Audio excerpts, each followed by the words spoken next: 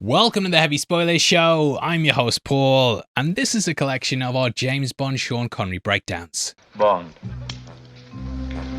James Bond. Throughout this video, we'll be going through the actor's seminal work as 007 and discussing how it changed film history. This will cover everything from Dr. No all the way up to Diamonds Are Forever. Yes, unfortunately, Never Say Never Again will not be part of this collection, but I will include it in the Roger Moore breakdowns. I just feel like it sits better there because it ties in more with the Battle of the Bonds. Because of that though, I'm also including On Her Majesty's Secret Service in this one because it feels like an essential piece in the franchise between Connery Phase 1 and 2. And yeah, lots of things happen behind the scenes that led into that movie, so yeah, it's part of Connery's lineage because he was there before and then came after. So yeah, lots of things to discuss, but with that out of the way, huge thank you for clicking the video. Now let's get into Dr. No. Though Dr. No is one of the most iconic villains in the Bond franchise, his book version's even more terrifying. In the work we learn about the character and we discover everything you need to Dr. No. Describing himself as the only son of a German Methodist missionary and Chinese girl of good family, the mysterious figure was born in Peking. Raised by his auntie with what he described as a lack of care, he said he experienced no parental love. Joining a gang he burgled, killed and committed arson, all in the name of profit. Saying he became adept at criminality, he was smuggled to New York where he joined a crime family. However, a vicious gang war broke out and the entire NYPD was mobilized. The ringleaders of the gang were rounded up and in the confusion, No made his play. Stealing $1 million from his gang's safe, he now had a fortune. However, after this, No admitted he made a stupid mistake. Staying in America, he was soon caught up by the rest of the gang. Brutally tortured, he refused to say where the money was, and in the end, the remaining gangsters killed him.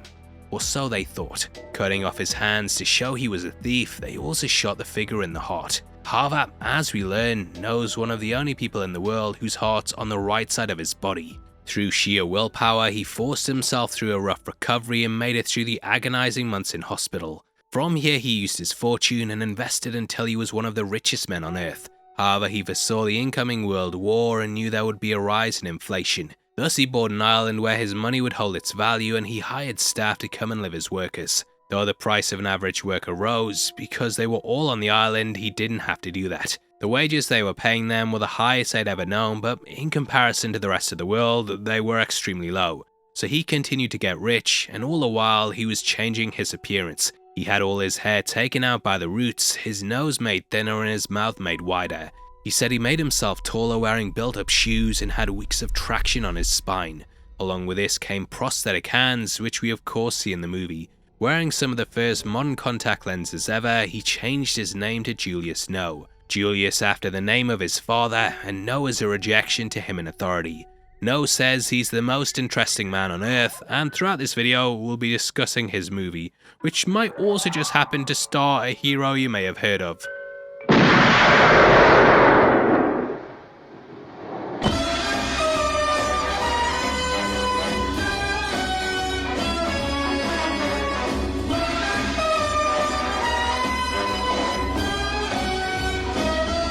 Welcome to the Heavy Spoilers Show. I'm your host Paul. In this video, we're breaking down Dr. No.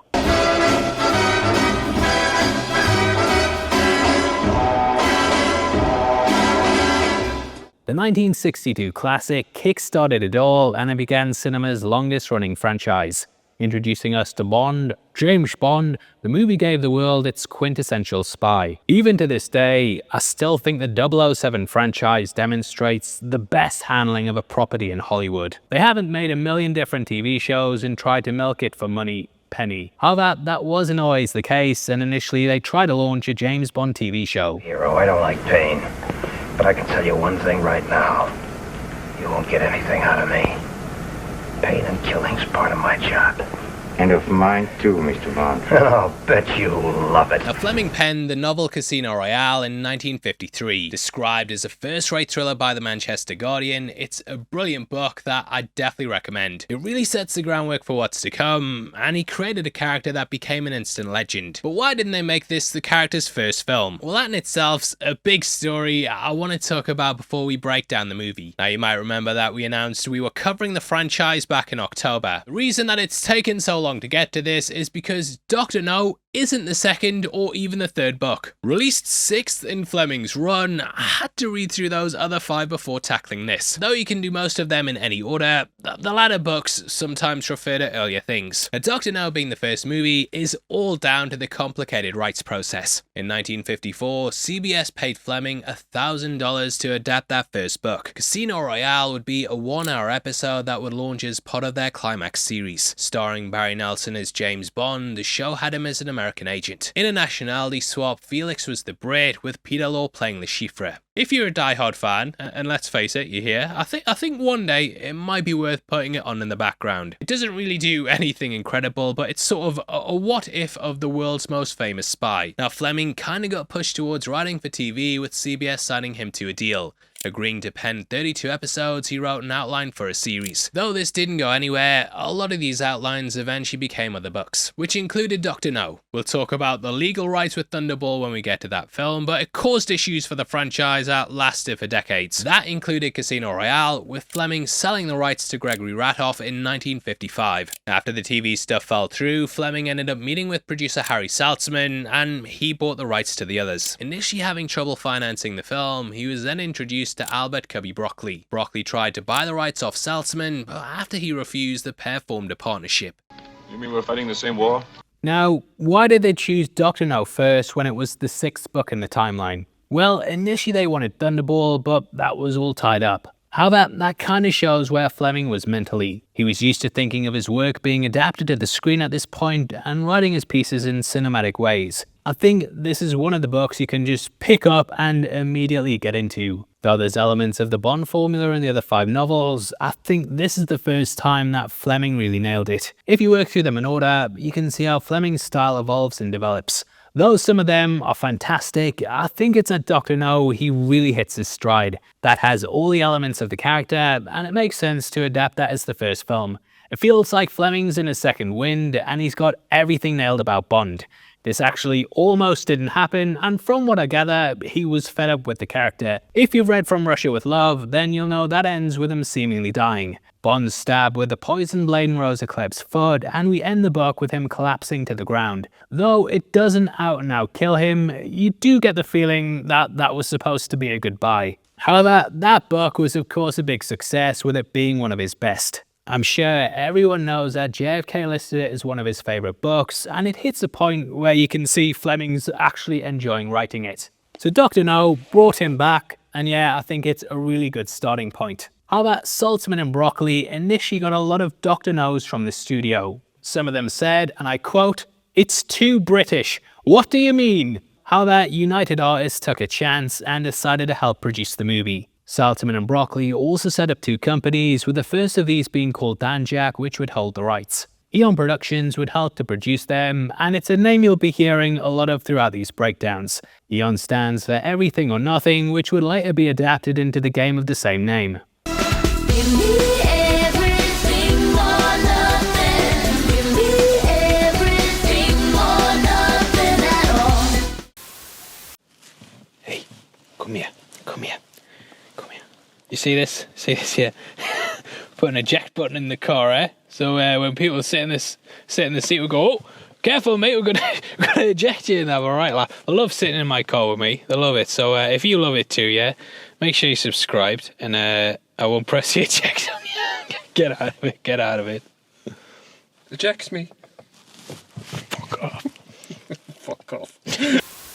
Now, the producers also saw this as making the most sense from a budget point of view. The entire movie was made for just $1 million. This has kind of become a meme at this point due to Dr. Evil, but it actually has a really nice tie to the book. $1 million is the first thing that Dr. No says, and this gives him such a great introduction. Bond standing looking in his lair, and he's in awe of how brilliant it is. Standing in front of an aquarium, Shock swims up to him and then blankly stares at him. This then swims away, but symbolically it shows a danger that he's in. Wondering how much this thing would have cost, No steps forward and then says the price. That is, of course, $1 million, but Bond never asks the question out loud. Thus it makes him seem like he's psychic, and it paints out he's always 2 steps ahead. The aquarium was inspired by the Fairmont Hamilton Hotel in Bermuda, which was later used for Stromberg's base in The Spy Who Loved Me. So it's a big, lavish thing for the character. In terms of the movie though, costs were cut in every way they could. Almost everything goes down on Jamaica, and it's a far cry from the globe-trotting films that would follow. However, it made the movie cheaper as they weren't having to fly their crew across the world. If you read the book, you'll also know that Bond fights a giant squid at the end. This builds off the back of Live and Let Die, where he also fought a squid underwater. No one's to put him through an obstacle course in order to test him, describing it as an honor that he'll be the first point on the graph in which he tests other men. He really wants to see how strong their people are. It's all for his own amusement, and it culminates with his creature of the sea. Said to be like a kraken, Bond manages to fend it off with a knife he stole from the dinner table. Obviously though, due to their resources, they couldn't include something like this in the film. However, I actually think it aids the franchise in the long run. It kind of takes the story to the extreme, and effects at the time probably couldn't have pulled this off. Oh, who needs to see that? Sheesh! I can see us potentially having got a sort of a stop motion beast like something from Jason and the Argonauts. This would have changed the path of the franchise though, and made fans expect some big gigantic battle like this. Instead, I think it works better keeping it grounded, and it probably stops that third act from feeling, you know, as dated as it could have been. Even things like Strangways' secretary, that showed how much they saved money. She was hired purely because she let them use her house to film in. The Assassins, the Three Blind Mice, also had a guy in it who was Strangways' dentist. Again, they greatly reduced that final act, but it sort of sets the tone for the franchise. Anyway, we begin with a gun barrel, which has become a staple of the series. It's kind of crazy going back to the movie and seeing how much they nailed it from the off.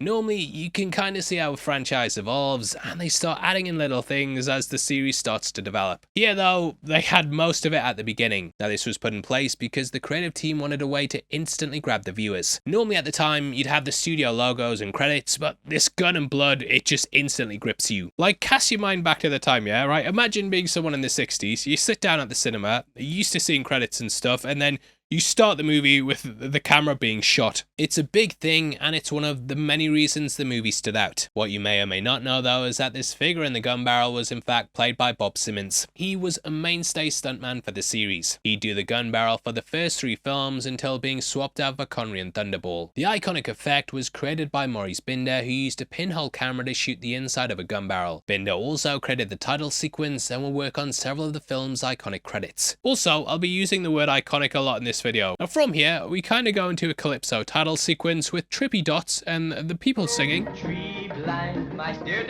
Obviously, if you grew up with this like I did, you're sort of familiar with what happens. However, I think newcomers might find this a bit weird, and honestly, I kind of feel the creative team have tried to play this song down. Now, what do I mean by that? Well, I've owned 3 of the best of the Bond albums over the years that have the main songs from the movies. Obviously, on Her Majesty's Secret Service, you've always had the 2 with her being the title, but also we have All the Time in the World by Louis Armstrong. Three Blind Mice though, it's never appeared in the ones I've owned, and even at the time, it was kind of overlooked. Like Three Blind Mice, yeah, it's not a Bond theme. I think they just got swept up in the popularity of Harry Belafonte, who was massive at the time. We have a theory that led into one of the film's biggest scenes, but we'll discuss that later in the video, but it does involve our Harry. For the film's score though, they really pushed underneath the mango tree, which is what Bond and Honey sing later on. This was pushed as the film song at the time, with it also appearing on the radio. Underneath the mango tree. According to IMDb trivia, the theme by Monty Norman also charted, with it reaching number 13 in the UK. So yeah, it's a bloody banger. However, what you might not know is that Norman actually used the piece, with it originally being part of his song Good Sign, Bad Sign. I was born with this unlucky sneeze, and what is worse, I came into the world the wrong way round. To be honest with you, I was confused by it. I was very confused by the whole thing. Which is crazy looking back, because that's how it was originally recorded, with the instrumental now becoming a piece of film history. These dots would also return at the start of No Time to Die, and I absolutely love the design of them, which is also used on the steelbook. Three Blind Mice, you know, I do like it because it's part of Dr. No, but there have been times I've found it a bit tonally jarring from what I expect from a Bond movie. However, what it does is introduce us to our assassins, the aptly titled Three Blind Mice. The book opens with them stalking Strangways, who's a character we met in the Live and Let Die book. Along with Quarrel, he was a big part of that story, and I can imagine readers were shocked at seeing his demise. It talks about how he's stationed in Jamaica and works alongside his secretary Mary. In the work, they talk about how the assassins operate and how the three work together perfectly. Able to go largely unnoticed, they can strike while their prey looks the other way. All three are extremely coordinated, and when they draw their weapons, all three have specific parts of the body that they aim for. They then fire all at once, and the quick sudden strike quickly kills their target. We see that in full effect here as they easily take down Strangways. A little detail that I love here is that he even gives them some change right before they kill him. Yes, you must. Thank you. It shows them as being completely unfeeling, and they drive away with his body in a hearse. The assassins then move to his secretary, who we see has a radio hidden behind a false bookshelf. It leans into the Secret Service aspect, and to me, it's a nice little bit of set design. Mary is a really tragic figure though that we learn more about in the book. You see, due to the severity of his job, Strangways has to report back every day. On time. Mary thinks about how punctual he is and how he'll even leave card games to go and do his duty. That's something that we see in the opening, but the blind mice use it to their advantage. In the book, they talk about how patterns of behavior are dangerous as it can lead to an attacker knowing when to strike. To me, it's always highlighted that No has people everywhere. Throughout the movie, we see that there's several people working with the figure. They're constantly spying and sending info back to him, with the three blind mice even appearing in the background of a scene. They're very difficult to make out, but if you zoom in, you can catch them walking on the estate. Obviously, they were spying on what Bond was doing and likely fed the info back to No. I'm sure it's a detail that's been spotted a ton of times because, like, the movie's 60 years old, but in this breakdown, it was the first time I noticed it. In the book, though, Mary's completely unaware of what's happened, and she then starts to panic. If you've ever had someone you care about show up late with no contact, her thought process is something that everybody's gone through. She starts thinking how he might be hurt, have been in a car accident, but eventually just thinks, oh, he's late, I'm being so silly, he'll show up and we'll make a joke about it and it'll all be okay. However, as we know, he's already dead, and it's at this time that the mice then kill her. Now, there are some parts of this that show the film's age, as we've got a weird jump cut I've seen mentioned in every single other review. No one likes it, and it's kind of baffling why they even sliced the second out. Peter R. Hunt edited the film though, and he has explained why he made this choice. What it boils down to is he felt audiences lacked an attention span, and that quick cuts helped the action feel fast and dynamic. TikTok brain. He also felt like it helped the audience overlook any writing problems, but yeah, I don't think it's needed here. From what I can gather, the glass took too long to fall after the break, so they just wanted to clear the window. I watched this at 0.25 speed a couple of times to check, but yeah, should have just left it. Telling you your job, I'm a film expert. The problem is, the film is built on a lie. We then end this scene by seeing what it is they've killed for, and this is the ominous file on Dr. No. It sets up the mystery of this enigmatic villain who doesn't appear until the story's third act. However, lays the groundwork for the danger that there is, and it's here we travel out to London. Taking us to the switchboard, huge shoutouts to Calvin Dyson for pointing out the little dubbing slip where they didn't do one guy's voice for the whole thing, so he changed his voice middle of the scene. Right, give me the MI6 radio security control. Well, keep trying. Let me know as soon as they come up again. Yippee-ki-yay, Mr. Falcon. Now, a lot of the dubbing in these early films was done by unsung hero Robert Rietti. And don't try doctoring any hands for me while I'm away.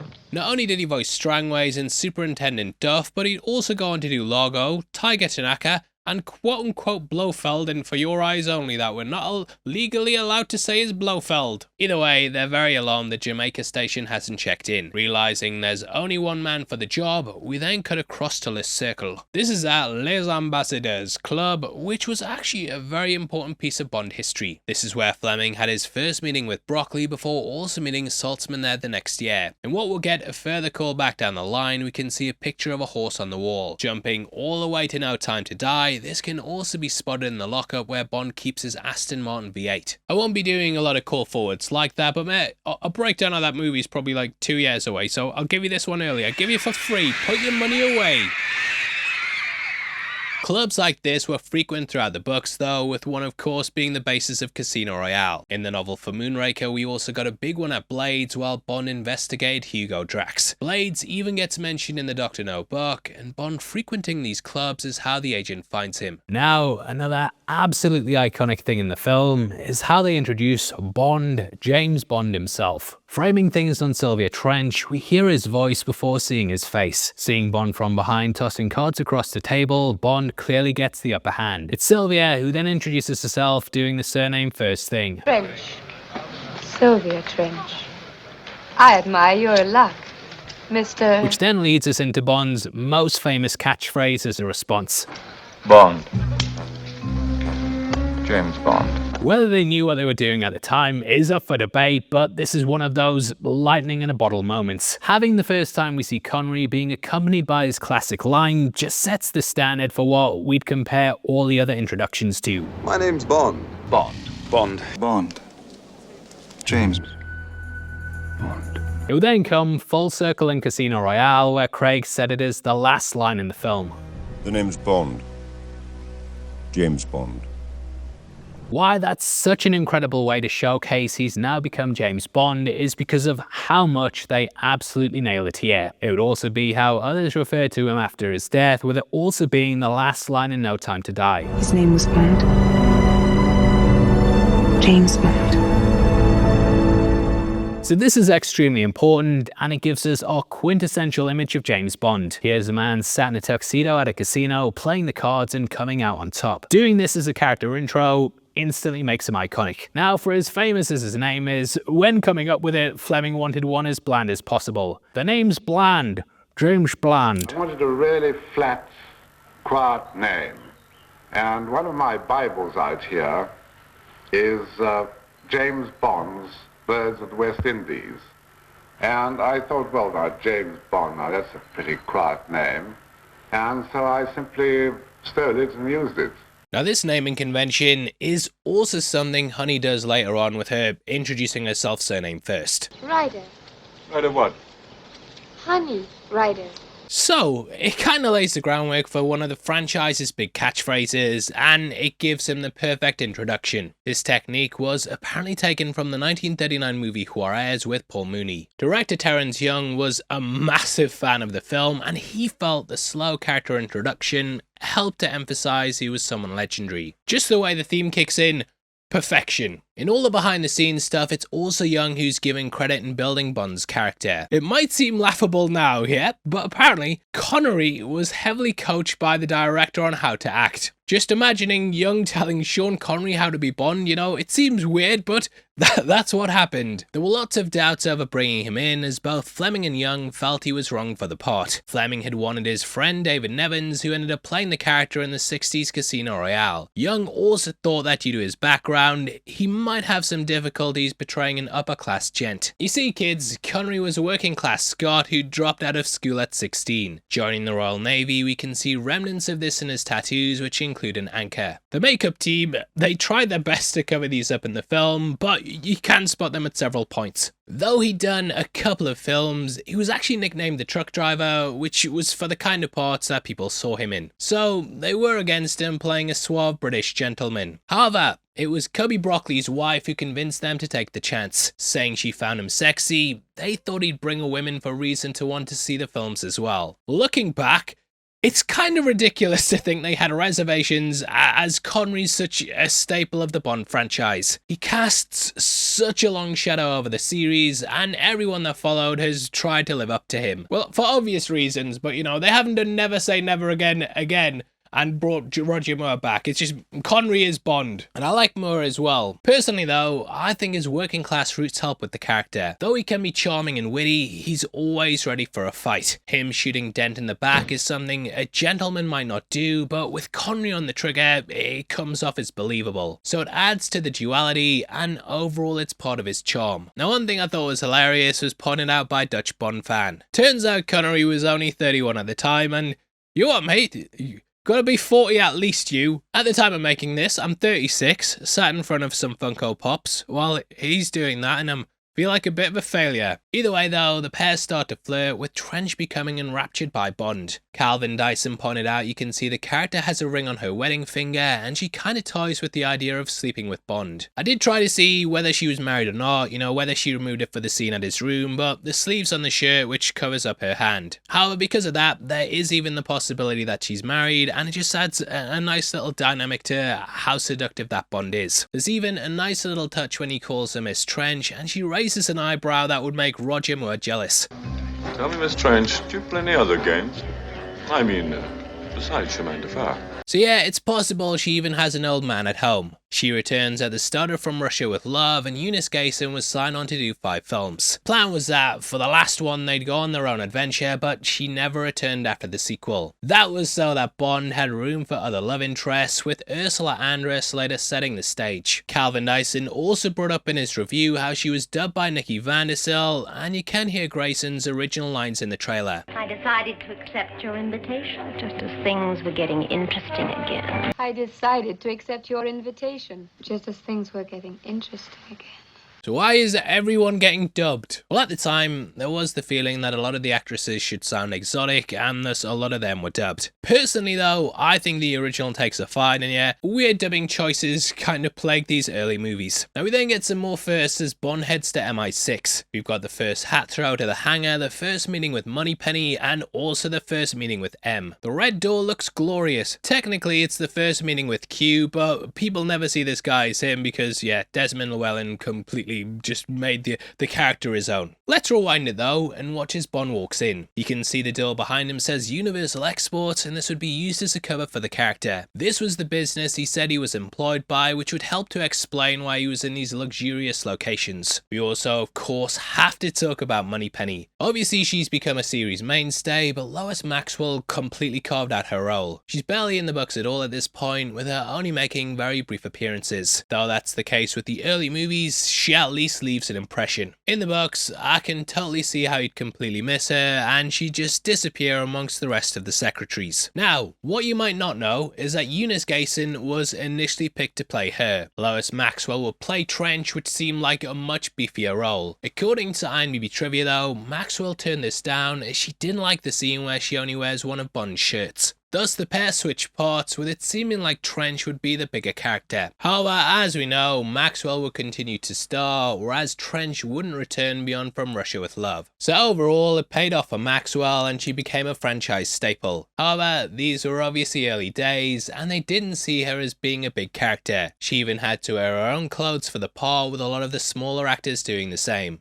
I love the way her and Bond just kind of do a little playful dance and innocently flirt. Just helps to build the camaraderie, and yeah, amazing introduction. The tone then completely changes though, and things become serious inside M's office. M is old school and a man about the war, which we can see by the head bust of Winston Churchill. M also stands up, and we get a look at the painting of a ship, which would later return in No Time to Die. Talking about Strangways, they then do something weird with the dubbing. Since I've been head of MI7, there's been a 40% drop in 00 operative casualties. Yep, M says MI7, even though the agency of course is MI6. If you play the scene and pay close attention to his lips though, you might even notice that he says MI6. Since I've been head of MI7, there's been a 40% drop in 00 operative casualties. However, there was the feeling this might cause trouble, which they then dubbed over with MI7, even though they mentioned MI6 at the switchboard. We can forgive it though. M would of course become a beloved character, with Bernard Lee returning several times. Who doesn't know as Major Boothroyd? This moniker is what they'd later use as the real name of Q, with Desmond Llewellyn of course playing him next time. Here he's played by Peter Burton, who didn't return due to scheduling conflicts. As for Boothroyd's name, this comes from a real-life figure who was a fan of Fleming's work. I'm not James Bond. He's a fictitious character, as so many are in Fleming's books. Excepting one, a Geoffrey Boothroyd, a Scotsman who lives in Glasgow, whose hobby is guns. Boothroyd wrote to Fleming after reading Casino Royale, as he didn't think that a Beretta was suitable for Bond. Describing it as a woman's gun, he suggested the PPK instead. In a lady's handbag. No stopping power. Any comment, 007? I disagree, sir.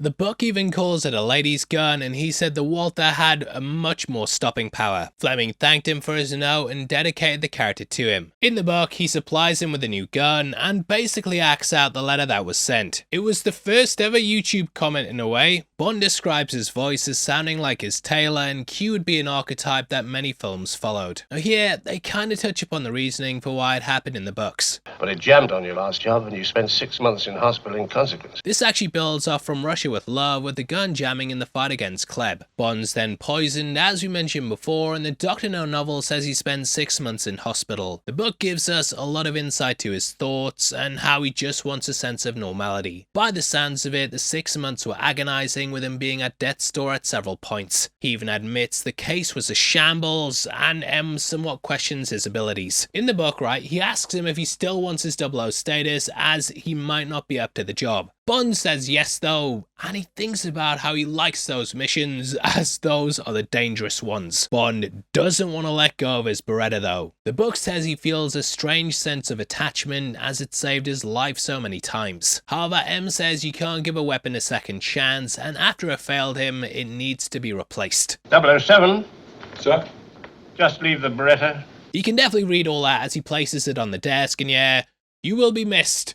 All the people you helped me shoot. The book also has M basically thinking it's more of a holiday than a mission, which Bond finds really humiliating. M believes that Strangways ran off with his secretary and the pair have had an affair. Bond's like, yeah, but the girl left all her things and some of the files were taken or burned. They also had a weird last radio contact, mate, and he left his car in front of the club. Even the time they left him, they went midday while the guy was at the club. Why not do it in the night or wait until morning? But even then, M's just like, yeah, just whatever, go have your holiday. And it does make him seem a bit stupid. This is the guy who's the head of MI6, so I think just removing that doesn't have us doubting the character. We also learn the last case they were looking into is Dr. No. Turns out that everyone who stepped onto the island mysteriously died, but you don't worry about it, Bond. Go have your holiday and hit the thumbs up while you're out there. Bond then leaves and he's instructed to skip the conversation with Moneypenny, but we still get a really touching moment. Good luck.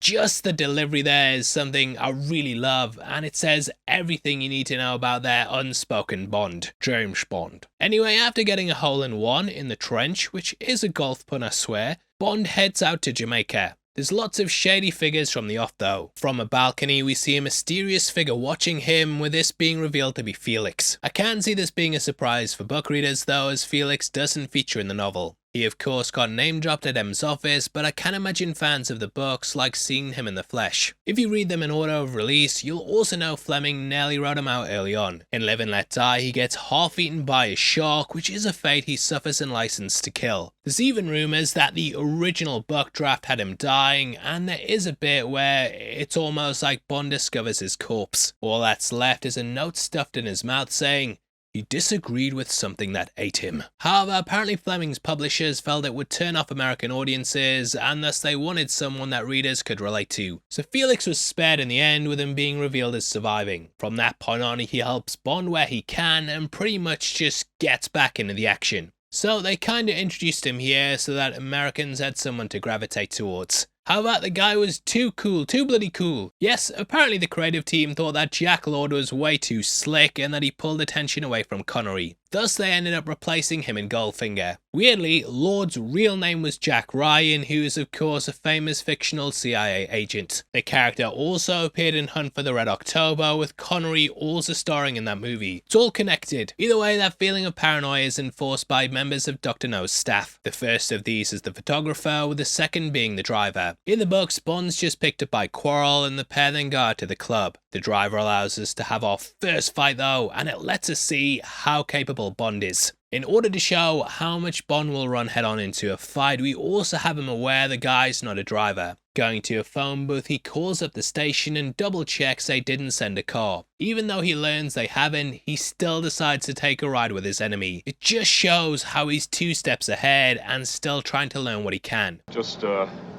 take me for a ride? I love the little touches that they do here, and we can figure things out as the character does. They have the photographer go up to the driver and they stop for a second to clearly exchange words. This is why he knows to question her later, and it's a really subtle thing that they do as he's watching him. Speaking of watching him, you might also notice that as he steps into the booth that Felix can be seen watching him. Bond then goes out with the driver and it leads to a bit of a chase. After interrogating him, we see as he takes him out easily. However, the driver sucks down on some cyanide cigarettes, and this further adds into the mystery. One thing I love though happens in the next scene as Bond pulls up to the embassy. Guy casually rocks up with his body in the back seat, and yeah, nice bit of dark humour there. Sergeant, make sure he doesn't get away. Investigating Strangways' office, the blood on the floor tips him off at the foul play. He also finds a receipt for Dent Laboratories, and we get another weird jump cut. Who's the man with Strangways? Yeah, just kind of distracting, because you're like, did I even see that? However, this picture of Quarrel gives him a clue of where to go next, and he then returns to his apartment. Mixed like you said, sir, and not stirred. Thank you. Anything else, sir? No, that's all. Very well, sir. This also gives us our first martini, shaken not stirred scene. First introduced in the book Casino Royale, Fleming laid out the ingredients. 3 measures of Gordon's, 1 of vodka, half a measure of Quina Lillet, shaken well until it's ice cold, and then accompanied with a thin slice of lemon peel. We couldn't afford that for the video because we spent it all on the car, but we did make the martini, and... oh, it tastes like... no.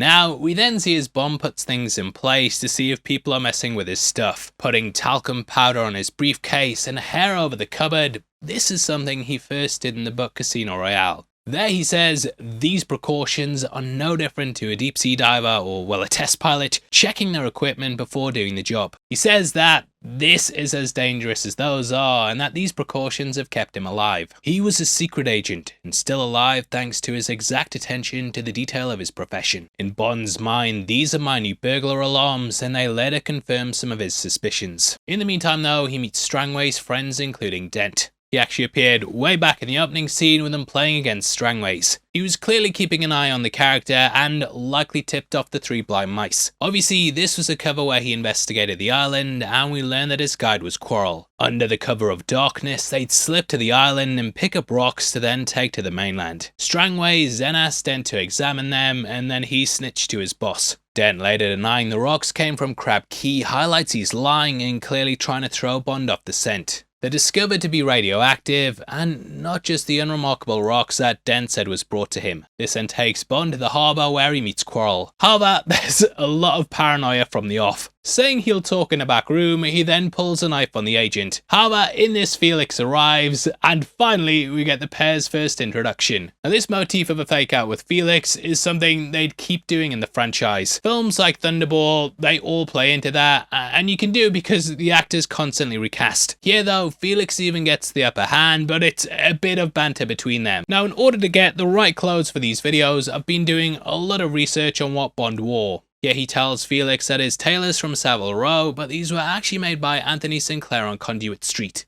My tailor, Savile Row.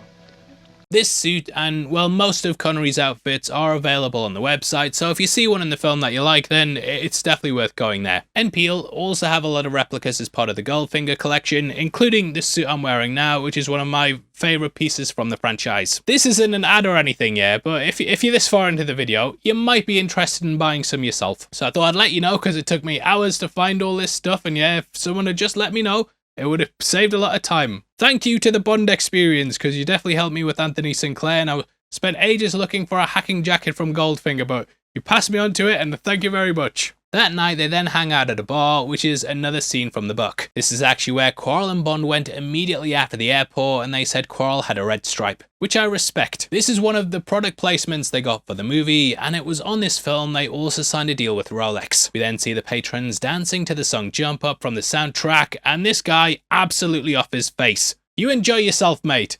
Like, he keeps popping up and going wild. Either way, we see the photographer taking photos and finally get to meet her character Annabelle. Played by Marguerite Lewars, she was working as a flight attendant for the airline BIWA. These were part of the film as well, and we can see their uniforms at the airport. Terence Young approached her and asked if she liked to be in a movie, and her brother-in-law actually played the chauffeur. Lewars was originally considered for Taro, but she thought the part there was a little risque. So instead we get Zena Marshall playing well an Asian woman, which... Now obviously this film came out in a time where white actors were routinely dressed up as other races. So both Taro and hell Dr. No, they're played by white actors. Marguerite was also Jamaican, with her even being crowned Miss Jamaica in '61. At the time, unfortunately, it was considered too risky to have an Asian actor in a leading role. Obviously, you know, people have problems with this movie, but to be fair, the books are actually more racist, so I guess the movie's progressive when I think about it.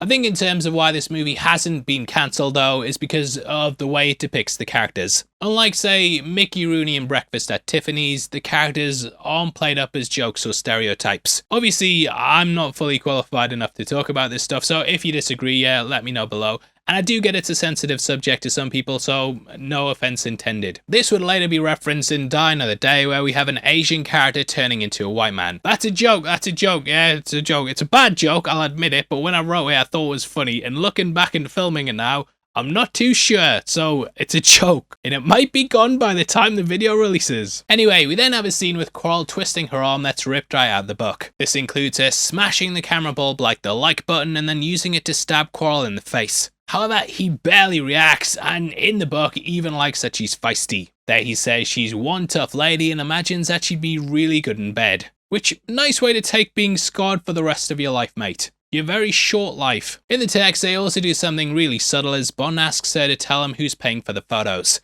She says no, and yeah, in hindsight, she was definitely telling the truth. In the film though, they kinda just build up his presence by having Felix ominously mention his name. Dr. No. Anyway, after the three blind mice fail to kill him, we see as Bond travels out to Strangways. Spooked by this, the two-faced dent goes to Dr. No and they handle this all perfectly. Instead of just hearing no, we just hear his booming echoey voice. Sit down.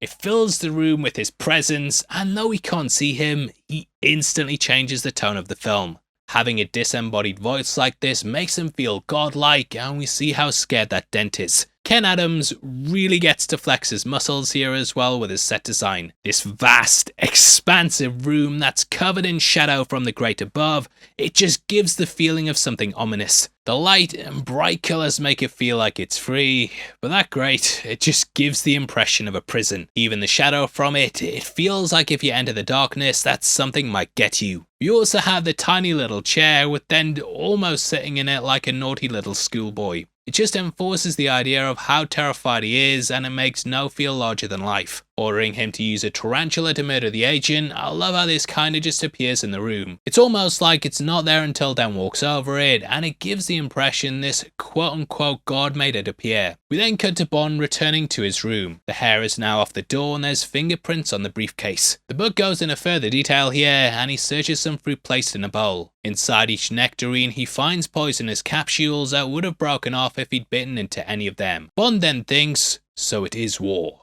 And it confirms to him that Strangways was murdered. In the movie, he sniffs a bottle of vodka and then just puts it away and gets out an unopened one, which I find hilarious. Now that night, we get one of the big scenes that a lot of people talk about. That is the tarantula, the deadly poisonous tarantula. Which, not that deadly and not that poisonous. Like, I looked it up and there's no record of any human ever dying from envenomation from a tarantula. You know I'm scientific because I used the term envenomation. Going back to that theory with Harry Belafonte before though, now playing brought up why they thought they might have used it. You see, in the song Banana Boat, Harry sings the lyrics, and I'm gonna have to sing it myself because we can't get the copyright. Hide the deadly black tarantula. Daylight come and me wanna go home, which you know it, mate, you know it. Due to the popularity of this song, everyone thought they were deadly, but it's just because Harry wanted something that rhymed with banana. Banana, tarantula, you see? However, back in the day, no one had Google, and on set, everyone was terrified. Like scared to death. They had to use stuntman Bob Simmons for most of the body shots, and you might not be able to tell, mate, but they also used a pane of glass at points to keep them separate. Very difficult to tell. Simmons even said it was the scariest stunt he'd ever performed, as the guy thought that he could die at any second. Obviously, looking back, we know it was fine, but yeah, it just cracks me up thinking of them trying to make it. Like Sean Connery sweating there without even acting. In the book, they play the scene slightly differently, as Ares approached by a centipede. Whenever reading it, I actually think of the opening of Attack of the Clones, and I wonder if Lucas took inspiration from it. Along with Steven Spielberg, he of course made Indiana Jones, who was of course said to be based on Bond. So I can imagine if you're making that kind of character, you read the books and then Lucas is like, whoa, great centipede scene, they'd used a tarantula in the film, let's steal it. Anyway, the scene takes place over a couple of pages in the book, with Bond's thought process being more heavily detailed. Guy is just screaming in his head, "Move!" but he himself is paralysed with fear. Now later on during the assault course, they do have a bit where Bond fights a nest of spiders. There he says their paws feel like teddy bears and imagines them striking him as he lays in bed. So I feel like they read that scene and then combined the two. We then end with Bond smashing it like the like button and get these comical music stings.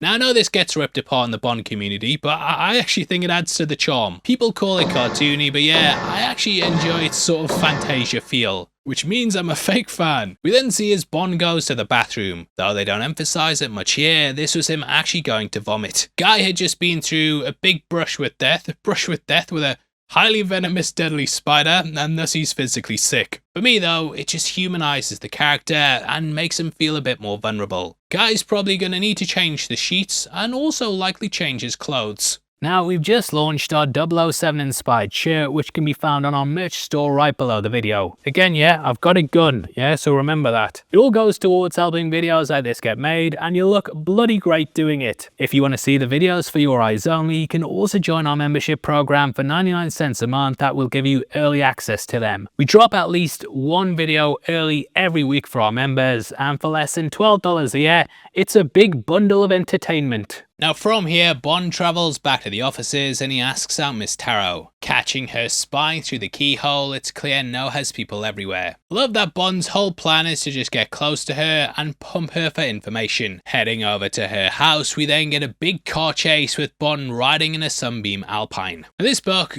Bond Cars: The Definitive History, that goes into all the cars across every single film. Put together by the guys at Top Gear, I think it's a must-have if you're a fan of Bond's motors. Also has these nice poster pages, which is a really good touch. Anyway, there's a memorandum for the film which was issued in 1961. It says that the car used in the film was owned by Jennifer Jackson and it was rented for £10 a day. This slightly differs things from the books though, as their Bond's first car was a Bentley. Described as a 1930 issue, there it tells us it was kept in lockup during the war. His car was then totaled in the Moonraker book, and we got the Aston Martin during Goldfinger. Either way, he's chased by the three blind mice, with them skidding off the road into a gorge. Shouldn't have been driving if they were blind then, eh? This slightly differs things from the work though, as their death seemingly happens on the island. As Bond and Honey escape, they hear three figures coming towards them. Though we don't get it confirmed, Bond wonders if they're the ones who killed Strangways. From the description and the way they act though, it does sound like it's the three. Unwilling to take the chance, he kills them in cold blood and says it's a nasty business. Now obviously, the rear projection here is laughable, and the car chasing him,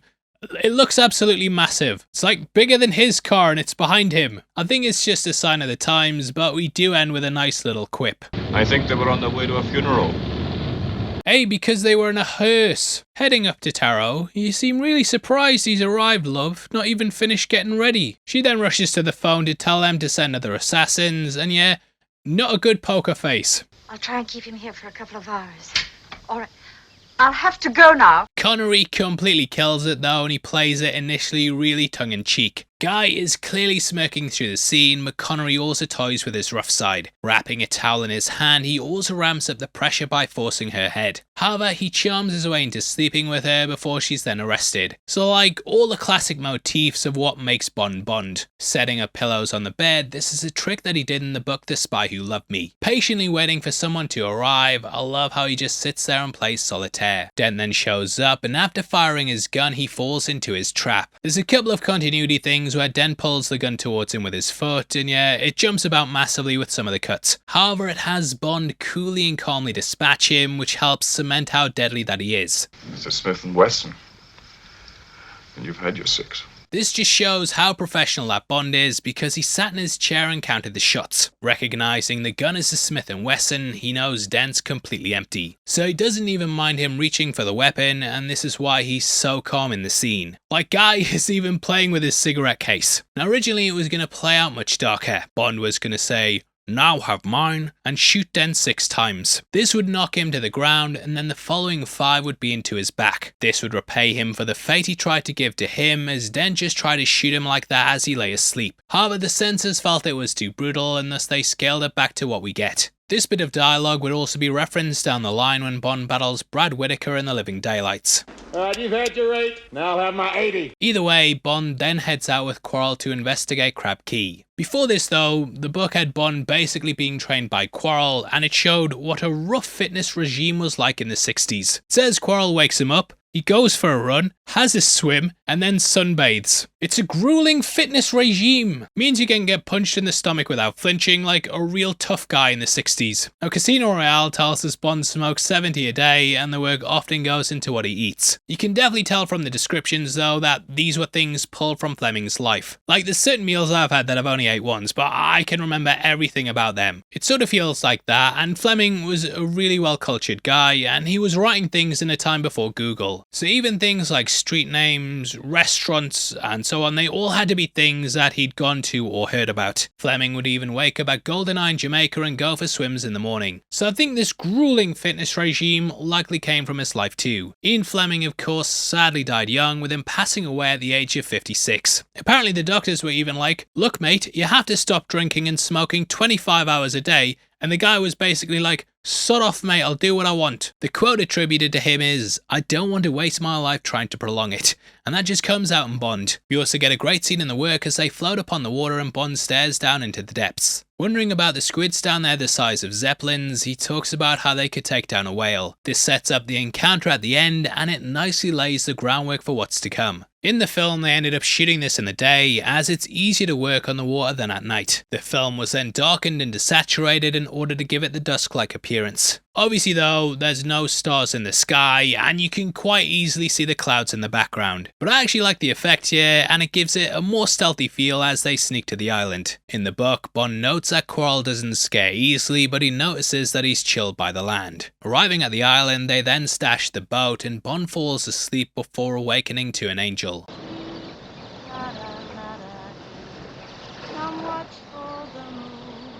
Now, another absolutely iconic moment of the movie is the arrival of Honey Rider. Coming out of the sea like an aquatic goddess, she set the standard for every Bond girl. This is another quintessential moment that would be mimicked for many years to come. They had Halle Berry do something similar in Die Another Day, and then flipped it with Bond in Casino Royale.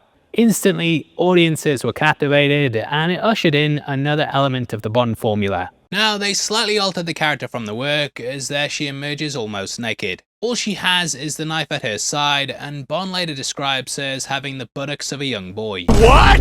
Whew. Anyway, upon seeing him, she goes to cover up, but she also places a hand over her nose. You see, one of the big things that they talk about throughout the work is that she has a broken nose. It really adds some character to her, as she's insecure about it and sees it as a massive fault on her face. However, Bond's besotted by her, and he grows to think she's perfect, even though he repeatedly suggests going to Britain for surgery. In the end though, he tells her not to change it at all, and that he loves her for it, which is nice I suppose. What are you doing here? Looking for shells? No, I'm just looking. At one point he even says that she could be the most beautiful woman in Jamaica if she didn't have a broken nose, which he insists is actually a compliment.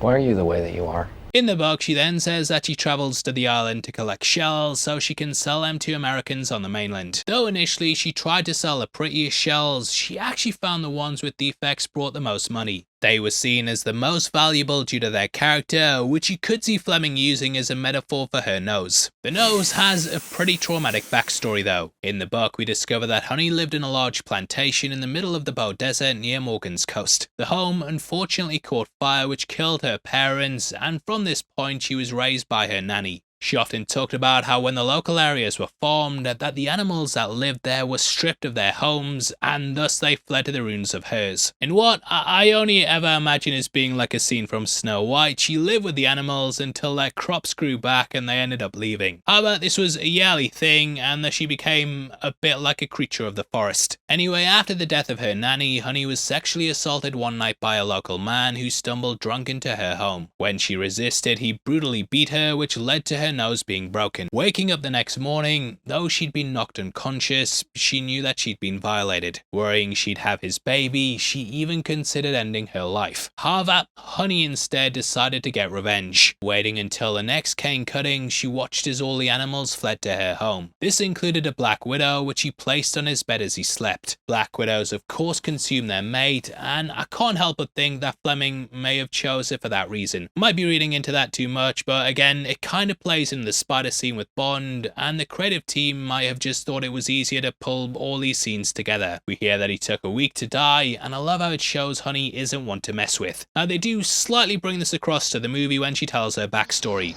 There was this man who owned the place where we were living. Then one night he came up to my room. Well, you know. And what happened after that? I put a black widow spider underneath his mosquito net.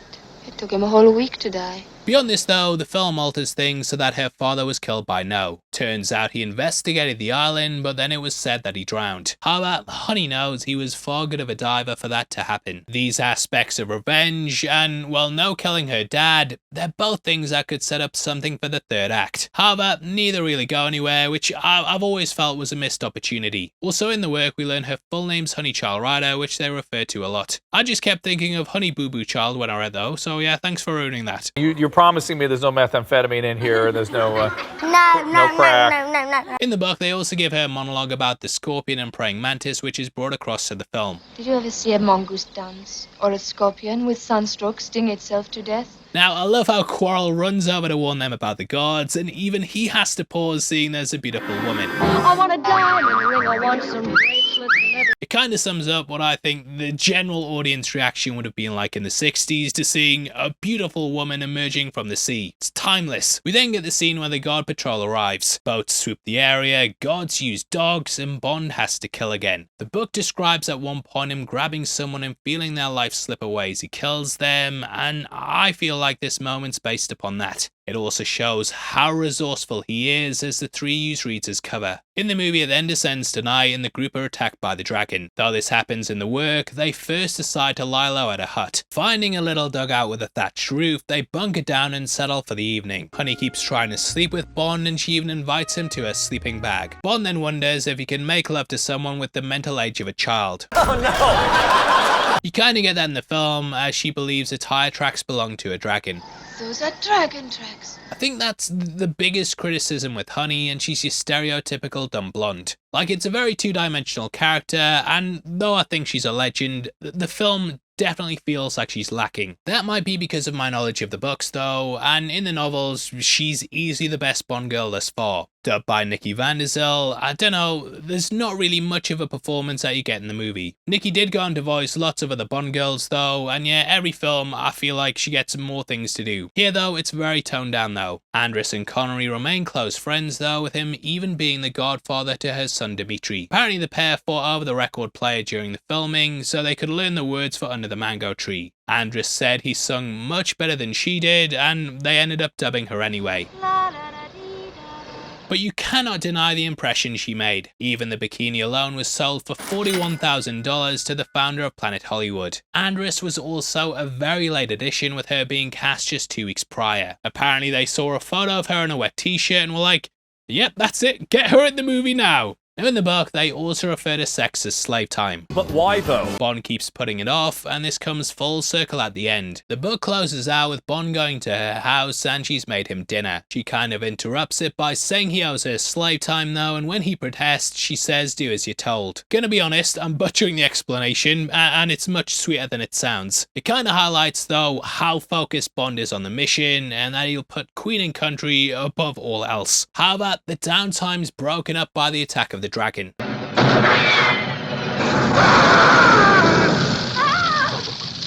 Now, Quarrel's death, it kind of alters things with the continuity that we got in the book. You see, in the source material, he also dies at this point. However, Quarrel was also a big part of Live and Let Die, which was the second book released. That movie wouldn't happen for another decade, so there they changed it to Quarrel Jr. Sorry we ain't got any flowers. Come on, let's go. Now in the book, the guards actually allow Bond to go over to Quarrel's body. In the film, they shoot at his feet, but there he's at least allowed to say goodbye. Bond walked towards the smoking clump of bushes. He got there and looked down. His eyes and mouth winced. Yes, it had been just as he had visualized. Worse, he said softly, "I'm sorry, Quarrel." He kicked into the ground and scooped up a handful of cool sand between his manacled hands and poured it over the remains of his eyes. Then he walked slowly back and stood beside the girl. It's a really touching moment, and sadly Quarrel pretty much became a red shirt in the movie, which Star Trek would go on to make a trope. It's at this point though that he then gets a good look at the dragon. In the book he describes it as a tractor and fancy dress and explains the practicality of it. It is a pretty long paragraph, so I'll not read it all, but it talks about the giant tires and an iron fin painted black and gold. The mud gods also give the impression of wings, with the headlights having black dots to seem like eyes. What Bond sees as being the cruelest though is the flamethrower, which is used to torment. He says normally they just use a machine gun, but this is done to play up the effect. Honestly, I remember watching the movie with my dad for the first time, and we both kind of took the mickey out of how the dragon looked. I kind of thought it was because of the budget, but it's actually really book accurate. I think at the time though, even the 60s audience would have thought it looked stupid. As we learn, it's basically the same as the Scooby-Doo mystery, with the dragon being used to scare away visitors. Now, for as silly as it seems, Fleming based this on a dragon tank. Seeing these on an island in the Bahamas, he decided to bring one to the book. There it had been used on marshlands, and in the book, Bond even thinks it's the only way he could traverse the whole island. Later in the novel, when No gives his monologue, he talks about why he's had to resort to this. It turns out the government found an endangered species of bird and bought a lease on the land. Planning to build a hotel there, this would become a hotbed for tourism. However, No smashed the settlement camp like the like button and killed all the wardens. He then used the dragons to scare the birds away, and thus they'd never come back to the island. However, people started to investigate the deaths. So No played dumb and then had them killed. His plan is basically, if people keep showing up, he just goes, "Hey, I don't doctor know what happened to them." Obviously they have a laugh, yeah? Then he kills them. Rinse and repeat. There was a deleted scene where he'd try and force Bond to radio Felix to tell him there was nothing of interest. In exchange, he'd give him a less painful death, but I feel like it just complicates the film. In the book, he tells Bond he dumped Strangways in a reservoir and is gonna kill him and then repeat the process. Anyway, I'm kinda getting ahead of myself, and the book has a pretty tense scene with the gods. They talk about how they're gonna have their way with honey and sit there licking their lips. However, Bond sees how fearful they are of the Doctor. Simply mentioning him and that he won't be happy has them sit back and say they were just joking. It's here that they then arrive at the facility and we get the radiation scene. Contrary to popular belief, Andress isn't nude at this point and she has some flesh-colored clothing covering her up, which we verified it by watching this scene 95 times in slow motion. When I first watched this, I didn't have any idea what was going on, but as I've gotten older, I've become more aware of radiation. It really changes the tone of the film though, and shows how advanced No actually is. They've gone from this overgrown wild island beach to now being in a science facility. The story then takes a dramatic turn as they pass through a mysterious vault. This is then a complete change, with it almost seeming like a hotel. But for the moment... Of course! You'll be wanting to see your rooms. In the book, the pair are described as patients and all their clothes are tailored to fit. Explaining their Chinese style, it makes the pair feel like they're in an exotic locale, which they are, to be fair. However, there's something sinister going on. Drugged, the pair end up passing out, though they somehow end up in bed. At this point though, an ominous figure then enters the room. A very tall, thin man who was silhouetted against the lighted corridor.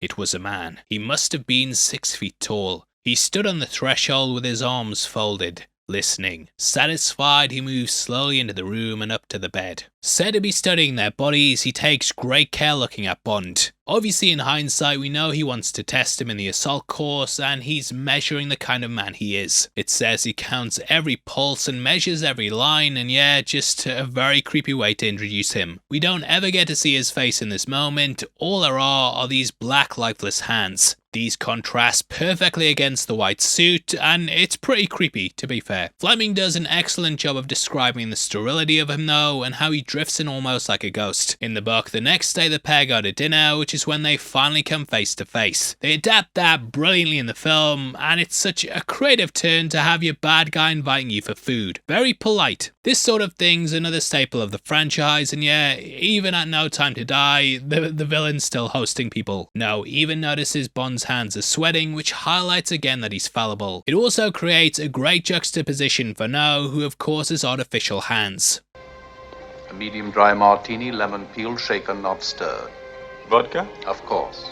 Now at this point, Bond ends up stopping and staring at a painting. These days, you wouldn't really know what this is, but it actually has a cool story behind it. This is Francisco de Goya's painting of the Duke of Wellington, which, seems pretty normal on the surface. However, this was famously stolen from London's National Gallery in 1961. At the time, audiences apparently burst out laughing when seeing this, and it ties into those criminal tidings. East, west, just points of the compass, each as stupid as the other. I'm a member of Spectre.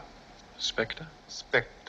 Now the gang then sit down and talk, which is when No goes into his history. The film alters the loss of his hands, and we have it chalked up to radiation. We learn more of his past in the book though, with us also getting Bond's thoughts on him. Describing him as a venomous worm wrapped in tinfoil, he says he looks like a reverse raindrop, which is some brilliant writing. Now Joseph Wiseman plays him eerily cold, and I feel like he might have even influenced Mr. Freeze. The condition has left me cold to your pleas of mercy.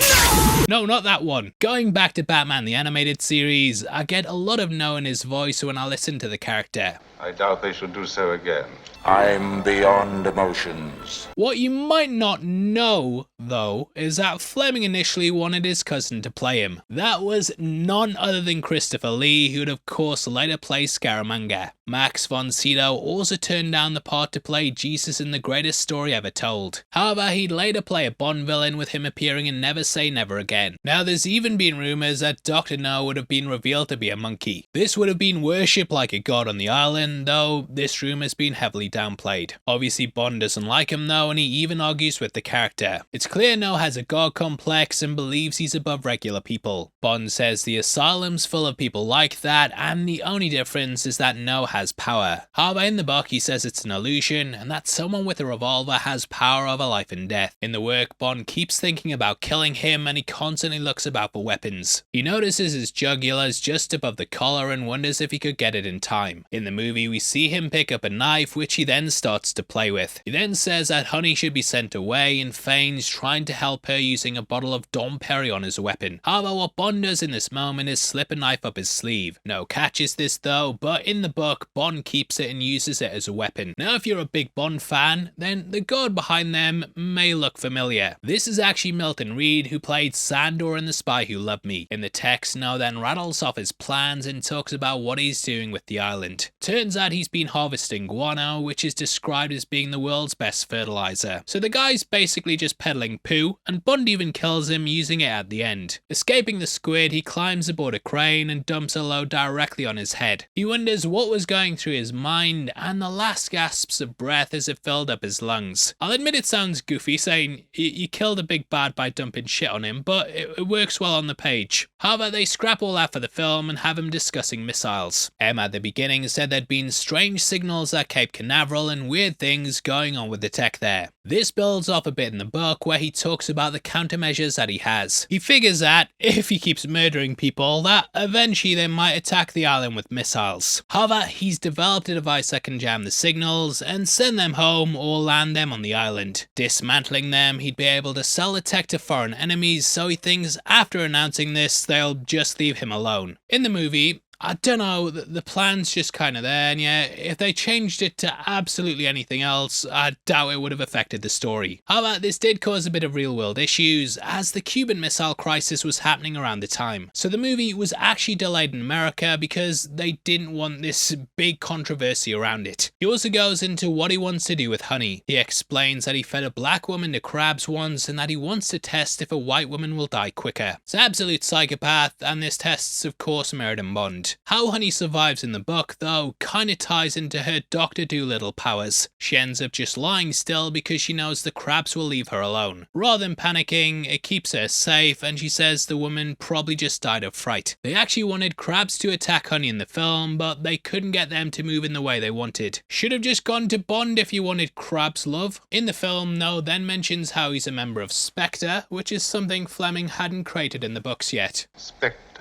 Special Executive for Counterintelligence, Terrorism, Revenge, Extortion. By the time the movie was out, the groundwork had been laid, and thus they could retroactively make No a member. We'll get into the arguments behind this when we discuss Thunderball more in depth, but at the time, Bond's big villain was Smersh. Now, in case you don't know, this is basically the Russian version of MI6. Though they could have even gone with the KGB, I think it's better just making their own thing. They aren't attached to any government and have agents everywhere for their own ends. Made up of the greatest criminal minds on Earth, it creates an overarching bad guy that goes beyond just being a government. What I love here is that No actually wants to recruit Bond, but he turns down the offer, calling him nothing more than a stupid policeman. We see as Sandor and another guard beat him up. That's for doing the Thai thing in The Spy Who Loved Me. Now it's from here that Bond's put into a cell, which is when he breaks the grate and crawls through the pipe. In the book, this is part of the tests, and it's a mental and physical exercise. It turns out the meal was actually part of the plan so that Bond would be operating on some carefully picked produce. This would mean he was at his best rather than being beaten up and starved. Bond must work through the pain and keep on pushing through the heat. I don't know if you guys have ever played Metal Gear Solid 4, but I always kind of thought of the crawl at the end of that. There's a lot in his mind about working through the pain and all the things he tells himself to keep going. Though it's agonizing, he compares it to a victim of a plane crash and says he'd look fine in comparison. He even thinks about how he'd be healed up in a couple of days and thus just keeps pushing through the pain. It's a bit like the Centipede chapter in all honesty. Just lots of keep going and think of the end. In the book, he then goes down the pipe and crashes into the sea. Clinging to a net, he waits for the squid to investigate and slowly its tentacle moves up his leg. After refusing to give in to its pull, it starts putting more force in and eventually the pair duke it out. Bond then stabs it with a knife and it sprays black ink before swimming away. There's even a moment of hesitation where Bond's frozen with fear and he doesn't know if he's killed it. He doesn't want to wait to see if it's still alive though, and this is when he ventures to No's ship. That chapter is titled Shower of Death, when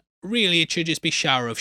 In the film, he then ends up in the lab, which is where he takes the Doctor down. This set was the biggest part of the production, with it still being a marvel today. It's absolutely gigantic and really shows Ken Adams' talent as a set designer. What I love about it here is that it kind of sets the groundwork for some of the big things in the franchise. We have a villain in a maniacal lair who's putting in place his world domination plans. There's even a globe you can spot at one point, which will become a big feature in later villain lairs. In a shot with a satellite getting into position, we can also see the boat dock that Bond and Honey later escape in. I think anyway, it's a model so it's not one-to-one mate, but it looks the same and it's a nice bit of foreshadowing. Either way, Bond goes to the gangway, messes up the plans, and No attempts to take him down. I love how his hands are what kills him in the end, as he's unable to grip onto the railings and he falls to a watery radioactive grave. The fight hasn't aged too well though, and honestly it's kind of difficult to tell what's fully going on at points. Just looks like two people in radiation suits thrashing it out. Can't tell who's who. However, I think it works better having them just go head to head rather than Bond dumping some poop on the character. Bond then rescues Honey, but the escape's much longer in the book. There he finds her covered in guano dust except for the tracks of the tears on her face. Having stolen a gun, they then sneak to the armory and wait until dark to leave in a canoe. Bond figures that when the guards find their boss dead, they'll flee instead of looking for his killers. They know that a government's gonna be coming, and if they wait it out, then they'll leave them alone. In the movie, it's a lot bigger and bombastic, with the island beginning to explode. Obviously, you want that sort of thing in a film, rather than them just sitting around waiting for a couple of hours. I love the way it's kind of like a classic 60s ending though, with Honey standing proudly on the boat. Felix and the gang shot to rescue them, with the cavalry coming in late. This too would be a staple of the franchise, with GoldenEye being the other one that springs to mind first. Towed along with them, Bond lets go of the rope and floats out with Honey while the pair kiss, which is the perfect ending, and obviously a ton of other Bond films would do the exact same thing. However, the book goes beyond that and we end with a debriefing. The head of Jamaica is shocked it's gone on under his watch, but Bond's got no sympathy. To him, his friend's at the bottom of a reservoir, and it's because the higher-ups weren't taking it serious. He also sends a snarky message to M saying it wasn't a holiday and that a Smith & Wesson's ineffective against dragons. We end with a big section with Honey and Bond, with him travelling out to her house. He says he imagined her house like a zoo, but remarks that it's like a nice holiday cabin. So I noticed your home smells of feces. If you've read the books, especially stuff like Casino Royale,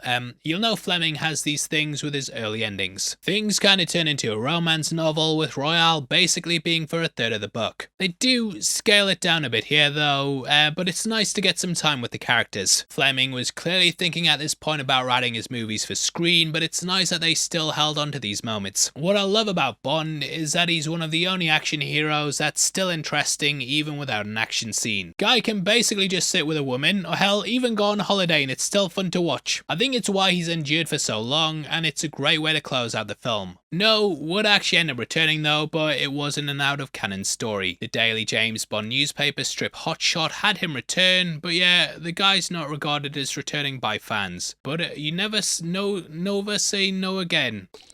Oh, brother, this guy stinks! Anyway, that's our breakdown of Dr. No. Though I think most of the Bond movies improved upon it, it's still a really strong foundation. I think the Being James Bond podcast said that if they ever do a reboot set in the 60s, then they should go back to this to see how it was. It feels like a real time capsule that's a great example of the time. Things like Mad Men, Man from U.N.C.L.E., they'd all take little elements of Dr. No because it's a perfect example of what it was like in the 60s. A lot of the elements are here as well. Looking at it from a top-down view, it forms the basis of what makes a James Bond movie. And there are a couple of misses here, and things that stop it ascending to the heights of From Russia with Love and Goldfinger. They really needed this movie though to see what worked and what didn't. Here they saw it, and then ironed out the issues, and then went on to make those two classic movies. So it's a great way to kickstart the franchise, and without this, I don't think we'd get what follows. However, it wasn't beloved by everyone, and Fleming apparently hated it. The story is that after a screening, he went to a bar and said, "Simply dreadful." His big point of contention was Sean Connery, who he saw as missing the mark. I think before his death, just 2 years later though, he indeed had a change of heart. Probably saw all the book sales. Fleming later altered Bond's past, so he had Scottish roots, with it being likely that he started to jive with the performance. It's also important to bear in mind that Roger Moore was considered as well. While he'd get to play the part down the line, I really don't know if he would have done a better job here. Connery is just the perfect way to kick things off, and he does an amazing job with the material. It really created a gigantic franchise, which still holds the throne for being the longest lasting in cinema history. Over the last couple of months, I've really gone through a Bond renaissance. Growing up, I was a massive fan, and I was completely swept up in the Brosnan stuff. As much as I like Craig's movies, I kinda lost my way, but I've developed so much love for them as well, and this year has just really got me back on board with the franchise.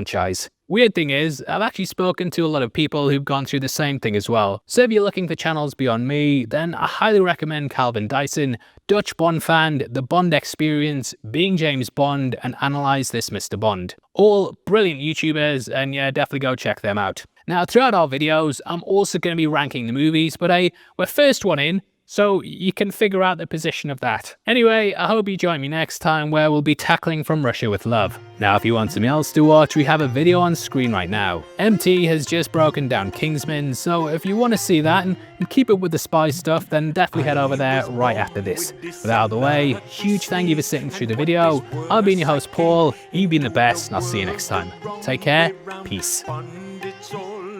That I'm the reason why my father fell into the village pond and drowned.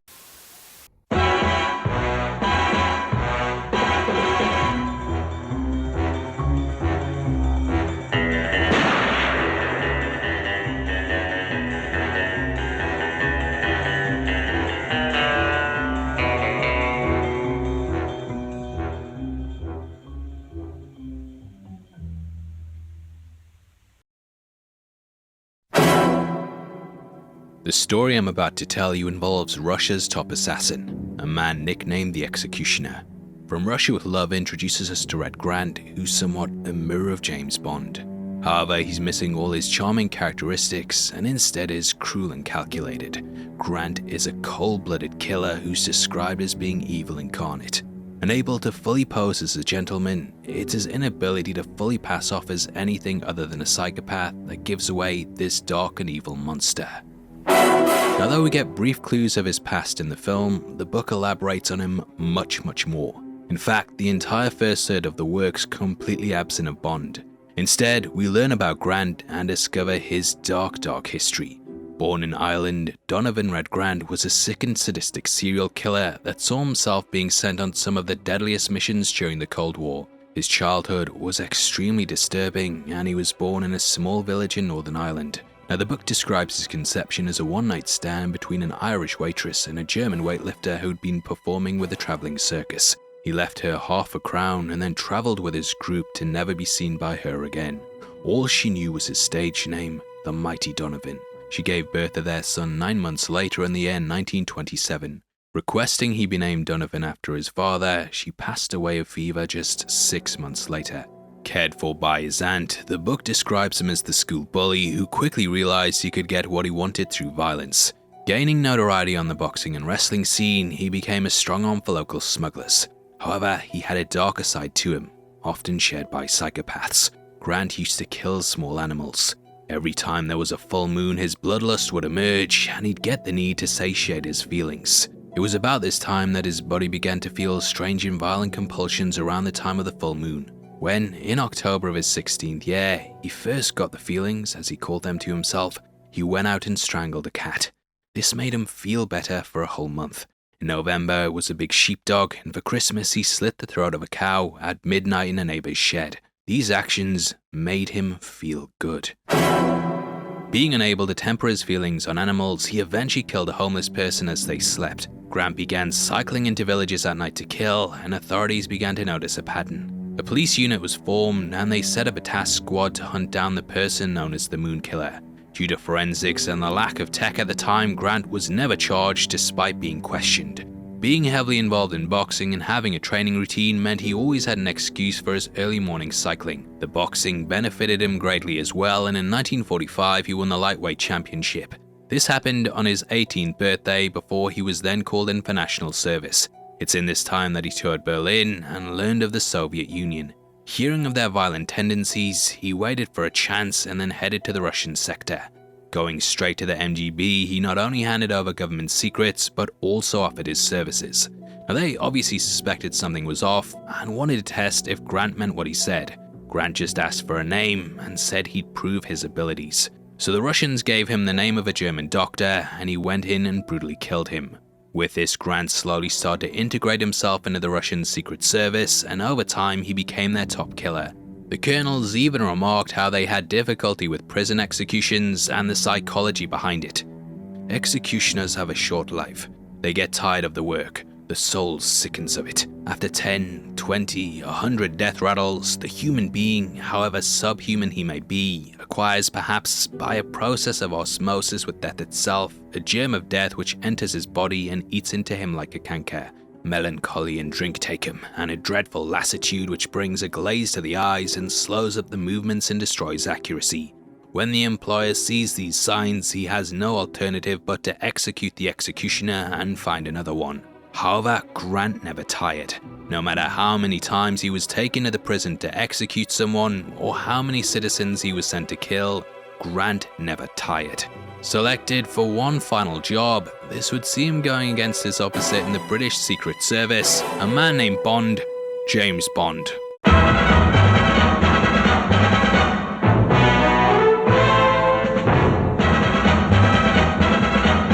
Welcome to the Heavy Spoilers Show. I'm your host Paul. In this video, we're breaking down From Russia with Love.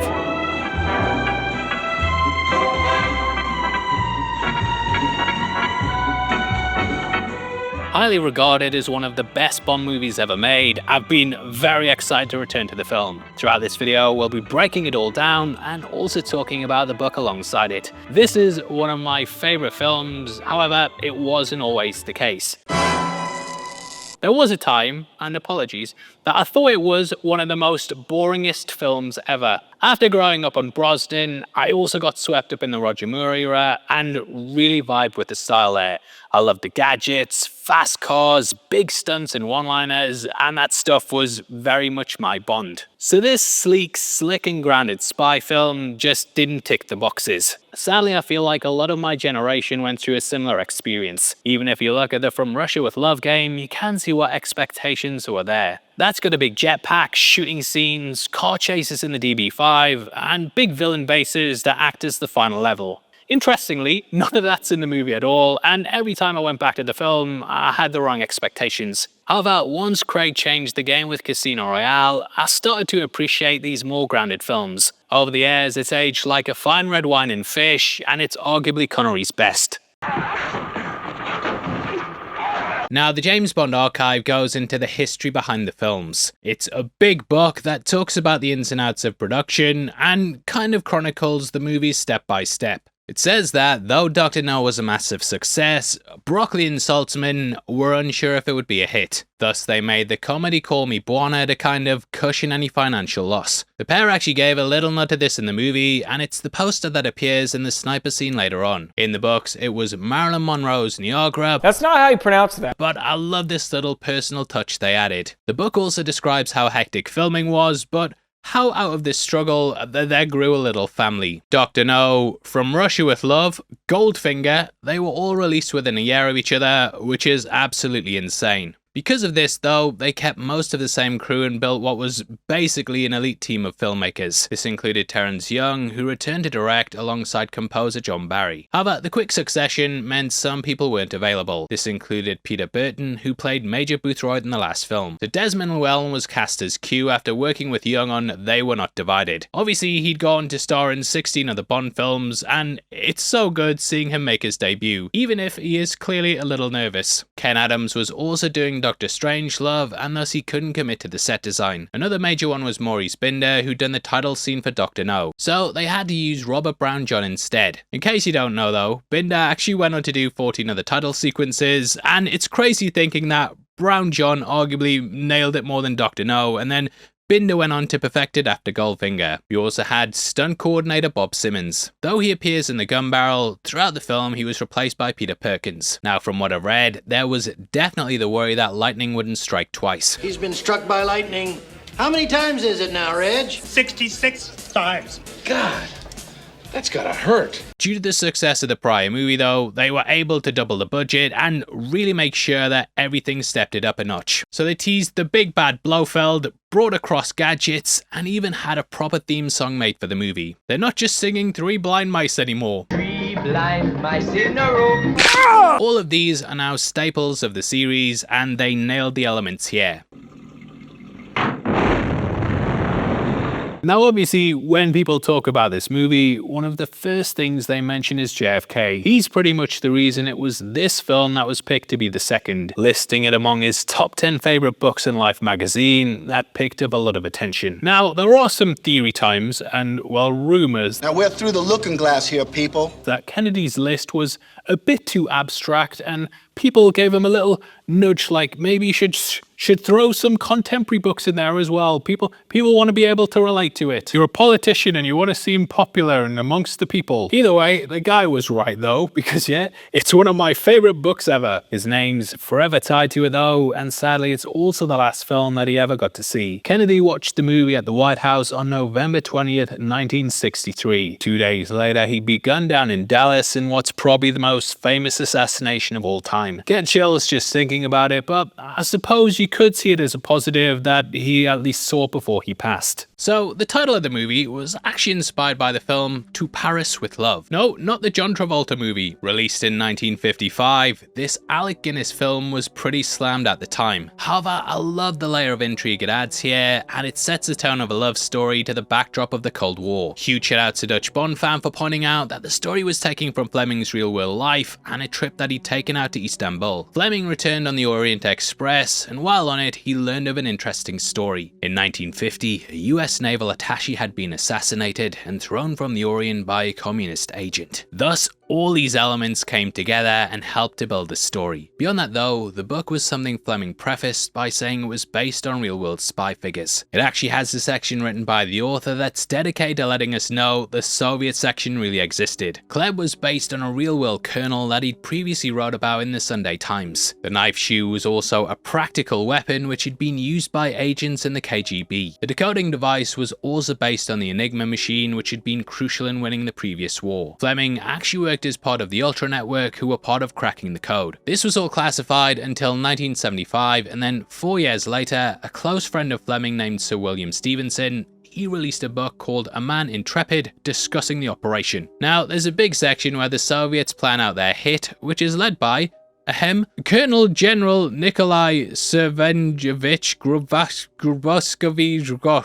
Thankfully, they just do what they did with M there and shorten that down to the letter G. Though they clearly take some poetic license with this story, Fleming's adamant they're based on real-world people. The meeting even goes down at the address of Smersh's office, which is a really nice touch that he gives the address to. All of these elements just add to the authenticity though, and it gives the reader the feeling that they've stumbled across a secret dossier. However, when it came to the movie, the producers were anxious about touching on real-world politics. The Cold War was a hotbed, and it meant the movie might not sell in other countries. So Kobe decided to pull in Spectre. Because of this though, they had to change the name of the MacGuffin. In the source material, it's called a Spectre, whereas in the movie it's called a Lector. They felt that Spectre being after a Spectre would just be confusing, which is totally understandable. This movie also introduced Blofeld, who gets his first on-screen appearance here. In the books, he doesn't actually appear until Thunderball, but the movies had the hindsight of setting him up here. Played by Anthony Dawson, he'd played Dent the year before in Dr. No. The touch I love about the figure here though is that the producers deliberately play with the audience. Come the credits at the end, they just leave the actor's name as a question mark, so even we're left wondering who he is. Now Blofeld kinda set the tone for the series, and going forth,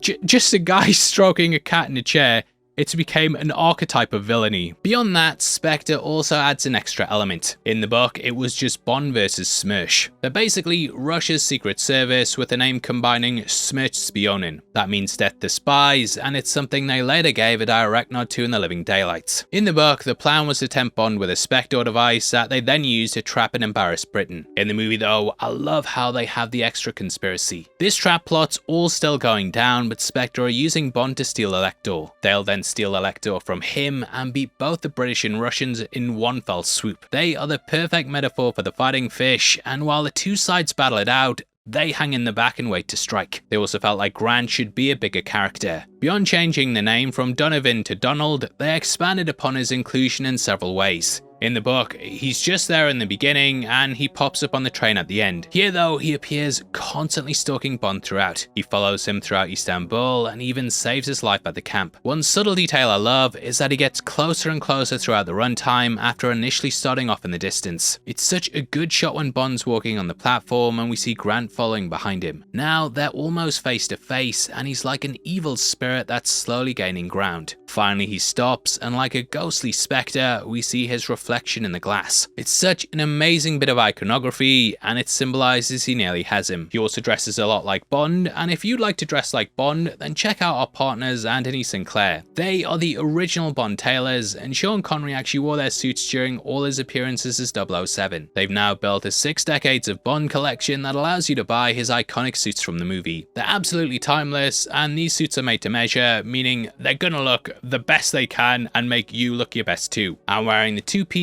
dark grey sharkskin suit which Bond wears throughout the movie. There's an insane amount of suits on there though, and definitely worth checking out. If you do, then please use our affiliate link below, as it gives us a little kickback to make videos like this. Anyway, another detail I love is that we don't actually hear Grant talk until he speaks to Bond. Nash.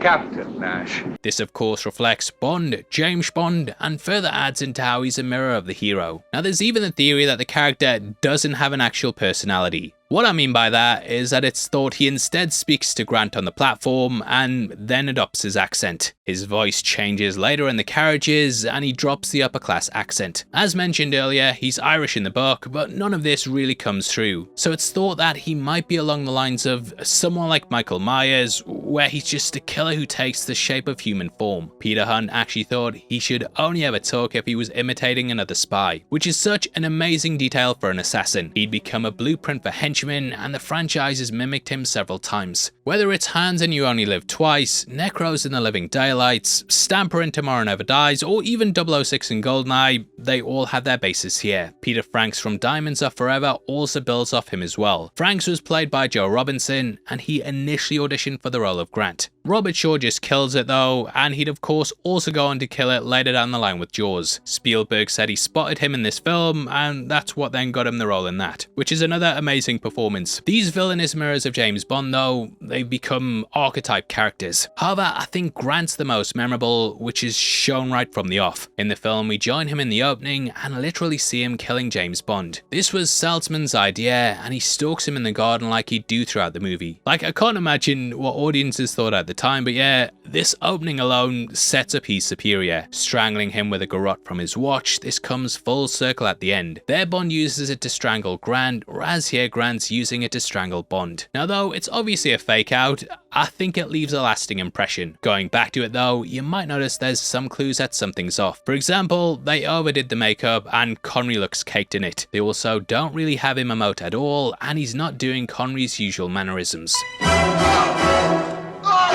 The death cry is also clearly not Connery either, which is a nice little touch. Anyway, a hilarious detail I found in my research is that the mask reveal was met with confusion. Apparently, the original actor looked just like Sean Connery, so test audiences were like, huh? So the team had to go back and reshoot it, and they made sure the guy had a mustache. No idea how it fit under the mask and still lay flat, but moving on. We then see the lights go up and realise it's a training exercise. Introduced to more zany, he's played by series mainstay Walter Gotell. Or Gotell, I don't know, but moving on. Though Morzani gets killed at the end, the actor returns as Gogol down the line, so in my head canon, I'm like, the guy survived and went back to Russia, where he worked with the KGB after getting amnesia from the burns that we see at the end. It makes sense. More zany. He's like Gogol, but more zany. Anyway, from this point we then go to the title sequence. Originally though, the idea was to follow the format of Dr. No and have this happen after the gun barrel. According to the James Bond archives though, Hunt played about with the edit and put this scene first. Thus, a tradition was born and we get our first pre-title sequence.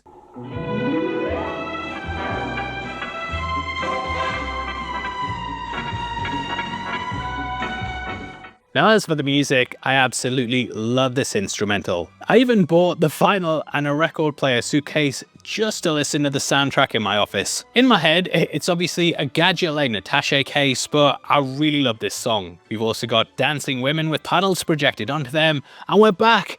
They brought sexy back! Yeah. Going out from here though, we'd of course get lots of famous singers doing the title tracks, with Matt Monro making a version of this song. This gets played over the end, which I think fits well tonally. Here though, starting with a dramatic, almost romantic score really sucks you in, and even though they put Martin Beswick instead of Martine Beswick, it's still a perfect way to start things. Spelling mistakes and all. Now from here we cut to Venice, which again plays into the mirror themes. Beyond there being Grant and Bond, we also begin where we end. St. Mark's Bell Tower appears in both, and it nicely brings things full circle. Mirrors, of course, also play a big part in how Bond and Tanya are filmed. Beyond that, we also have the constant repetition of mouths. The movie poster later has Krolenko crawling out the mouth, and Bond, of course, also talks to Tatiana about hers. Thank you, but I think my mouth is too big. No, it's the right size. For me, that is. Mouths are seductive, but they can also lie and hold back secrets. So it makes sense to focus on them, and Bond's basically seduced by a lie. Other symbolisms then seen with where we go next. That is to the chess championship match, which is where we meet Krunstein. Devilishly strategic, the book describes him as seeing people like chess pieces. Krunstein was not interested in human beings, not even in his own children, nor did the categories of good and bad have a place in his vocabulary. To him, all people were chess pieces. He was only interested in their reactions to the movements of other pieces. This idea was even reflected in the set, which they built to resemble a chessboard. When you've got the other player at your mercy in chess, you also say Czech, and Krunstein himself was from Czechoslovakia. So he's Czech. Which is a really subtle detail that I hope they did on purpose, but if they didn't, you know, it worked out in the end. It's subtler than Plenty O'Toole at least. Hi, I'm Plenty. But of course you are. Plenty O'Toole. Named after your father, perhaps? I love the way as he leaves, he refuses to shake hands with a fan, and it just paints him out as an aloof, disconnected character. According to IMDb trivia, this match itself is actually a reenactment of a famous chess game from 1960. That saw Boris Spassky taking down David Bronstein. The moves are exactly the same, and I can imagine a lot of chess fans were delighted to see it on screen. In the book, they add an extra element of danger though. Bronstein receives the orders, and he knows he should have immediately lost and then stepped out. The fact he continued playing was seen as disobedience, and he knew he'd be punished. Here they do the extra detail of putting an octopus on a note chair, kinda giving away who he works for when someone goes to clear that up. The symbol is later shown on the fish tank though, and we can spot an octopus at the bottom. It also appears on Blofeld's ring and was likely used to sign off the note. Now in the book, the car ride over is filled with his thoughts and how he's trying to think of an excuse. In the end, he's taken before the colonel, but he calmly explains why he stayed for the game. Saying that him leaving early would likely arouse suspicion, he sells the idea people would think there was another side to him. To the world, he's just a chess champion, but in reality, he's the Soviets' best strategist. So anything off about the game would make their enemies suspect. He puts his own higher-ups in checkmate, and it's a brilliant way to introduce the character. Now from here we then travel to Blofeld's boat, which is where we also meet Rosa Klebb. Of course, Rosa Klebb had a strong will to survive, or she would not have become one of the most powerful women in the state, and certainly the most feared. Her rise, Bronstein remembered, had begun with the Spanish Civil War. Then, as a double agent, she'd been the right hand and some sort of a mistress, they said, of her chief, the famous Andreas Nin.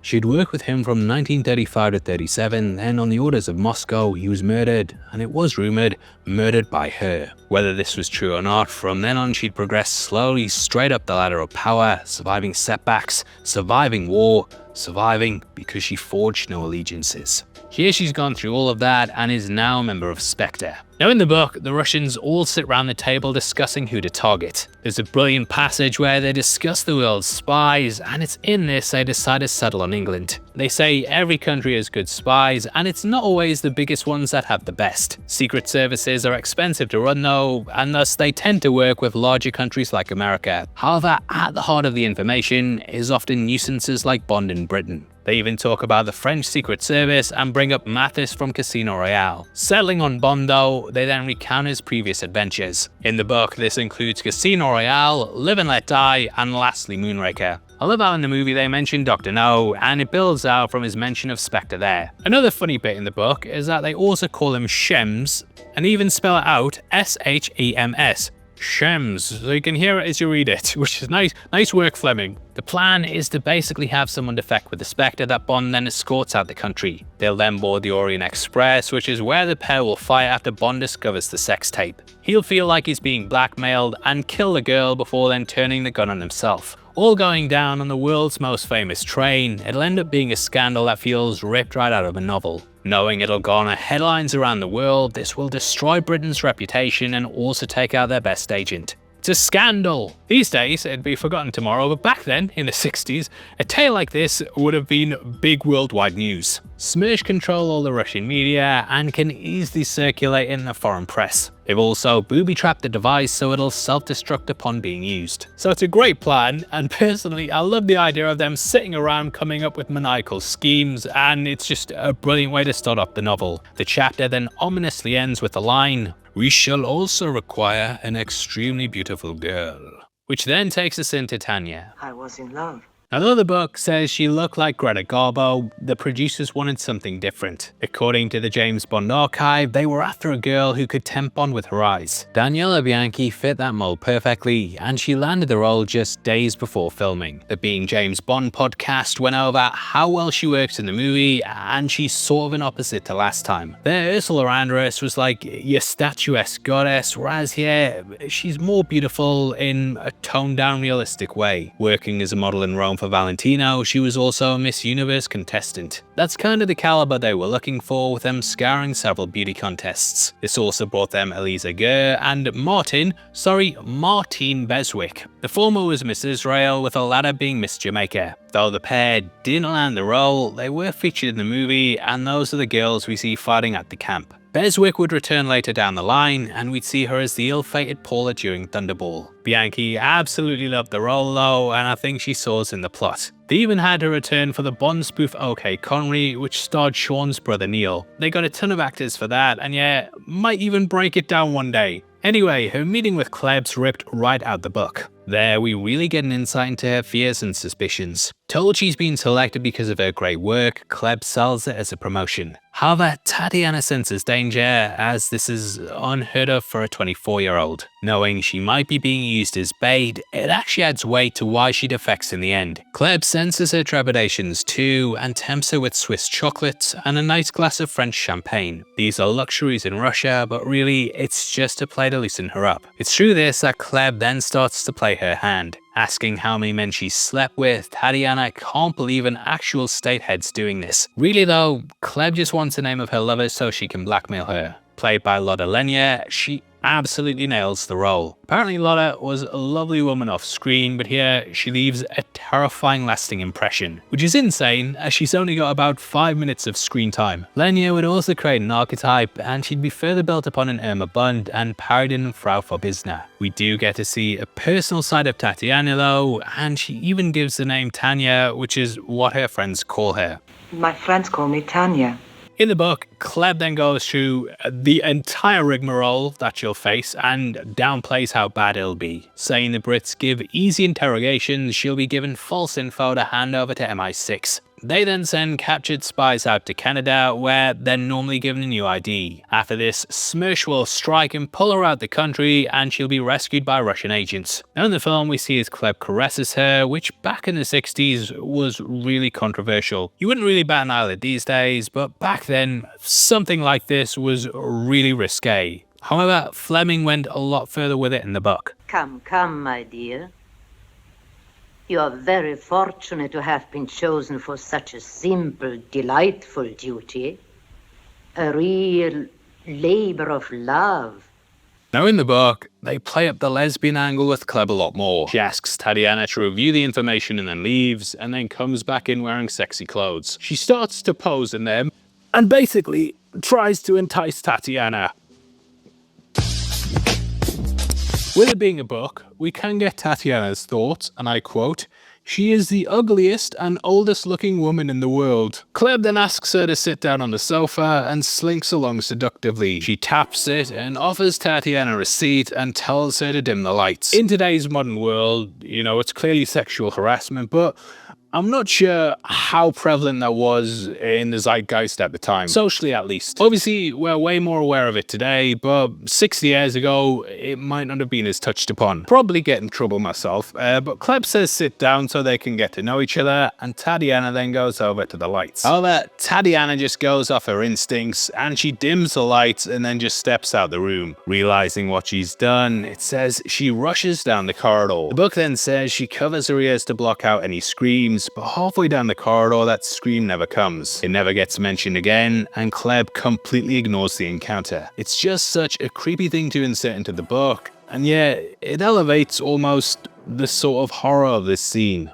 Now on the flip side of this, we have Spectre Island. They do a really subtle thing to play into Kleb's sexuality, as she almost looks disgusted when Mulsaney touches her. Kleb is here to get Grant though, and we get a tour of the grounds. When crafting the locale, they looked at the gladiator training school, which had been used just 3 years earlier in Spartacus. To me, it always felt like the sort of thing they'd later establish in the Q labs. There's constantly things going on in the background, and it just really adds to the conversation. I was sat there wishing we'd gone back there down the line, as it would have been such a great place to have a villain showdown. I also love how all the targets that they're firing at just seem like regular people. Normally you'd have soldiers, but this indicates their targets are spies and prominent figures. At this point, she then comes across Grant sunbathing. This is actually how we open the book, and we hear his inner thoughts, which are written in a way you could think that it's Bond. I feel like this is reflected in the film, as we join him lying next to a stream and a woman, which is also how we join Bond. However, in the book, they really hint at the danger that Grant is, and we get an insight into the masseuse's thoughts. She's been doing this for months, and the pair have never spoken. She knows something's off about him though. He just goes away for jobs, comes back occasionally bruised, and that's all she's able to observe. However, she describes having an almost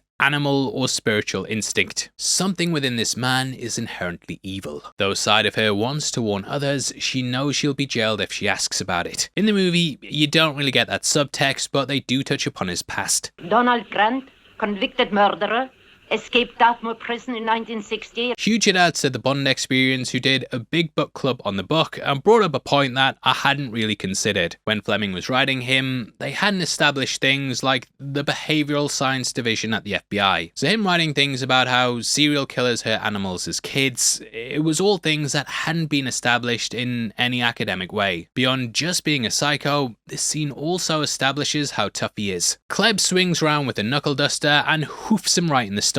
The guy doesn't really flinch at all, and back in the 60s, this was like the way to show you were a tough guy. Just take a full-on punch to the stomach and don't bend over. This moment's pulled right from the book though, and there she orders him to strip down. Getting naked without question, it shows he's willing to submit and do whatever he's told. It says she inspects him like a horse, and that she sees him as a drug addict. The book relays that Grant's addicted to killing, and the Soviet Union's his supplier. We're also told they have an English defector who will train him on how to be a gentleman. What I love about this though, is that it also shows how sly that Kleb is. She's willing to use a secret weapon, and it nicely lays the groundwork for what comes down the line. Speaking of foreshadowing, we then cut to a gondola. Here is Bond kissing a woman in the boat, which is a mirror of how we leave him at the end. So it's a great way to introduce him, and we can also hear Matt Monro in the background.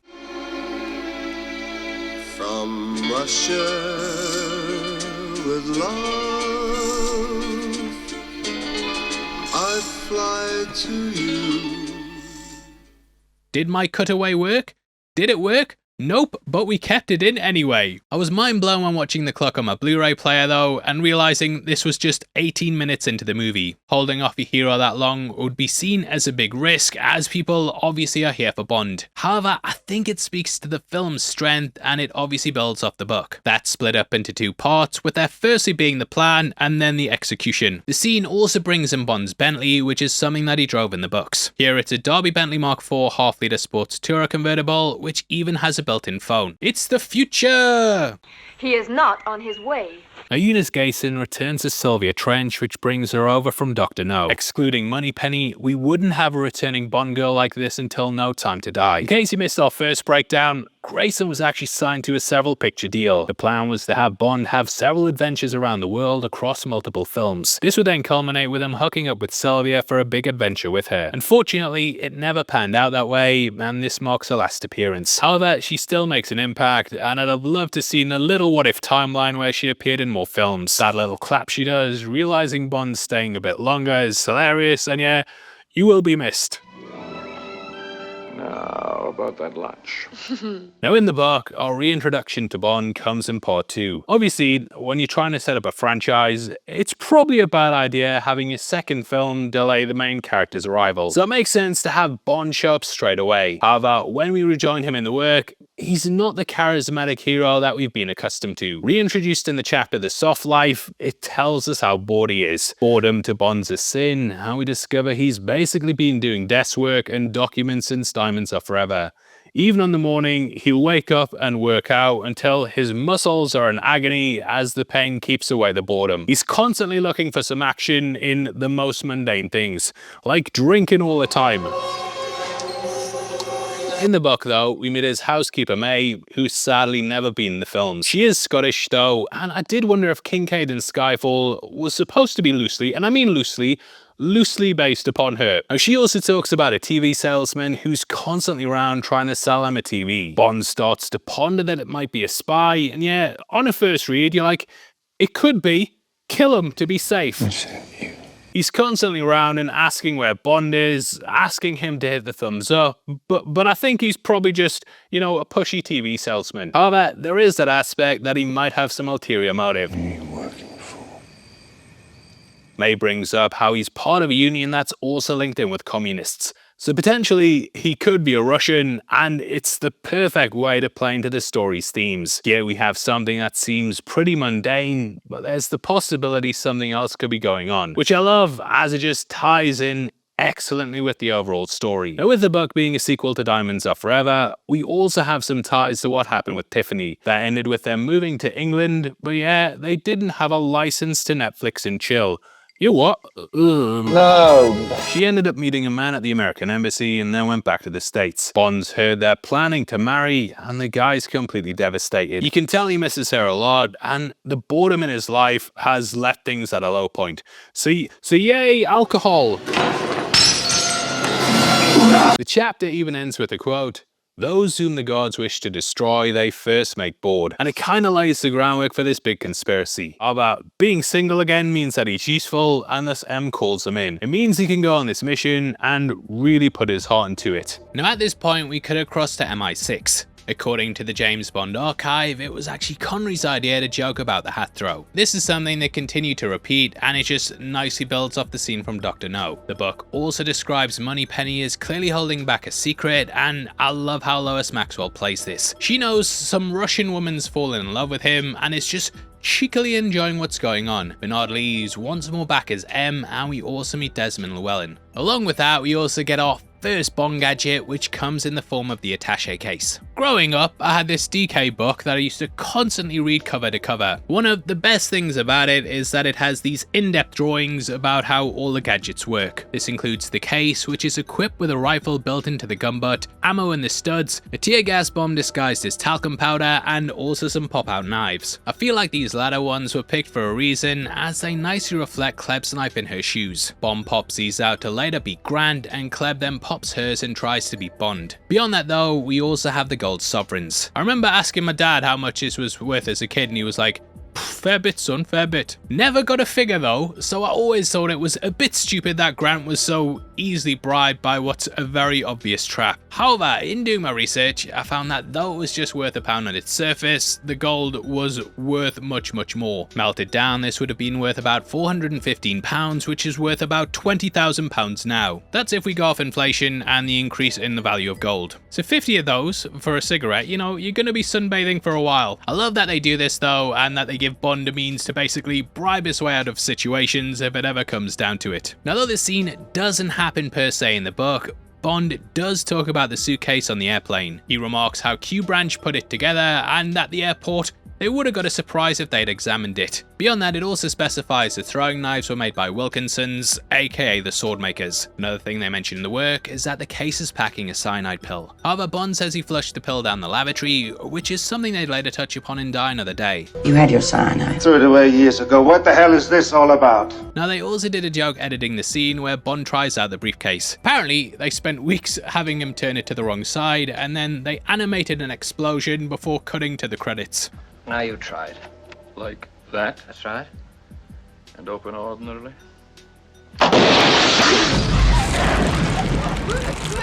I suddenly knew. Young then came in one day to ask what they were doing, and according to the stories, he fell off his chair laughing while watching it. They then said he kept bringing his mates in to watch it, and the editors couldn't actually get any work done, which was really bad because they'd spent weeks doing that explosion. You bloody skivers. Now, it always kind of killed me that the entire plot of the movie is like Bond knows it's a trap, MI6 knows it's a trap, but there's a girl that Bond might get to shag, so it's worth trying out, I guess. Now in both the book and film, they talk about why Tanya's attracted to him. He can't understand why someone would fall in love with someone they'd never met, but M says he's sort of like an actor or rock star. People fall in love with them all the time, and in Mother Russia, agents are treated differently. It really dives into the culture and how war heroes are seen like celebrities. In England, we don't really have that, but in Russia, you know, soldiers are on textbooks, framed in offices, and lauded about the country. The Russians even mock Bond for how little he's paid, and they say in Russia he'd be paraded in the streets. Here though,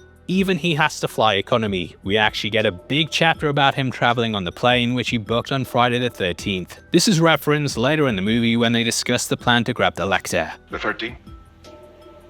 The 14th. But today's the 13th, isn't It's a it? hell of a time to be superstitious. There it's done because he's given Tanya the wrong day, whereas here it's more about superstition. Bond actually says he prefers traveling on the 13th as it's the best day to travel. His words are there's less people there due to their superstition and you get the best service. He also notices there's 13 passengers on the plane too. I think what it's doing is playing into the occult side of the story and how much he's tempting fate. I do feel like later when Bond says, "Which lunatic asylum did they get you out of?" Now the word lunatic, that comes from the old belief that lunar cycles of the moon would affect certain people. This is where the myths of werewolves came from, and I feel like its usage here may be a nod to Grant's book history. Now beyond the moon driving Grant to kill, we also have Bond's hubris coming into play. He's flying on the 13th and deliberately wading into a Soviet trap purely just to spring it. I love this side to him, and it really adds into the risky nature of the character. However, he kind of brushes this to the side and later remarks how the 14th was much more eventful. That was them being followed, the spying, the camp, and then the snipering before he went home to Tanya. So he keeps trying to rationalize things even though he has a nagging suspicion. On the plane, he even has a moment where he thinks they're gonna crash, and during it, he's happy at how steady his hand is. The guy is cool, calm, and calculated, and perfect for what's such an obvious trip into the lion's den. Though a side of him questions whether it's a revenge plot, he also thinks it would be much easier to just shoot him in the street, so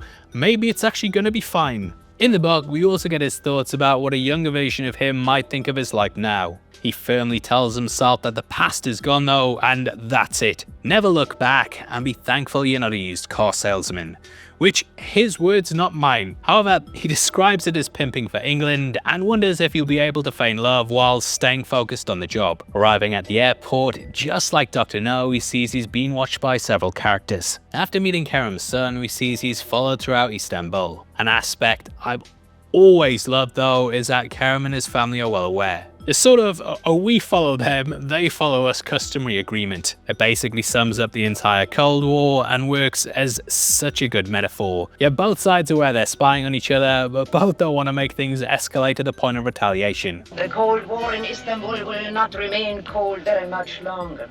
Going to Kerem's office, it's at this point we meet the movie's most memorable character. To me, anyway. His room's got a picture of Winston Churchill, and he clearly has a fond image of Britain. Now in the book, when Bond first sees him, he's immediately taken by the character. Describing him as having round red eyes, he says it's like those of a hound who lies too close to the fire. However, he radiates warmth and says it's the friendliest face he's ever seen. Like the sun, it says in the book. Later on, he says he's one of a handful of people he'd actually consider a friend, and we learn a lot about his past. Not bad for a man who started life breaking chains and bending bars with his teeth in a circus. Like Grant's father, he used to be a strong man. Now we also learn a bit about his dad too. He says he used to have a harem of women, and because of this he ended up with lots of brothers. He says he had 15 siblings in total, with lots of women around him that he called auntie. Now the brother before him was fair, and thus they called him Bianco. Karim was then born not long after with black hair, and thus they named him Darko. So seems really nice, but then a bit of a weird tangent where he talks about how he once won a woman in a fight who he then chained up under a table.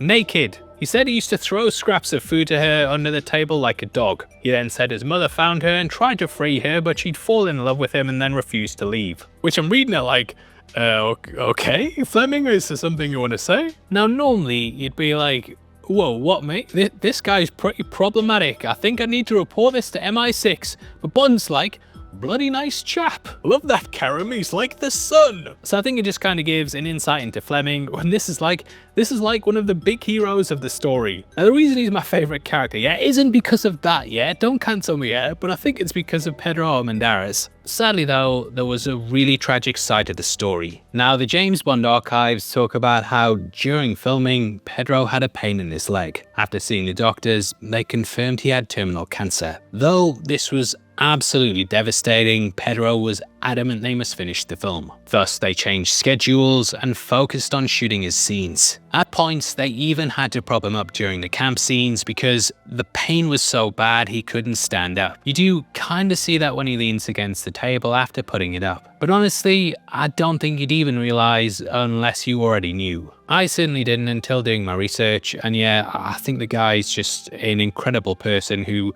just put his all into this film. Now there's a moment in the book where Karam talks about how they were being followed once and he reversed the car into the agents behind them. He said after that they'd kept their distance, and it's pretty much a throwaway line. Why I'm telling you this though is due to a deleted scene that sums up the actor. They originally filmed a moment where this scene played out and we'd see the pair chased by the Bulgarians. They then crashed the car and Karam got out smoking a cigar and walked over to the other car. The Bulgarian was then going to angrily shout at them and Karam would sprinkle the ash onto his lap. He'd then say, "My friend, this is life." Later on at a private screening, Terence Young's son noticed the Bulgarian was killed by Grant earlier. Thus, they couldn't use the scene, but that moment is really poignant. The archives say that before Pedro left to fly home, the crew threw a massive party for the actor. Young was obviously devastated and he cried as he hugged him goodbye. According to the archive, he apparently then pulled out his cigar and left saying, "My friend, that is life," which I choked up a bit on the first time I read it. Sadly, Pedro took his own life shortly after, as it's thought the pain got too much. However, this film stands as a testament to the man, and you just feel him beaming off the screen.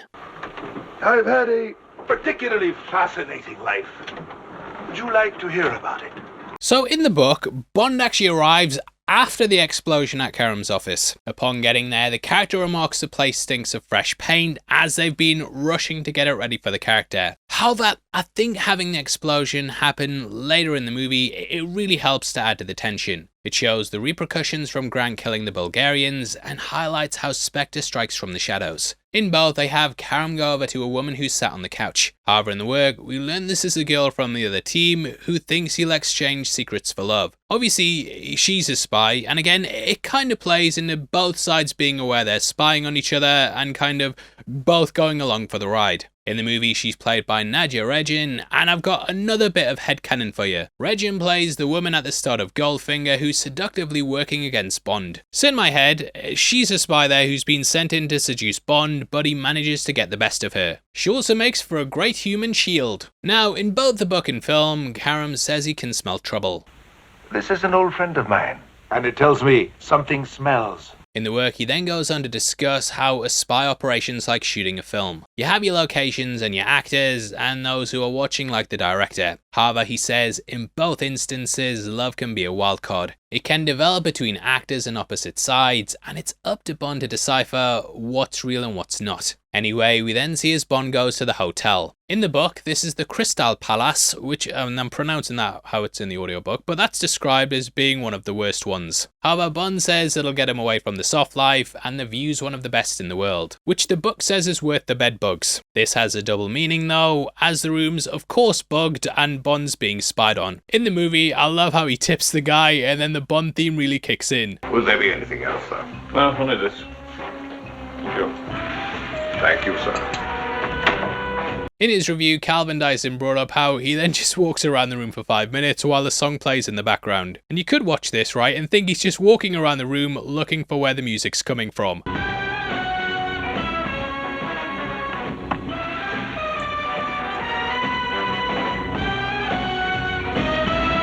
That's not me messing with the volume either, like it genuinely goes up and down like he's trying to find something in the room. The gadget Bond uses here is also a real device which is used to check for wires behind walls. It can detect a surface being uneven, and this is how it picks up the wires. In the book, they do an extra scene that happens after he returns to the hotel. The clerk says he didn't realise he was a friend of Karam, and he's now moved him into the best room. Named the honeymoon suite, the first thing he sees is the mirror. I love the idea. This is basically a place to capture footage that the Soviets can use to blackmail people. This entire hotel seems like a front for spying, and now the staff have Bond in their sights. Anyway, after the limpet mine attack, we see as Karam and Bond go to the sewers.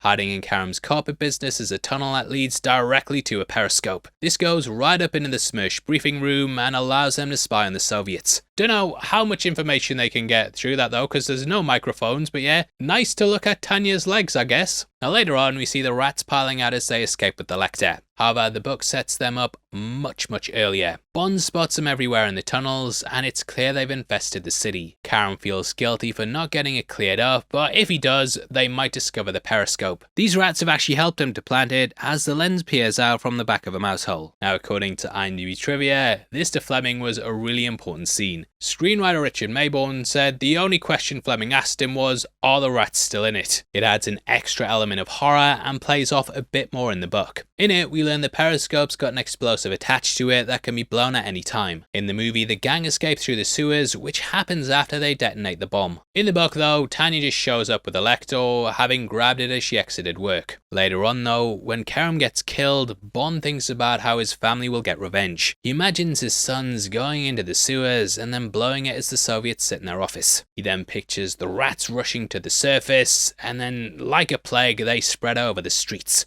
He ends up keeping this from Tanya, as he knows the explosion would have also killed some of her friends. So it adds a real sense of revenge to Karam's death, and ultimately, you know, the two sides have been trapped in this deadly game, with both going out in a blaze of glory, which we'll touch upon later. In the film though, they had to shoot this scene twice because legislation meant they couldn't film wild rats. So they got the lab rats and coated them with cocoa to darken their fur, but the rats started to lick it. So finally they had to go to Madrid, which is where they could shoot the scene. Now though they don't have the microphone, in the book, Bond notices something when Tanya enters the room. They say they look at her like she's a prostitute, and when she leaves, they all burst out laughing. So it highlights how the higher-ups view her, and that she's just a woman they're paying to hook Bond. Anyway, in both the book and movie, Bond ends up going to the camp. This is to learn more about the assassin after Karam. The source material has a section where they go into a restaurant and then see a giant guy behind the counter. He sees Karam and smiles, and then Bond hears a clang. This is clearly him putting down a gun, and the guy was ready to stop blasting off. Now he leads them to the back, which takes them to the camp, and Karam warns Bond not to interfere. So Bond's basically held back there as the two women go at it. Now in both this and the film, this is between two women who are after the same man. In both, they have to fight to their death, and the book explains there's no room for hatred in the camp. This can lead to division and dissent, and thus the man's been sent away, and now the pair must duke it out. They then come out, and in the book, Bond notices they're clad in gold coins. The work says this is everything they own, and they're putting it all on the line. We learn that their names are Zora and Vida, which is described as lioness versus panther. It kind of plays on it being a cat fight, to be fair. It's fast and slick though, versus big and strong, and it's a brutal fight to read. Bond is told not to interfere though, again, which is a line that comes from the book. However, the explosion breaks it up, which is when all hell breaks loose. Krylenko really makes his move here, and it sets him up as a great mid-level villain. This then leads into the biggest fight the franchise has had thus far. It's hectic, chaotic, and yeah,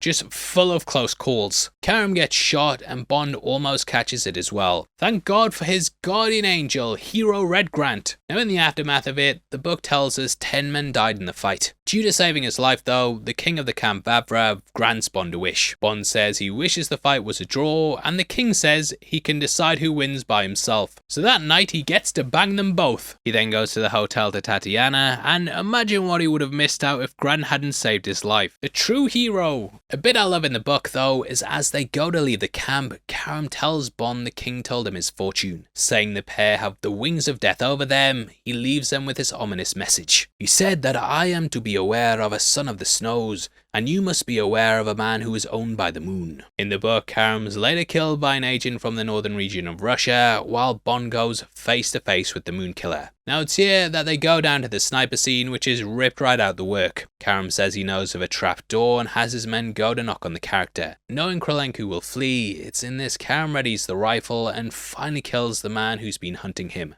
Out of the mouth of the huge shadowed poster, between the great violet lips, half open in ecstasy, the dark shape of a man emerged and hung down like a worm from the mouth of a corpse, which they really managed to recapture. When reading the screenplay, Fleming also said how they made Bond much funnier, and I love how we end this scene with this line. She should have kept her mouth shut. Now, did you know members of the channel also get early access to videos for just 99 pence a month? For your eyes only, you can see our breakdowns a week before anyone else, and it all goes towards helping support the channel. You know, we're putting a lot of effort into these videos, and if you guys support, it just means the world to me and means we can do things like going to lavish places like this and then trying to film stuff on the sly before security chuck us out. So we're gonna wrap this bit up now and get the hell out of here. Anyway, at this point, Bond returns to the hotel room, which in the book is when he hears a giggle. Thinking he must be tired, it's then that he comes across Tanya in his bed. Now we actually get a moment where she moves over from the window that caused some controversy. Daniela refused to do it, and thus they used a double. However, she felt people still assumed it was her, and that she felt like it might have caused issues with her career. Mainly because back then it was considered uncouth if a woman did a nude scene. Now in both the book and film, the character's wearing nothing under the sheet except a ribbon on her neck and some stockings. It presents her like a present. In the book, it then reveals she just lives 2 floors above, which shows she's an obvious plant. The dialogue in the film's then ripped right out of the story, including the line about her mouth. She then says Bond looks like an American film star, which to him is one of the worst things you can say. So she quickly changes it to saying he looks like a Russian hero, which kinda ties in that culture thing before. In her mind, she worries she's gonna be outed and is anxious about what he'll do when he discovers it was a job. In the end though, she does enjoy getting to have the pleasure without getting in trouble with the state. In Bond's mind, he's also worried about what's going to happen to her in England. Obviously in the back of his mind, you know, he knows she's going to be interrogated for months, and they're probably not going to get a Russian defector hook up with a British spy. He then thinks about how she'll be put in something he refers to as a cage. He then goes into how they'll probably use a Russian girl who's a plant to see if she'll go back to the other side. It's all a test and something that will likely last for months, which I think is the real tragedy of the story and why we don't hear about Tanya again. The entire trip's just like a holiday romance that deep down, you know, won't work when you get home. Beyond that, like, the guy's just had a cheeky threesome and he's on an unprecedented kill streak. Shabow! Pushing the job to the forefront, he then brings up the decoder like he does in the movie. In the film, it's a lot more sensual, whereas in the book, it just completely kills the mood. Tatiana even starts crying and Bond has to play it off like they can get that out of the way and then focus on the two of them. We also see how Tanya manipulates him about the Orient Express. Bond suspects they could put a roadblock out or an explosive on a plane, so the escape's gonna be risky. However, she says she won't go unless they take the train. Obviously, it's what she's been told to say, and there's nothing Bond can really do. This scene in the film, though, it's really iconic, and it's something that's been used several times to audition potential Bonds. If you look at the Sam Neill audition, or even the James Brolin ones, they were all tested with this scene to see if they fit the role. And I think that kind of says just how good that it is. I also love how Titania feels for the scar on his lower back. This was given attention to when Bond was first introduced, and it's just a nice way to show women getting to know him. Finally they get it on, and in both the book and movie we then peer behind the mirror. Above them and unknown to both of them, behind the gold-framed false mirror on the wall over the bed, the 2 photographers from Smersh sat close together in the cramped cabinet de voyeur. As before them, so many friends of the proprietor had sat on the honeymoon night in the stateroom of the Crystal Palace. The book then goes on to talk about how the cameraman sat there completely still, but sweating with excitement. They ended up filming this, but it caused some issues with the censors. The British board felt like having the guy sat there with sweat streaming down his head was too much, and said if they didn't remove it, they'd have to cut the whole scene. Which, getting steamy here tonight. Anyway, the next day, Tatiana passes Bond a secret message with blueprints at the mosque. This is something the Bulgarian spy tries to grab, but he's taken out by Grant. The mosque here actually used to be a church before it was then converted in 1935. This was the first film it was ever featured in, and they granted the crew special permission to use it. After this, the pair then meet on a boat. Now the hour mark, nice little detail, you can actually spot the Maiden's Tower behind them. This would appear further down the line in The World Is Not Enough, which is where it was used as the lair for Renard. Bond also has a camera that's actually a recording device, which kind of plays into these old school gadgets. We also get a bit of humour to break up the spy work and cut to Em and Co listening intently to the conversation. Am I as exciting as all those Western girls? Oh, once when I was with Em in Tokyo, we had an interesting experience. Thank you, Miss Moneypenny. That's all. Hey, get that off. Just nicely breaks it up though, and it might actually be one of my favourite moments by Bernard Lee. We then get the Lacta snatching scene at the Russian consulate. Bond walks over to a picture of Yuri Gagarin, who became the first person to go into space. Now, just before the explosion, the clerk actually calls this name.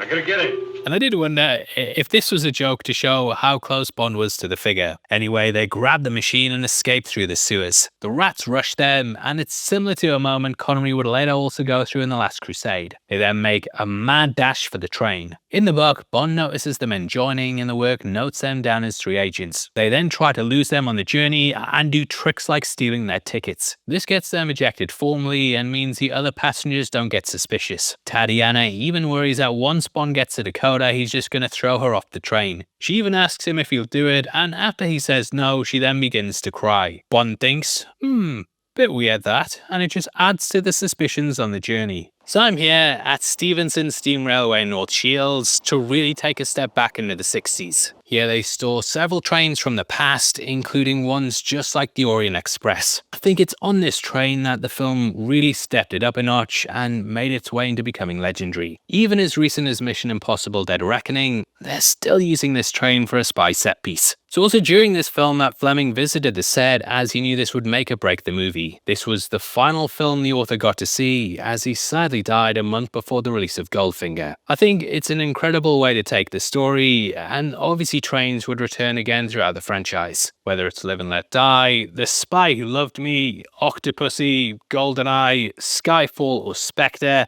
You got a lot of trains. they tend to be the place of a legendary showdown. However, I don't think anything is as much of a character as the Orient Express. Just the way we catch the Russians boarding it, Grant already being there, it's all perfect. Harry Saltzman also cameoed on the platform and they set up dummy kiosks at the station. The James Bond archives said they then took their lunch and came back to find them stripped of all their papers. However, there was a pile of money left there, so hey, it wasn't too bad. Now upon getting inside their cabin, Karen presents them with passports. Going under the name Somerset, they'll be able to go through the border. The book tells us that's where Karen's mother came from, and Somerset obviously gives the appearance of a British name. Huge shout outs to Calvin Dyson, who also pointed out that Bond later uses this as an alias in Agent Under Fire. At the start of the level Cold Reception, this name's dropped as a nod to the movie. You'll be posing as Mr. Somerset, a journalist who has arranged an interview with the company's reclusive owner and CEO. Karam also describes them as a handsome pair of spies, which is a line that they bring directly across from the book.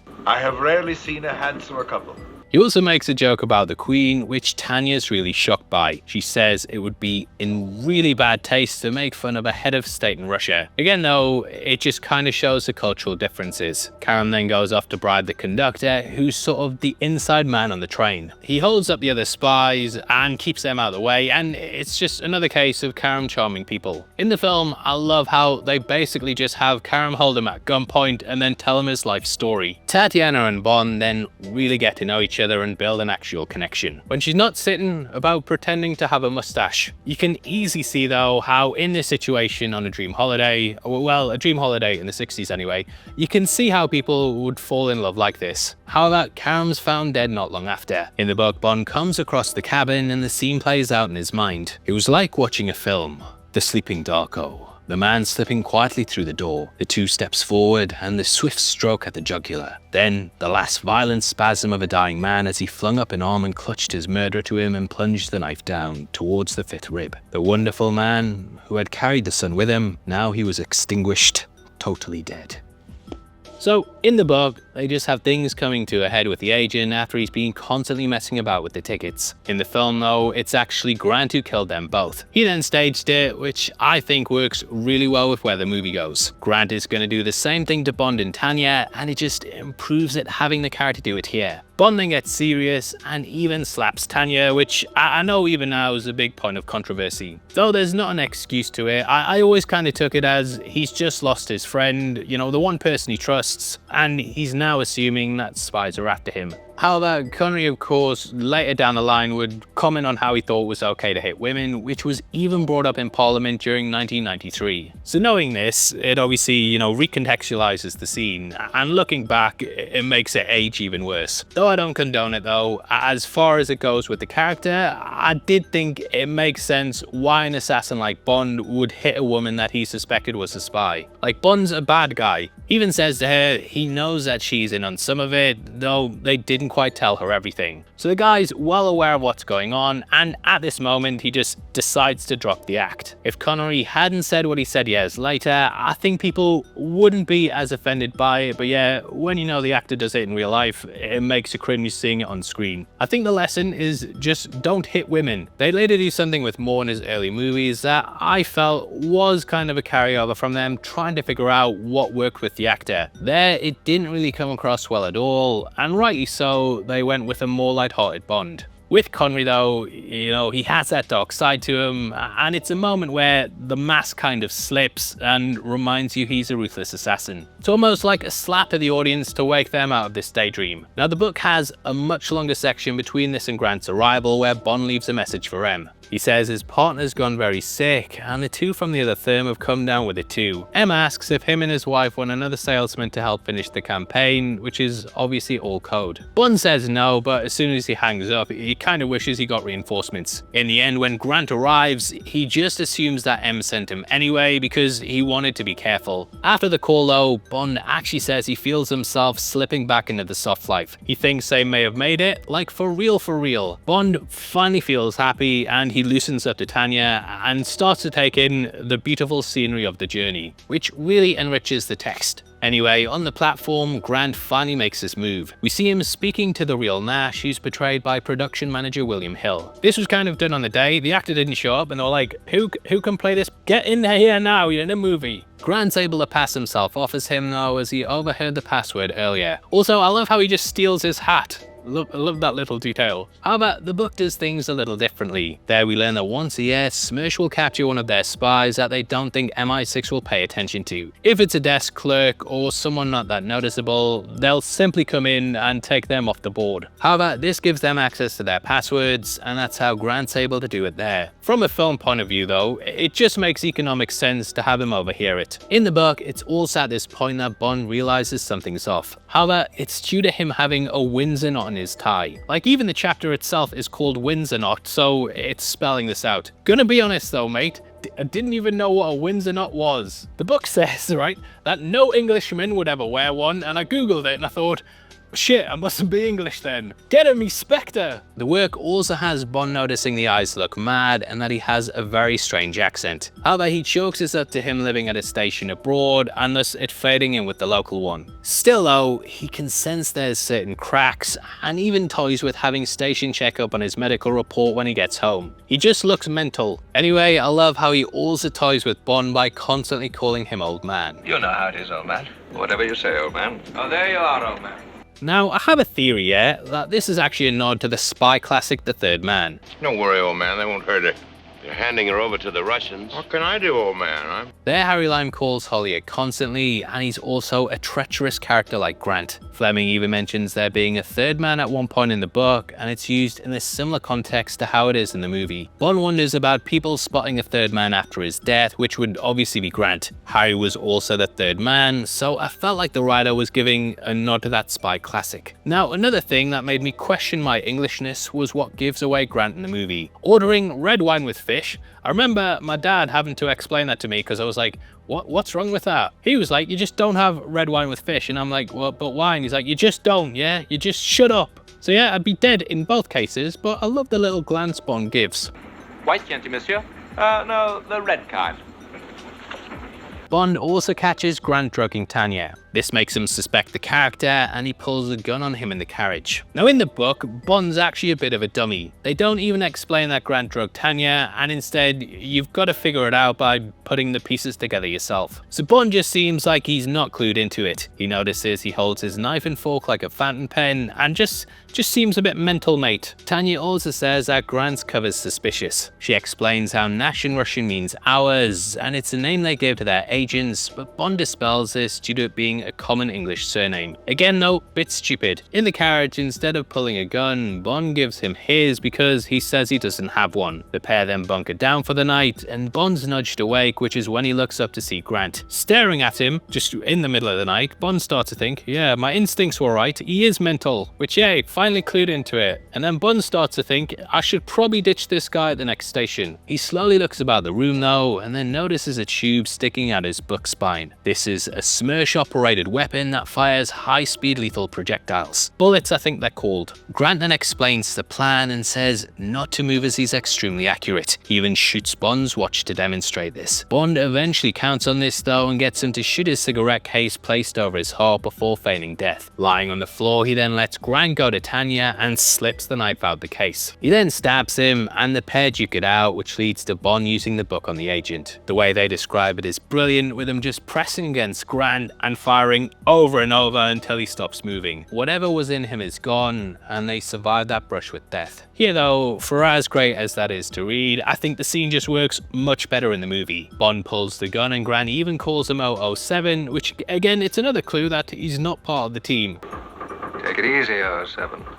It's 007, you fake fan. Grant then gets the upper hand and holds him at gunpoint. Being James Bond brought up how it's framed very similar to Psycho, namely the scene where Bates and Marion talk it out at the motel. Also, always wondered if they reference this later in Casino Royale.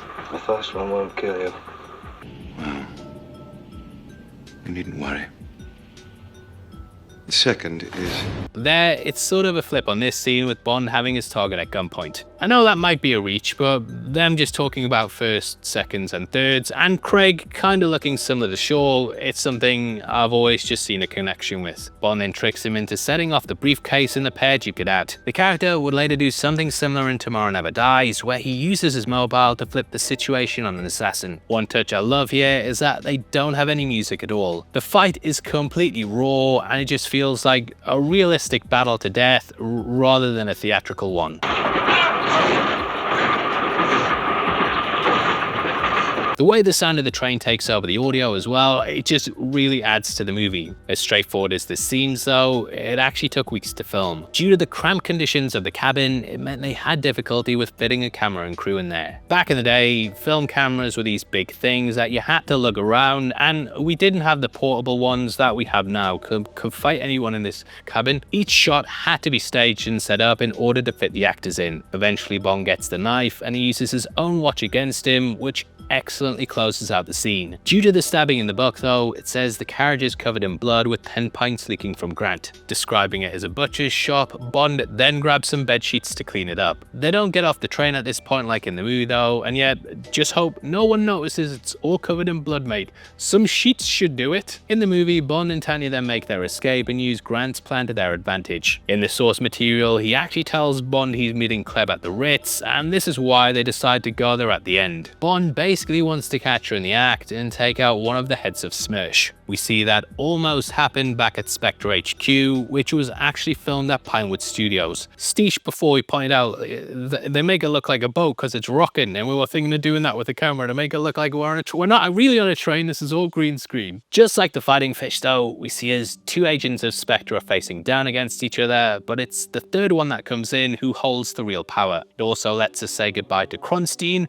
I will remember you.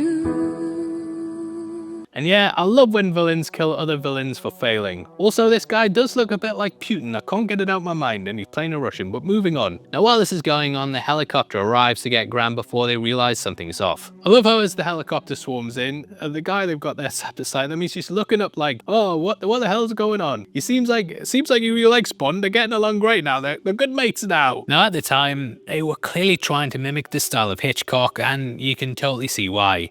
North by Northwest is an absolute classic, and it's up there as one of the best spy films ever. If you haven't seen it and have wondered what it would have been like with him in the director's chair, then definitely go check it out. It's also widely known that Hitchcock was initially who Fleming was after for Thunderball. Fleming sent the message to Eric Ambler in 1959 asking if his friend Hitchcock was interested in directing. Due to making Psycho at the time, unfortunately he was unable to commit. We'll talk more about the rights with Thunderball when we get to the breakdown, but that was initially poised to be the first film. Still though, Russia feels like the sort of thing we would have got. North by Northwest has a highly iconic scene, which Russia, let's say, homaged. That's said to have been a tribute to the film, though people have said over the years that they just out and out stole it. As we'll see though, Bond wears his influences on his sleeve, and either way, it's tipping its hat to one of the most memorable scenes in film history. When I was younger, I used to get confused with the two films, and the chopper swooping down and barely missing the suited figure kinda blurred together in my mind. Still though, it's a brilliant action scene, and I actually prefer it to Northwest. There it just flies too low and ends up crashing, whereas Bond's an active character that takes it down. Let me know below if you disagree, because I know that's controversial, but Roger Thornhill kinda felt like he got lucky in surviving. Now I'm probably gonna get cancelled for saying that, but I am an idiot, and to be fair, I've had worse opinions than that, probably in this video as well. There's quite a funny story in the James Bond archives about how the producers told the crew they got permission to go to a local airport and take some of the damaged parts. When they started to load it though, they were swarmed by about 40 men, all pointing guns at them. They had no idea who they were, and Saltzman's paperwork hadn't come in yet to let the airport know they were coming. So they were marched to the commander, where they had to explain it. He said that if it had been anyone else, they would have gone to jail, but he let them continue taking the parts. There were other brushes with death as well, and this happened when they went to scout the boat scenes. When flying overhead, the helicopter took a dive into the water and nearly drowned those on board. The bubble on the helicopter kept a bit of oxygen for them, but the crew had to dive in and pull them out. This included Terence Young, who almost died. When the pilot got to shore, he apparently just walked off and was never seen again. Didn't go back to work. As for Young though, he just kept on shooting and acted like nothing had happened. The book goes over how he was a tank officer during the war and was just used to getting on with stuff. Anyway, the boat scene's a new addition to the story that kind of adds a final action scene to the film. I love how they just push the guy into the water and hey, hope you can swim, mate. Fuck off! It also had Walter Gotell performing his own stunts, which he said he was particularly proud of. The explosion is crazy though, and a couple of actors burned themselves filming it. Like you can see one guy whose hand's clearly on fire. Though it's one of them things you think they'd only get one chance at doing, they actually had to do it twice. The first time they went to shoot it, the cameras were just rolling, so it was a big rush to get enough gasoline to do it the next day. It kind of shows where Bond's skill is though, as he's able to use a flare gun to kill them all at once, and yeah, great final action scene. Now that then takes us to the hotel. In the book, Bond goes to the room, but he only sees an old woman knitting. Sitting down and denying she's Kleb, she then protests and presses a button to call for security. Bond looks at the wire that runs from the controller though, and he realizes it's tied to his chair. This is actually booby-trapped, and he leaps out of it before it goes off. Originally, Titania was gonna die in this moment and sacrifice herself to save Bond. She'd dive in the way of her kick, but they just couldn't get it to work in a meaningful way. Mainly because Claire is like 5 foot tall, and then Tanya's got to dive on her leg. Bond would then fight her, but they didn't know how to transition from the chair bit to him actually killing her. Luckily though, Richard Maybaum was on set, and he suggested that Titania grab the gun and shoot her as she's held against the wall. Going back and forth between Bond and Kleb, this is her choosing where her loyalties lie. Is it to the state, or is it to her heart? In the end, she makes her decision and chooses a new life. In jail! You spy! Arrest that woman! Maybaum said though, sometimes it helps to have a writer on set, and yet it's difficult to imagine the scene ending any other way. Now, where the movie heavily differs from the book is that Bond seemingly dies at the end. In it, he faces off against Kleb just like the movie. However, she tries to attack him with poison knitting needles. Managing to hold her back until Mathis and his squad arrive, they end up taking her into custody. However, on the way out, she pops the shoe and jabs Bond in the leg. Saying he feels funny, he ends up collapsing, and that ends the book. Like, not even kidding. I remember first time reading it and getting to the last page and feeling like, is there a bit extra this or something? Did they not print it? As I was getting to it, I could tell we were running out of pages, and then I read Mathis saying to Bond they'd get him rested up and go and get him a girl. He said, "I shan't need a girl, Renee. I've already got the loveliest." Bond pivoted slowly on his heel and crashed headlong into the wine-red floor. That's it. There's nothing after that. So that's the end. It's over! Like, I can't imagine reading that and then having to wait until the next book was written. Fleming was even said to have written this to end the character, as he was sick of writing Bond. However, the book was really well received, and I think it gave him a second wind. He'd then go on to write Dr. No, which is also another brilliant book. Now, in rereading the work, I actually paid close attention to the opening purely because of the ending. The first line of it, which talks about Grant, says, "The naked man who laid splayed out on his face beside the swimming pool might have been dead." So I think back then, that might have been dead, might have filled people with hopes on a reread. Dutch Bond fan had also pointed out that Fleming had written letters to Boothroyd mentioning a subsequent novel, so yeah, maybe he just left things up in the air to see how he felt at the end of it. As for the movie though, we build off the back of Dr. No and have the pair sailing away while getting it on the boat. Bond also chucks away the tape, and we finally get our first James Bond will return, announcing that Goldfinger will be the next movie. That teases where we're gonna go next. As for this movie though, we had a revisit to it down the line, and I spoke to James Bond expert Calvin Dyson about the PS2 game. We're here with Calvin Dyson, James Bond expert. He's been playing From Russia With Love recently. I haven't played it since it first came out on the PS2, so I thought I'd get him in as a bit of a refresher. But he brought some interesting trivia that I didn't know. Yeah, that we were very close originally to having, instead of From Russia With Love with Sean Connery, we were going to have The Spy Who Loved Me with Roger Moore. And that game was being prepared and planned, and then EA Games put out the feelers to Sean Connery to see if they could potentially get him back, and he was very interested in coming back so long as it was an adaptation of his own personal favorite Bond film that he made, From Russia With Love. I didn't actually realize he chose the game. I always thought it was kind of they made it, because it kind of feels a bit like a greatest hits, and it's very strange playing it when you've got the Big Ben section opening it and Natasha Bedingfield, and then you're driving around the DB5, and it's kind of like, I kind of remember this being in from a Sean Connery movie at some point. Not the Big Ben stuff, but yeah. So what else and other input did they have towards that? I can only imagine the fear they must have felt at EA when it was like, oh crap, we need to turn that film into a video game, which is probably the least like video game friendly of Sean Connery's Bond films. There is no big villain base exploding at the end. The action sequences that are on a larger scale are really just the shootout at the camp and then a bit of speedboat action at the end. But otherwise, the action highlights of the film are all very kind of like closely contained, like the fight with Red Grant on the train, for instance. So they kind of work around that by, exactly as you say, making From Russia With Love a greatest hits of 60s Connery Bond. So you have things like the DB5, which wasn't introduced until Goldfinger, but it's here, and there are multiple levels where you drive that around. You have gadgets. So, I mean, this isn't even a tribute to Connery's Bond, but they have a laser watch, which is... Actually, no, I tell a lie. Sean Connery's Bond did use a laser watch in Never Say Never Again, but that's a whole other thing. I hope we're going to have some gratuitous sex and violence. I certainly hope so, too. They've got a Q-copter. The jetpack from Thunderball is here. There's a big volcano base, like from You Only Live Twice. So exactly as you say, it did become a sort of greatest hits 60s Bond, and the story would go off on tangents. I think what sums up the differences for me, thinking back to it now, is you have a scene in the movie where Kerem and his son escorting Bond from the airport, and they're being followed by the Bulgarians, and it's kind of like, they follow us, we follow them. It's a sort of understanding we have. It's very friendly. Whereas from what I remember of the game, they don't like, that line doesn't exist.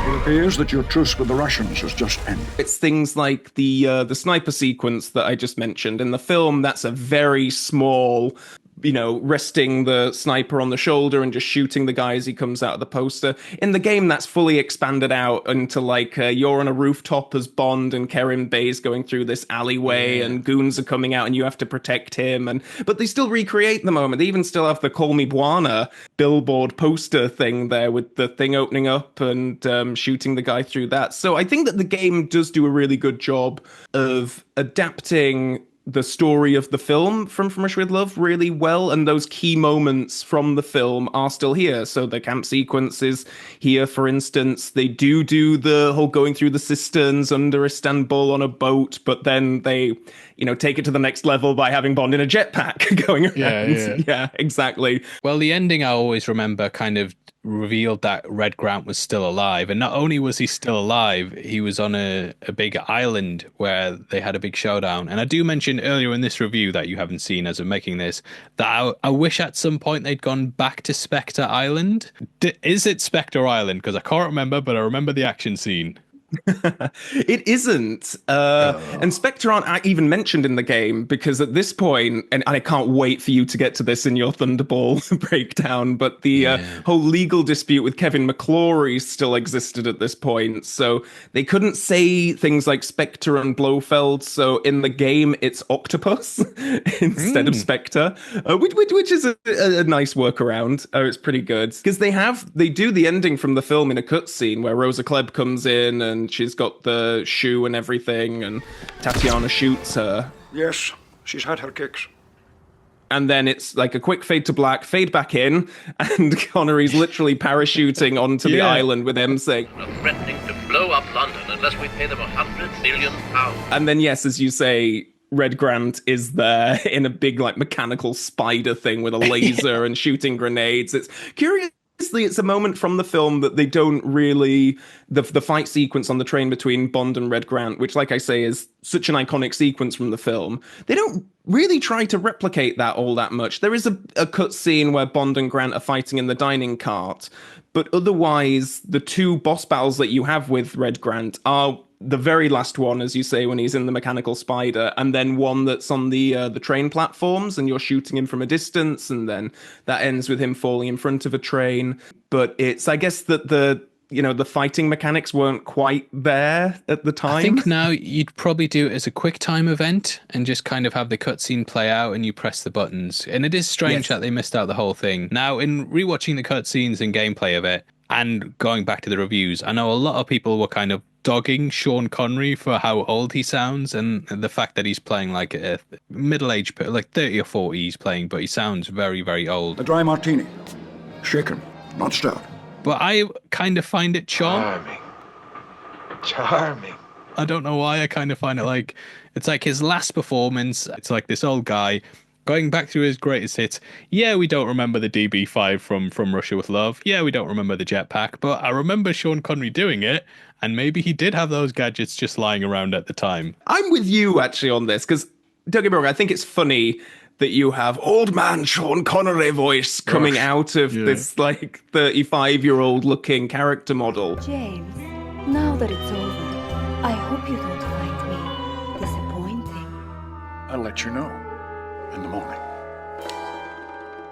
But if they were going to do this, I would have not liked it if they would have just gotten a sound alike or something like that. The fact that they could get Sean Connery back, and as you say, it's like, it's certainly his final performance as James Bond, and it is a proper performance as James Bond, and it's, of all of the Bond games, this is kind of the one that I kind of would most want preserved for future generations in that respect, because it is Sean Connery back as James Bond, and that doesn't really happen. We didn't get Roger Moore coming back to the part, for instance, so I don't think we'll get, any of the others, really. It's quite an unusual thing that happened. And it's nice just seeing him kind of return to that, embrace a legacy, because I know sometimes when Bond actors leave the part, there's sort of that feeling around it, like they feel a bit bitter about it. At the end of Spectre, I was a bit down on everything, and I thought that was it, and I thought I was just...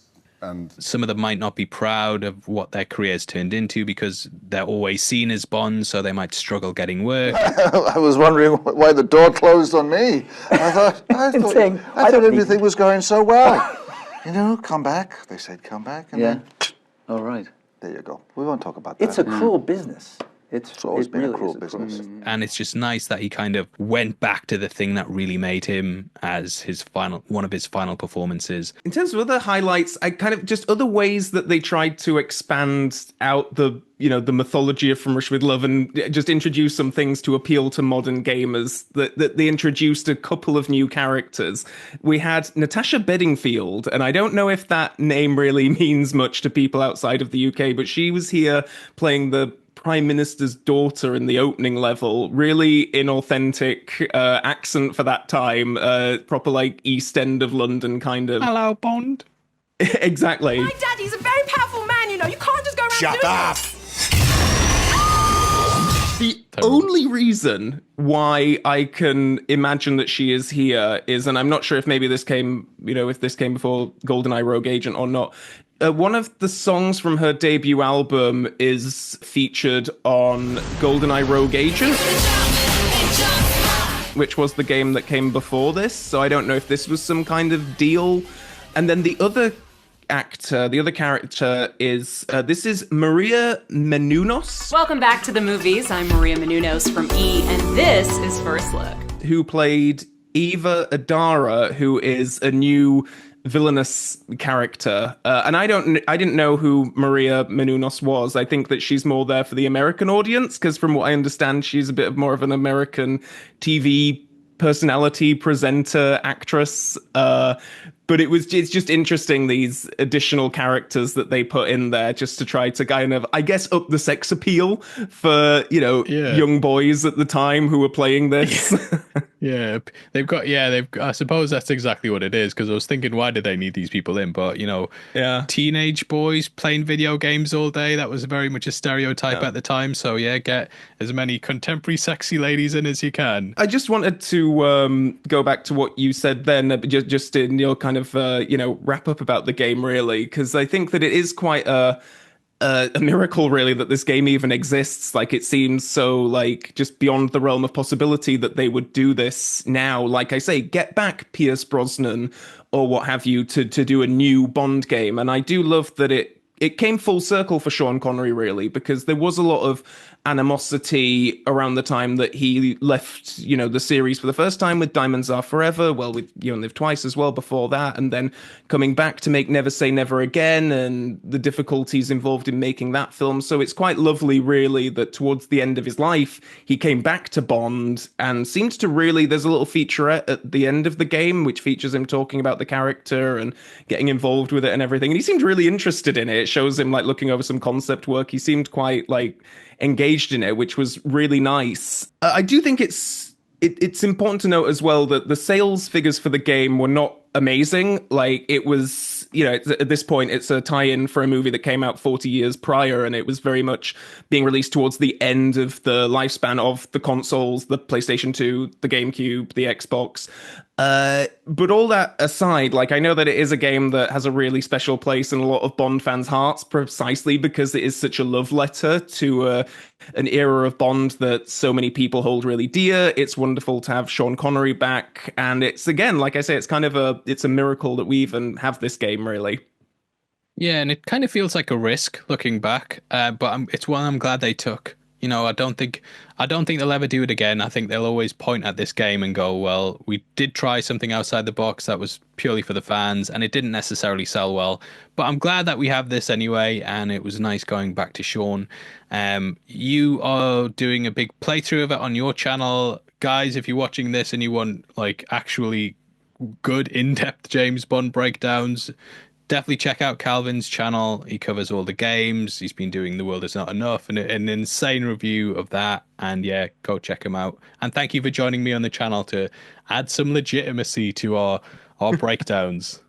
It's a pleasure. Anytime, Paul, honestly. Anyway, that wraps up the movie, and throughout his entire career, Connery called this his favourite Bond. I definitely see the appeal too, and this movie kind of felt like the 1-2 punch that followed after Dr. No. Looking back, it's insane to think they managed to knock this out in a year, especially with how long films take to make these days. They were in full steam ahead though, and brought us what's one of the best low-key spy films ever made. It really feels like there's a world we don't know about when watching this, with the movie slowly unmasking what really happens with spies. I love the subtle and nuanced plot and how scaled back everything is. This isn't trying to destroy the world or carrying out an over-the-top evil scheme. It's all pretty basic. They just want to embarrass the Secret Service and offer a communication device which Bond has to steal. On the surface, it sounds pretty lax, but where things are elevated is in the fact there's death around every corner. Just a man holding a gun to Bond on a train is extremely tense and probably even more gripping than some of the big spectacle action scenes we'd later get to see. Connery carries the movie and he slides into it like a tailor-made suit. Whereas the prior film was him finding his feet, here he's gained his confidence and knows what he's doing. All the nerves from the first film have disappeared as he knows the audience loves him. So he exudes even more charm and charisma, and the movie levels up everything. So when it comes to the ranking, this sits at a comfortable first place with Dr. No sitting in second. And next month, we are going back to what's probably the most famous film in the franchise. Having rewatched it recently, it's what I describe as the perfect Bond film. It sets the standard across the board, and so many movies would live in its shadow. It made an iconic theme song, villain, henchman, car, girl, and I can't wait to talk about it. So hopefully I see you over there, and make sure you subscribe so you don't miss it. So Goldfinger begins with an amazing pre-title sequence.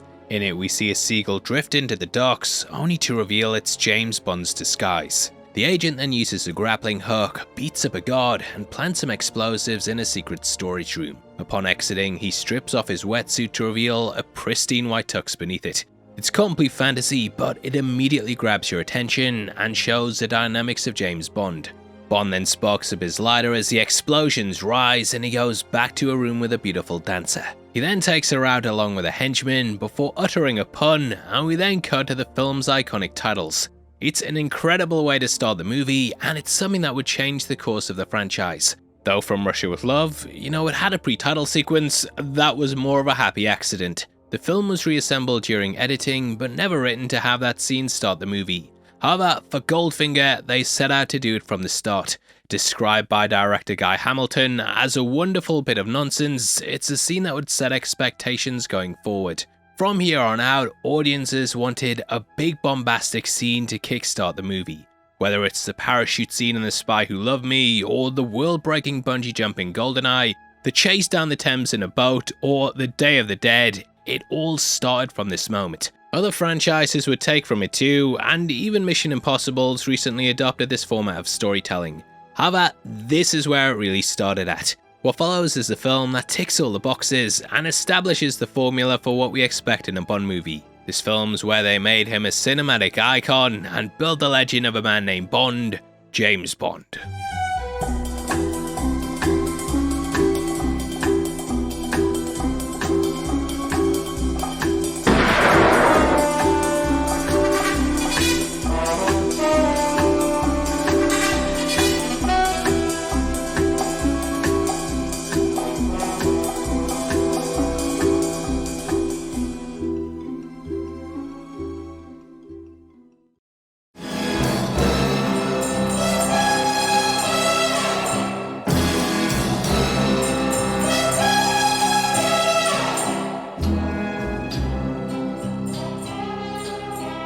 Welcome to the Heavy Spoilers Show. I'm your host Paul, and in this video we're breaking down Goldfinger. Goldfinger,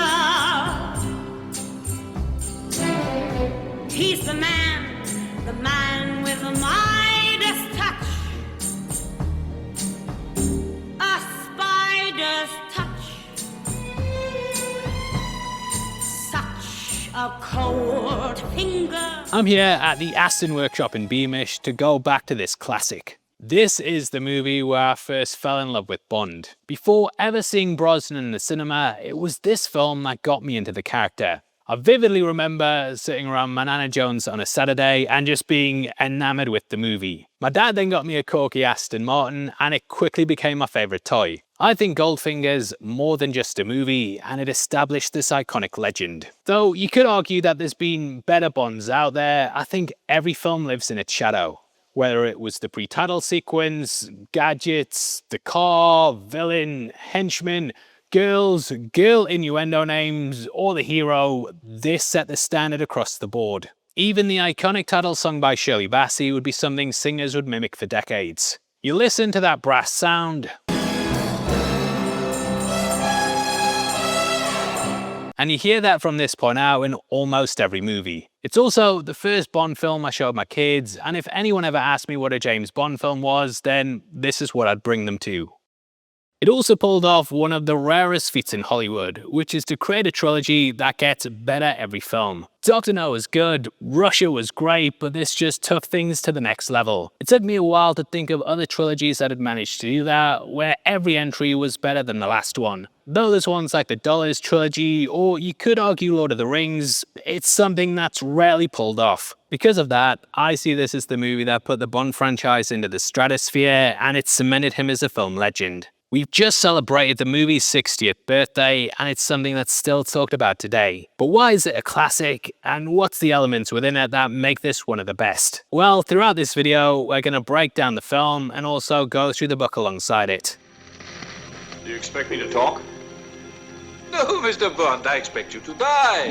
Now, the book was written in 1958 with Ian Fleming penning it at GoldenEye Jamaica. Initially titling it The Richest Man in the World, the idea of greed was central to the plot. Here, Fleming made the infamous villain Goldfinger, who in the books, basically the banker of Smersh. Obviously, this was changed to Spectre in the film, so the producers could avoid any problems with politics. However, real-world problems arose with the villain. Architect Ernest Goldfinger, he heard his name was being used and then threatened to sue. Unfortunately for Fleming, the book had already been printed, though it hadn't hit store shelves. So Fleming said if things went further, he'd update the name and then reprint the book. This would have the villain renamed as Golden Prick, with a note at the start explaining why they changed it, which is absolutely hilarious. With this, the matter was then settled out of court, and they agreed to use Auric as the name as much as possible. I think Goldfinger works brilliantly as a name though, and it plays on how he's the man with the Midas touch. It's basically like if J.K. Rowling named a character who loves gold. As always though, the author pulled things from real life, which included the plot. During the war, Fleming served under Spy Master Sir William Stevenson. Stevenson apparently planned at one point to steal $3 billion in gold from a French colony, though he never carried it out. Due to the recent declassification of documents, we also know Fleming may have looked at our own country's operations. There was actually a German spy in World War I who tried to blow up the Bank of England, which would have destroyed the British economy. The work is basically a straightforward bank robbery though, but this was heavily criticised at the time. So instead, they altered the plan for the movie and had the villain irradiate the gold. Even with that plot, the book immediately topped the bestseller list, and the work was extremely well received. Fleming stated he found this the easiest Bond book to write and thought it might even be the last full one he'd pen. This was then followed by a collection of short stories which are published in For Your Eyes Only. Fleming did go on to make other full-length novels, but he definitely feels like he'd made his best work here. Now when it came to the films, they were floating around several ideas around the time of From Russia with Love. Writer Richard Maybaum did some drafts on Her Majesty's Secret Service, but this ended up falling apart. Thunderball was also a complete non-starter, as the case for the rights was starting to mount up. According to IMDb trivia though, they left a note of this in M's office, which we'll talk more about in just a bit. However, because of this, Goldfinger was chosen with its budget being $3 million.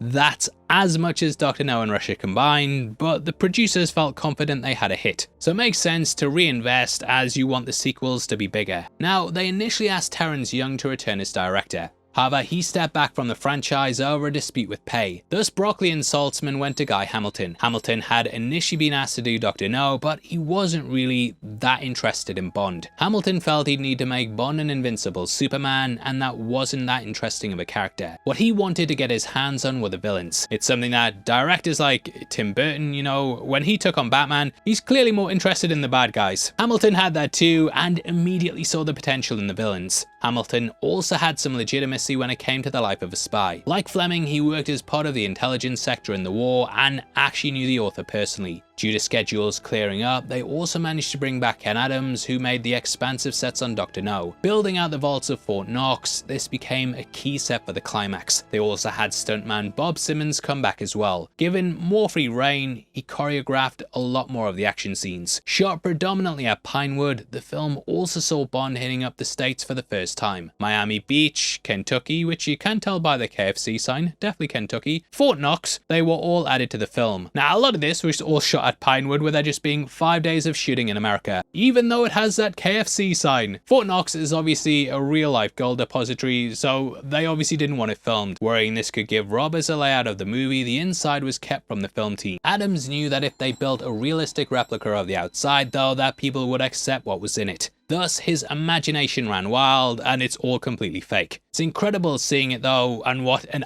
outstanding set. What do you mean I've spent a year planning to rob it and it doesn't look like that? They even later got a letter from the real Fort Knox team complimenting them on their creative license with it. It's that good.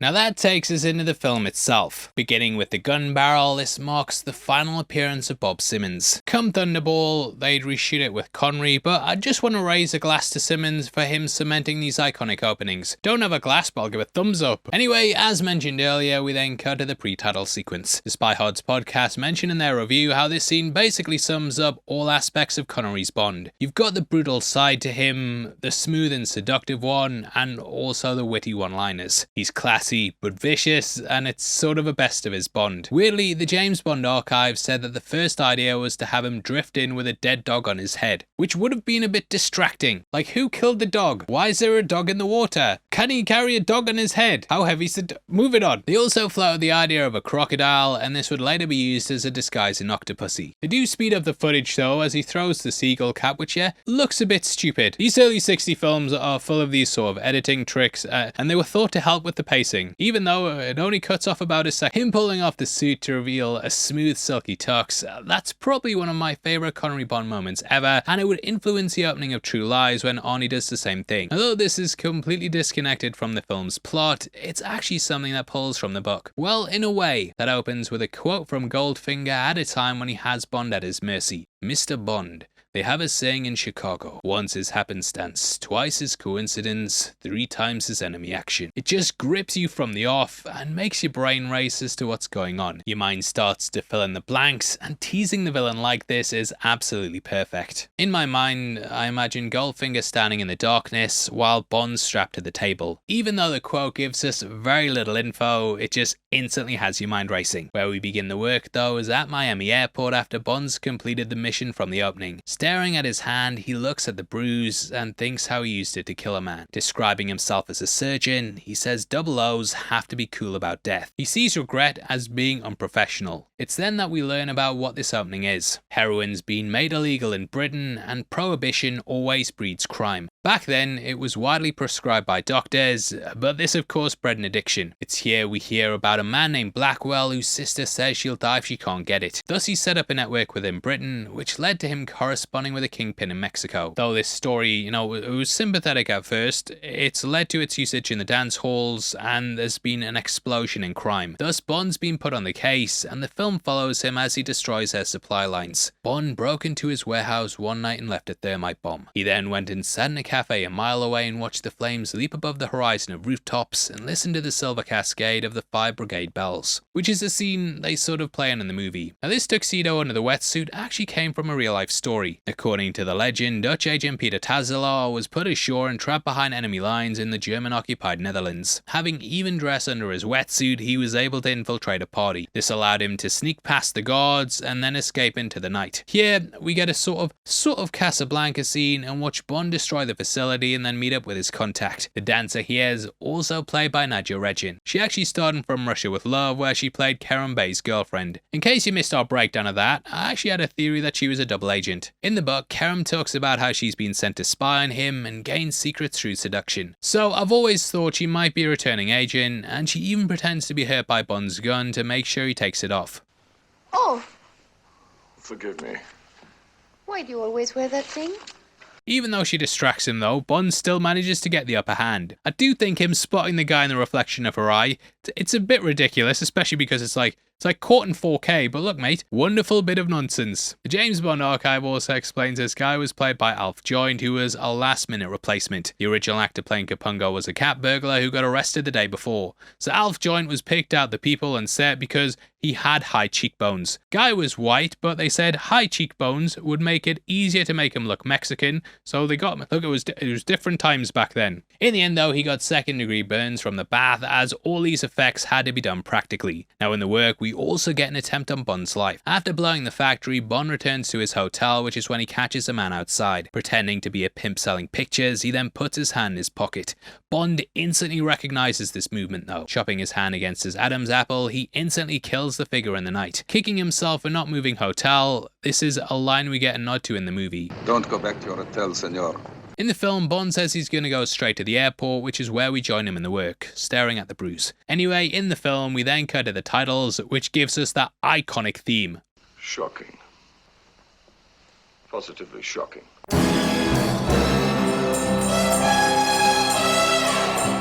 Now this is where they really created the sound for Bond. This was the first Bond song to crack the Billboard Top 10, and this album was #1 for 3 weeks. It's one of those songs that I've heard over and over and over, and that was to the point of even being sick of it. However, I had some distance, and yeah, coming back to it, I can enjoy it for what it is. Bassy completely kills it with the vocals, and even in live performances, she knocks it out the park.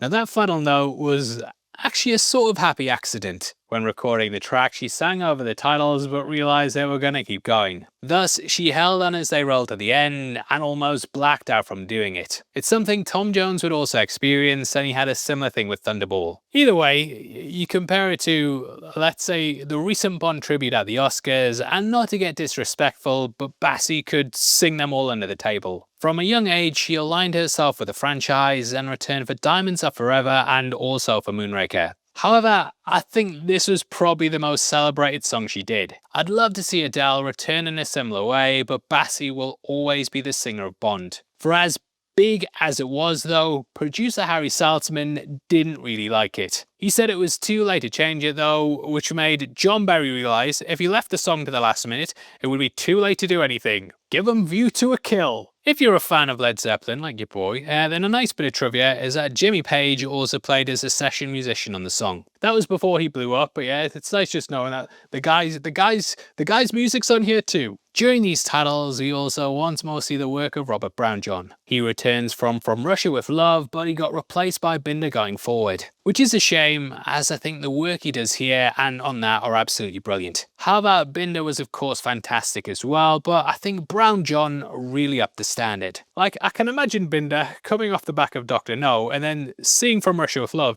and then seeing this, and then thinking he might be out the job. Watch out, OB, looks like Someone's coming for your job, that's right. I'm a-coming.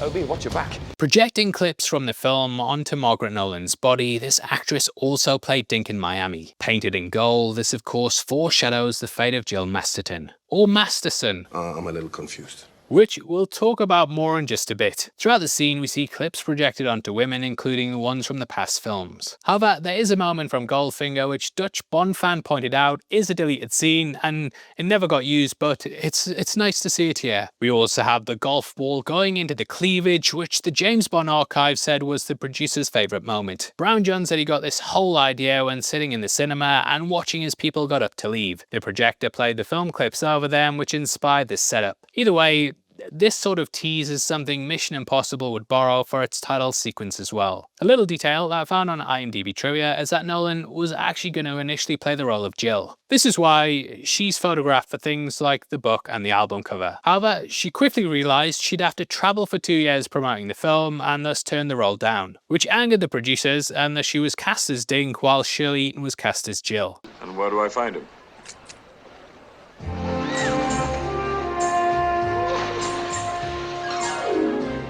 Now it's from here we cut to Miami.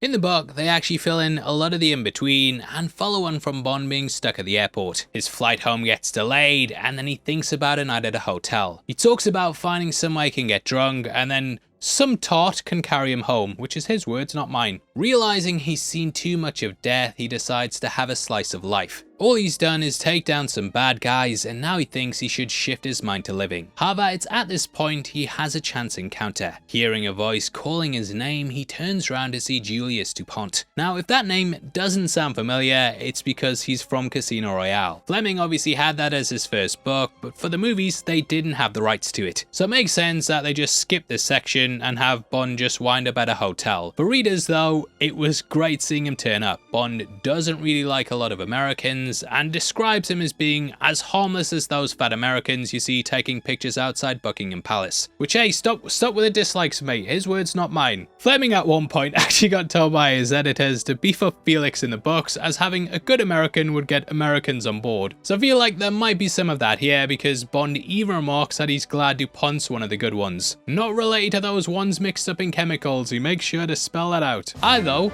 love all Americans, especially you. Now DuPont rattles off that he was at the table in France 51, and he recounts how Bond beat Le Chiffre. He says he suspected he was a spy, and though Bond says he used to be, he tells him there's no money information after the war. So since then, he's been in Universal Exports, which is the cover Bond's used since forever. Anyway, DuPont and Bond spend the night away and stay in a lavish hotel at Bill's on the beach. Describing the room as white and pink, Fleming really brings the travel aspects to life. Over stone crabs with butter and pink champagne, Bond says it's simply the best meal he's had in his life. Back in the 50s and 60s, people didn't have the meals and ability to travel like we do today. So one of the big selling points of stories like this was the escapism that people felt while reading it. Fleming described the crab as being the sweetest shellfish he'd ever tasted, and that it set off perfectly against the dry toast. The champagne has a sweet scent of strawberries, and it cleanses the palate for the next bit of crab. It really makes you just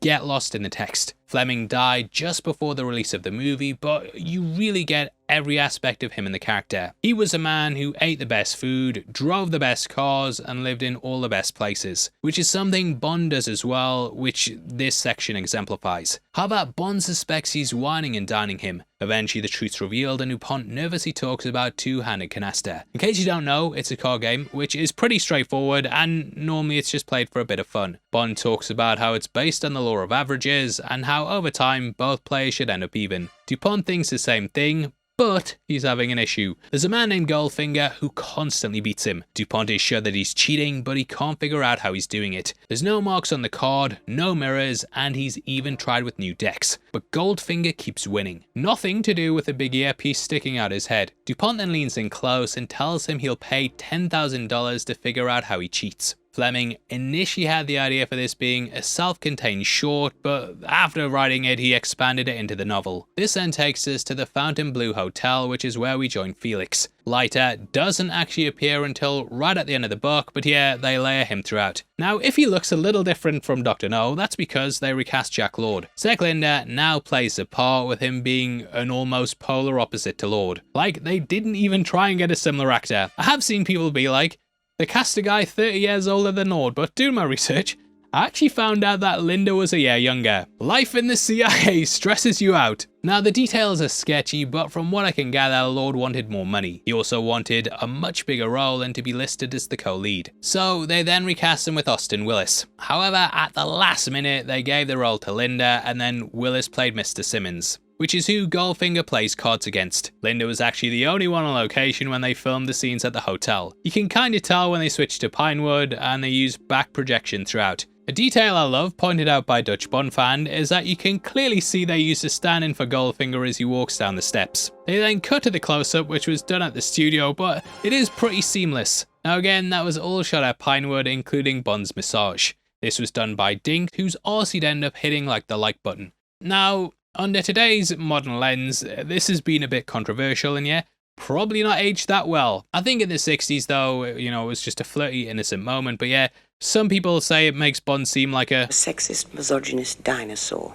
Now, Goldfinger is easily one of the most iconic Bond villains ever. Whereas I don't feel like Blofeld survived Dr. Evil, I feel like Goldmember wasn't enough to take him down. Whereas it's impossible to look at You Only Live Twice without thinking of Evil, I can see Finger without seeing Member. Whew, probably worded that badly, but you know what I mean. Now, it might sound sacrilege to say that, especially when Blofeld's Bond's main villain, but I think that's a testament to how they crafted this villain. Though he's dubbed, Gert Frobe's mannerisms really sell him as an evil and maniacal character. In the book, he kinda builds off of Hugo Drax, who was the main villain of the third book, Moonraker. We will go more in depth on that when we get to the movie, but like Auric, he was also a multimillionaire. What gained MI6's attention was that M caught him cheating at cards. He wondered why he would do this, as it was was something that would ruin his reputation. This is then something that Fleming kind of built upon with Goldfinger. I would say that though Goldfinger's an excellent book, it's one of the rare occasions where the movie does it better. That's done a lot by Frobe, who absolutely nails it in every scene.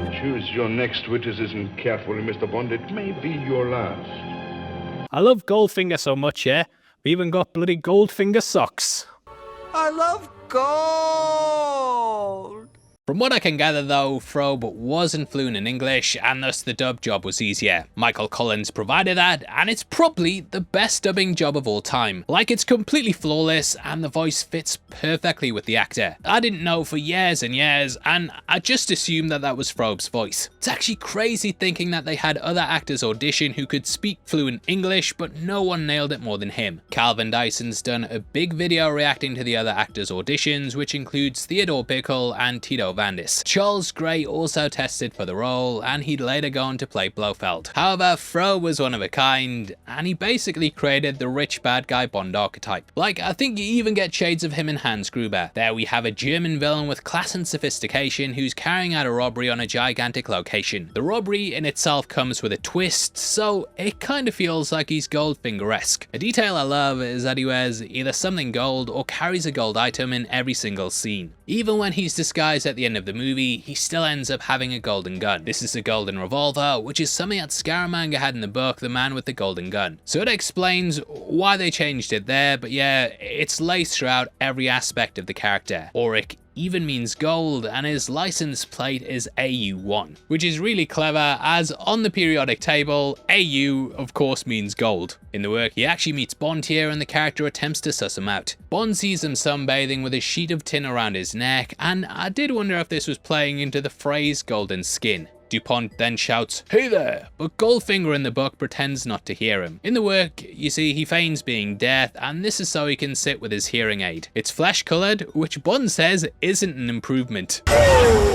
Goldfinger also claims to have agoraphobia, which is a fear of open spaces, so he has to sit facing the hotel. In the movie, he just says he's working on his suntan, which keeps things a little less complicated. Goldfinger then asks Bond if he likes golf, and they talk about having a game. So it sets up what's to come at Stokes Pogues. Bond takes an instant dislike to him though, and Fleming describes him pretty brutally. When Goldfinger had stood up, the first thing that had struck Bond was that everything was out of proportion. Goldfinger was short, not more than 5 feet tall, and on top of the thick body and blunt peasant legs was set almost directly into the shoulders, a huge and it seemed exactly round head. It was as if Goldfinger had been put together with bits of other people's bodies. Nothing seemed to belong. Perhaps Bond thought it was to conceal his ugliness. Bond then watches the game and sees Goldfinger skillfully dismantle his opponent. In the movie, they don't really capture how masterful he is, and Simmons just seems kind of stupid. However, Bond realizes he's dealing with someone very dangerous. Realizing he's got a watcher in the hotel, he then journeys inside. In the movie, I just love how slick he is, and he grabs the room key off one of the maids. Not gonna report this, are you? In the book, it's more of a realistic take, and Bond never rushes in anywhere. So instead, he actually goes to his own room. Figuring out the layout, he practices entering the Watcher's room, drawing his gun, and then preparing for conflict. It's very similar to the motel scene in No Country for Old Men, where Sugar practices his shootout in the motel. He surveils the room, looks for hiding spots, and then enacts the plan where he kills the other team. It's akin to that here, but there comes a surprise when he enters and finds a woman. The work describes her as being laid out in black underwear, which is how we come across Jill. Later on, Bond comes across her sister wearing black, lying down, and yeah, it's a nice way to kind of play into how similar the two characters are. Catching her lying on cushions with binoculars, the work says she's doing her nails and looks rather bored. Her sister Tilly's later looking through a scope, so having binoculars here, you know, it's sort of like poetry, they rhyme. Either way though, Bond coming in adds this element of danger. Who are you? Bond. James Bond. Whoop-de-doo! Which gives us our first name drop, and that also comes full circle with his sister later on. Bond seducing a woman in Goldfinger's employ to destroy his plans is also something he does with pussy. Galore, and it shows how good he is at handling pussy. Galore. With Jill though, the book tells us about their relationship. Paid £100 a week, she's something pretty he can have on his arm. However, there's nothing sexual there. Instead, Goldfinger's fascinated with gold. I love gold! Described as a sort of mania, he'll do anything for money. He cheats at golf, wants to rob a bank, and the work says he's already the richest man in Britain. So why does he do it? He likes to win. Well, but beyond that, I think it's all about control. Goldfinger wants to control the card and golf games, so he has to cheat. Everything is about control. Even after we get the hat throwing scene, the conversation goes, But what does the club secretary have to say? Oh, nothing, Mr. Bond. I own the club. So even the place they're playing at is something he controls. The factory in Switzerland, the base in America, it's all under him. Even having Bond strapped to a table, that's him exerting dominance and control. The only reason Bond even survives is because Goldfinger decides against killing him. Now, because of this, I have seen people say that Bond's useless in his own film. A lot of the critiques are that Bond gets captured and doesn't even disarm the bomb at the end. Hell, Goldfinger's the one who shoots out the plane, so I can see why people would think that. It gets put up there next to Raiders of the Lost Ark, where the outcome's the same whether Indy's there or not. You know, they find the Lost Ark, open it and die whether Jones gets involved. That's also something that gets levied at this due to how long Bond's captive. However, I disagree. Bond messes with his operations, and he's the one who makes Pussy betray her boss. She gets the word out, and this has the American forces stop him. Bond also takes out Oddjob, who probably would have stopped the army from getting to the bomb in time. So I don't think he's a passenger, and he messes with his plans along the way. That's seen in the gambling here, and in both the book and movie, he speaks directly to the character. Now hear this, Goldfinger.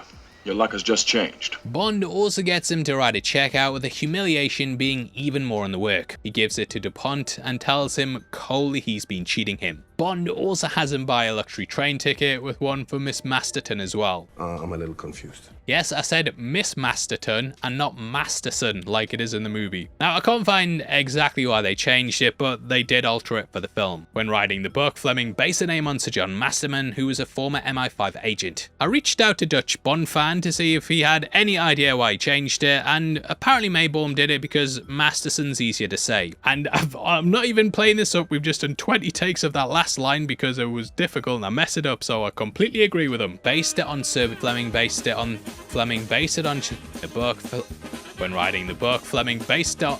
Fucking hell, why can't I get this? If that's not the reason though, drop it below, because we'd love to know. Now Bond spends a train journey with her in the work, and they sort of relive the one from Russia with Love. Upon returning home, he works at the office and settles back into the day-to-day. From what he heard of Jill, Goldfinger expected her back at work the week after, and everything was okay. So things settle down, and Bond kind of settles back into the mundane. There's a bit where he talks about how the new girl brought him a cup of tea, but he scoffed and said it was the downfall of the British Empire. You know, jeez, that's terrible. We also discover that Bond's been writing a handbook of hand-to-hand combat called Stay Alive. They expand on this with Oddjob later. What they do in the film though greatly surpasses all of that. Jill never leaves the hotel, and we witness Goldfinger's power firsthand. Catching them together, we then get this moment. Girl, there are some things that just aren't done, such as drinking Dom Perignon 53 above a temperature of 38 degrees Fahrenheit. That's as bad as listening to the Beatles without earmuffs. Now, there is a couple of little details there. Back in Dr. No, we got this line. That's a Dom Perignon 55. It would be a pity to break it. I prefer the 53 myself. So it's a nice little callback to the air he prefers. As for the Beatles line, their members have been connected to the franchise quite a bit. Paul McCartney sang the theme of Live and Let Die, and Ringo Starr's wife Barbara Bach was in The Spy Who Loved Me. Does make sense though that a middle-aged guy like Bond wouldn't really be up on the music that the kids were listening to. I'm hip. I need help! The ambulance is on its way. Either way, Oddjob enters and knocks out Bond, which is when he awakens to find Jill dead. Covered from head to toe in gold paint, it's probably the film's most iconic moment. I love the way Oddjob's silhouette lines up with the wall, and they even base the folio cover on this moment. Now, that's strange because this scene itself doesn't come from the book. Well, it gets mentioned, but it doesn't play out like how it happens here. Later on, when Bond's with Tilly, we find out what really went down. It turns out that Jill rang her from the hospital dying, and that her skin was literally suffocating her. We discover that Goldfinger hypnotizes women and then has them painted gold. Gold! He does this so, in the book they say, he can marry the gold. It's the only way he can be physical with it, and he does it to women around the world. In most cases he sprays them down and pays them for their silence, but with Jill he kept her captive. Jill then gave her sister a ring to give to Bond if they ever met again. But yeah, I think it's better keeping it simple for the film. Fleming actually took this idea from the movie Bedlam though, but the truth is, in real life it's a little different. Skinsification has been debunked a number of times over a number of years. Humans don't breathe through their skin, and thus it's not something you can die from. However, legends have carried it, including the myth that Shirley Eaton died on set. I think it's like the tarantula scene in Doctor No though, where you just go with it. It would influence lots of things down the line though, and we'd of course get an homage during Quantum of Solace. Their strawberry fields was covered in oil, with it also being poured into her mouth, which you can die from. Yeah, that makes sense. Also, strawberry fields? Beatles reference, we love the Beatles! Now, during the scene, Connery also apparently suffered a back injury that greatly impeded him. As compensation, he said he wanted 5% of all the film's grosses going forward that he starred in. Pay was obviously a big thing at the time, and that there has been the suspicion that he might not have been that hurt and he just kind of used it to negotiate. But we'll save that conspiracy for another day. Anyway, Bond, you better get dressed. Now, if you'd like to dress like Bond, then check out our partners at Anthony Sinclair. They are the original Bond tailors, and Sean Connery actually wore their suits during all of his appearances as 007. They've now built out a 6 decades of Bond collection that allows you to buy his iconic suits from the movies. Throughout this video, I've been wearing the 2-piece dark navy suit and also this brown barleycorn tweed jacket and cavalry twilled trousers. The first is when Bond meets the DB5 for the first time at Q Labs, and the second's taken from the iconic Switzerland chase. This is from when Bond was out of the office, and it's one of the most famous scenes of all time. I've always wanted to wear this, and thanks to Anthony Sinclair, you can as well. If you want to treat yourself to one of the looks, then check out our affiliate link below the video. All the suits are made to measure, meaning they'll make you look the best you ever have. Just click that link and tell them Kevin's Spoilers sent you, and huge thank you to Anthony Sinclair for all their support. Thanks. Anyway, at this point, Bond goes to MI6 to meet M. We get the franchise staple of a scene with M and then Moneypenny. It's always great seeing them back and setting the stage before Bond leaves for the mission. I love the flirting back and forth between the pair though, and she controls the conversation by throwing the hat back on the rack. Moneypenny, won't you ever believe me?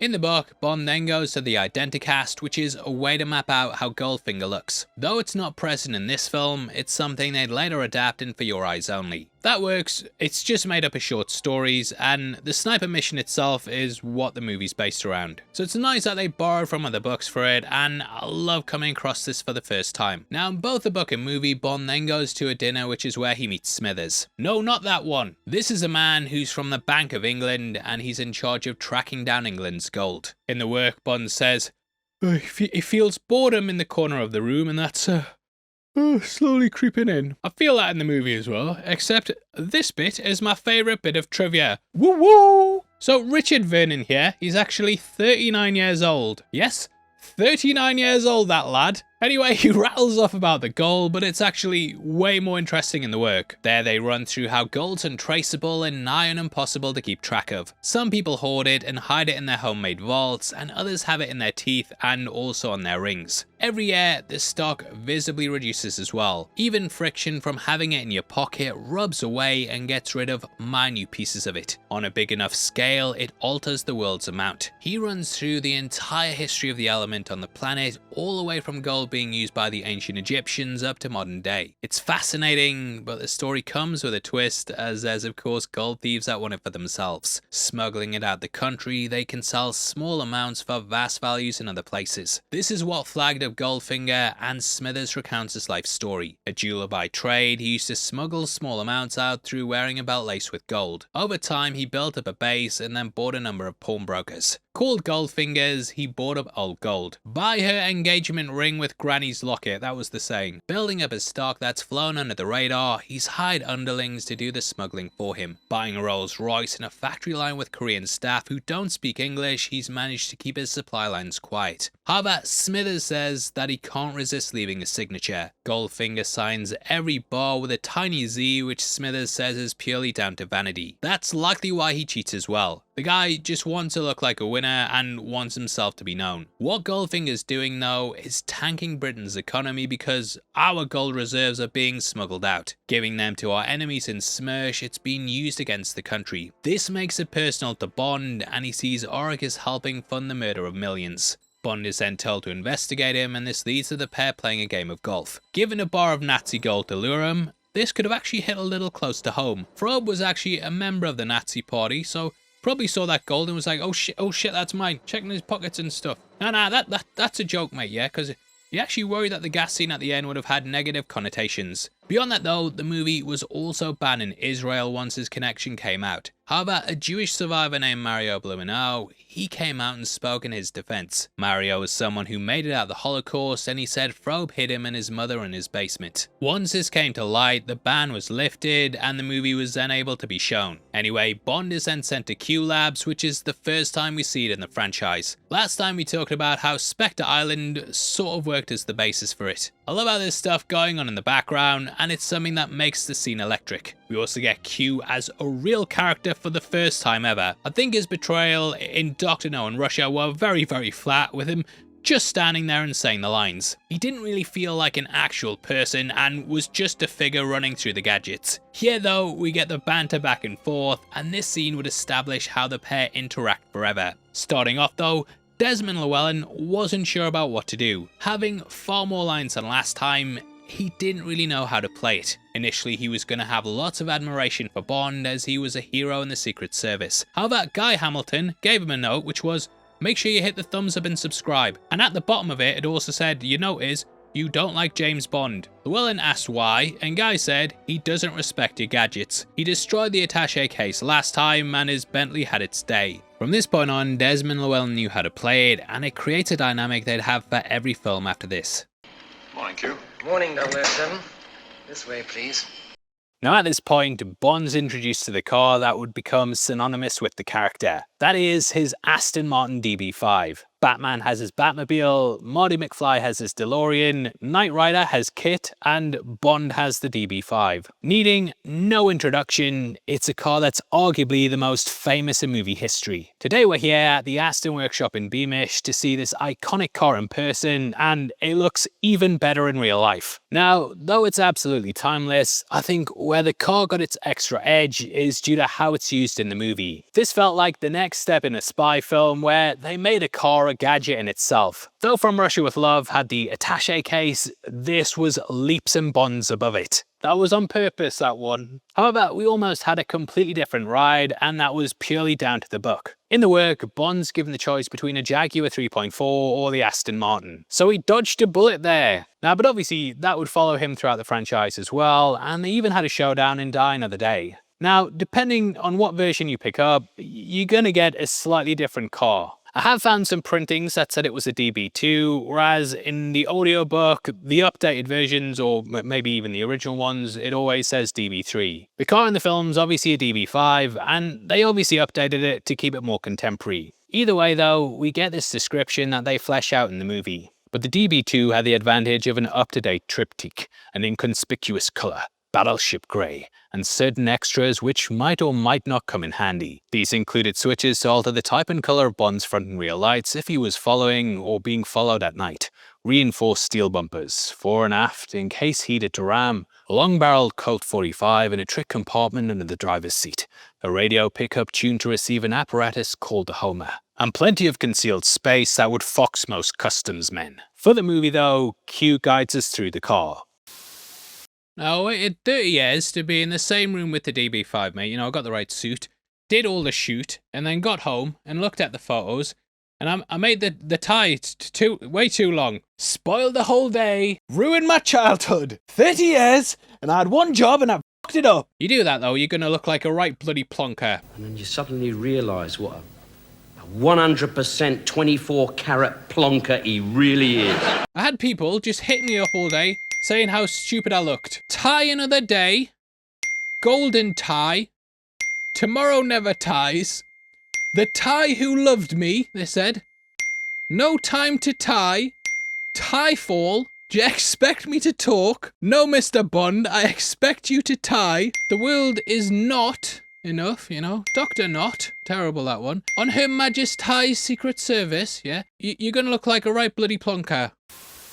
Now, the book Bond Cars, The Definitive History, talks about the ins and outs of the DB5. Though it's difficult to think of this car without thinking of James Bond, that wasn't always the case. Like the book itself, when they were making this, there was the choice between a Jaguar and this. That was an E-Type, which was what production designer Ken Adams owned at the time. It also cost half as much, but Jaguar ended up declining its usage. Which, yet, another great decision by Jaguar. They then went to Aston Martin's David Brown, who was a little bit reluctant. Namely because his name was literally on the car. DB stands for his initials, David Brown, so you can see why he was a little apprehensive. Due to their finances and the fact they were moving all their headquarters, they were a little risk averse. However, with this being the third film, the creative team were desperate for their hero to have a signature ride. Aston Martin had garnered headlines at the Le Mans 59 and had managed to beat out Ferrari. Visiting their headquarters in Feltham, the book says Adams was besotted by the red DB4, which was going to be the prototype for the 5. The book says they were semi-interested, but when Adams said all the gadgets he wanted, they laughed him out the room. It said that Aston Martin at the time were at a turning point after previously being seen as a little stuffy. However, they were getting used to the idea that some of their customer base were now wearing jeans. The book's got a great quote about how Mick Jagger and Paul McCartney both owned one, and thus they decided to keep an open mind. The production team still ended up paying for the car though, and they supplied 2 production prototypes. One was used for the driving scenes, whereas the other was equipped with gadgets. They squeezed every bit out of the car that they could, and even had some ideas they had to cut. Adams wanted to include 2 spotlights that would have concealed flamethrowers, sort of like the dragon from Dr. No. They also toyed with the idea of having nails fire from the taillights, but worried copycats might do it too. However, what they kept is so memorable that you don't even think about what's not included. The tie shredder was inspired by the side chariots in Ben-Hur, and it makes mincemeat of other cars. Hamilton was the one who came up with the idea for the revolving number plates, and this happened because he was frustrated over getting a parking ticket. The big talking point though is of course the ejector seat. Credited to Frank George, it was his idea to put the button in the nub of the gear stick. It proved to be a match made in heaven, and though there was the initial worry, Aston Martin sales went up 50%. After that, Eon never had to pay for one of their cars again. It's difficult to part the two, and even when BMW were supplying the cars for the Brosnan movies, every fan was like, it's not the same. Total it. Give me Aston Martin back. I think this is also down to the fact that a lot of fans, myself included, had this car as a formative part of their childhood. I'll talk about this more with David Zaritsky later on, but Corgi released a die-cast model that went it did numbers. They actually also manufactured a special miniature DB5 for a teenage King Charles and did a 30th anniversary one in 1994, which I had. This is the one I bought for my kids, and yeah, I'm looking forward to them doing breakdowns on the Amazon Bond movies. The car had a massive impact though. According to IMDb trivia, Steven Spielberg bought himself one due to the impact that the movie had on him. The 2 used for the film also had a big legacy too. One of them is owned by a private collector who reportedly paid over $4 million for it in 2010. As for the other one, bit of an interesting story. It was purchased in 1986 for $250,000. However, in 1997, it was stolen from a hangar bay in Boca Raton. Though the keys were with the owner, it still vanished without a trace. It wouldn't be until 2021 where it was located in the Middle East, and it's now valued at $25 million. We also have the Goldfinger Aston Martin DB5 continuation. Recently made, these cars are outfitted with gadget replicas that you can use while driving. Almost thought about getting one, yeah, but they cost 3 million quid. Did you know though, members of the channel get early access to at least 1 video a week before anyone else, and it costs just 99 cents a month. So if all 1.5 million of our subscribers, yeah, did it for just 2 months, I'm just saying, yeah. Nah, but obviously, I'm just joking. I need a lot of you to do it, but yeah, probably gonna have to remortgage the house. Yeah. So if I pay $2,000 a month for the next 900 years, I can get that. Okay, that sounds good, yeah. Yeah, amazing. Yeah, I'll have that, please. I'll have that.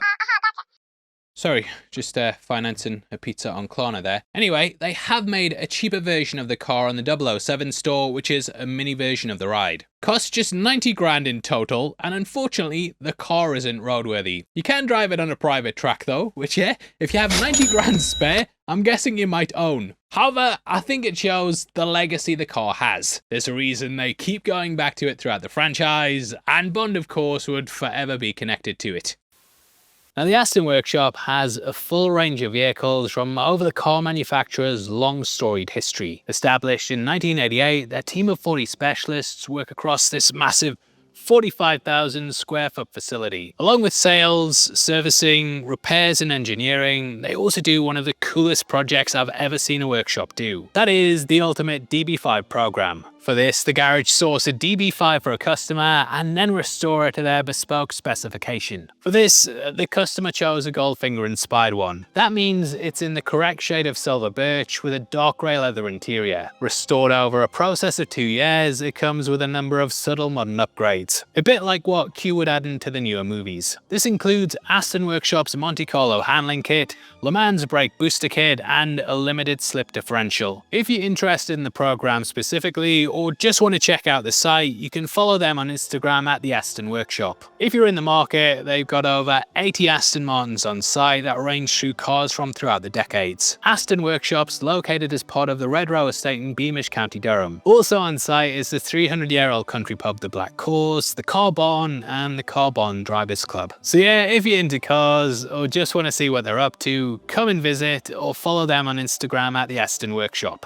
Now, there's nothing more Bondian than having a villain and Bond showdown happening at a country club. In the lead up to this, Bond gets stuck behind a driver and he notices his black bowler hat. Though Odd Job and Bond don't meet at the country club, he later learns that he's been running jobs for Goldfinger. So on a second read, or if you've seen the film, seeing that, it's like, yeah, it's bloody Odd Job that. Bond then overtakes him and it sort of sets the stage for their rivalry throughout the text. As for the golf game, we get some setup in the work. Learning a bit of Bond's backstory, we discover he grew up playing the games there. It's been 20 years since his last game, but it's a nice trip down memory lane. Which is a great little section, as it's rare we ever learn anything about Bond's past. Reconnecting with his old friend Alfred, Bond starts to inquire about Goldfinger. Though he's polite about it, Alfred touches upon how no one likes to play with him. This is clearly because he cheats, but Alfred's too polite to say. Goldfinger then arrives, and Bond constantly mugs him off. He acts like he doesn't know his name and even calls him Goldman at one point, which I wish they kept in the movie. Bond's going under the cover of being an executive though, which is why he chose the car he did in the first place. In the book, they've obviously met before though, so I don't know, it's a bit weird. Like, Bond's just humiliated the guy, but they're acting like they're friends and stuff. I love the way the film plays it though. This set the standard for something that would flow throughout the franchise. From this point on, we'd often get Bond meeting the villain in, let's say, some civil circumstances. Whether it's the golf course, casino, or even a sword fight, the adversaries often meet like this early in the first act. I think it's smart how the film plays it though, and it's better the pair haven't met face to face. Both know each other though, and both are trying to keep up appearances. There's so much subtlety back and forth, and the pair strategically suss each other out, all while pretending to be polite. It's at this point that we then meet Odd Job and get my favourite bit of the score. Yeah, I love that every time he appears. The pair then agree to play, and in the book, Bond gives him a chance to win his money back. It's double or nothing. As he leaves, Alfred says to remember what he told him about the flat swing and to always keep an eye on it. I love this little line in the work, as it's basically a tip-off that Goldfinger's gonna cheat. Now, in the book, Goldfinger's caddy is called Fuchs and he works at the estate. Goldfinger ends up slipping him a fiver to cover up the ball swap and we don't see the character again. So I prefer that they just have Odd Job working as the caddy. As for who's with Bond, we get the character Hawker. It's a shame this is his one appearance as he leaves quite an impression. Guy is like Bond's best mate and just give the lad a job in the franchise. In the book, he's the one who discovers the ball and he puts his bag over it to cover it. I think when Bond's your hero though, you kind of want him to be the one who screws over Goldfinger. So the change makes sense. What they keep the same though is a hell of a lot of the dialogue. Like the strict rules of golf line that's ripped right from the book. Strict rules of golf? Bond watches Goldfinger's strokes and describes them as being like mechanical swings. He figures that Goldfinger's probably paid the best coaches around the world, and this has given him a sort of robotic form. He also says that he probably went to the best tailors and just said, "Dress me for golf." There's no overly long tie or style of its own. In the work, he also asks what happened to Jill. All Goldfinger says is, "She left my employ." Later on, when Bond hears about her death, it's this line that rings through his head. Knowing he murdered her and just describing that as leaving his employ, it's that makes Bond set on revenge. Here though, you obviously can't do that because Bond's already aware that Jill's been killed. Either way, Goldfinger starts cheating early in both the book and film. His agoraphobia also seems to have mysteriously disappeared. Knowing he can't out and out accuse him though, Bond has to up his game. He hits a shot that even Hawker says is the best he's seen in 30 years. If that's his original ball, I'm Arnold Palmer. Like the Call Me Buona poster last time, this is a little nod to the other films by Eon. Palmer had actually shot stuff with Bob Hope for that movie, so his name was included for that. We then get the ball search scene with there being a focus on Slazenger 7. This is Slazenger 7. 7 is a number that repeats throughout Fleming's text, and I can't help but think he picked it because it's also Bond's number. Bond then wins the match, and Goldfinger gives him a warning to not cross his path again. Isn't she? You are a clever, resourceful man, Mr. Bond. Well, thank you. Perhaps too clever. Twice our paths have crossed. Let's leave it at that.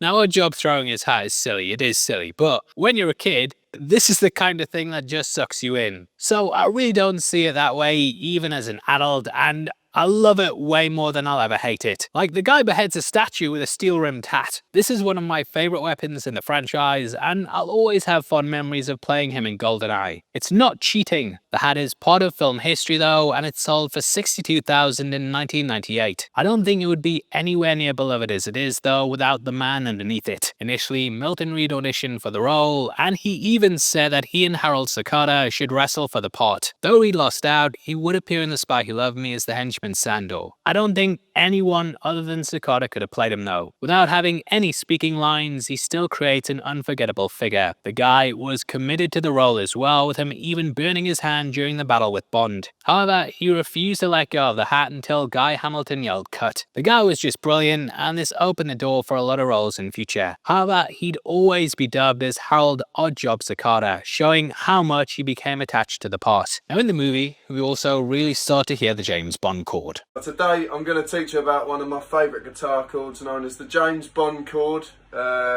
Very famous for being in most, if not all, of the James Bond films.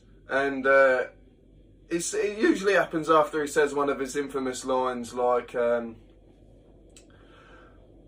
Mr. Goldfinger, yeah, come in.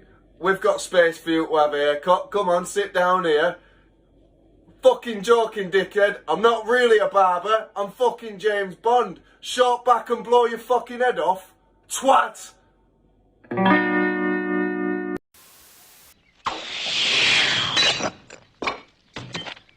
After the hat throw, Oddjob crushes a golf ball with his bare hands. Connery thought this was ridiculous, and they had a lot of back and forth with the script. When Hamilton was hired, he brought on his own writer Paul Dern, who was known for My Fair Lady, and he leaned heavily into the goofiness. Connery hated it and preferred the original draft Maybaum provided, so Maybaum came in and sort of did a combination of the two. I think what we get though is the perfect balance in tone, and that's why this movie works so well. It's got the severity but also light-hearted moments, and it handles both sides really well. So I actually think the golf ball crush works well in context. Now in the book we get a scene that actually isn't in the film at all. This involves Bond going to Goldfinger's house for dinner. Upon arriving, Goldfinger says one of the Korean staff's got in trouble with police and he has to go to the station to straighten it out. He says he'll be gone for half an hour, yes 30 minutes, I'll be gone 30 minutes, and he makes sure Bond knows how long he's going to be gone for. So it's very much him testing the character to see what he does. Bond of course has to seize the opportunity to be alone at his house though. So he stumbles about and goes into the garage where he spots a saw that's later used in the torture scene. Going upstairs, he says that the secrets of a house are in the bathrooms and bedrooms. They hold the drugs, you know, the personal items, and this is where Bond thinks he'll really figure things out. He also starts to rub his head in case he's being watched and pretends he's looking for tablets. Coming across a cat, he searches the rooms but doesn't find anything of interest. However,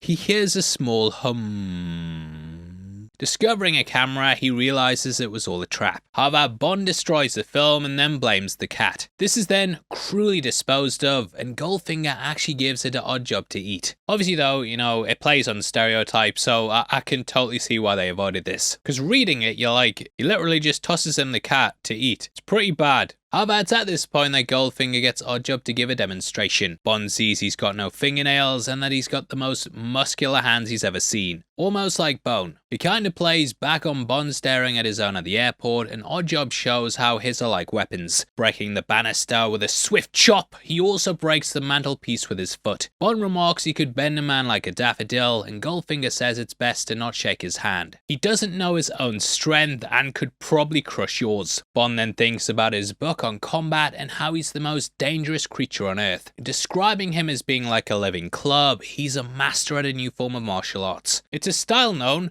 as karate, which looking back, it's kind of quaint in the book because obviously when this was written, very few in the West would have heard of it. They even have a section where they talk about how Oddjob's one of the only 3 people in the world with a black belt, which is crazy when you think about it because even my little nephew, he's probably got 5 of them. Bond then realizes this has all been done to show him what Goldfinger could do to him if he wanted. Instead, he does it to the cat. They then end by throwing the hat, which Goldfinger says is made with an alloy as thin as a needle. In the work, Oddjob also has a cleft palate, and his only dialogue is grunts and shouts. Goldfinger says that only he understands him, and Bond thinks about how useful that this is. It's like a slave who can only talk to his master. It's an amazing introduction, if a little dated, really dated, mate.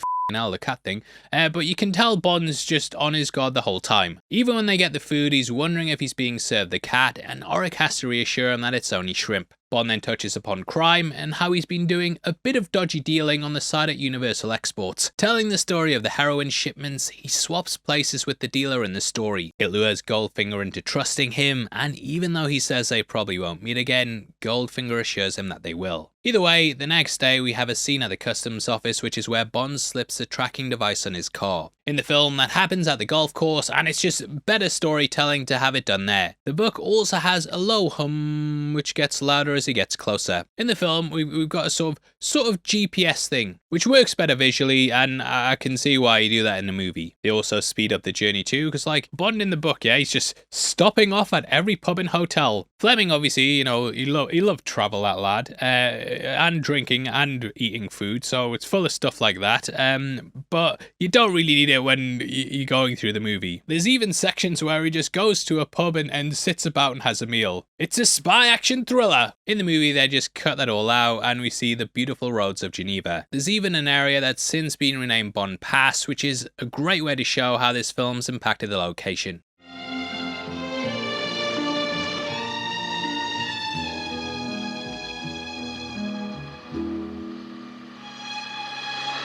Just the scenery, the cars, it's all beautiful and it really elevates the work. Now it's during this journey that Bond in the book notices a triumph. Having driven hundreds of miles, he sees this at every town and village. I love how in the film he considers going after her, but he has to remind himself to stick to the mission.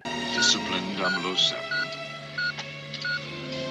Discipline. Which is something I actually say to myself a lot when I find myself being led astray. We then get the sniper scene in the film, which feels like it's based on the one from For Your Eyes Only. In that book, a woman seeks to get revenge on the man who killed her family. Though that would later be brought into the films, it does feel like its inclusion here was based on that. They do have the stop off in the book, but Tilly doesn't take a shot at him. Bond actually sees Goldfinger stopping at a bridge and then sneaks down after he leaves. Finding a gold bar, he realizes it's a dead drop. There's lots of groups in the area it could be funding, and he takes it as this will disrupt their activities. He also thinks MI6 can monitor the bridge to see who comes to collect it. So it's some great spy stuff. However, he needs to get Tilly out the way first. In the book, he reverses into her car, whereas I love how in the movie he uses the gadgets. No idea why she's not a bit suspicious. The entire car's been ripped up, but here we are. In the book, she actually gets out and slaps him, and Bond offers to pay for a place to stay. Clearly, he wants her out of the way, but they demand to go to Geneva. A 2-hour trip, he then agrees, which takes us to the car ride. In the film, I love how Bond just kinda downplays the entire thing and acts like he's got no idea. You know, you're lucky to be alive. No thanks to you. Defect of some kind, most likely. Her cutting him off from saying his catchphrase is also hilarious as well. By the way, my name is Bond. As quickly as possible. We then get the scene where he asks her name, which is something that comes from the work. There it says she says Tilly Soames without hesitation, and thus Bond doesn't question it. What's your name, by the way? Soames. Tilly Soames. However, in the movie, the case initials of course give it away, which I think's a really nice touch of visual storytelling. Bond does check her cover in the work though. Instantly this is broken and he realises she's an amateur. No professional has theirs dismantled with one phone call, and thus he doesn't see her as being that big of a threat. Spotting a hill lined with trees, Bond then camps out with binoculars. Taking us to the chapter Things That Go Thump in the Night, we get a big dynamic shift in the movie. The stealth suit is brilliant, and this would later be brought across to the From Russia with Love game. Now this was all filmed on the backlot at Pinewood Studios, including the car chase later. This is where the spy stuff really starts, and the film captures the book perfectly. It's here that Bond discovers the Rolls Royce itself is what Goldfinger's using to smuggle the gold. The car itself is the product. Describing it as being dismantled with military precision, he equates it to being worth $500,000. We also see Goldfinger joined by Bert Kwok, who my dad would constantly point out when he was on Harry Hill. Hey, Harry! When are we going to land an advert? I'm skint.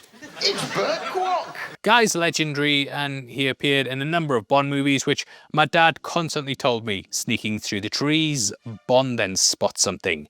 A body. Realizing they're carrying a weapon, he stands there silently and plans his attack. Within a couple of seconds, he pounces and has them at his mercy, which is when he realizes this is actually Tilly. She then explains the truth about her sister, and we realize it's personal for both. However, Bond just has to focus on the job. He's coldly professional, but he vows to get revenge for them both. Anyway, it's at this point in the work that an arrow flies by them. Looking up, they see Oddjob standing there with a weapon drawn. I like how they explain it in the film that the pair set off an alarm as Oddjob just kinda shows up randomly. They kinda do something stupid in the book as well, as Bond tries to play it off like he's just out walking with his girlfriend. Even says he's having a stroll, but it's like, mate, you're thousands of miles from home. What are you talking about? So I'm glad they skipped over that for the film. Just having a stroll, mate, wearing a stealth suit in another country.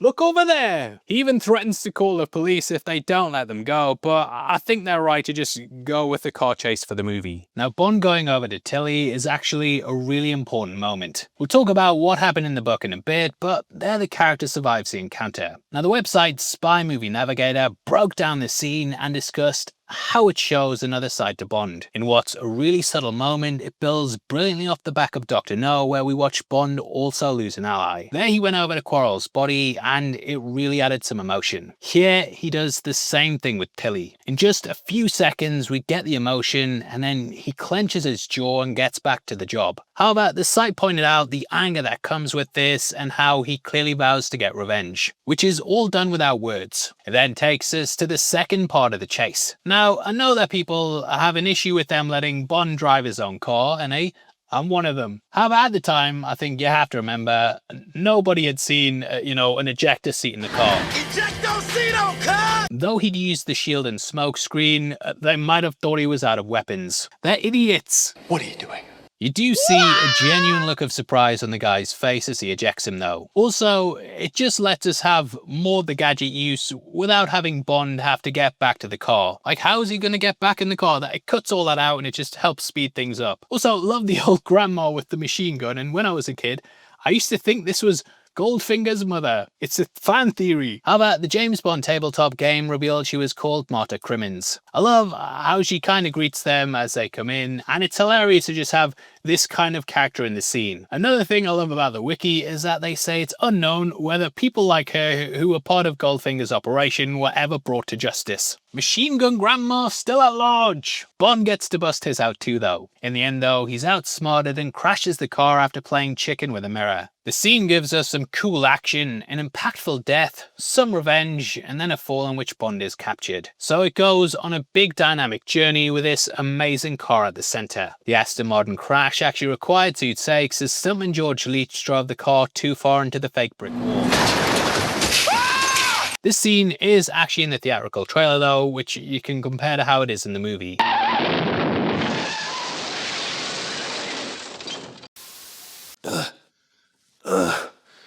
Do you expect me to talk? No, Mr. Bond. I expect you to subscribe. So at this point, Bond wakes up to find himself strapped to a table. One of the best torture scenes ever. This whole thing's so intense. He was on some sort of table, and his wrists and ankles were bound to its edges. He felt with his fingers. He felt polished metal. A voice, Goldfinger's voice, flat and interested, said, "Now we can begin." In the book, this is when we get the quote that opens up the story. However, they had it earlier for the movie, and there he says they've only crossed paths twice. Twice our paths have crossed. Let's leave it at that. In the book, he finishes by saying the third time's enemy action, which is the following chapter in the work. As mentioned earlier, it's a saw in the book, but having a laser just takes things to the next step. Yes, it's the first ever laser-themed weapon in a Bond film. I love these over-the-top death mechanisms though, and I can't imagine getting cut in half with a laser from the balls up. Goldfinger also mentions how he's been recognised by his opposite number, who's also licensed to kill. I do wish that one day they'd cross paths, but it kinda ties in with Goldfinger's book connections with Smirsh. Mr. Bond.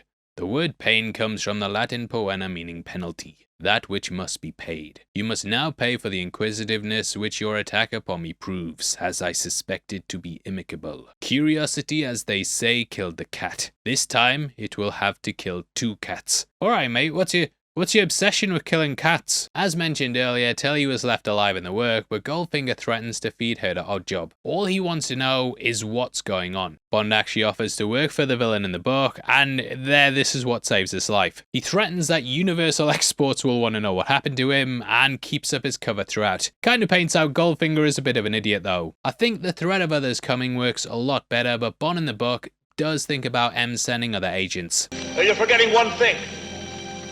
If I fail to report, 008 replaces me. Who would M choose? Probably 008, the second killer in the small section of 3. He was a good man, more careful than Bond. M would know that Goldfinger had killed Bond and he would give 008 license to kill in return. And then Amazon greenlit an entire 008 spin-off show. In the source material, Goldfinger then offers him a pill to give him a merciful death, but he has to tell him the truth. The pill or get sawed in half from the balls up. Bond tells him to shove it though, and then goes through the mental preparation to hold it together while his body's getting cut in half, which is very grim to read. Like, I can't even imagine that happening to you, and you're just trying to reason yourself through it until you die. I really like the fact that Bond's fighting for his life here though, and it's the most vulnerable we've ever seen him. Bond makes a desperate attempt and throws out the only lifeline he has. Well, he knows what I know. You know nothing, Mr. Bond. Operation Grand Slam, for instance. This was something that he only overheard before, but it's the only card that he has. Now, Mr. Ling, please assure your principals Operation Grand Slam will have my undivided attention. At first, we don't even know if it works though. There's sweat streaming down his face, and to make things worse, Goldfinger's off to the side not even paying attention. He's just having a chat with his friends, so it seems like this is it, when the bad guy's just letting the whole thing play out. It's another scene that would be aped for years to come. Bond plays on his worries though, and he survives the cut, but even he gets shot at the end of the scene, which really ties into how vulnerable that he is. Now in the book, Bond actually believes he's in heaven for a bit. He wonders if Tilly's up there, and even thinks about going to see Vesper. Feeling a flying sensation, he thinks he's on his way to the pearly gates. Obviously, he's just sat on an airplane, but he even questions if the voice over the tannoy is St. Peter's. Trying to free himself, he then realises he's still part of what he calls the old life. It's here that panic sets in, and Bond's checked over by a doctor. He asks for help, but Goldfinger just plays it up he's delusional. So the doctor continues, and then Bond's shipped into a dock container. Nothing to see here, Doc, nothing suspicious. Inside it though, Goldfinger explains why he let him live, and then goes into why he loves gold. This is gold, Mr. Bond. All my life I've been in love with its color, its brilliance, its divine heaviness. I love gold! In the book, he says he's not only obsessed with its colour, structure and allure, he also loves the fact it gives people power. To him, no substance on Earth rewards its owner in so many ways. Leaving Bond in the container, Bond then checks his shoes which have a hidden knife within them. This was possibly inspired by Kleb, who of course had one in Russia. For the movie, they changed it to a tracker, which I think works better with the confines of the plot. I also feel like having the plane, them stopping, getting on another plane, getting checked by doctors, it just slows the pace, and yeah, they do it better in the movie. They do it better in the movie for everything, You what? Unsubscribed? No, I want him dead. No, I want his whole family killed. Anyway. No way. My name is Pussy Galore. You what, love? Sounds like what my bedroom's like. What you say? But it's also the name of an incredible character who really started a trend in the franchise. As you can imagine though, this didn't go over too well with some people in 1963. In the movie, after Galore introduces herself, Bond says, I must be dreaming.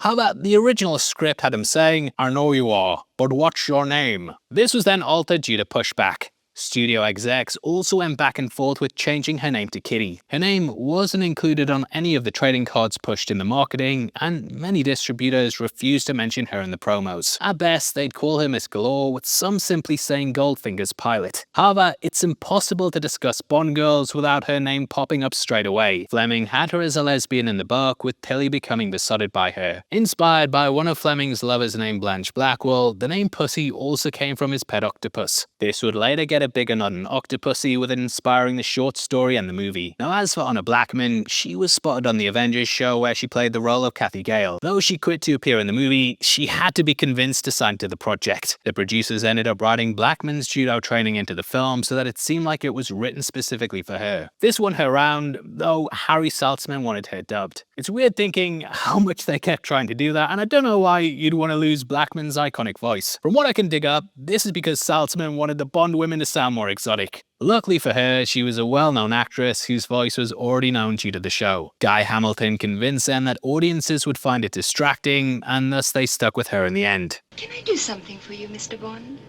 Just a drink. A martini, shaken, not stirred. We then see as Bond goes to the toilet. And, my attaché case? Black attaché case damaged when examined. So sorry. Obviously this was full of gadgets, and it explains why he doesn't use it in the plan. Heading inside the bathroom, the feeling of paranoia continues as we see that he's spied on. In our breakdowns of Dr. No in Russia, we talked about how there's that constant feeling of paranoia when he's alone. Bond's phone's always tapped and his room's always bugged. So it's nice they continue this with a scene of him surveilling the room. Two-way mirror. A hilarious story from the Bond archives is that Guy Hamilton arrived to find the producers there early. Normally, they didn't visit the set, so something was a bit suspicious. However, it turns out they'd made a deal with Gillette and had about 50 bottles of shaving cream in the room. Guy kicked off and took them out, but just found that funny. Product placement and all this stuff's crazy, and yeah, 007 secret agent shirt right below the video on the merch store. He then slips the Homer into his shoes and drops a line foreshadowing the end. If you fire at this close range, the bullet will pass through me and the fuselage like a blowtorch through butter. The cabin will depressurize and we'll both be sucked into outer space. Donning what's probably the most famous suit in the world, Connery looks absolutely timeless. I'm embarrassed wearing this when you've got him on screen in it as well, but yeah. Try my best to be second best here. Felix then gives a call to M, and I like how they put the White House in the back. It was all shot in America, don't you know? Put in a cell, Bond then takes a back seat and attempts to escape. Worst guard ever, because he's like, he's obviously just luring you in, mate. It's hilarious later though when we cut back to his cell and he's got several guards standing there watching him. Not much happens with his escape, but he does witness the meeting. Now, the mobsters arriving there comes straight from the book. There we go through all the gangs and even get a nod to Diamonds Are Forever. There we had the Spangled Mob as one of the bad guys, with one of their hoods returning here. And you owe me $1 million. Now, I never really got why Goldfinger kills them in the movie, as they survive in the work and help out with the plan. Here, it sort of breaks the fourth wall because we as an audience need to know the plan, and so does Bond so he can pass on the message. So they need to tell them while telling us and just kill them off, get them off screen as quick as possible. Now, trying to explain this properly, I feel like Goldfinger might just be vain, and this is why he later tells Bond he enjoyed his own presentation. Operation Grand Slam. I did enjoy your briefing. So did I. He's kind of likes hearing his own voice, and it shows us the gas is lethal. The gangsters are kind of comical as well, and it just highlights how ruthless Goldfinger is when he wipes them all out. No idea what the mob will feel over this if the plan succeeds, but I feel like he'd have more to worry about than just Bond. Now in the work, Pussy Galore is amongst the gang, and this is how she's introduced. For the film, they originally had Pussy dancing in gold paint, but felt this was a little too far. We also get the line from the work. Man has climbed Mount Everest, gone to the bottom of the ocean. He has fired rockets to the moon, split the atom, achieved miracles in every field of human endeavor. Except crime! It's here that we also discover more about Pussy's past as well. She is the only woman who runs a gang in America. It is a gang of women. She was a trapeze artiste. She had a team. It was called Pussy Galore and her Acrobats. Goldfinger did not smile. The team was unsuccessful, so she trained them as burglars, cat burglars. It grew into a gang of outstanding ruthlessness. It is a lesbian organization which now calls itself the Cement Mixers. Even the big American gangs respect them. She is a remarkable woman. Goldfinger then introduces himself as Gold, and we get large paragraphs describing the gang heads. He also reveals that by being a banker, he's benefited several of the gangs secretly. Using his deals and finances, he's propped them up and ran out their competition. Though they're hesitant with Fort Knox, he explains how other crimes were once thought impossible as well. Described as the crime de la crime, it's gonna be a groundbreaking achievement. Called Operation Grand Slam, this means winning all 4 major championships in a single year. It's mainly used with tennis and golf, with the latter of course being Goldfinger's game. Also throughout the writing, the script for this, I kept writing golf as gold and then deleting it, but I did wonder if that was why Fleming did it, because it's just 1 letter away. Just me thinking, we're 2 hours in deeper into this breakdown or whatever, but moving on. Now the source material then goes through the ins and outs of the plan, with Goldfinger bringing up the model. We of course get that in the film, but the work explains how detailed it is. Got everything down, even to Bullion Boulevard and all the streets and buildings. Along Bullion Boulevard, which runs past the depository here. Though the plan's ridiculous,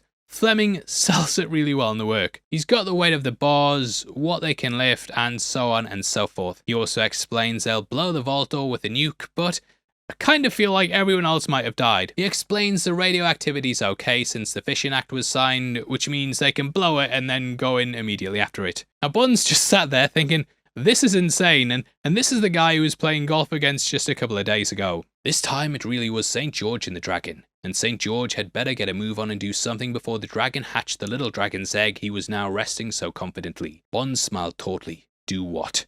What in God's name was there he could do? Now in both the book and movie, we have a character called Mr. Solo, who actually caused some legal issues. Ian Fleming actually worked on The Man from U.N.C.L.E., and he came up with the name Solo. Originally, the series was going to be called Solo, which was based around the main character Napoleon Solo. Saltzman and Broccoli were annoyed though, as Fleming's name was being used to promote the show. The claim was that Fleming had sold Solo to them, and Fleming wasn't allowed to use it on other projects. So Fleming had to step in and say, look, there's no real connection there. Though things were settled, the show legally had to be renamed, and this was retitled to The Man from U.N.C.L.E. Now like his name, Solo in the book and film decides to go solo. It leads to a 10-minute scene in which Oddjob chauffeurs him off, kills him, and then disposes of the body before then doing the drive back, which does drag out the pacing quite a bit. In the book, he just pushes him down the stairs and that's the end of it. The other gangsters aren't bothered though, as Solo was gonna get hit anyway.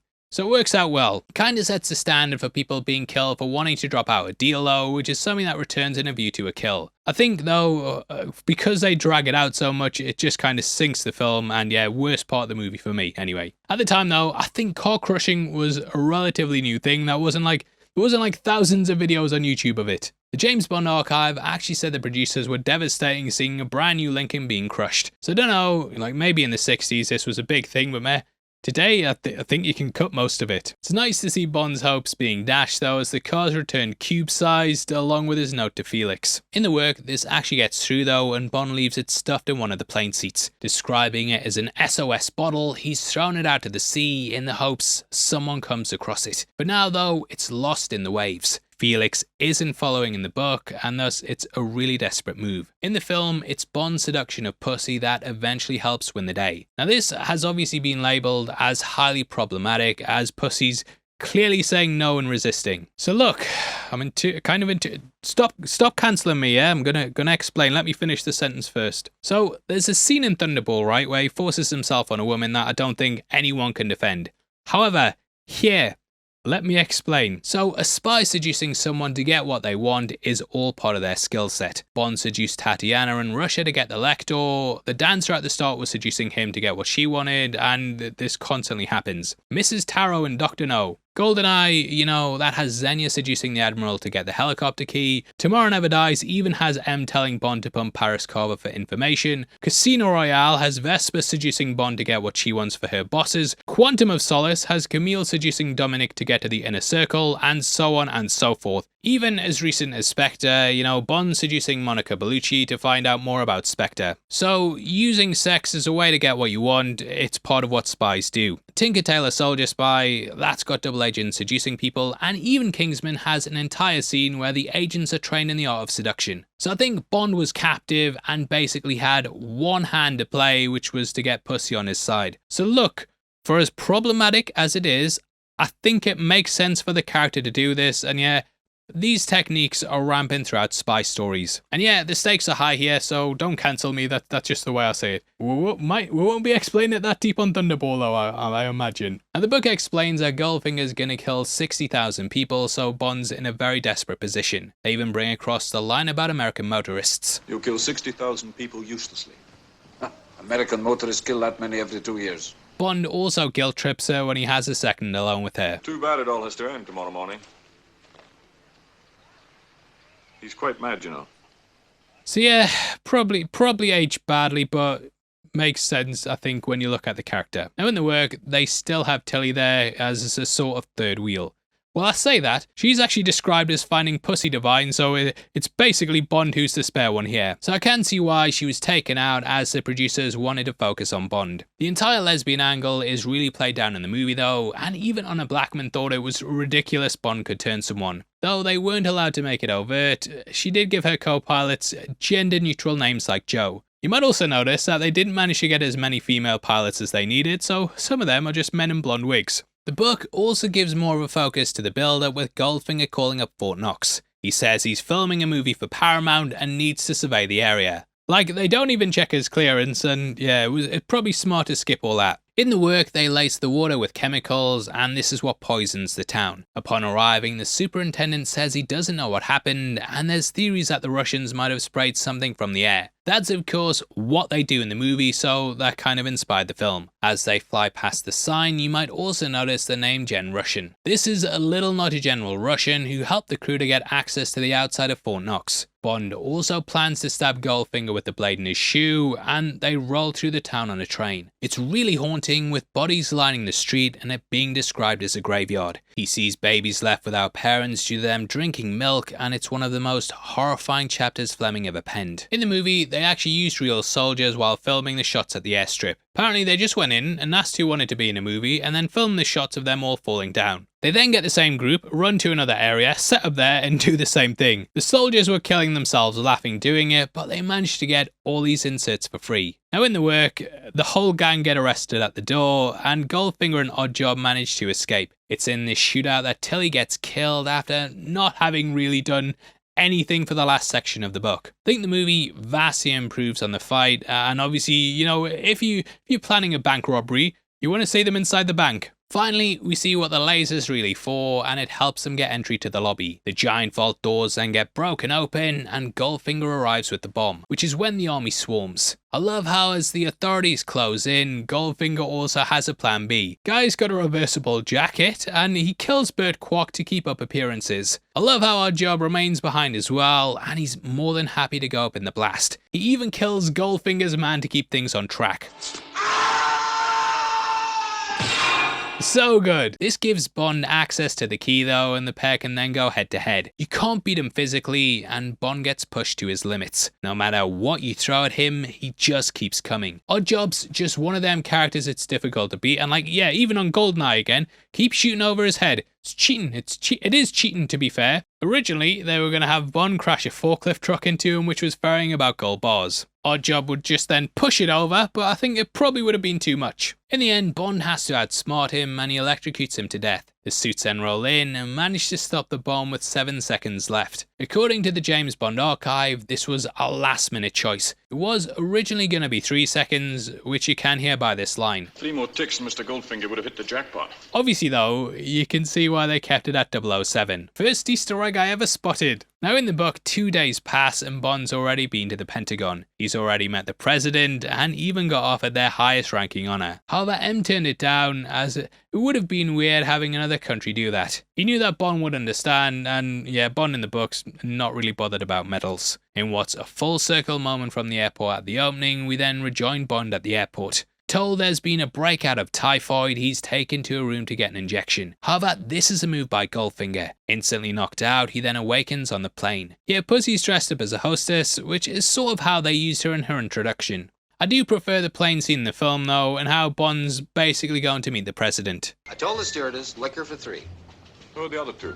Oh, there are no other 2. Ho! Works much better and doesn't really kill the pacing. You might also notice that as Auric opens the curtains that there's a guy standing beside him. He was originally going to be part of the fight and Bond would end up killing him. His body can be spotted on the floor of the cabin even though no one attacked him. In the source material, Goldfinger talks about Smersh and how they recognize Bond's name. So he's doing their work and it makes the ending kind of build off the other books. Goldfinger says he should have never took the chance with him and he's paying for it now. So what does he do? Well, he obliges Bond's last request and then handcuffs him and even gets him a drink. On the bottom of this is a note from Pussy which says they're best friends now. So they continue the flight for several hours with Oddjob beside Bond. Bond pretends to nod off to sleep and his slow snoring gets Oddjob to do it too. So Bond gets his knife from his shoe and stabs him while cracking the window. This ends with him getting sucked out, with Bond describing him as elongating. It's like toothpaste getting squeezed out the tube, and Bond then turns his attention to Auric. Going berserk, he strangles Goldfinger to death. Described as going from tan to deep purple, I actually appreciate they did the window scene for the movie. He and Pussy then escape, which leads to the pair getting it on. In the book she implies she's a lesbian because her uncle sexually assaulted her and that she's never really been with a real man before. Until now, with Bond basically turning her. I think the film obviously handles it better though, and we don't get this horrifying story to top it off. It then ends with both getting to be the hero, and that closes out the movie. Oh, no, you don't.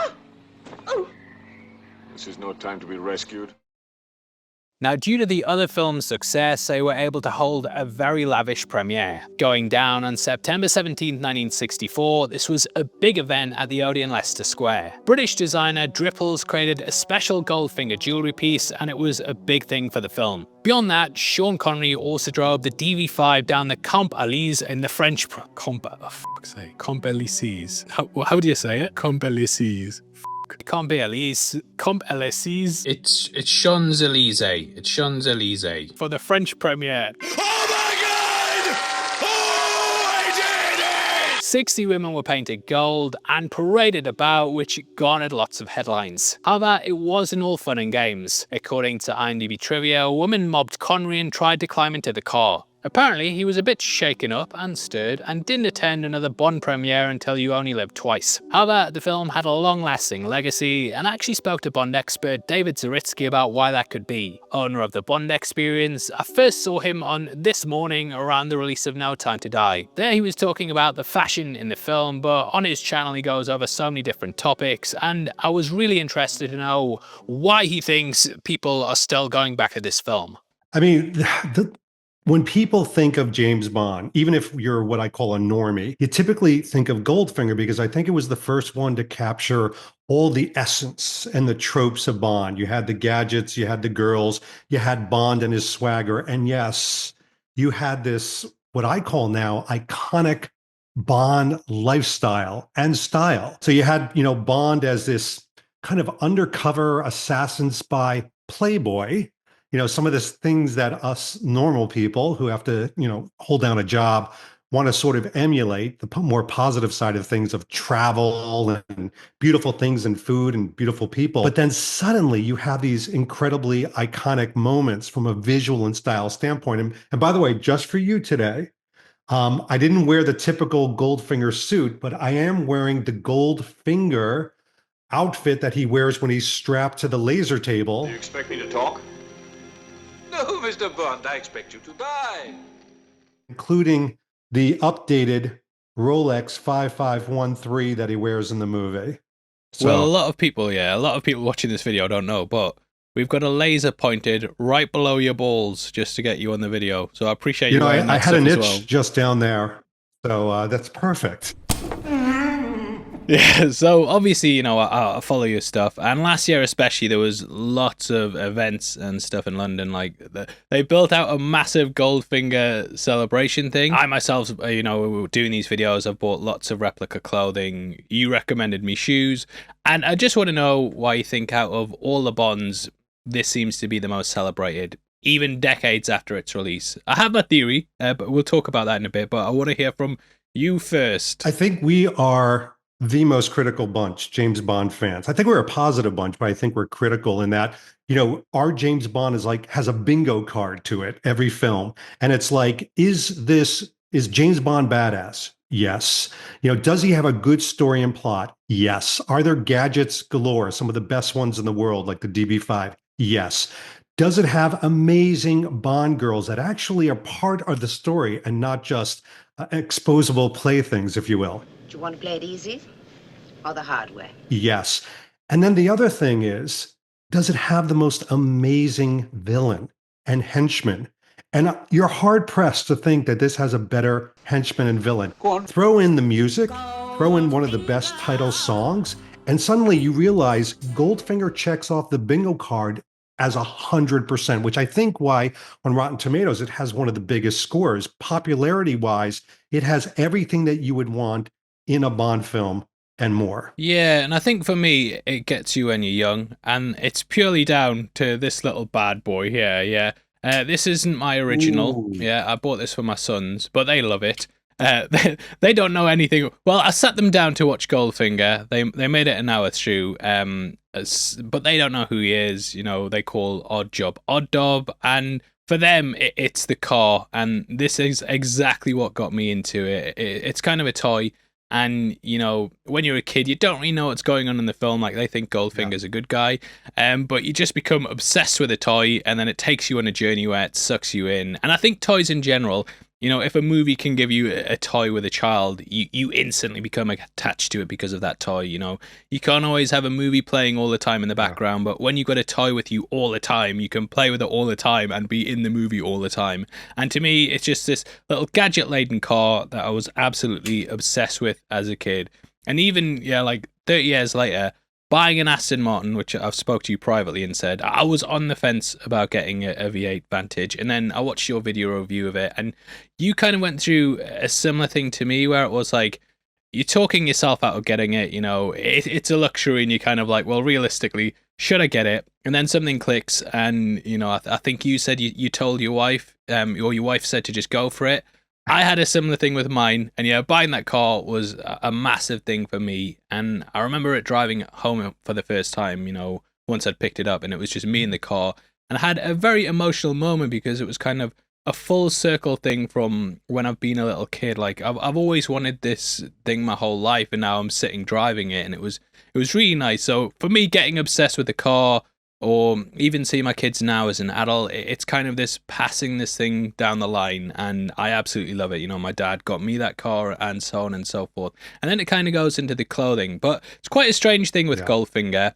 It is similar to the book, but it doesn't quite seem to have the legacy that the film does, whereas, with From Russia With Love, JFK obviously elevated that massively. So why do you think the movie has superseded the book, whereas this has a massive legacy, but the book sort of lives in its shadow? Yeah, it's a great point, because many times the books are held in higher esteem. I mean, just even from a connoisseur standpoint, we're supposed to say that, right? The literary Bond should be at the pinnacle. In this case, however, the film, if you ask 100 Bond fans, 90 of them would say that the film outpaces the book. And that is because the film is a better piece of entertainment than the book is. There are some parts of the book that do lag. Some people think it's overly descriptive, which I think is a wonderful Ian Fleming trait and characteristics of how he writes. But the film itself takes you on such a ride. It takes you on such a merry-go-round of emotions and people that it doesn't let you loose, whereas the book has these stops and pauses, these peaks and valleys. So I'm going to say it, and I know people are going to want to burn me down for this. The book has an unevenness to it that the film does not. The film is as smooth as a DB5 skin, just smooth ride of essence and entertainment.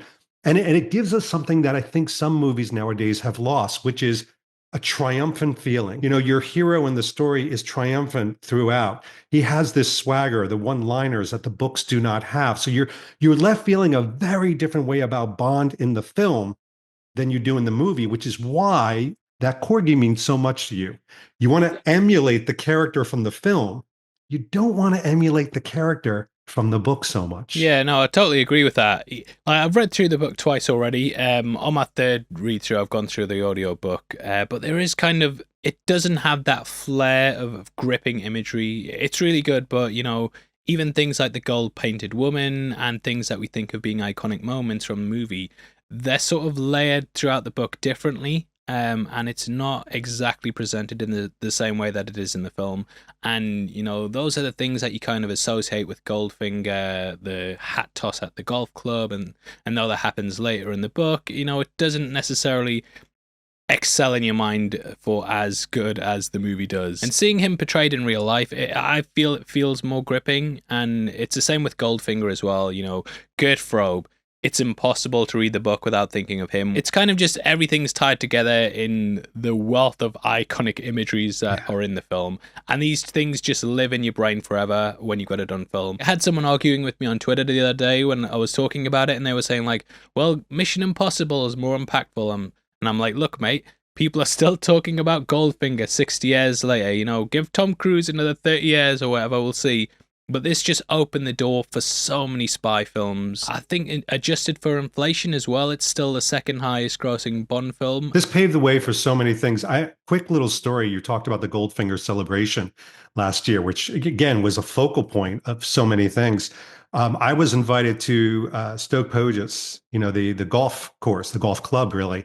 And I did that thing where I was invited with the journalists and was the only one to come in full Sean Connery golf regalia. And I walked in thinking, you know what? They're going to look at me sideways, but it doesn't matter. Nobody looked at me sideways.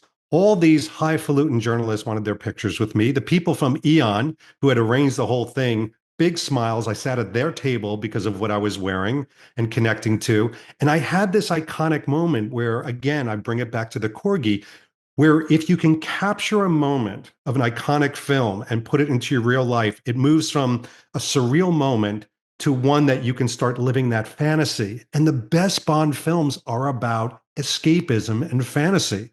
And Goldfinger does this arguably better than any other Bond film. Yeah, and I would say Bond's probably the easiest thing to pretend to be in real life. You know, live that fantasy and feel like James Bond. Like, I'll put on certain suits and I'll be like, I am James Bond.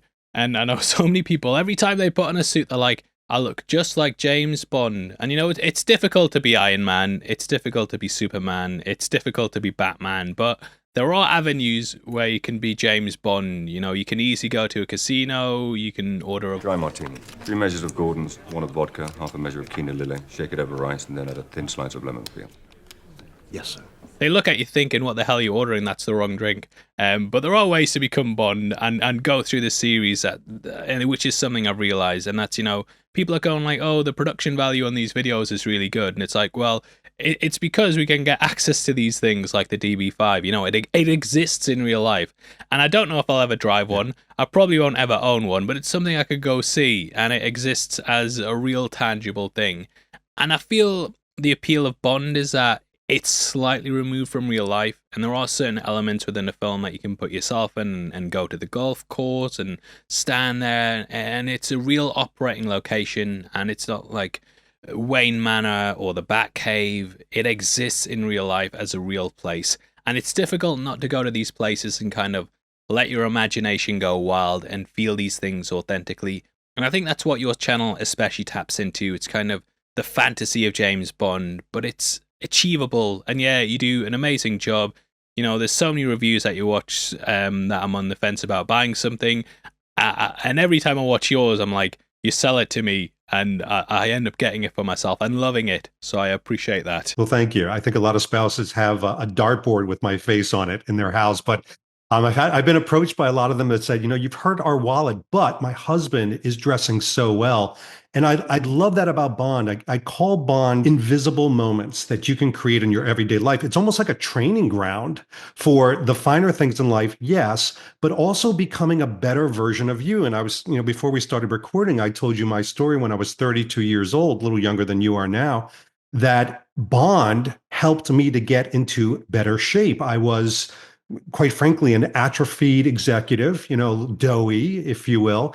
And I looked at Daniel Craig coming out of the water in Casino Royale and said, that's it. I got to start doing the right things. I studied Simon Watterson. I spoke to Simon Watterson, his trainer, and I adopted some of those things in my life. And now that I'm 57, I'm probably in the best shape of my life because of James Bond and that whole attitude of you've got to, if you're going to live the Bond lifestyle, it's not about the clothes that you put on. It's about the person that you are physically and even mentally. Yeah, no, it's definitely helped me a lot. I mean, I work from home doing YouTube videos and I'm pretty much in the office all the time by myself. And then we had like a staff meeting the other day and I was speaking to one of my editors and I'm like, I've just kind of hit a point where I like getting dressed up nice, going out during my lunch break, taking the car out, going to a nice restaurant and just having a nice meal instead of being in the house all the time. Whereas in the past, I just have like a sandwich or something. And it's kind of living out these moments where I go actually live in a moment and appreciate it.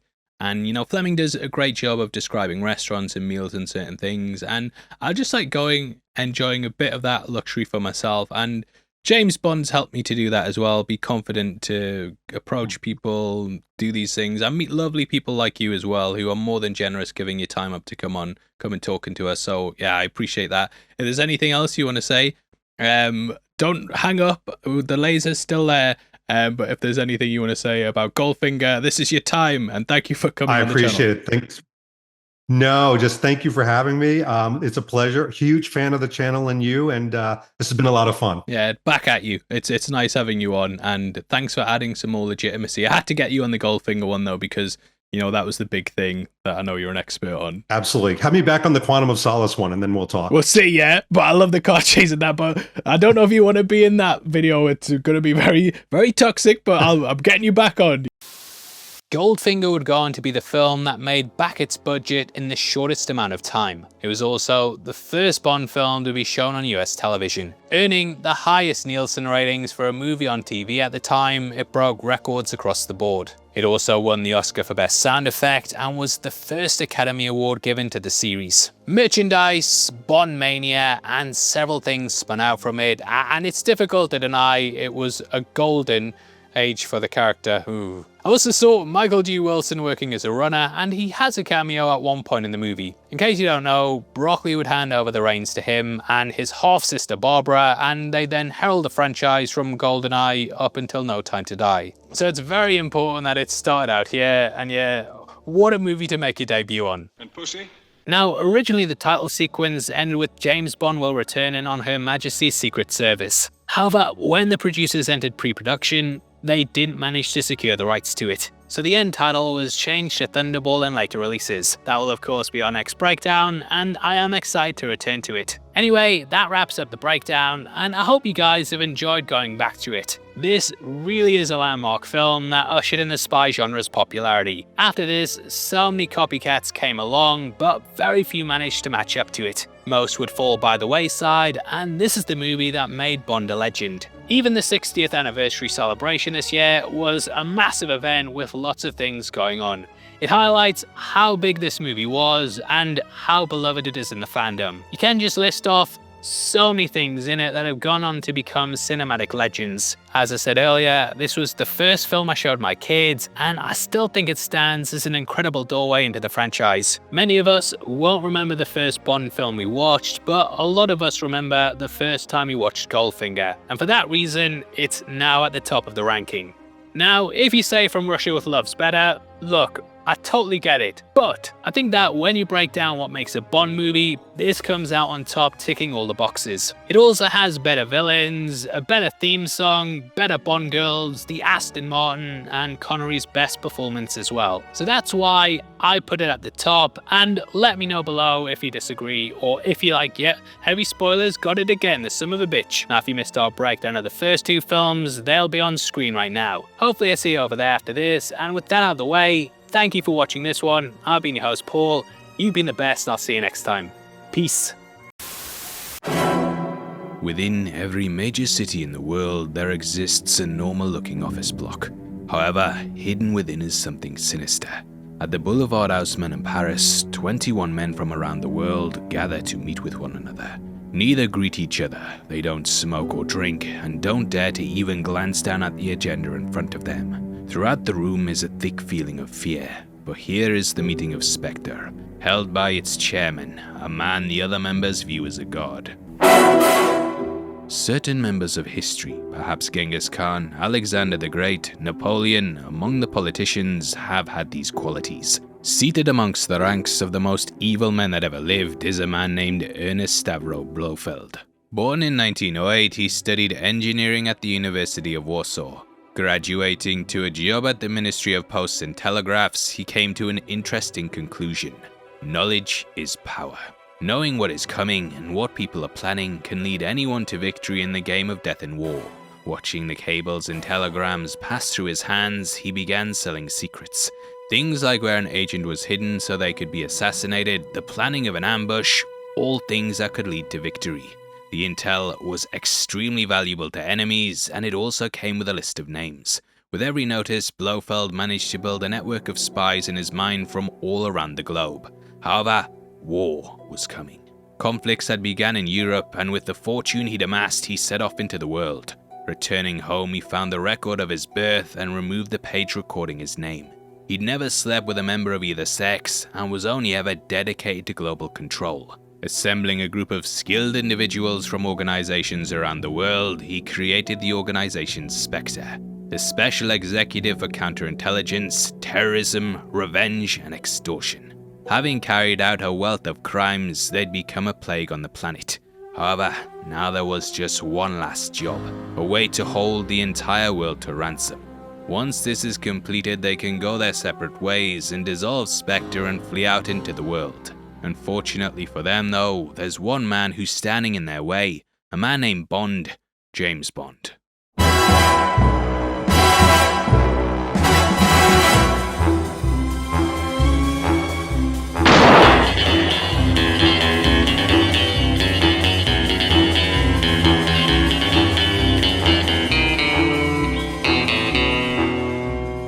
Welcome to the Heavy Spoilers Show. I'm your host Paul. In this video, we're breaking down Thunderball. So he strikes like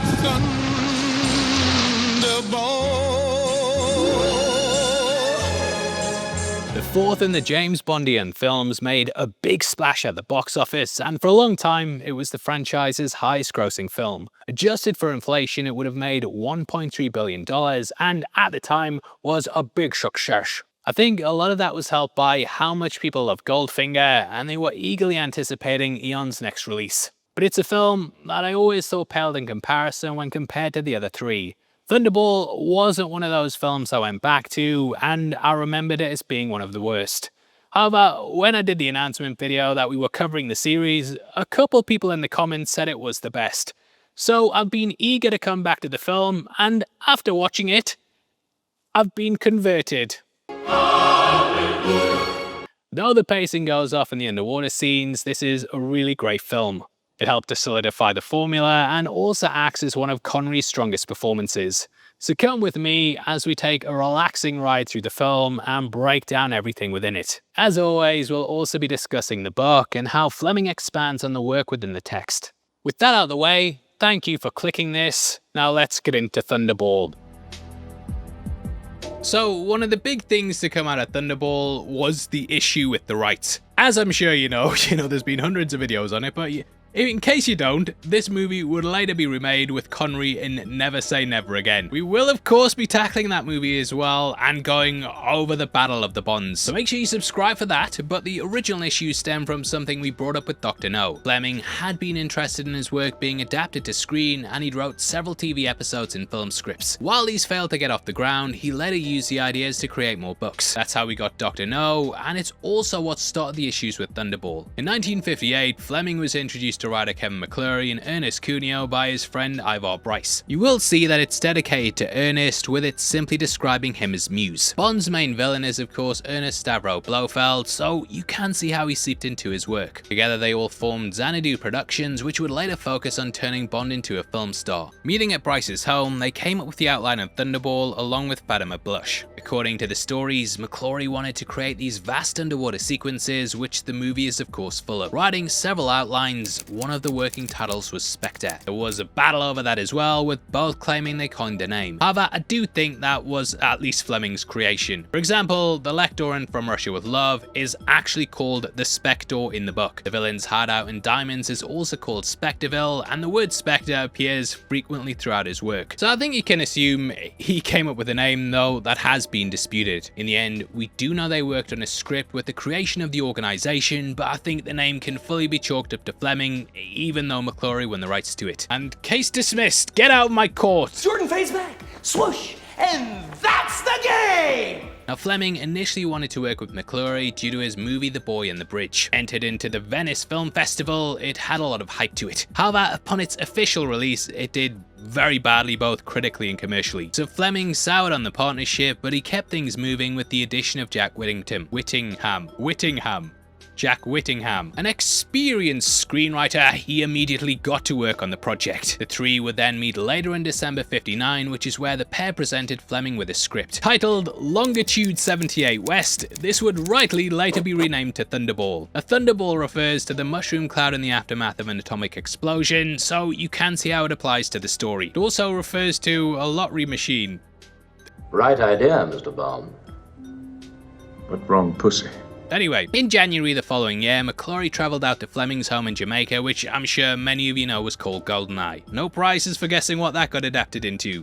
Fleming said he wanted to start pitching the script and would then send it to MCA. We know from telegrams at the time that Hitchcock had been who Fleming was after, but in the end, this never materialised. Fleming was also pretty cautious when it came to McClory. He told him that if they rejected the film because of his involvement, that he should either back out of the partnership or put in place a lawsuit. Over the coming months, Fleming then wrote Thunderball, which was based off their screenplay. Obviously though, McClory wasn't happy, and the year after he got an advance copy of the book. Filing an injunction on the grounds of plagiarism, he attempted to stop the work from being published. The author managed to avoid this though, and as we know, the book did get published. However, McClory continued the dispute and launched a lawsuit against him in 1963. According to the wiki, Fleming was severely ill, and we know he died in August the following year. This was just 10 months after that lawsuit was filed, and due to his declining health, he was just advised to settle. A statement was put out acknowledging he'd reproduced substantial parts of the script and that the similarities weren't coincidental. So what this gave McClory was the literary and film rights to the screenplay, while Fleming got the rights to the novel. McClory would later go on down the line to make Never Say Never Again, which we will of course be discussing down the line. McClory also got added as a producer on this film too. He even makes a cameo at one point and can be seen as a man sitting at the bar. Because of this credit, it also knocked down Broccoli and Saltzman. This was the only film in their run where they were credited as executive producers instead of being full ones. Now McClory gets a hell of a lot of crap, which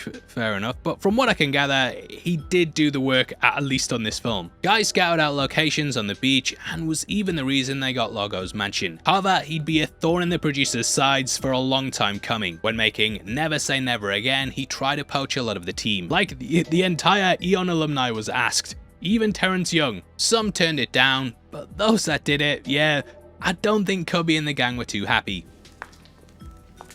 Spy Hod's podcast said they got a little mark next to their name if they said yes, which you can totally understand. He also held back the rights to Spectre and Blofeld and wanted money for their usage. They did the odd shot at him though, including killing not Blofeld, at the start of For Your Eyes Only.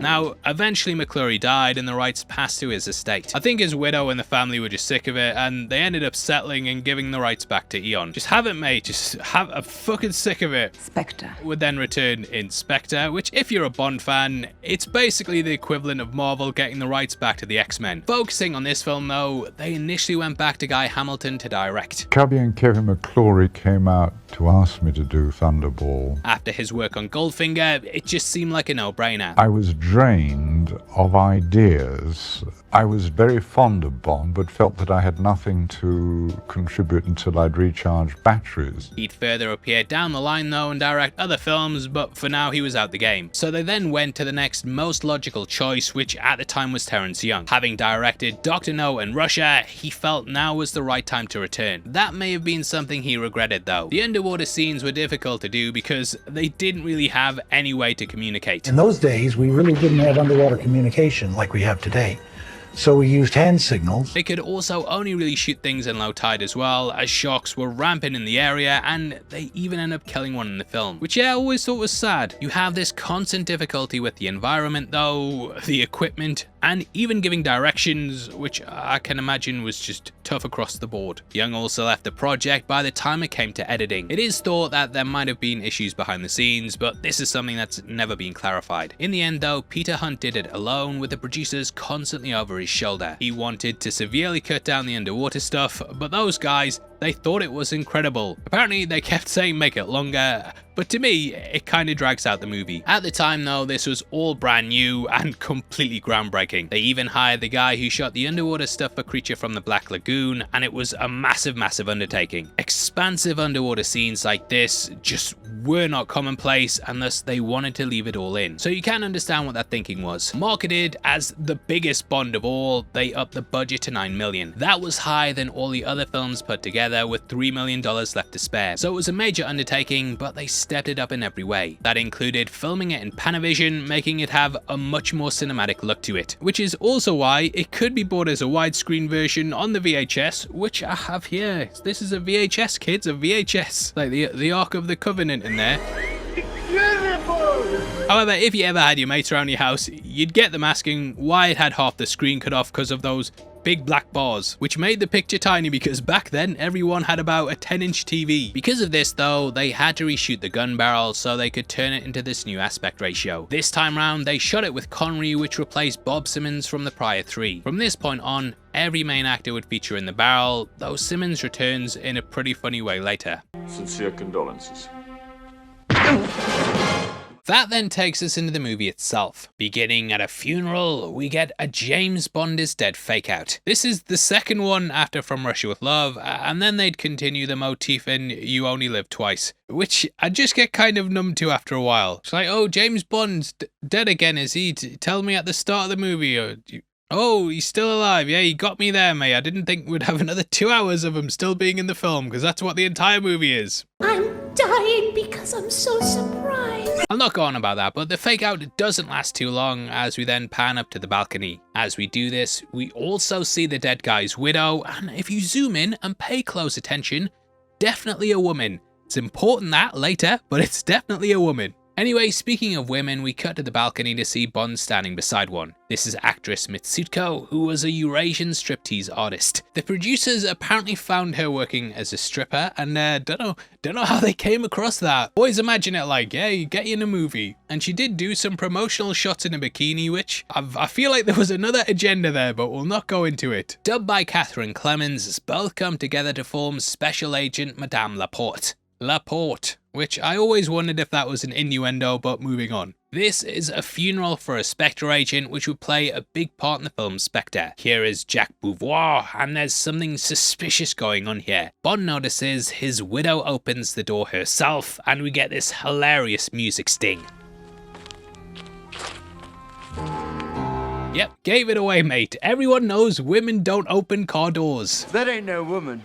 It's a man. Now I do try and give every film the benefit of the doubt, and did wonder if the widow and the man did a switcheroo after the funeral. But yeah, even getting in the car, that's definitely a woman. Being a golden-eyed viewer, this even continues to the house just before Bond gets up to punch her. Zoom in, that's a woman. That is a woman. I am woman, hear me roar. Everything changes once Bond hits her though. Sorry, him. Revealed to be Beauvoir himself, this is actually stuntman Bob Simmons. Not only was he the one who appeared in the gun barrel, but he also acted as Connery's stunt double. So it's great to see this actor fighting as stuntman, and Bond brutally kills him. Originally they were going to have Bond strangle him with his bra, but I think you'd ask, like, did he really need to be wearing that? How close were people going to get? I love how Bond just throws flowers on him though, and he's like, fuck off! Bond must have planned out this all in advance as well, as we see he rushes over to his jetpack. I'm not too harsh on it, as all these scenes are of course just a fun bit of nonsense, and yeah, you don't need to know if he took it there, if he had a hand carrying it up, who carried the stand, why the rooftop, did anyone spot him carrying it, did, you know, if you keep asking those questions, you're going to be taking out the movie and not really enjoy it. So just go with it, it's a jetpack, it's awesome!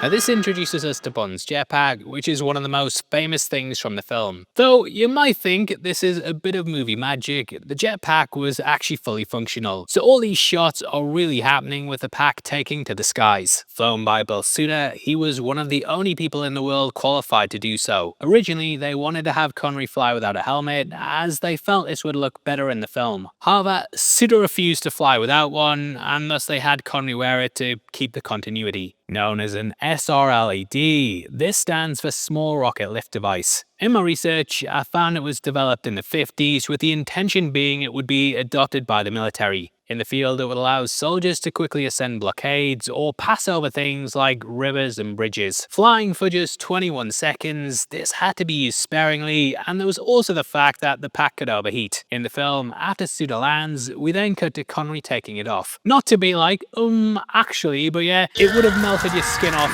if you ever tried to grab this because the metal was that hot from the flight.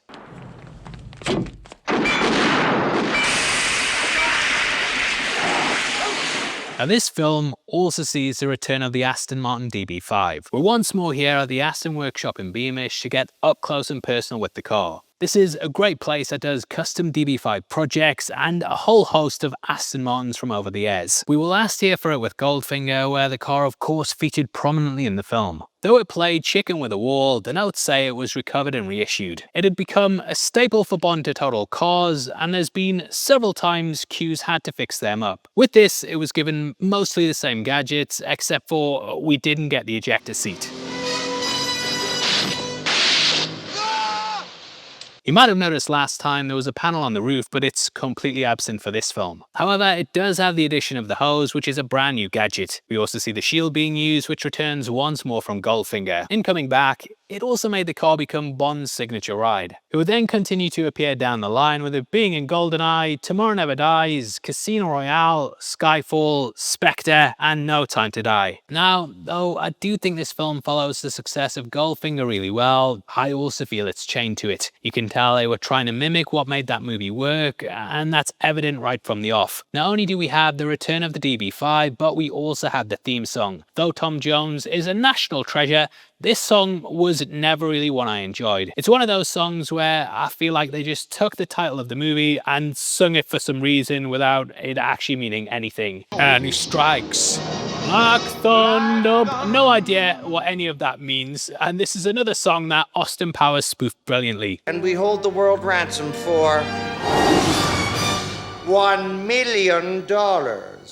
Those music strings feel like they're ripped right out of this film, with the song of course being based around the soundtrack. There's also number 2, who is clearly based off Largo, and I think when you look at what's parodied, this is the basis for Powers. You of course also have Blofeld culling people in a boardroom with booby-trapped chairs, which is something Evil would do as well. I know people probably get annoyed when me bring this stuff up, and I do think the movie works, even though the parody is heavily in my mind. Whether that will be the case with You Only Live Twice, well, we'll talk about it when we get to that movie. He looks at this world and wants it all. So he strikes like thunderball.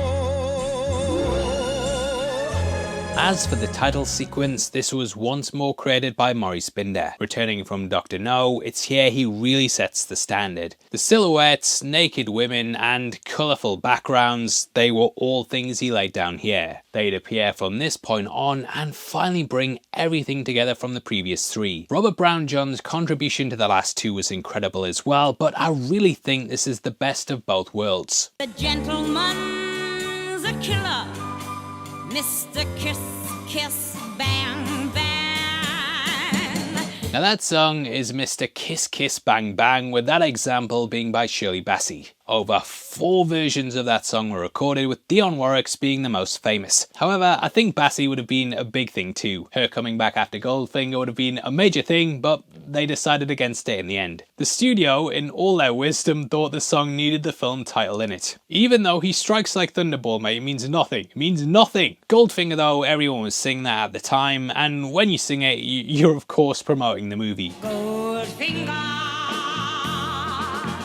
so they scrapped it just 10 days before the film released and quickly made the one with Jones. This has made Mr. Kiss Kiss Bang Bang a sort of unofficial Bond theme though, and technically Bassie's fourth contribution. Though they don't use it in its full capacity, there are notes here that appear in the soundtrack.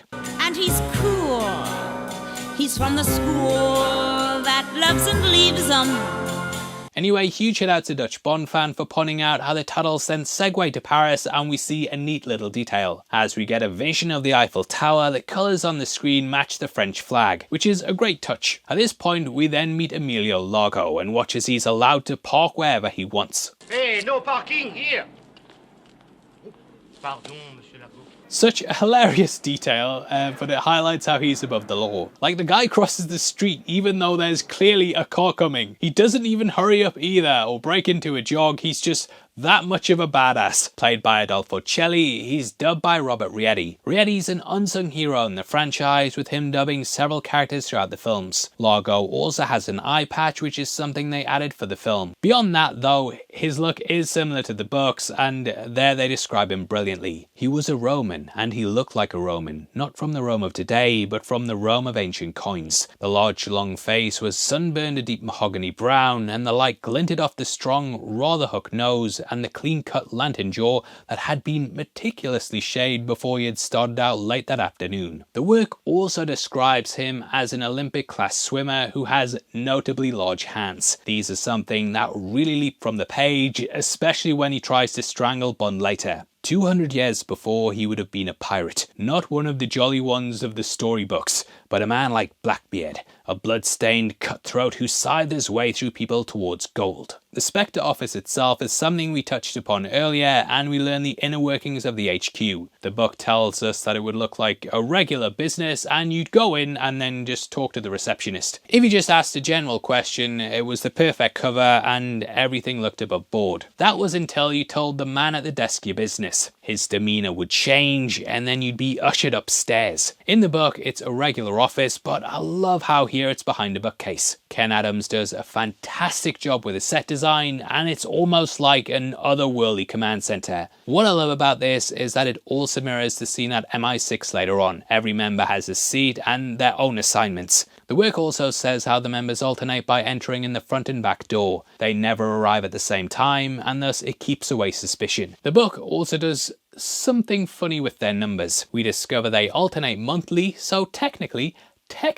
Largo's number 1. Blofeld is number 2, and it just get confusing. So I'm glad they kept him at number 2, because it makes more sense, even if I can't get Austin Powers out my head. Who does number 2 work for? This boardroom would influence not only that film, but also the Bond series in itself. The book tells us that all men at the table are experts in the art of conspiracy, and all of them have a clean record. They talk about how they've recovered some of Himmler's rare jewels and have committed many real-life crimes over the years, which just adds to the authenticity. This includes a nod to the Great Train Robbery of 1963. Our consultation fee for the British train robbery, £250,000. This was a massive thing in England at the time, and number 5 apparently consulted on it. Played by Philip Stone, you might recognise him from The Shining and also Clockwork Orange. When it comes to who's playing Blofeld though, Anthony Dawson once more returns. He played Dent in Dr. No and then went on to play Blofeld's Hans in Russia. As for his voice though,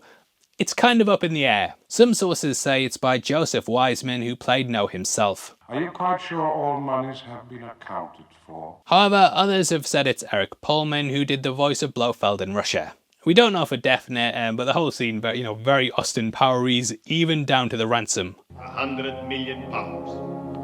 Like basically their plan is. Oh hell, let's just do what we always do. Hijack some nuclear weapons and hold the world hostage. Yeah? Fleming was playing on some real-world fears at the time, and it's a theme that continues throughout the book. There's characters who constantly say the world eventually will be held to ransom by nukes, and whether it's MI6, the captain of the sub later, they constantly say how it's probably going to happen. Thankfully, it hasn't happened though. Yet. Blofeld isn't messing around either, and he even murders his own men for embezzling money. Now, in the book, they have a much darker reason for why number 9 was killed. Blofeld had just sent him to kidnap a millionaire's daughter, with them holding her to ransom. Though this was paid, 9 still sexually assaulted her, which Blofeld was annoyed at. Seeing him as disobeying orders and being a piece of crap, he decided to kill him to make things right.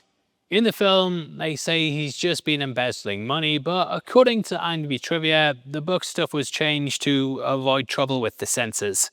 Number 5. In the book, though, they really hammer home how Blofeld wants self-discipline. He doesn't drink, doesn't smoke, and doesn't even make love, which may have influenced this line later. Of course, Vargas does not drink, does not smoke, does not make love. What do you do, Vargas? We also learn there's been 2 deaths at the previous meetings. In the films, Kronstein was obviously killed in Russia, and it was said to keep the safety of the others. We had the knife in the shoe there, and the other 2 in the book, with one, he'd shot one through the heart with a needle from an air pistol, which is apparently very difficult. There's also a member who sat next to Blofeld that he swung a garrote around and then strangled to death. The book says he was an ex-weightlifter and was extremely strong and domineering. After the members tell of their missions, it says Blofeld then sits silent for 2 minutes. Finally, he says, "It's acceptable." And this may have influenced the Christoph Waltz portrayal. Don't let me interrupt you.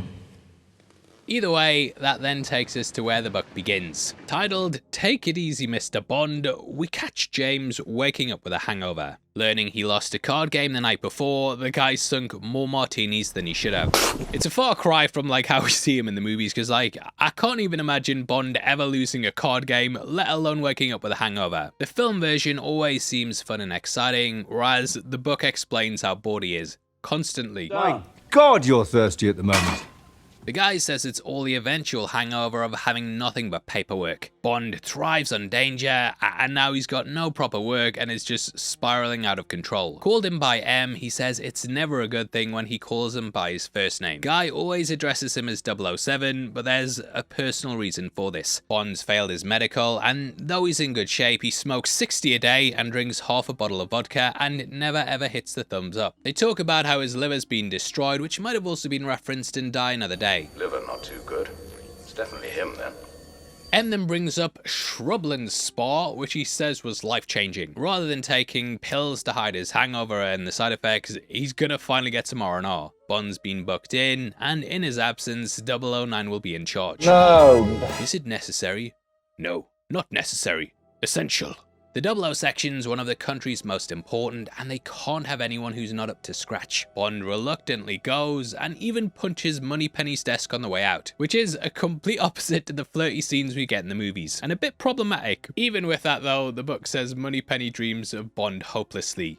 She asks if he genuinely drinks that much, and he says he'd rather die drunk than die of thirst. So Bond heads out, and along the way we hear about the spa from a taxi driver. It's a young guy who is given his dad's triumph and is saving up to start a business. Bond takes to him, and it's a nice way to show he's not as snobbish as he's made out to be. However, from him we hear a slightly darker side of the spa. Turns out there's a prostitute called Molly Grace that the older clients would take out in their Rolls Royces. It speaks to how the spa seems a certain way, but there's a seedier side of the clientele, which we see firsthand. From Bond, mainly. Dear me, she said no, mate, she said no. Behave yourself, Mr. Bond.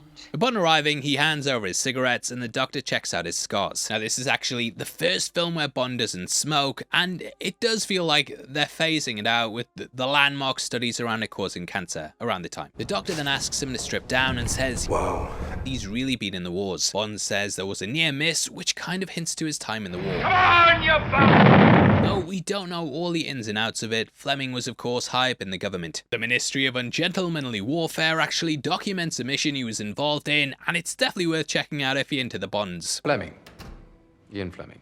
The film, though, it makes things much simpler and just has Bond having a spa day, which we can see by the Aston Martin outside. If you want to see one of these in real life, then definitely check out our friends at the Aston Workshop. That's who I visited for the video, and they've got a wide range of cars from their long storied history. They do sales and servicing, and also a little project for your Bond fans. That is the Ultimate DB5 program. Basically, they source a DB5 and then restore it to your bespoke spec. Do you want a Bluetooth radio in it where you can play stuff from your phone? You've got it, mate. Loads of stuff like that, and if you're interested in the program specifically or just want to check out the site, you can follow them on Instagram at the Aston Workshop. Aston Workshop's located as part of the Red Row estate in Beamish, County Durham, and on site's also a 300-year-old country pub, the Black Horse, the Car Barn, and the Car Barn Drivers Club. So yeah, if you're into cars or just want to see what they're up to, go support them, because they made this production behind this video look a hell of a lot better. Thank you for giving us a DB5 for it. Either way though, this is a relaxing spa that we actually find out situated next door to a NATO base. Relaxing that? Build your spa next to an airport. However, what it does is fix a problem with the book. They actually link in the A plot with the B plot. In the work, they have like a whole story with the Spectre agent, but don't really tie it into the main plot. Bond just ends up scrapping with him, and then it gets mentioned at the Spectre meeting. Basically, he misses an appointment, and then Count Lippe goes to take Bond out. However, he's killed as this happens, and then Spectre and Bond continue as normal and don't even know what the other person's up to. They never connect the two at all. Richard Maybaum joined the dots though and had it flowing as one cohesive narrative. All the stuff with the plastic surgery and pilot, that's brand new as well. Though Domino's brothers, who they hire in the novel, he is in on the job. Here they're replacing him though, and it neatly ties everything together. Now in the novel, Bond's out walking and he saves a nurse from being hit by a car. The driver gets out and apologizes,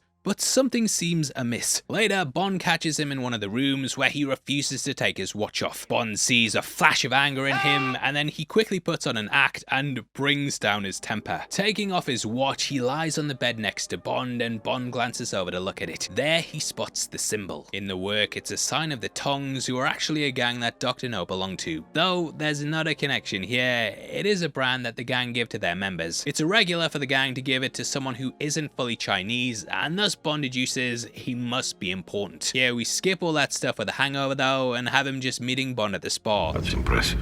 Which is much better pacing wise. Fleming named Lippe after his friend Prince Bernhard, who was named Bernhard von Lippe Biesterfeld. Oh no, I've gone cross-eyed. We do learn in the expanded lore as well that the Count was actually a prince, and thus it kind of ties into that. He's also played by Guy Dolman, who worked with Saltzman on the Ipcris files. That's another spy classic, and it dropped shortly after this in 1965. Bond then ends up calling MI6, but when he hangs up, he hears someone's in the room with him. Realizing Lippe was listening in, he wonders how much of a grave mistake he's made. In the film, Bond just waits until he leaves, and then we get a mysterious bandaged man in his room. You might also notice that Bond's wearing the same suit he had on during the Switzerland scenes in Goldfinger. I'm wearing a replica of that by Anthony Sinclair, who do a lot of suits in our videos. They all come from their 60 Years of Bond collection, which I've left a link to in the description if you want to check them out. And that is the last ad, I promise. If you have YouTube Premium, if you don't, you're probably getting an ad every 2 minutes. I'm sorry, it's not my fault, it's on automatic. Nothing beyond that though is out of the ordinary, and Bond even pinches a grape when leaving, which is a grape in the story.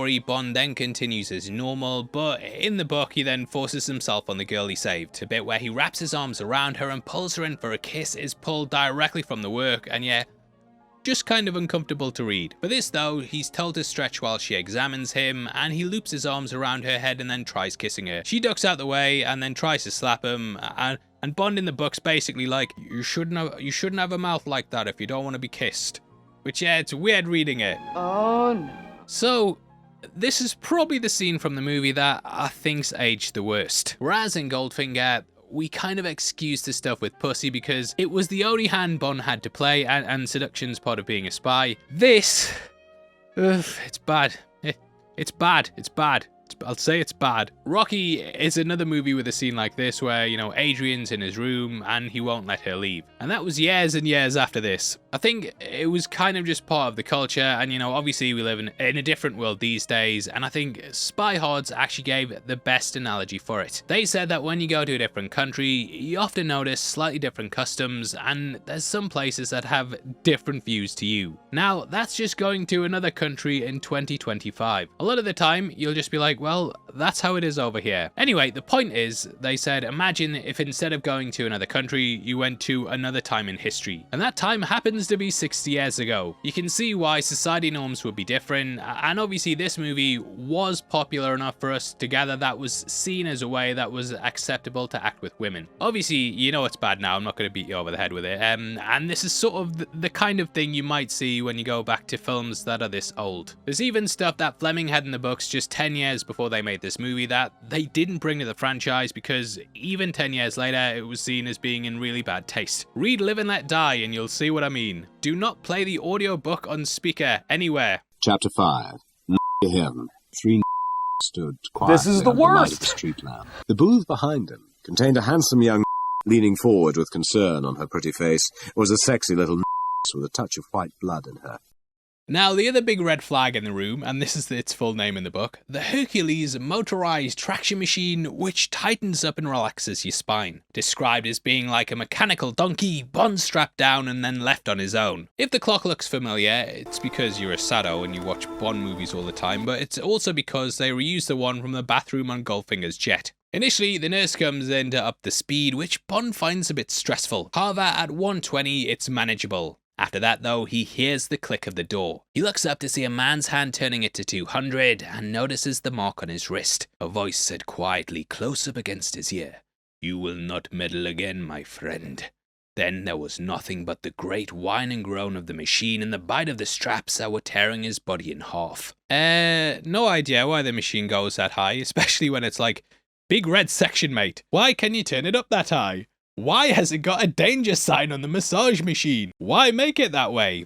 It's supposed to be like, look, skip all that, and in the movie, we basically see Bond dry humping the machine to death. I'm gonna pee, dude! In the novel, Bond then blacks out, which ends the chapter. However, whereas his recovery swift in the movie, the book has him completely wasted. We open the next chapter with a line about how it's just as well that the body holds no memory of pain. Bond describes the moment on the table as being everlasting and an agony that replaced his identity. Like, it was so painful, he just forgot who he was and that was all there was, just pain. Luckily though, the volume of the machine tipped off the nurse as it gets louder the faster that it goes. Why'd you have a setting on the massage machine where you can turn it so high that all you know is pain and you completely forget who you are? Why?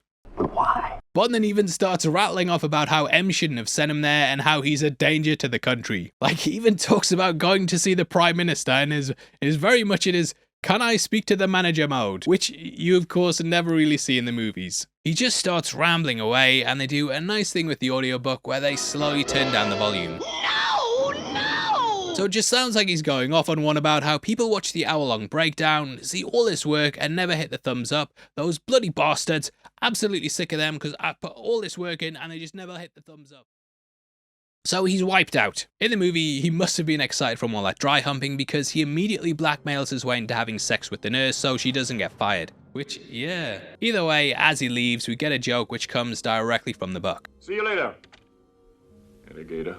Hitting up the massage room, he then locks Lipe in the hot seat. It's a great moment that pulls from the work, and I just imagine Fleming visiting a spa and dreaming this situation up. In the work, we have him going through Lipe's stuff, and he sees he's a well-travelled man. On the surface, he's just a regular guy and clearly has a love life. However, something's wrong. Even inquiring about him led to an attempt on Bond's life, so something's afoot. Everything is brushed under the rug though. The doctors ask Bond to keep it quiet as there'll be a massive scandal if a machine nearly ripped a patient in half. Bond also covers for Lipe and says his hand must have knocked the lever. Waiting until Lipe's gone through all his treatments, Bond then follows him to the basement. Locking him in, Lipe screams about how he'll pay Bond to let him go. Now don't you worry. I'll tell the chef. He even offers him £50,000, which in the 60s, insane amount of money. It crosses Bond's mind that someone doing this has a reason to be somewhere important, which teases things for the end of the chapter. James Bond was right. The outcome of this rather childish trial of strength between two extremely tough and ruthless men in the bizarre surroundings of a nature clinic in Sussex was to upset, if only in a minute fashion, the exactly timed machine of a plot that was about to shake the governments of the Western world. In the book, it's here we jump to the Spectre meeting, whereas the movie has Bond go back to the nurse. It's during this that we then jump to a villain who would change Bond history. That is Fiona Volpe. Not in the book at all, she kinda builds out from the character Fatima, who McClory and Fleming made in the screenplay, as mentioned earlier. They kinda made her into Fiona for this movie, though Fatima appeared in Never Say Never Again. In the original drafts here though, she was named Fiona Kelly. The idea was to have her of Irish descent, but they just couldn't get the actress right. Luciana Paluzzi had auditioned for Domino, but they didn't feel she was right for the role. In a weird twist of fate, she'd actually worked with Terence Young on a film called No Time to Die in 1958, which is kind of funny looking back. Young was desperate to have her in the film though, and rang her saying there was good news and bad news. The bad news was that she was in Domino, but the good news is that she was playing the villainess. To which she apparently replied, There's no bad news, it's good news. Which I hope no one Italian is watching this. But I actually think Fiona overshadows the rest of the villains, and the film feels a bit empty after she dies. She's the franchise's first true femme fatale and really pushes Bond to his limits. She also basically sets the groundwork for several characters who would follow. Helga Brandt in You'd Only Live Twice is clearly modelled after her, and we also have Xenia on a top in GoldenEye. She really steals the show though, and we see her seducing Domino's brother. Killed by a double, this brings things full circle from the man with the bandages. I do feel like GoldenEye took from this as well, as Xenia seduced the Admiral to steal a Tiger helicopter. The double here uses a gun that I feel might also be laced with cyanide, which is why he covers his mouth. That sort of comes from the book, and it explains they use cyanide gas to poison the pilots, which is what we see him doing next. Boarding a Vulcan for a routine training op, we discover this is carrying atomic bombs. Which, yeah, no idea why you need them on a training exercise, but here we are. Again, the plastic surgery kind of bridges the spar with the plane scenes, as in the work they were completely detached. They don't have any doubles, and it's actually Domino's brother who was in on the plan. Named Giuseppe Patacchi, he and his sister descended from a famous smuggler. Saying he had the best grave in Balanzo, Giuseppe lived his life so he could be buried with a better one. I want a better grave than that guy, that's all I care about. That death wish though, that sort of speaks to the mission that he's on. Becoming a pilot in the Italian army, he defected to the Allies after killing 2 other soldiers on his vessel. Lauded as a hero of the war, he claimed he always knew the Allies were right. However, he was really out for himself and used this to further his own career. Over the years though, he'd once more become bored and wanted to make money and get out of the life. So he was the kind of man that Spectre preys on, offering him a new passport and $1 million. All he has to do is deliver the weapons. In the film, the double plays into this even more, and at the last minute asks for more money. I'd change my mind, make it $250,000, or get someone else. There is no one else. I did wonder if they also borrowed some of the props from Bond Felipe here, as he has his silenced Walther PPK and also that jacket from Anthony Sinclair, link below. It's great character work though, including him saying au revoir instead of ciao because he's clearly French. They then bandage up the real Duval and take him to the clinic in an old switcheroo. Bond coincidentally sees this, which becomes a recurring thing throughout the movie. Narrowly avoiding death, I love how Bond wraps the guy up in the telephone for like no reason other than it looks good in a movie. It does nothing that, then he just strolls outside, sets off the fire alarm and flirts with a woman in front of the nurse. What's happening? What's going on? I don't know. Could it be the front doorbell? No, it most certainly could not. Haven't you had enough exercise for one evening? Absolute bastard. In the book and film, we then jump to the flight. The agent then kills his own men and flies out to meet with Spectre. In the novel, it's way more messed up though, as we see how relaxed they are around him and even talk about their plans for when they get home. This is where they mention going to see North by Northwest, which I think was Fleming giving his shout out to Hitchcock. Please direct our movie. Patacchi is really sadistic though when he watches his friends slowly suffocate to death. Air control begins to radio in, but he knows he's too far away for them to catch up to him. Flying to America, he then relaxes and even smirks thinking that he's done it. I love how the film has a runway built underwater and it just speaks to Spectre's meticulous planning. Upon landing the plane in the water, he then sees a boat coming in, but Spectre are plotting their own betrayal. Patacchi said happily, good evening, I am delivering one plane in good condition. He had thought the joke out long before,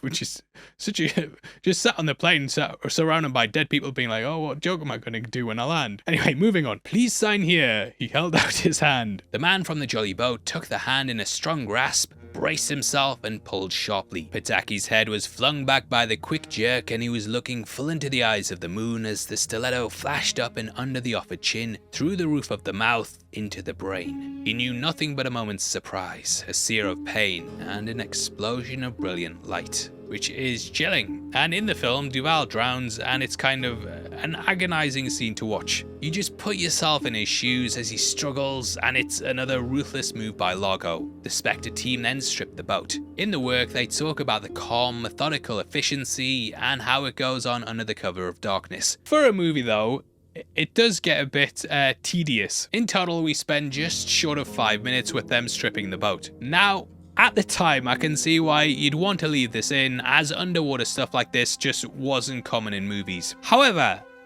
looking at it with a modern eye, it kind of kills the pacing. I also think in terms of storytelling, it also strips away some of the tension. Whereas Goldfinger kept you guessing with the plot, here we're actually ahead of Bond. We know what's happened with the plane, and instead we're waiting for him to catch up to us. Which can work brilliantly in some stories, but a lot of the time, it's better to not have your audience ahead of the characters. There are some nice details though. For example, the missiles say handle like eggs, which is a technical term. What it also shows is how surgical that Largo is as a leader. He's just about the mission, and in the book he then radios Blofeld. It says he knows his voice better than his own father's, and that only the devil can stop them now. Which, we've got the next best thing. In the film we then see as Blofeld calls in the hit on Lipe and then jump back to the shrublands to catch Bond. Anytime, James.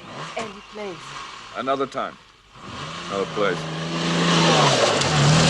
What a dickhead, mate. That is pure Bond though, and it's actually a nod to Connery's career. He played a supporting role in 1958's Another Time, Another Place, and apparently asked for this line in the script. The tone of the film quickly changes though, which comes when Bond has a brush with death.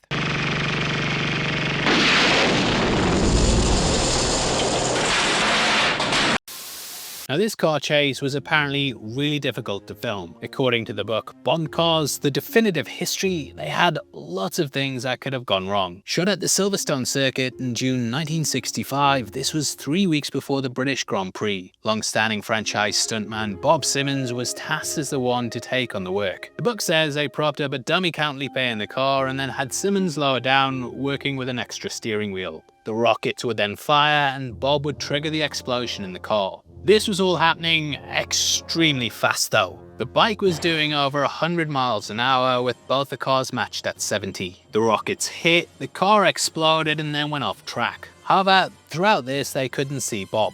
Knowing that he was a professional though, they kept filming so they could at least get the take. When rushing over to the wreckage though, they just couldn't find him. There were ambulances and fire trucks and everyone was frantically searching. Turns out though, Simmons had rolled out the car and was basically playing a prank by pretending to be gone.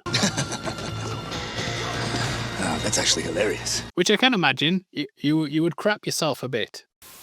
So, in the book, they actually stagger this scene out quite a lot. We pick up 10 days after Shrublands, and Bond's absolutely killing it. He's never had so much energy in all his life. He's flying through the paperwork, hitting the thumbs up, subscribing, and also checking out the merch store. However, everyone in the office hates it. Even his housekeeper says cutting down to 10 a day and eating berries, no good for him. Kinda reminds me of my grandma a bit when I say I've stopped eating full bars of lard and have gone vegetarian. Doesn't like it. It's not right. She knows that he does something dangerous though and comes home with marks all over him. She worries that he won't be able to stand up to someone if all he has is twigs on his stomach. But Bond doesn't care. He's a changed man. Unfortunately though, that doesn't last too long. Bond drives out from his flat in Chelsea and he heads to MI6. In the book, he does this in a Bentley and remarks how he's not married to any car, which is kind of funny considering how often the films reuse the DB5.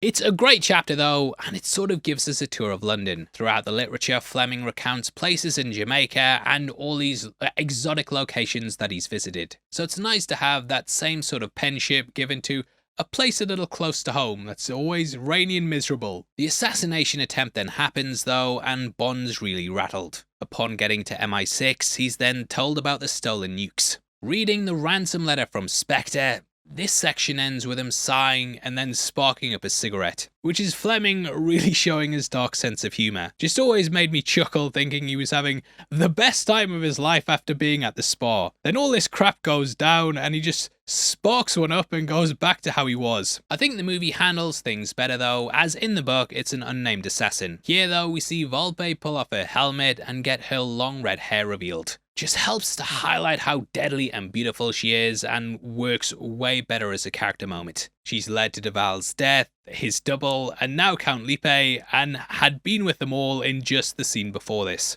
So it really shows just how deadly that she is. In the film, we then watch as Bond arrives at MI6, and in a great joke, he goes to throw his hat just to see the stance moved. Absolutely kills me this moment, and it pays off the thing they constantly do in the Moneypenny scenes. Yes, some people on the roads really burn you up these days. Also, yeah, in the book, he's like completely traumatized, but there he's not even arsed. Not even gonna tell anyone a motorbike just blew up a car that was shooting at him. Just a regular day. How about rather than going into M's office, there's something bigger going down. Now, it's a bit embarrassing, mate, but last video, we had a line about how there was a Thunderball Easter egg in M's office. I said I'd bring it up later in the video, like I was like, oh, there's a Thunderball Easter egg. When we're making the movie, we'll talk about it later in the video. And then I just never brought it up. What happened though, mate, was we actually filmed these videos over a couple of months, yeah, and then put them together. It's movie magic. I thought I'd actually said the line twice though, so I cut it from later in the video. Turns out I didn't mention it at all though. Heavy spoilers as a hack. What that Easter egg was though was a map in Moneypenny's office that showed the Bahamas. That's where Bond heads to in this film, and it was supposed to be setting up his next movie. Either way, Bond is called in the conference room, which is another Adams creation. This is the only film in which we see all the 00s together, and it shows how important this mission is. We even have a female 00 agent, which wouldn't be seen again until No Time to Die. She doesn't pop up again though, and I'm guessing Bond probably used her as a human shield or something. In total, there's 9 chairs though, and Bond takes his place in the 7th. It's a gigantic and expansive set that really shows how much they up the production quality. We then see as Bond's given a file with OHMSS on the front. This stands for On Her Majesty's Secret Service and was a common term at the time. However, I can't help feeling that they left it in as a nod to what was coming, because that script was also being worked on during this production. Like originally, even the credits were meant to say James Bond will return in On Her Majesty's Secret Service, but they couldn't quite get it finished up, and thus they changed things to You Only Live Twice.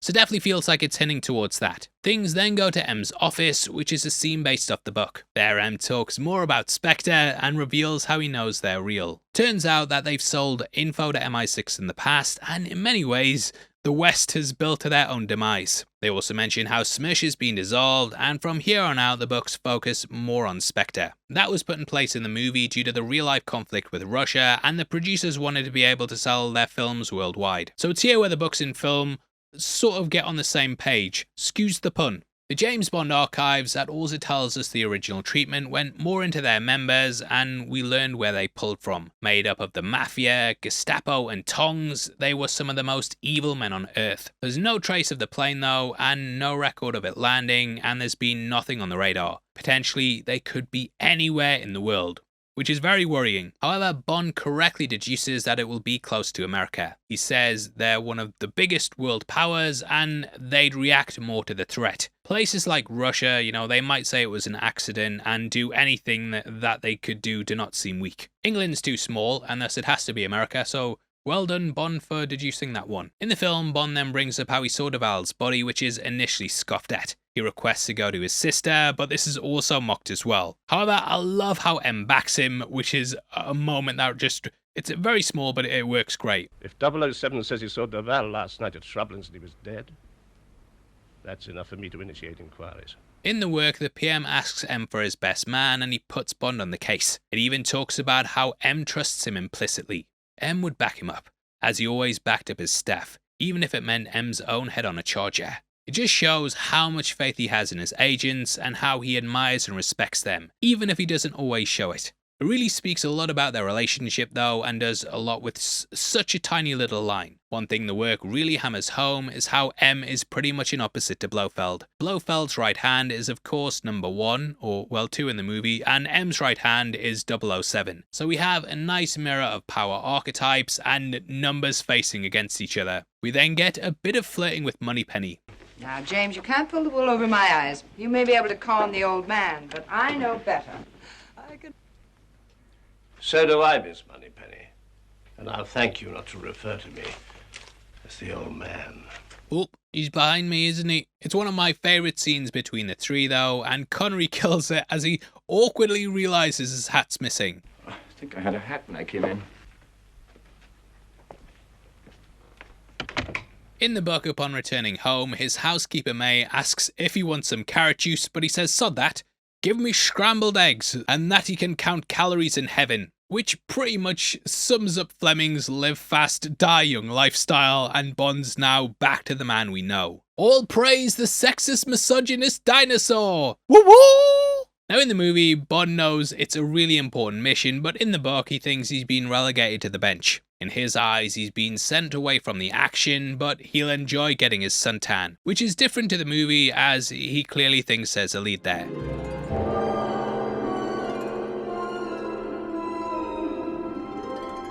So from here, we cut to the Bahamas, which is absolutely gorgeous. If you're as old as me, then you might remember whenever this was shown on TV, it was basically done with pan and scan, which basically cropped the picture to a box. This was so you could watch it on square TVs, but it cut off 2/3 of the picture. They expanded the aspect ratio to widescreen on the Blu-ray though, and it really shows things off. This is actually superfan Joe Darlington's favourite Bond film, and seeing these moments, it's easy to see why. Also, check out the Being James Bond podcast, absolutely fantastic. It's here that we first meet Domino though, and Bond pulls her out from where she's stuck, which sort of sums up her arc in the movie. She's currently Largo's kept woman, and he holds everything about her in place. In the work, she even describes herself as a bird in a gilded cage. However, Bond comes in and sets her free, and they then escape the ocean, which is really good symbolism. You swim like a man. So do you.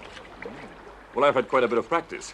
The James Bond archives, they actually lay out the original plan, and in the first draft of the script, she was a character called Dominique. She was secretly a Ghost Squad operative and had infiltrated the mafia as a cigarette girl, which may have influenced Cigar Girl, and her double-sided nature in The World Is Not Enough. In the original draft though, she ended up taking her own life after refusing to give up the bombs, which may have been adapted into Paula. In the novel, Bond simply meets her at a tobacco shop, but I do prefer these underwater sequences. In the book, we learn though her surname's really Pataki, she wanted to be an actress. That's why she changed it to Vitali, as it just works better as a stage name. Now, in initially casting the part, they actually signed Raquel Welch, who even at her death in 2023 at the age of 82, still looked phenomenal. Everything was locked in though, but one day the producers got a call. This was from Dick Zanuck, who begged the producers to release her from her contract. He said, "I've got the perfect part for her, and this would go on to be Fantastic Voyage." She did 1 Million Years BC in 1966 as well, and both ended up becoming really iconic films. So it's not like she missed out, and Faye Dunaway was also asked as well, but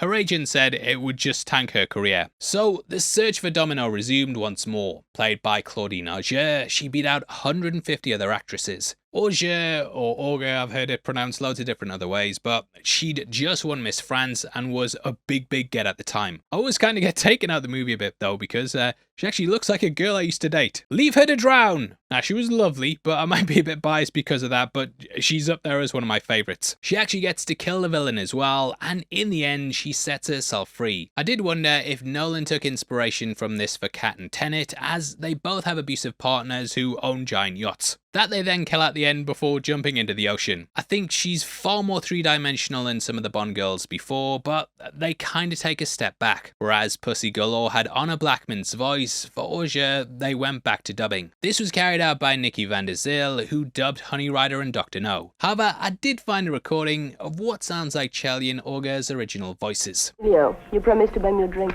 Soon, my dear. I'll get my money back first. May I be allowed to buy the lady a drink? Huge shoutouts to LS007 for that one. There's also a cheeky line as she climbs out of the boat and Bond stares at her ass and says, I was right. Couldn't miss. I have seen some confusion over this line, like what does he mean there? Because just staring at her ass, but it is actually a nod to what he said to Moneypenny earlier. How else will you recognize her? Couldn't miss. She has 2 moles on the left thigh. Domino also wears black and white clothes throughout the film, which is a neat tie to her name. You might also notice that shifts throughout the movie as she changes her allegiances. When Bond first meets her, she's wearing all black, which denotes she's on the side of the bad guys. However, come the beach scene, this switches up to black and white, which shows she's torn between the two. At the end of the film, she ends up in all white, which highlights she's gone to the good side. It's something that we also noticed in our Ultimate Star Wars breakdown, but there they do the reverse. In New Hope, Luke wears white, then he shows up wearing grey during Empire. Come Return of the Jedi, he's wearing all black, so it kinda chronicles the change. Though there he was still good. Now when discussing Dr. No, we brought up how Honey had a broken nose, which added to her character. In the work, Domino's got one leg shorter than the other, which Bond finds cute. He says it makes her like a child. What? Anyway, I think it just adds to her character and shows some vulnerability. In the work, she gets tortured by Largo, and at several points you even think she might be dead. However, she comes through in the end and kills her captor, and yeah, I think it's just A nice exemplification of strength and resilience. In the work, when Bond meets her, he also thinks about the briefing he got beforehand. Described by the authorities as being an Italian tart, he sees her as being more. And I think readers do too. Saying she's a woman of authority and character, he remarks that both are equally rare in a woman. Which might be a bit sexist as well. I'm not with you. Oh, you soon will be. Now there we learn she's someone who's been on the island for a while and actually loves seeing a fresh new face. They're now hitting the end of the season and she pretty much knows everybody there. Bond's under the cover of looking for a property and she talks about Lagos, which is located up the beach. Turns out it's on loan from its British owner, which may be in a play off Fleming owning GoldenEye. She discusses how shareholders keep arriving at his place, and in this we learn a little about Largo. Turns out his story is that he's discovered some treasure in the ocean. The reason people are arriving and the boats are going out there is so they can launch an expedition and pull it from the depths. Thus, no one really questions why they're out there. Either way, I just prefer the movie keeping it simple and having them meet this way. On the surface, we also meet Bond's partner Paula. Played by Martine Beswick, she returns after her small role in From Russia with Love. The producers, they said they wanted an island girl, but she said she looked grey from living in rainy England. So they sent her out to the islands for 2 weeks early and rang her every day to make sure she'd sunbathe. The James Bond archives, that has all the actors saying it was basically the most relaxed movie they'd ever made. Honestly, it just sounds like a holiday. Everyone knew the film would make money and they chilled out on the beach when they weren't shooting scenes. Originally they had her being introduced on the beach and she'd write 007 in the sand to signal to Bond. Sadly, Paula ends up getting killed, which is a fate that befalls a lot of his female partners. Ones like Aki, Strawberry Fields, they're all agents who died due to his actions. So it sort of creates another archetype. Upon reaching the beach, we also get 2 men shadowing Bond. One of these is working for Largo, whereas the other,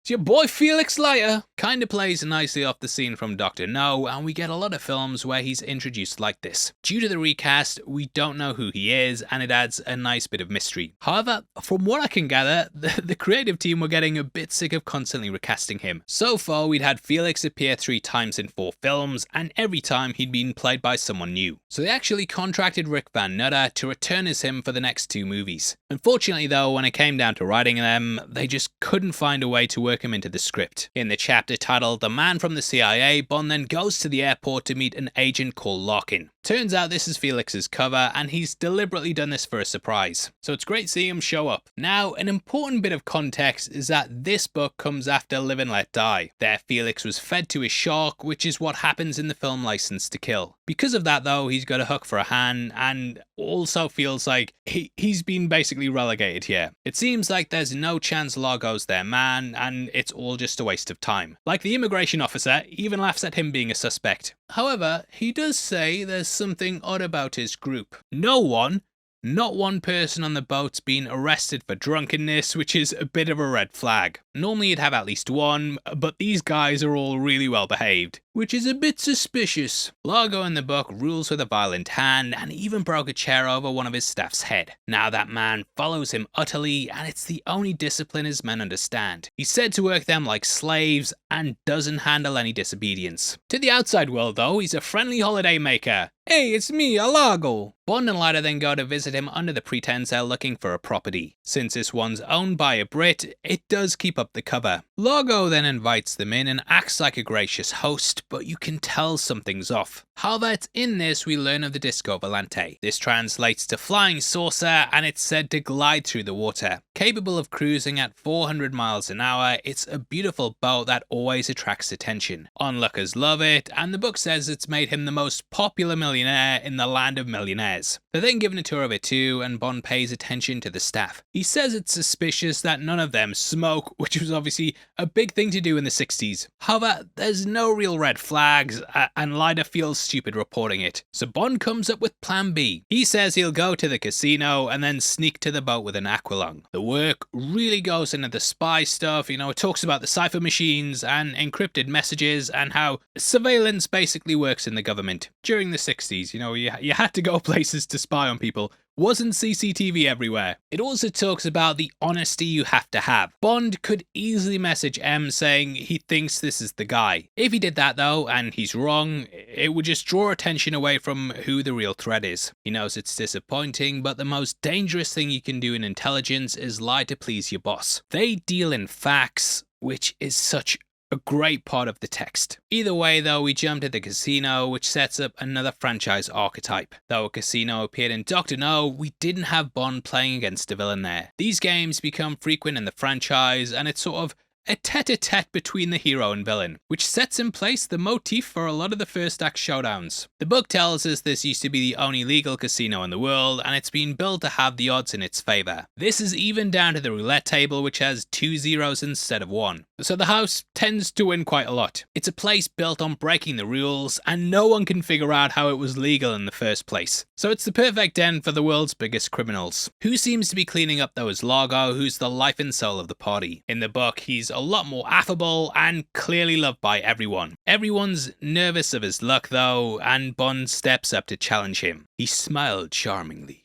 "If I have to lose, I would certainly like to lose to Mr. Bond." Which shows how likeable he comes across and is a spot-on Bond villain impression. However, Bond keeps beating him. It says Largo begins smiling, but only with his mouth, and that there's clearly rage building in the room. Finally, Bond name drops Spectre, which is something he does in the film. Yes, I thought I saw a spectre at your shoulder.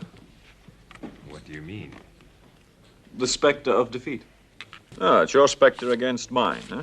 Suddenly, the smile drops. The first time Largo questions if he knows and thinks maybe it's just a coincidental choice of words. However, come the second time, he knows something's up. The smile is described as being almost like a scar, which is such a chilling image. Largo makes an old mafioso gesture, which the crowd laugh at as they don't understand it. They see it as just bravado, but Bond knows it's a signal of displeasure. Largo then says he's going to spend all night winning back his money, and this domino must be squired by someone else. Pretending not to know him, she even downplays their meeting that day. But the pair go to dinner, and Bond orders Dom Perignon 55, which plays off its appearance in Dr. No and Goldfinger. In the book, Bond then takes her and verbally dresses her down. Reading it felt a lot like it inspired the train scene in Casino Royale, and she and Bond have a lot of back and forth. "I think you're a pretty young girl. Younger than you pretend to be. Younger than you dress. I think you were carefully brought up in a red carpet sort of way, and then the red carpet was suddenly jerked away from under your feet, and you were thrown more or less into the street. So you picked yourself up and started to work your way back to the red carpet you'd got used to. You were probably fairly ruthless about it. You had to be. You only had a woman's weapons, and you probably used them pretty coolly. I expect you used your body. It would be a wonderful asset. But in using it to get what you wanted, your sensibilities had to be put to the side." Domino then admits her and Largo were lovers, but that's long since faded. She says you can buy the outside of the body, but love is something you can never really purchase. I found Emilio attractive. Then, must we talk about him? No, I'd much rather dance. so would I. Bond in the movie then takes her and the pair dance. It mirrors the scene with Fiona later on really well and leads to death there, while this one leads to freedom. Dutch Bond fan brought up in his review how there were rumours the pair were having an affair, and to be honest, whenever I see the behind the scenes photos, the pair look very close. This has never been confirmed though, but I think it's generally held that the pair were indeed more than co-stars. However, it has been said that Connery was protective of the female lead, so it may have been down to that. Though he did apparently have an affair with Plenty O'Toole on Diamonds Are Forever. He gave her Plenty O'Toole. Here, the chemistry is great though. Bond then returns to the hotel and the receptionist stares at him longingly. This scene's sort of like a director's signature with Terence Young, as a similar things happened in both his previous Bond films. At this point, he then meets Felix, and we'll talk later with Dutch Bond fan about how he thinks these scenes were reordered in the edit. Mainly down to the clothes changes. Listening to a tape in which he recorded the room, he figures out someone's hidden in the bathroom. We also have Bond smacking Felix like the like button, and the guy then escapes to Largo's, where he's fed to sharks. Such a dastardly way to kill someone, and we get a shot of his point of view from the water. Slowly the screen turns red as the pool gets filled up with blood. It always kind of reminded me of the gun barrel, and it's a really great way to frame it. We then see as the agents go to meet Q. Oh no. 007. What a wonderful surprise. Well, for me too. Always great seeing him out on a job, with this being actually the first time he goes on location in a movie. It's another archetype. Going through the gadgets, we also get a lot of practical uses. Not only is there the aqualung, but there's also the watch with a Geiger counter. On top of this, there's an underwater camera, which I believe has a counter as well. In the book, Bond gives this to Domino, and she goes on the ship to check if the bombs are there. We also have a pill that can be used as a homing device, and this underwater breather. It's probably the most famous gadget from the film, and it even influenced the ones from the Phantom Menace. Apparently when the Royal Navy saw this, they called up the producers to ask how it worked. They were apparently working on something similar, but due to its size, it couldn't really store much oxygen. They were gutted when the team said the actors were just holding their breaths and that it didn't actually work. This one though, this comes from the set itself, and it's full of Sean's Scottish saliva. Rumour is, if you suck into it as well, you can talk in a Scottish accent. We'll give it a go. Smashing. Now Bond then travels out to the disco, which is a journey we get in the book. There the patrolman says it's odd there's no man watching the deck, and it makes it seem almost like a ghost ship. However, things quickly kick off. The ocean floors fill with marine life, and there's an eerie atmosphere of calmness and death. Sharks swim in the area, and a barracuda even comes to weigh Bond up. He runs through his preparations though, and how you have to act in the ocean. The first rule is not to panic, as big fish can sense danger. No thrashing, and only do controlled movements, as a fish that thrashes is likely vulnerable. The barracuda then backs off, and Bond says it can tell it clearly doesn't scare him. However, he feels the butt of a gun, and suddenly his limbs turn to lead. Attacked by a guard, the barracuda then returns and saves his life. It dives like a bolt after the man, and in the book says it shakes him like a dog with a rat. Bond then notices something that looks like a silver egg that lazily turns over. Not paying attention to it, all of a sudden he feels like it's a punch to the stomach. Grenada! Suddenly, lots start getting dropped in, and Bond makes a mad dash to the shore. The work says he doesn't stop until he sees the discarded bottles and rubbish, which are all signs that humans are close by. He prays that if they discover the god's body, they simply assume a shark got him. But it's extremely tense, and the tension also carries over to the movie. They clearly spot Bond, and the fight with the divers actually more intense, as are the grenade drops. They even chase him until he ditches his tank, and then, yeah, just assume he's dead. Look, must have been in with a propeller. Let's get back into Largo. Yeah, don't hang around to make sure, mate. Just go back. Job done. Making it to the shore, things pick up. Literally, picked up by Fiona, we get a great scene with the two. What a coincidence. Yeah, so convenient. Now, I do kind of feel like the movie's a hell of a lot of coincidences. I think in the others, things flowed more naturally, and it felt like an actual investigation. A lot of things here though, they just land in Bond's lap, and yeah, that line about coincidences even feels like the writers were aware. The scene is excellent though, and I wouldn't have it any other way. You better fasten your safety belt. Bond then spots the Spectre octopus ring, which is a variant of the one that first appeared in From Russia with Love. Dropped off at the hotel, he then briefs Felix. Doing their first initial probing in the chopper, I love how he cut to Fiona and Largo. Just awesome having a conversation where they clearly know they're being watched, but also showing off their shooting skills. It just showcases how deadly that she is. Bond then visits Largo at the villa, and they play things like they don't know who the other one really is. I think why I enjoyed watching this movie this time around, especially for these reviews, is because of how witty the script is. Looks more fitting for a woman. You know much about guns, Mr. Bond? No, I know a little about women. There were several points I laughed out loud when watching the movie, and it definitely feels like the funniest Bond. But it's not trying to be over the top and camp or deliberately trying to be funny. The lines just work really well in the context of the script. That line about the gun being made for a woman, that might also be a little nod to Bond's Beretta. In case you missed our breakdown for Dr. No, Major Boothroyd wrote to Fleming saying that Bond's gun was better for a woman. What he should be using is a Walther PPK, which Fleming of course brought across to the books. Fleming then thanked him for the suggestion, and then even named Q after him. Seems terribly difficult. No, it isn't, is it? No.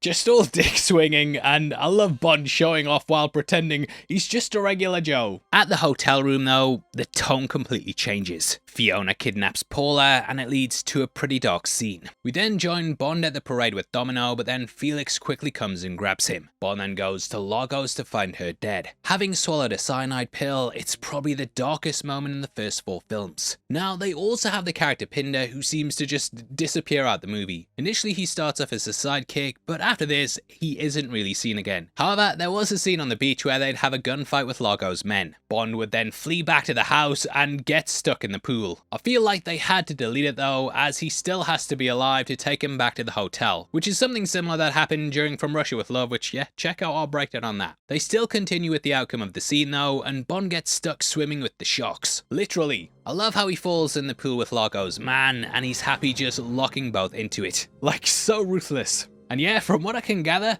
Connery wasn't too happy. According to the James Bond archive, they asked him if he'd get in the pool with the sharks, and his response was, "Not bloody likely." This is apparently also where the real strain between him and the producers started. After reading the script, Connery was pretty worried they were putting him into a pool with sharks. Like, this is the guy who is terrified of the tarantula and Dr. No, so something like this, I wouldn't want to do it either, mate. I've seen Jaws, not the Bond villain. So Connery insisted they build a plexiglass partition, which you can see when stuntman Bill Cummings has his hand up against it. This was then brought into the pool for the shot with the sharks coming in on Connery. However, this wasn't fixed in place, and I don't even think it covered the whole thing. The shark ended up getting inside, and Connery was nose to nose with it. Leaping out the water, the archives have him quoted as saying he got out so fast he was dry before he touched the sides. They edited it so it seems like two different parts, but you can see the continuation of this at an hour 21. And yeah, it goes right for him, which is very funny to watch. Now, there was originally a line where he was supposed to stop and say,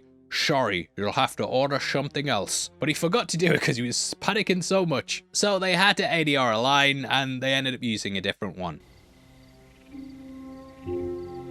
Sorry, old chap. Better luck next time.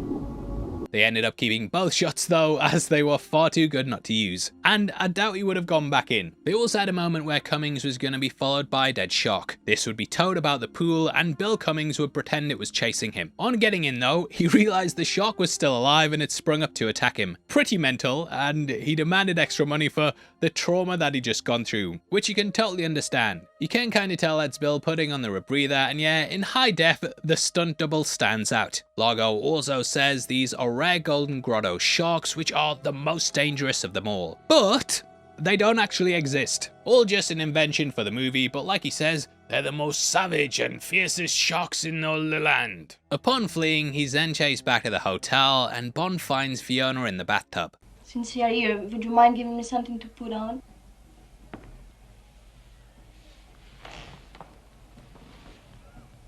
In the initial script, Bond was supposed to give her a towel, but Terence Young thought that line just worked better. Again, yeah, it's one of those witty moments that just elevates the movie, and even though I think the story is the worst yet, I'm at least laughing more than any of the other films. Now, Bond bangs her, yeah, spot on lad, but they do a move that plays off the criticism at the time. After Goldfinger, many people said it was unrealistic Bond turned her. So instead, they direct these claims and have Fiona not being swayed by him. James Bond, who only has to make love to a woman and she starts to hear heavenly choir singing. But not this one. So it does kind of address those complaints, but it also helps to elevate Fiona. Like, you can also see she's kind of hurt by what Bond says, especially after they've just had, in her mind, the best night of her life. My dear girl, don't flatter yourself. What I did this evening was for king and country. You don't think it gave me any pleasure, do you? Which, oof. Anyway, he's taken by Vargas, who gets fleshed out a lot more in the movie. I haven't really talked about him though, because yeah, not much to say. Obviously, the only thing he likes to do is kill, but it leaves him as just being a silent henchman, which worked great with Oddjob, but here it's a little flat. Though he features in the book, it's very, very brief, and we don't really learn anything about him, which is a shame, as he doesn't really fill the void left by Fiona. She goes out in a great blaze of glory though, and we watch as Bond flees through the streets. Shot in the leg, this is the most vulnerable that we've seen him, even if the wound swaps legs throughout the chase, which is also pretty funny. We also have a dog weeing in the middle of the street. Apparently Peter Hunt stated that would be the first thing cut from the film. The producers loved it though, and said he had to keep it in. You just have to. There's also some people in the parade wearing 007 on their hats. They tried to edit around it because it takes you out the movie. Sadly though, you have that happening in the scene where you have the dog pissing. So obviously, you can't lose the dog pissing shot, so the 007's hat stayed. Pissing shot is crucial to the plot and it must be left in the movie. This then takes us to the Kiss Kiss Club, which was gonna play into the original theme, and the soundtrack here is even filled out with notes from it.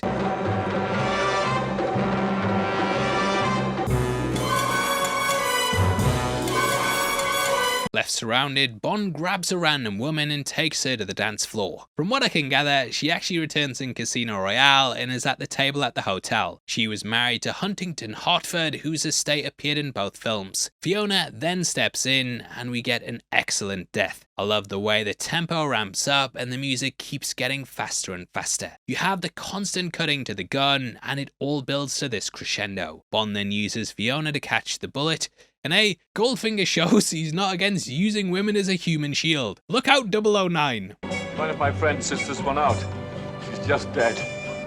Now we then get more searching for the downed plane. In a scene pulled right out the book, they take to the skies and spot it in the water. Up here they catch a rocket demonstration and Bond brings up his Moonraker job, which was his third adventure in the books. The way they're tipped off to the plane though is because they spot the shark circling something. They're clearly nosing at something in the water and thus there has to be something of interest. It's during this that Leiter also talks about his time at the casino. We learn that he went around the shareholders and noticed a little guy with glasses. You might have noticed him throughout the movie and he plays a pretty crucial role at the end. Leiter recognized him but couldn't quite place his face. Leiter then went to the desk and said it was an old pal from school who he couldn't quite remember the name of. So he wondered if the clerk could get it just to save some embarrassment. Upon learning it though, it dawns on him that it's a scientist who fled to America. Coots was working for the Germans in the war, which they do touch upon in the movie. Life was much simpler in my Warsaw laboratory. However, he fled and sang all his secrets from his side to the Allies. With a new passport, he then headed out to Switzerland. I feel like it's kind of a comment on Operation Paperclip and what may have happened had one of them gone rogue. At one point, Largo even talks about how he has to get rid of him, but not yet. Leiter then looked into the entire team and none of them have records dating past the last 6 years. It's a clear cover up and this then tips them off. Anyway, Bond grabs the ID tag from the fake Duval and then goes to meet Domino. The pair get it on underwater and they had a slightly more suggestive scene originally. Domino's bra was gonna float to the surface but the producers worried it might be a little risque. In the book, Bond arrives at the beach to find her unable to walk as she stood on some sea egg spines. Ow! Sea egg spines, they're poisonous. Carrying her out the sea, he then sucks them out her foot. Oof, suits you, sir. It's one of the most memorable scenes in the work, and I'm glad they brought it across to the movie. We don't get the harpoon scene in the novel though, and instead he carries her into a hut and they then get it on. That then takes us to chapter 9 titled When the Kissing Stopped. Bond knows he has to tell her about her brother, but he says he wants to see her happy one last time before he has to destroy her life. He even apologizes for it and the tone quickly changes. Initially, Domino says he talks like a girl who's just done it for the first time and is worried she's gonna get pregnant. So she quickly suspects something's off. Handing over the bracelet though, he then says, "It involves your friend Largo. It is a very great conspiracy. I'm here to find out things for my government. I am really a kind of policeman. I'm telling you this and I will tell you the rest because hundreds and perhaps thousands of people will die unless you help to prevent it." So it's pretty much all on her. Domino even suspects he seduced her to get her to do what he wants. Screaming she hates him, he pleads with her to help find the nukes. They have to wait till the bombs are aboard before they can strike though. You really get the feeling that Bond is desperate and he hates himself for having sex with her. However, he said he just wanted to enjoy the last moment of happiness before he broke her heart. It's even been theorized in the movie that Bond puts on his glasses to hide that he's crying. If you look at his cheek, you can see what looks like a tear. It just adds an extra layer of humanity and shows how Bond isn't the cold-hearted bastard people say he is. It's also a pretty gut-wrenching scene, though it might have just been to advertise his new sunglasses. Which, I'm not crying either, if you want to sponsor me, Ray-Ban. In the book, she then talks about how she and Largo met. She said he was the most attractive man in Capri who she had an affair with just to shove it in the face of all the other smug women who were after him. Where did you meet him? In Capri. I was there with my brother. He then told her about the yacht and treasure hunt and she got swept away. Upon meeting Bond, things changed though. She'd been told by Largo that after getting the treasure, they were all gonna leave. However, she'd plucked up the courage and was gonna tell him she'd stay with Bond. The book then has him giving her the Geiger counter and he knows if she's caught, she'll be tortured and killed. He's sending her into the lion's den, but knows he has to do it. In the film, he then kills Vargas.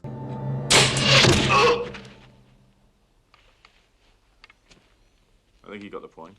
Domino says it should have been Largo, and this foreshadows how she ends up killing him. Domino then heads to the ship and uses the camera while Bond goes searching for the nukes. Secretly joining the crew, he finds a cave where they're stored. He's discovered though, and Bond is locked in there. Just after this, Largo catches Domino on the ship. We then get the torture scene in which he uses a cigar to burn her while he has ice cubes to cool her down. That's pulled out the novel, but there it goes way darker. At the close of the story, she ends up in the hospital and we learn she's severely burned. In the movie, the scientist overhears this, and from this point he starts to question what side he's on. They did kind of build on this earlier, as he was a bit comforting to Paula.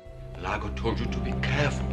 So he spares her from being tortured, but in the work, Largo goes through with it. Anyway, Bond's found due to the homing pill and Felix pulls him out the cave. It's here that the film steps it up a notch and we get the Navy parachuting in. This takes things beyond the book, where Bond and Felix just went on a sub. This is called the Manta, and being under the water, it's sort of an opposite to the Disco. The captain knows it's important though, as it's the first time he's had 2 government officials on board since Korea. This chapter's filled with anxiety, as Bond doesn't even know in the book if Largo has the bombs. It's also possible he only took one and the other's been hidden somewhere else. Plus Domino's disappeared, and the following chapter shows the perspective on the ship. Largo holds one final meeting, and this is all done to a red light. Really makes it feel like a scene from hell, and it's a big briefing before they head into it. Even this late in the game though, there's still dissent and Largo ends up killing a member. The group can all sense dissent, and it's said that it can eat away at your plans like a maggot. It's a really gripping moment, and we see this being mirrored with Bond. In the novel, Lyda even straps a flipper to his hook because he refuses to be left behind. Bond looks about the men and thinks how some of them will be dead soon. Offering them a chance to change their mind, it's said they all grin back at him. It kind of speaks to the camaraderie in war and how people know their duty. Heroes like this line our history, and it's such an immersive chapter in the work. Bonding calls himself number 1, which makes him an opposite to Largo. All in all though, it's a pretty terrifying place to have a fight. He explains how those who are wounded will have to fend for themselves and either succumb to the sharks or swim to the shore. Considering it's happening at night in the book, yeah, I wouldn't like to have been there. For the movie though, they skip it all, have it in the day, and have just skip the briefing, get to the action. It leads to a massive spectacle that's really ambitious. Bond joins in as well, and the movie has him flexing his gadgets. I love how he just glides through, pulling the pipes and casually helping his side. The underwater propeller is really fantastic, and it works as a counterpart to Largo's chariot. It also fires harpoons, and kind of reminds me of what they'd later do with Boba Fett's jetpack. Now in the book, the fight remains in the water. Coming face to face with Largo, it actually puts Bond at a massive disadvantage. The text even says that Bond is beat and how the chariot's impossible to fight. Fleeing to the coral, Largo swims overhead with his shadow stalking the secret agent. Largo then grabs an octopus and throws it over Bond's mask. Wrapping his giant hands around Bond's throat, he then begins to choke him. All of a sudden, the grip weakens and suddenly Bond feels free. Like a guardian angel, Domino swoops down and saves him from his fate, and the pair then ascend to the surface. Now, it's at the hospital that we get more of an explanation of what happened on the ship. The scientist Coots had a change of heart and he ended up freeing Domino. He also threw the arming device from the bomb into the sea. Don't know why though, because the movie doesn't even really go into it, and even Domino's like, who's he? I don't know, but he helped me. Okay.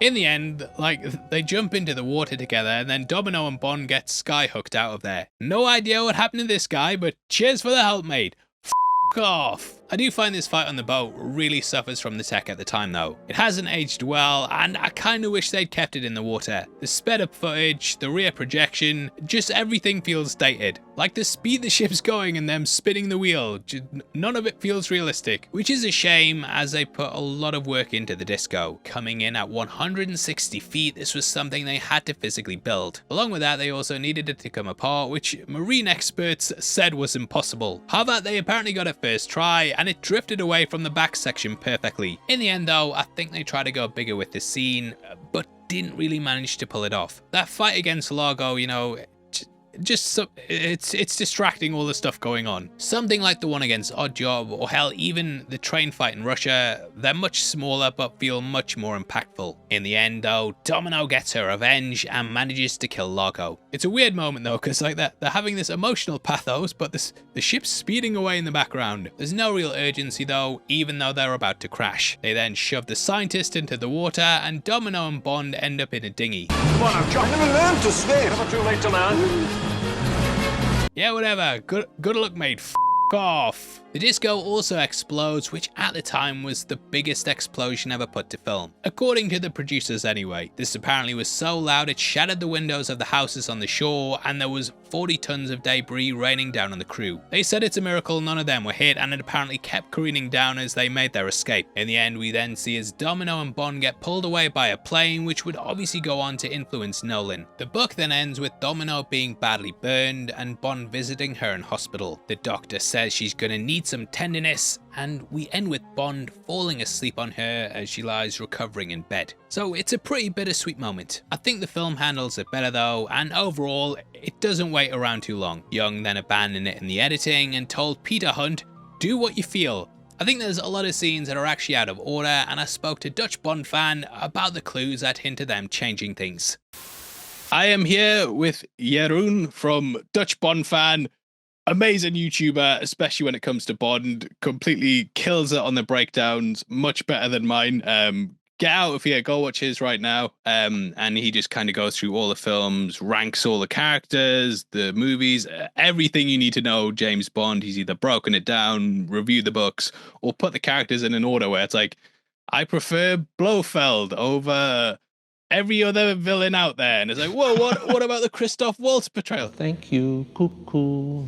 I don't think you do that, but you had some very interesting things to say about the Thunderball continuity and some little clues that kind of give away that they reordered things quite a lot. Yeah, well, first of all, thank you for having me. And you just mentioned my breakdowns are better than yours.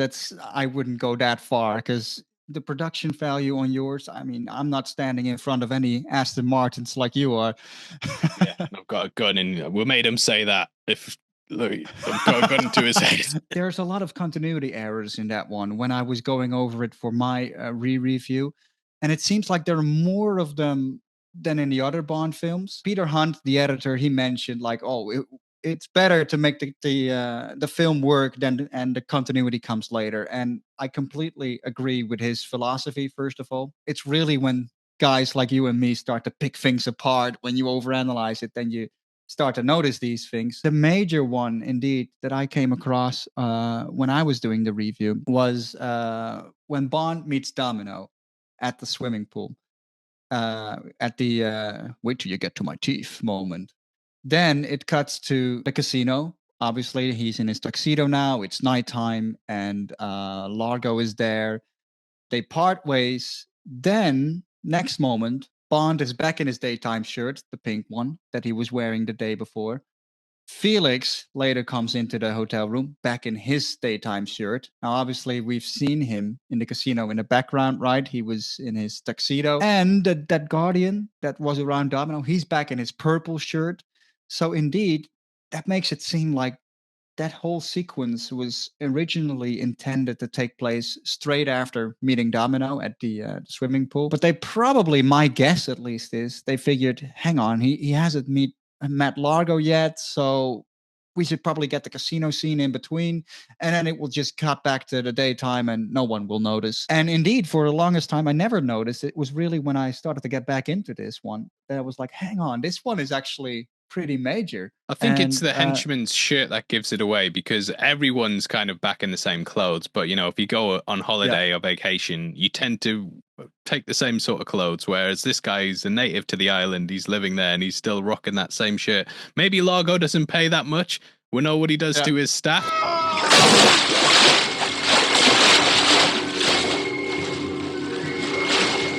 So I don't even think he's worried about paying them. But yeah, I totally agree with you. I think that's a very interesting one. And there's another clothing clue as well with Felix in the helicopter that you noticed. Yeah, that one is smaller. You see him flip-flop his swimming trunks and his regular shorts all the time in a particular helicopter sequence, because I think they filmed two. And Peter Hunt just ended up using footage from both. That sort of stuff sort of happens a lot in the Bond films, so it's more minor, but it's one of those, like I said, one of these details you and me start to notice. And again, you know, in the 60s, they didn't have homemade video yet, right? So it's you couldn't obvious. just take a film home and just watch it over and over. And even when they were making it, these guys didn't expect that to probably ever be invented. They were making a lot of money from doing double bills or even quadruple showings, where I think Thunderball was being shown 24 hours a day at some places, and they'd have Dr. No, From Russia with Love, Goldfinger, and Thunderball all just playing back to back.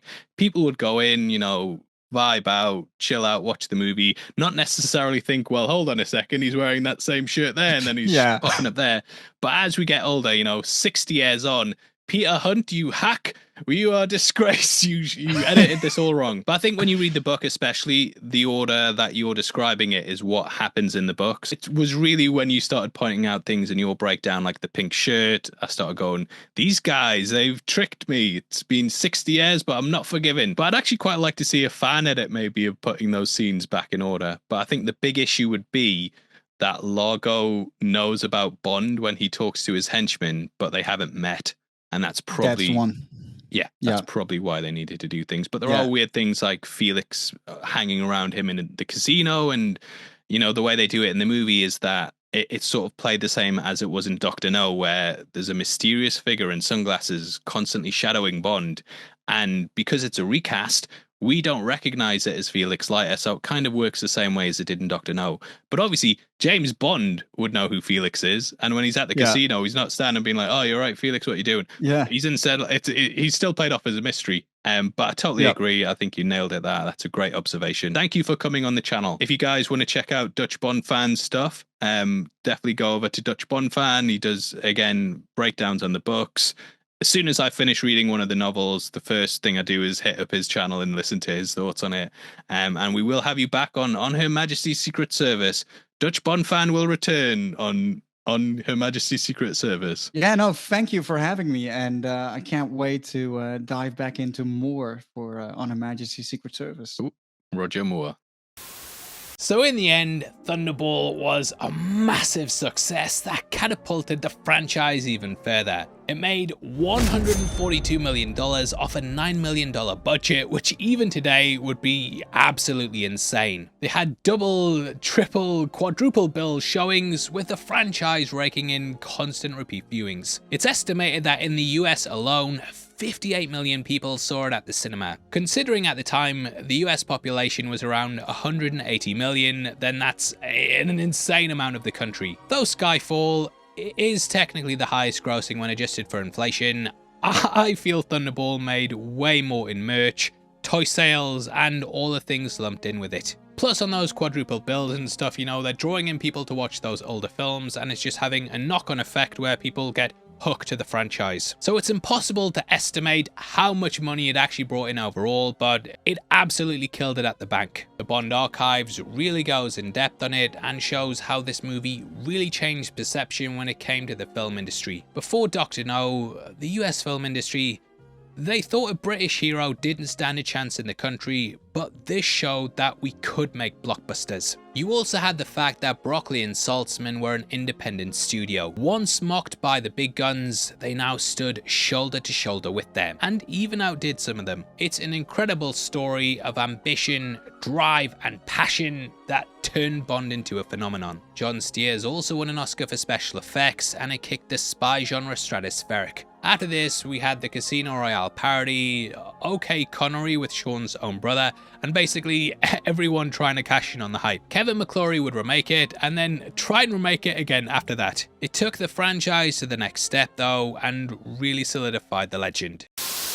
Anyway, that wraps up the breakdown, and yeah, I've really enjoyed going back to it. It's definitely a film I've grown to love, and though I don't think it's better than Goldfinger or Russia, I do think it succeeds in a lot of ways. Connery's comfortable in everything he does, and it's nice just getting these lifestyle moments. The sparse stuff shows Bond at his best and why he's so great as a character. Lots of action movies, they require you to jump from one action set piece to the next. It's difficult for them to hold your interest when the character characters not fighting or shooting, which I feel is where a lot of these sort of films suffer. Thunderball shows though we can just hang out with Bond and still have a fun time. So I do enjoy the movie and it's got some nice wit to it. In the end, I'm placing it here, and obviously I'd love to hear your thoughts below. As I mentioned, some people have said this is the best, and if you're one of those people, then make sure you drop a comment.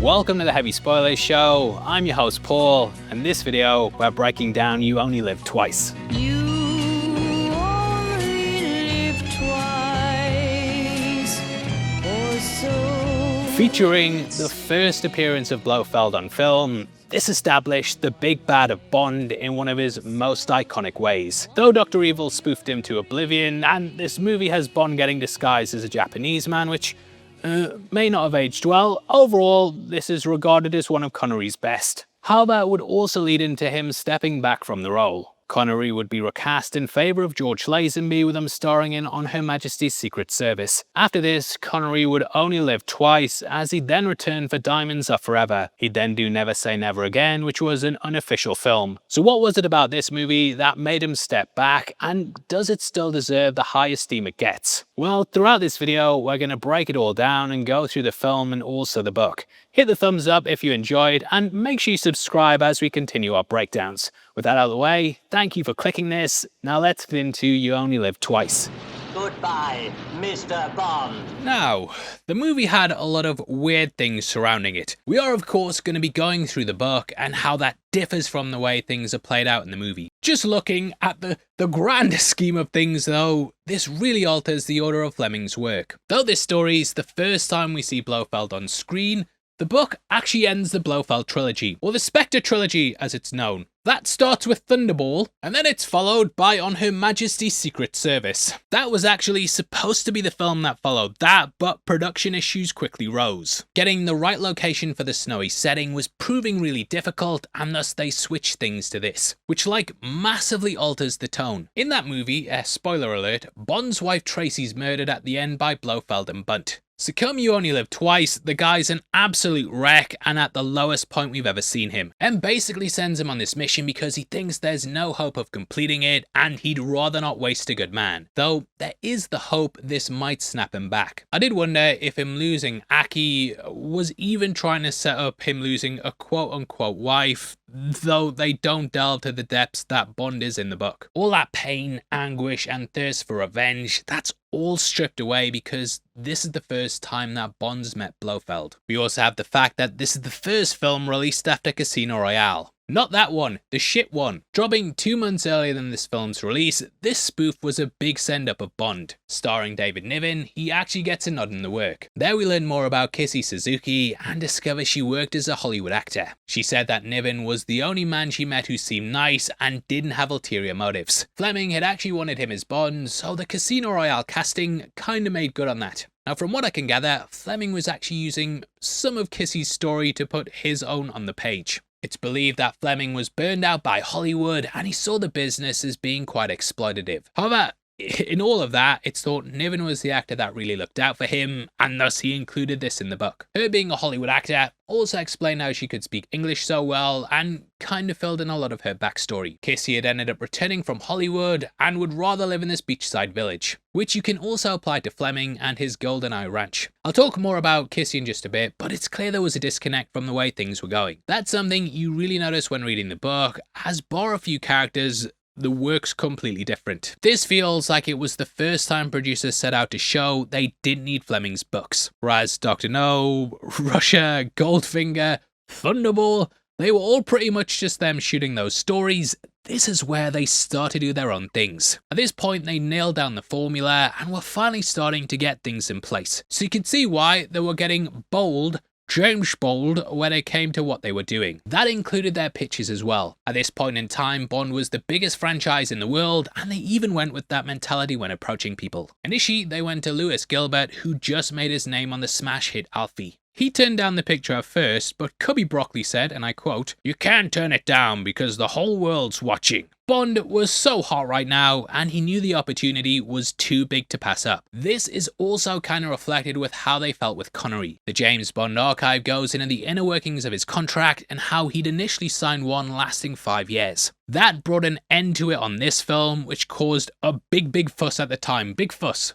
Even though they'd said before shooting that this was his last one, the newspapers still went wild with it as a story. They also had to shoot all of Connery's scenes first, with production beginning in July 1966. His contract ran out November 4th, but things got a little tight. So they extended it, and stuff wrapped up in March the following year. I do kind of get the idea that the two sides were kind of playing chicken with each other though. I kind of feel like, and this is based on nothing, I kind of feel like they were both seeing who was gonna give in first. Like, I had a job, yeah, side note. And in my notice in, yeah, and knowing that they needed me, but they also didn't want to pay me more. So I had this thing where I was like, well, I'm going now. Last shift, I'm out the door. I can hear you though, if you want to say anything about a pay rise. They didn't give me it though, but I basically think that's the same thing that happened with Bond. In the archives though, it said the producers basically had the mentality that Bond was what people were coming to see, not the actor. To them,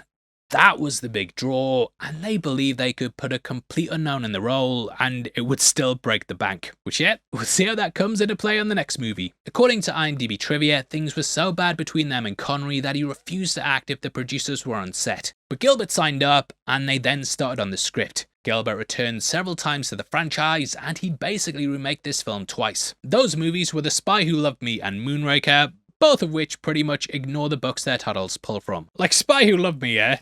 Basically just a woman's diary, I'm not joking. And I actually like the book as well. But yeah, he'd cement his name here, but getting that script together wasn't easy. The first draft was by Sidney Bowen, and that went more in line with the book. Now, from a top-level view of that, Bond's sent to Japan in order to try and get Japanese intelligence. They've learned that Russia's planning an attack and are going to threaten the UK with nukes. America's probably going to be made aware of it, but they're not too interested in telling us the full message. So Bond basically has to win Tiger round, and over a couple of months he ends up befriending him. In return, Tiger wants a favour from Britain's best assassin. He tells Bond of a castle on the sea where there's a man who sells death. Filled with poisonous plants, this man allows people to come to the island to die. There's definitely elements of the island laced in No Time to Die, including something that happens at the end. Bond recognises the island's owner as Blofeld, and he sets off on a personal mission to kill him. Knowing that if he flagged up who this was to the authorities, they'd come and arrest him for the Thunderball mission,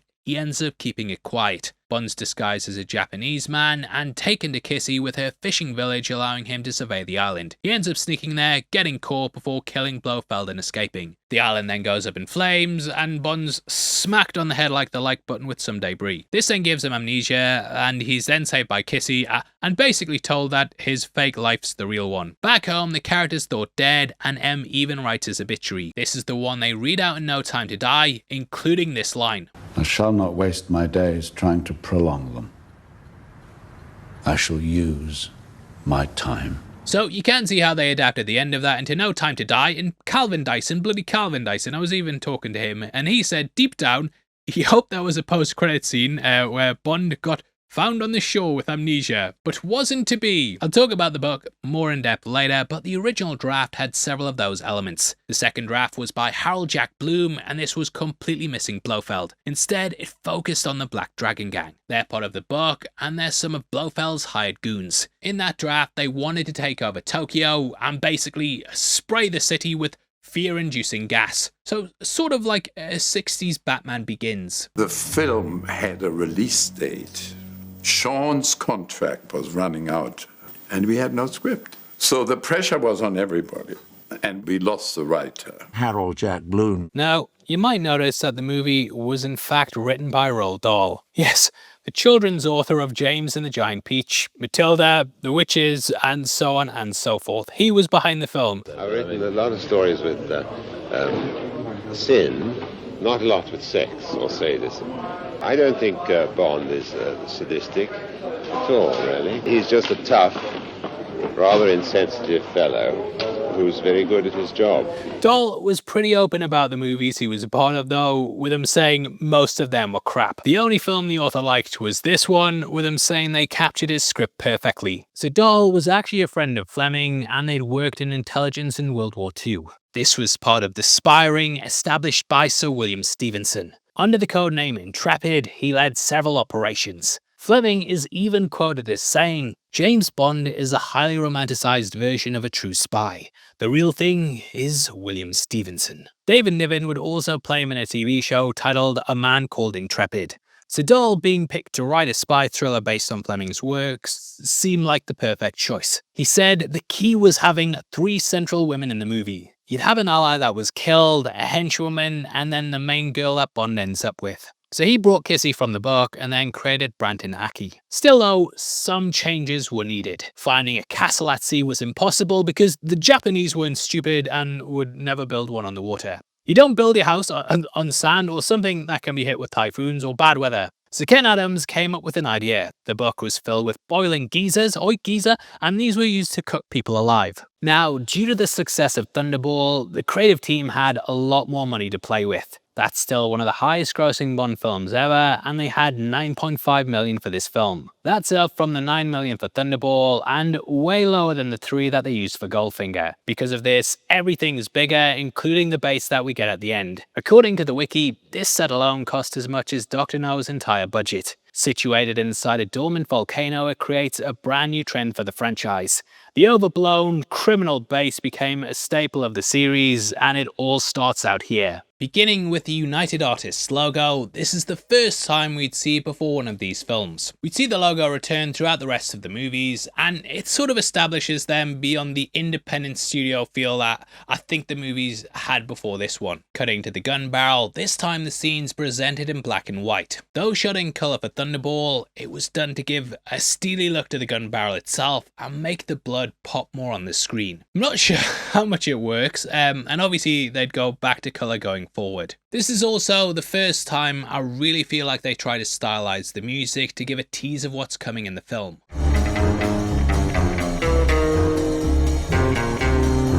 To me, that's always felt like it's got a bit of an Eastern feel, and yeah, it's a tease of what's to come. It's here that we get our first major change from the book and see how the creative team was starting to play on what topics were relevant at the time. Barbara Broccoli said that Bond movies exist 5 minutes in the future and they should always be at the cutting edge. So the space race was a big thing, and in 1967 it was really part of the zeitgeist. Politically, it fit well with the tone of the series. The Cold War was of course related to the space race due to the East and West trying to outdo each other. 5 months before the film's release, the world also watched the horror of the Apollo 1 launchpad fire. This saw the death of 3 astronauts and saw NASA suspending manned space rockets for a year. So joining Jupiter 1 and watching the astronauts in peril, like this was really relevant. They even used real footage from the Apollo program throughout the film, which added some authenticity, though NASA didn't want to be credited. We watch as Blofeld's rocket arrives and swallows the US shuttle up like Pac-Man. Just watching the astronaut go floating off into space feels very 2001: A Space Odyssey. William Sylvester actually features in both these films, with him playing an army officer here, and then the part of Dr. Hayward in that. We also meet Shane Rimmer. Guy always plays that guy who does those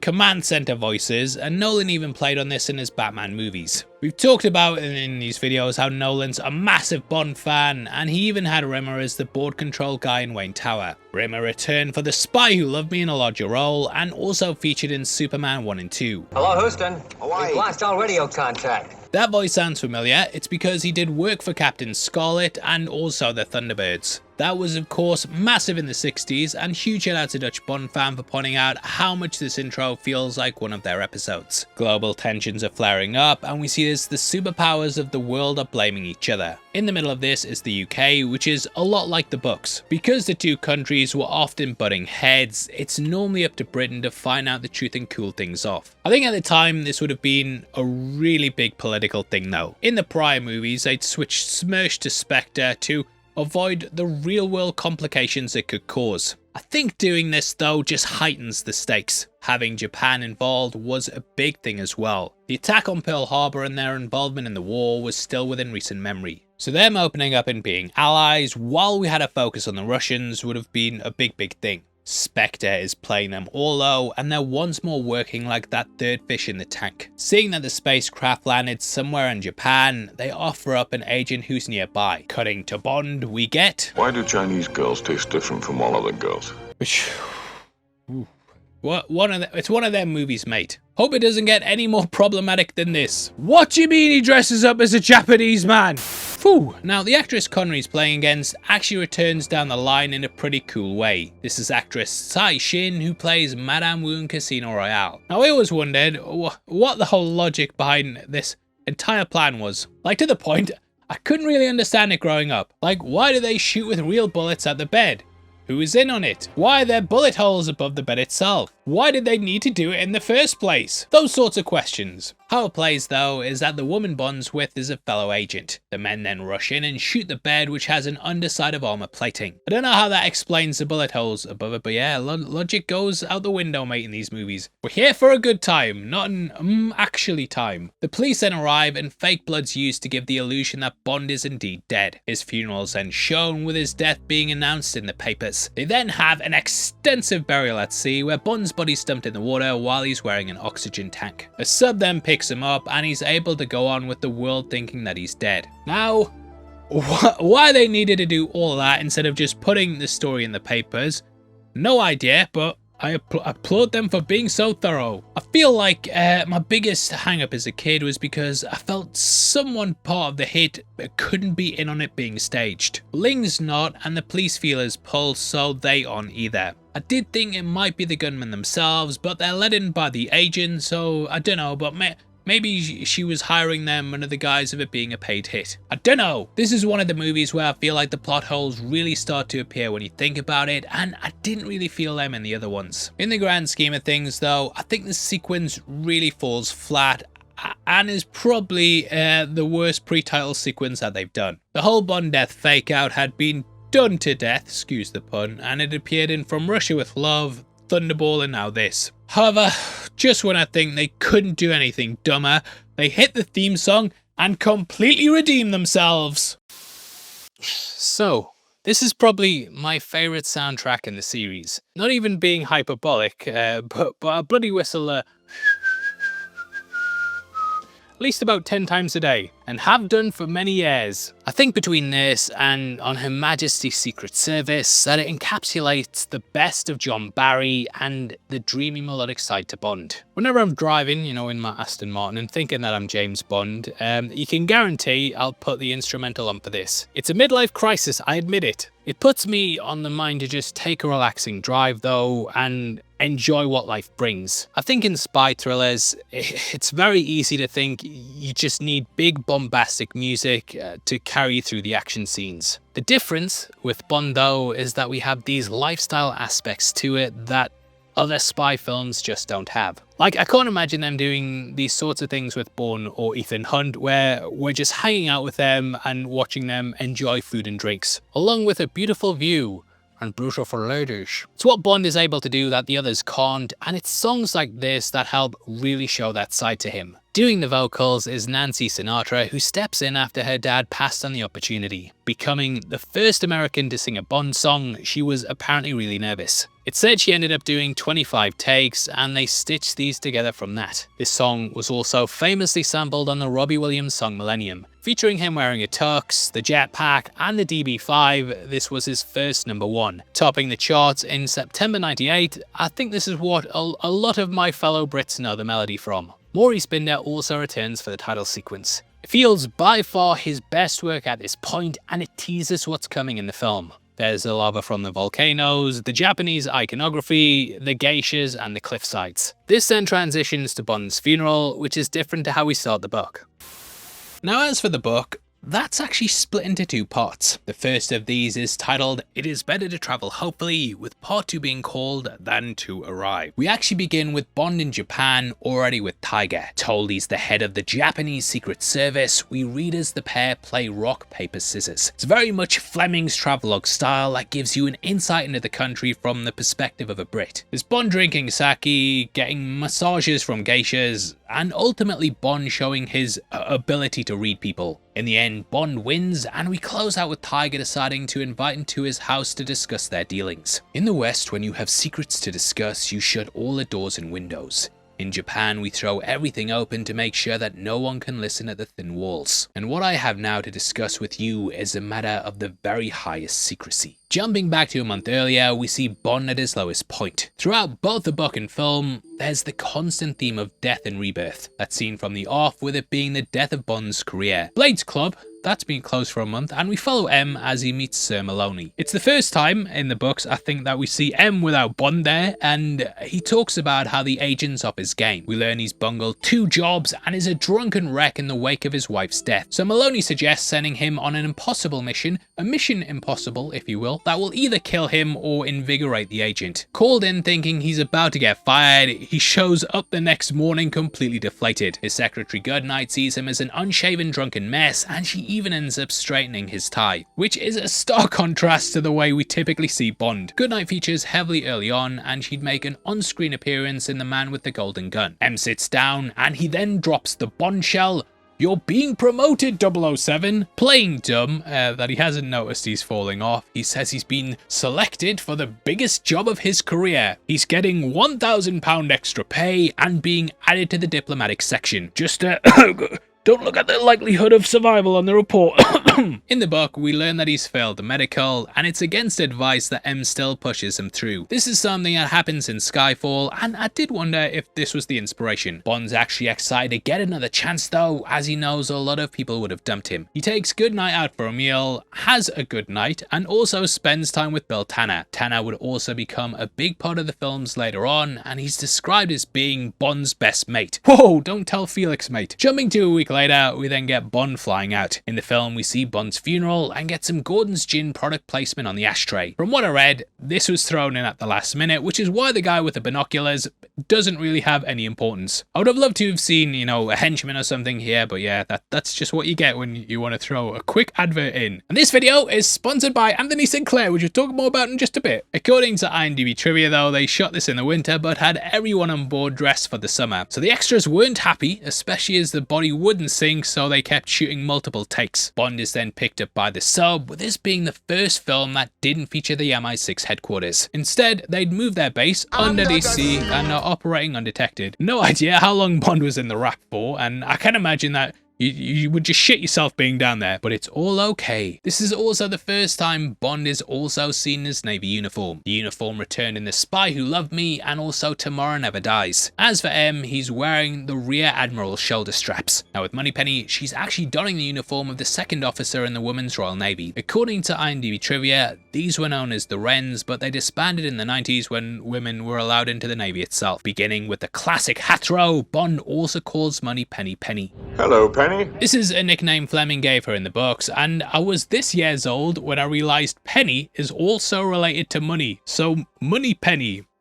Nothing gets past us. Bond is then fired out the torpedo tube wearing a scuba suit, and I also felt like this influenced the opening of Metal Gear Solid. Sneaking to the shore, he's arrived in Japan. Taking us to Tokyo, you just hit with a wave of colour from the neon signs. Everything lights up, and it really brings the city to life. We then join Bond as he goes to some sumo wrestling. I don't think we've ever seen this many people in a Bond movie before, and the audience all showed up for free. Bond was massive in Japan, and they put out signs saying they were making a movie, so a ton of people turned up. However, from the behind the scenes stories, it sounds like Connery had a very miserable time. He was mobbed in the street, and people even followed him in the toilet to take photos, and the guy's just like, I'm having a shit. I'm having a shirt.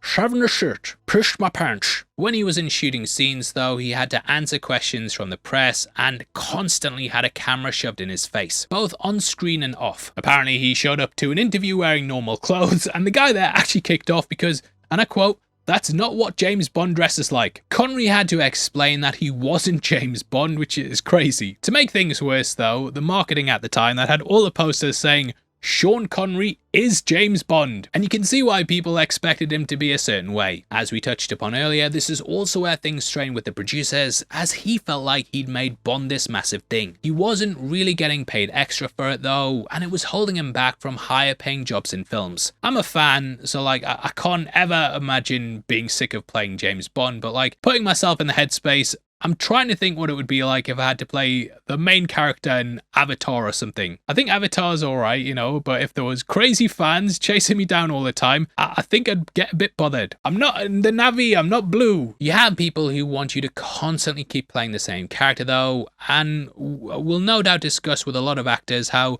by the third film, or even the second, they tend to be a bit fed up. But on the flip side of this, I can also see, you know, turning up as Bond, being part of the job and what you signed up for. Now, if you'd like to dress like Bond, then definitely check out our partners Anthony Sinclair. They're currently doing the 6 Decades of Bond collection, and I'm picking up a new suit every single video from them. Though we've been primarily going through Connery's, I also got this one that's a reproduction of Daniel Craig's In No Time to Die. The level of detail on these is absolutely insane, and I didn't even realize when watching the movie it was a 3-button suit until they sent it out. Embarrassingly, I hit up the tailor like, this is 3 buttons. And he sent me a picture back showing that the suit in the movie is indeed 3 buttons, and yeah, made me look stupid, but that's the level of accuracy that they're doing. They're the best suits I've ever worn by far, and if you want to pick one up, then please use our affiliate link below or mention us to Elliot, and it just helps us out massively. Going to the sumo fight, we then see a big section in the book where Tiger explains something I hadn't heard before. He says in the book that when they're growing up, they massage their testicles so they can ascend back up into their body and do this before preparing for a fight. Tiger says how they should teach agents that, as it's like the one thing that's held to ransom during interrogation. And yeah, I can't help but think Bond remembers his time in the chair in Casino Royale.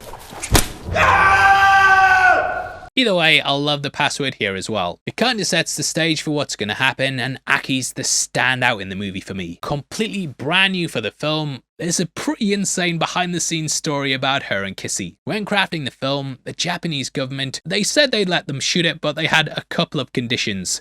They'd only grant permits to the film if they hired 2 Japanese actresses. The production team were more than happy with this though, since Kissy was such a big part of the book. Going to Toho Studios, they'd carved their names in history with the Godzilla films. Thus they suggested their studio mainstays, which I'm about to butcher, Miyahama and Akiko Wakabayashi. The pair starred in King Kong vs Godzilla and also What's Up Tiger Lily. That was pretty much an imitation of James Bond, and it starred Woody Allen in the lead, who just so happened to play a version of Bond in Casino Royale. So the pair seemed like a natural fit, but there came a bit of a snag. Neither could speak English, so the pair were sent to England to study it. Wakabayashi was cast as Kissy, whereas Hammer was selected as Aki. Unfortunately, Hammer had difficulty learning the lines, and thus the producers started looking at other actresses. The plan was to take her out for dinner, say you're not speaking English that well, and then just let her down gently. Straightforward, right? Well, not really. Hammer said she'd throw herself off the top of the Dorchester if they fired her.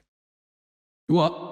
Obviously, Cubby and Harry Saltzman didn't want to test this, so in the end they had the actresses swap parts, and she'd played Kissy, which had a lot less lines. But they dubbed her anyway, with series mainstay Nikki Van Der Zyl, which is why she sounds exactly like Honey Rider. Also, turns out she couldn't swim either, and Connery's wife, Diane Keilento, doubled her, which you can definitely see when they're swimming. Keilento, I'm not good at pronouncing stuff, I'm not even good at saying pronouncing, so I'm definitely butchering all these names. Going to Aki's car, this is the Toyota 2000 GT, which actually wasn't a convertible. Connery was too tall to sit in it though, so they ended up chopping off the roof. You can kind of see this as he rides by, as he clearly doesn't fit in it. Produced in limited numbers over 3 years, they just made 350 of them. These were at the top of the range though, with one coming third in the Japanese Grand Prix while winning the Fuji 24-hour race in the same year as the movie. Now, whereas Hammer couldn't learn the lines, Akiko wasn't able to drive, so they ended up pulling the car via cable, with stuntmen wearing black wigs in the wider shots. 2 of the cars also had their roofs cut for the movie, with one now existing in the Toyota headquarters. The other belongs to a Toyota executive, making it the rarest of all the Bond cars in the wild. Daniel Craig though has said this is his favourite ride from the franchise.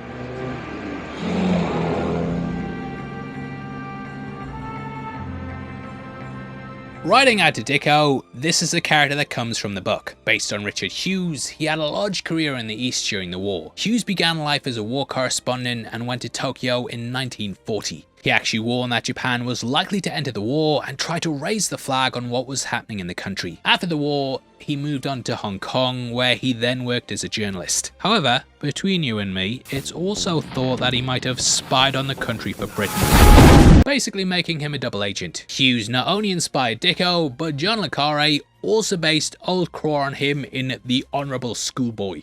According to the stories, Fleming joined up with Hughes during a 2-week trip to Japan so he could do research for the book. The pair also worked alongside Taiga Saito, who was the basis for Taiga Tanaka. In the book, we learn he's been there for 10 years, whereas in the film, it's actually been 28. Obviously, the book and film were written in different decades, so they adjusted to that. Either way though, he still isn't used to the culture. Oh, you must excuse this rather odd mixture of styles. In the book, he talks about how the clocks, taps and toilet water all go the opposite way and is sort of a down-to-earth view of the country. He's Australian as well. The head of Station J, he acts as a middleman who introduces Bond to Tiger. He kind of shows the shaky allegiances and even realizes that Tanaka's men's got them mic'd at one point. He also spots people at a bar who wear the suits Tanaka's agents tend to wear. So he's pretty annoyed he's constantly being followed. It's sort of like Karen Bay in Russia, but the two sides have a more friendly manner. In the movie, they have people constantly watching from all walks of life, and I love the paranoia that it adds. In the book, we don't really hear much about Dicko until Bond heads off, though he does return at the end. Kissy talks about how he turns up at the village asking questions, and she has to play dumb that Bond was never found.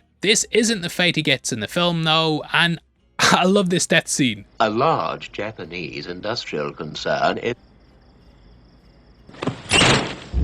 Just the way he stops mid-sentence, it's brilliant. For a second, you're confused, and it even crossed my mind that the TV might be broken. I don't think getting stabbed would stop you mid-sentence like that in real life, but for a film, it just works so well. Played by Charles Gray, Gray himself would return as Blofeld down the line. As he comes in, Bond enters Ever the Spy, and firstly knocks his leg as a way to check that it's false. We also have him giving Bond a... Oh, that's stirred, not shaken. That was right, wasn't it? What? Perfect. Which Bond accepts, but yeah, you can see he's being polite, and it's supposed to be shaken, not stirred, mate. Supposed to be shaken, not stirred. Dicko, you fake fan! Normally this kind of scene would just be a massive exposition dump, but I love how it just keeps the pace and goes right back to the action. It's a really creative way to play with our expectations and one of the better character deaths in these first 5 films. Bond then catches up with the assassin and feigns being wounded to sneak into the pickup. Taken to the Asotto building, he reveals himself in a manner that's similar to Bond in The World Is Not Enough. There they flip it though, with Bond taking Davidov's disguise, whereas here he's revealing who he is. Bond also immediately shot Davidov, which he might have learned from what happens here. It's a little bit more difficult. Now, if this guy looks familiar, that's because he's played by professional wrestler Peter Maivia, who was also known in the ring as the High Chief. Hailing from Samoa, why I'm saying he might look familiar is you may have heard of his grandson, Dwayne "The Rock" Johnson. Yep, once you see it, can see the family resemblance. Really cool watching this back though, and thinking about how his family would not only follow in his footsteps in wrestling, but also in the movie business. Fighting him, we see another one of Ken Adams' expansive sets. Throw the couch at him! I love how in it they reveal a safe and then Bond spots it when getting a drink. Busting out his state-of-the-art safe cracker, I imagine this was state-of-the-art at the time.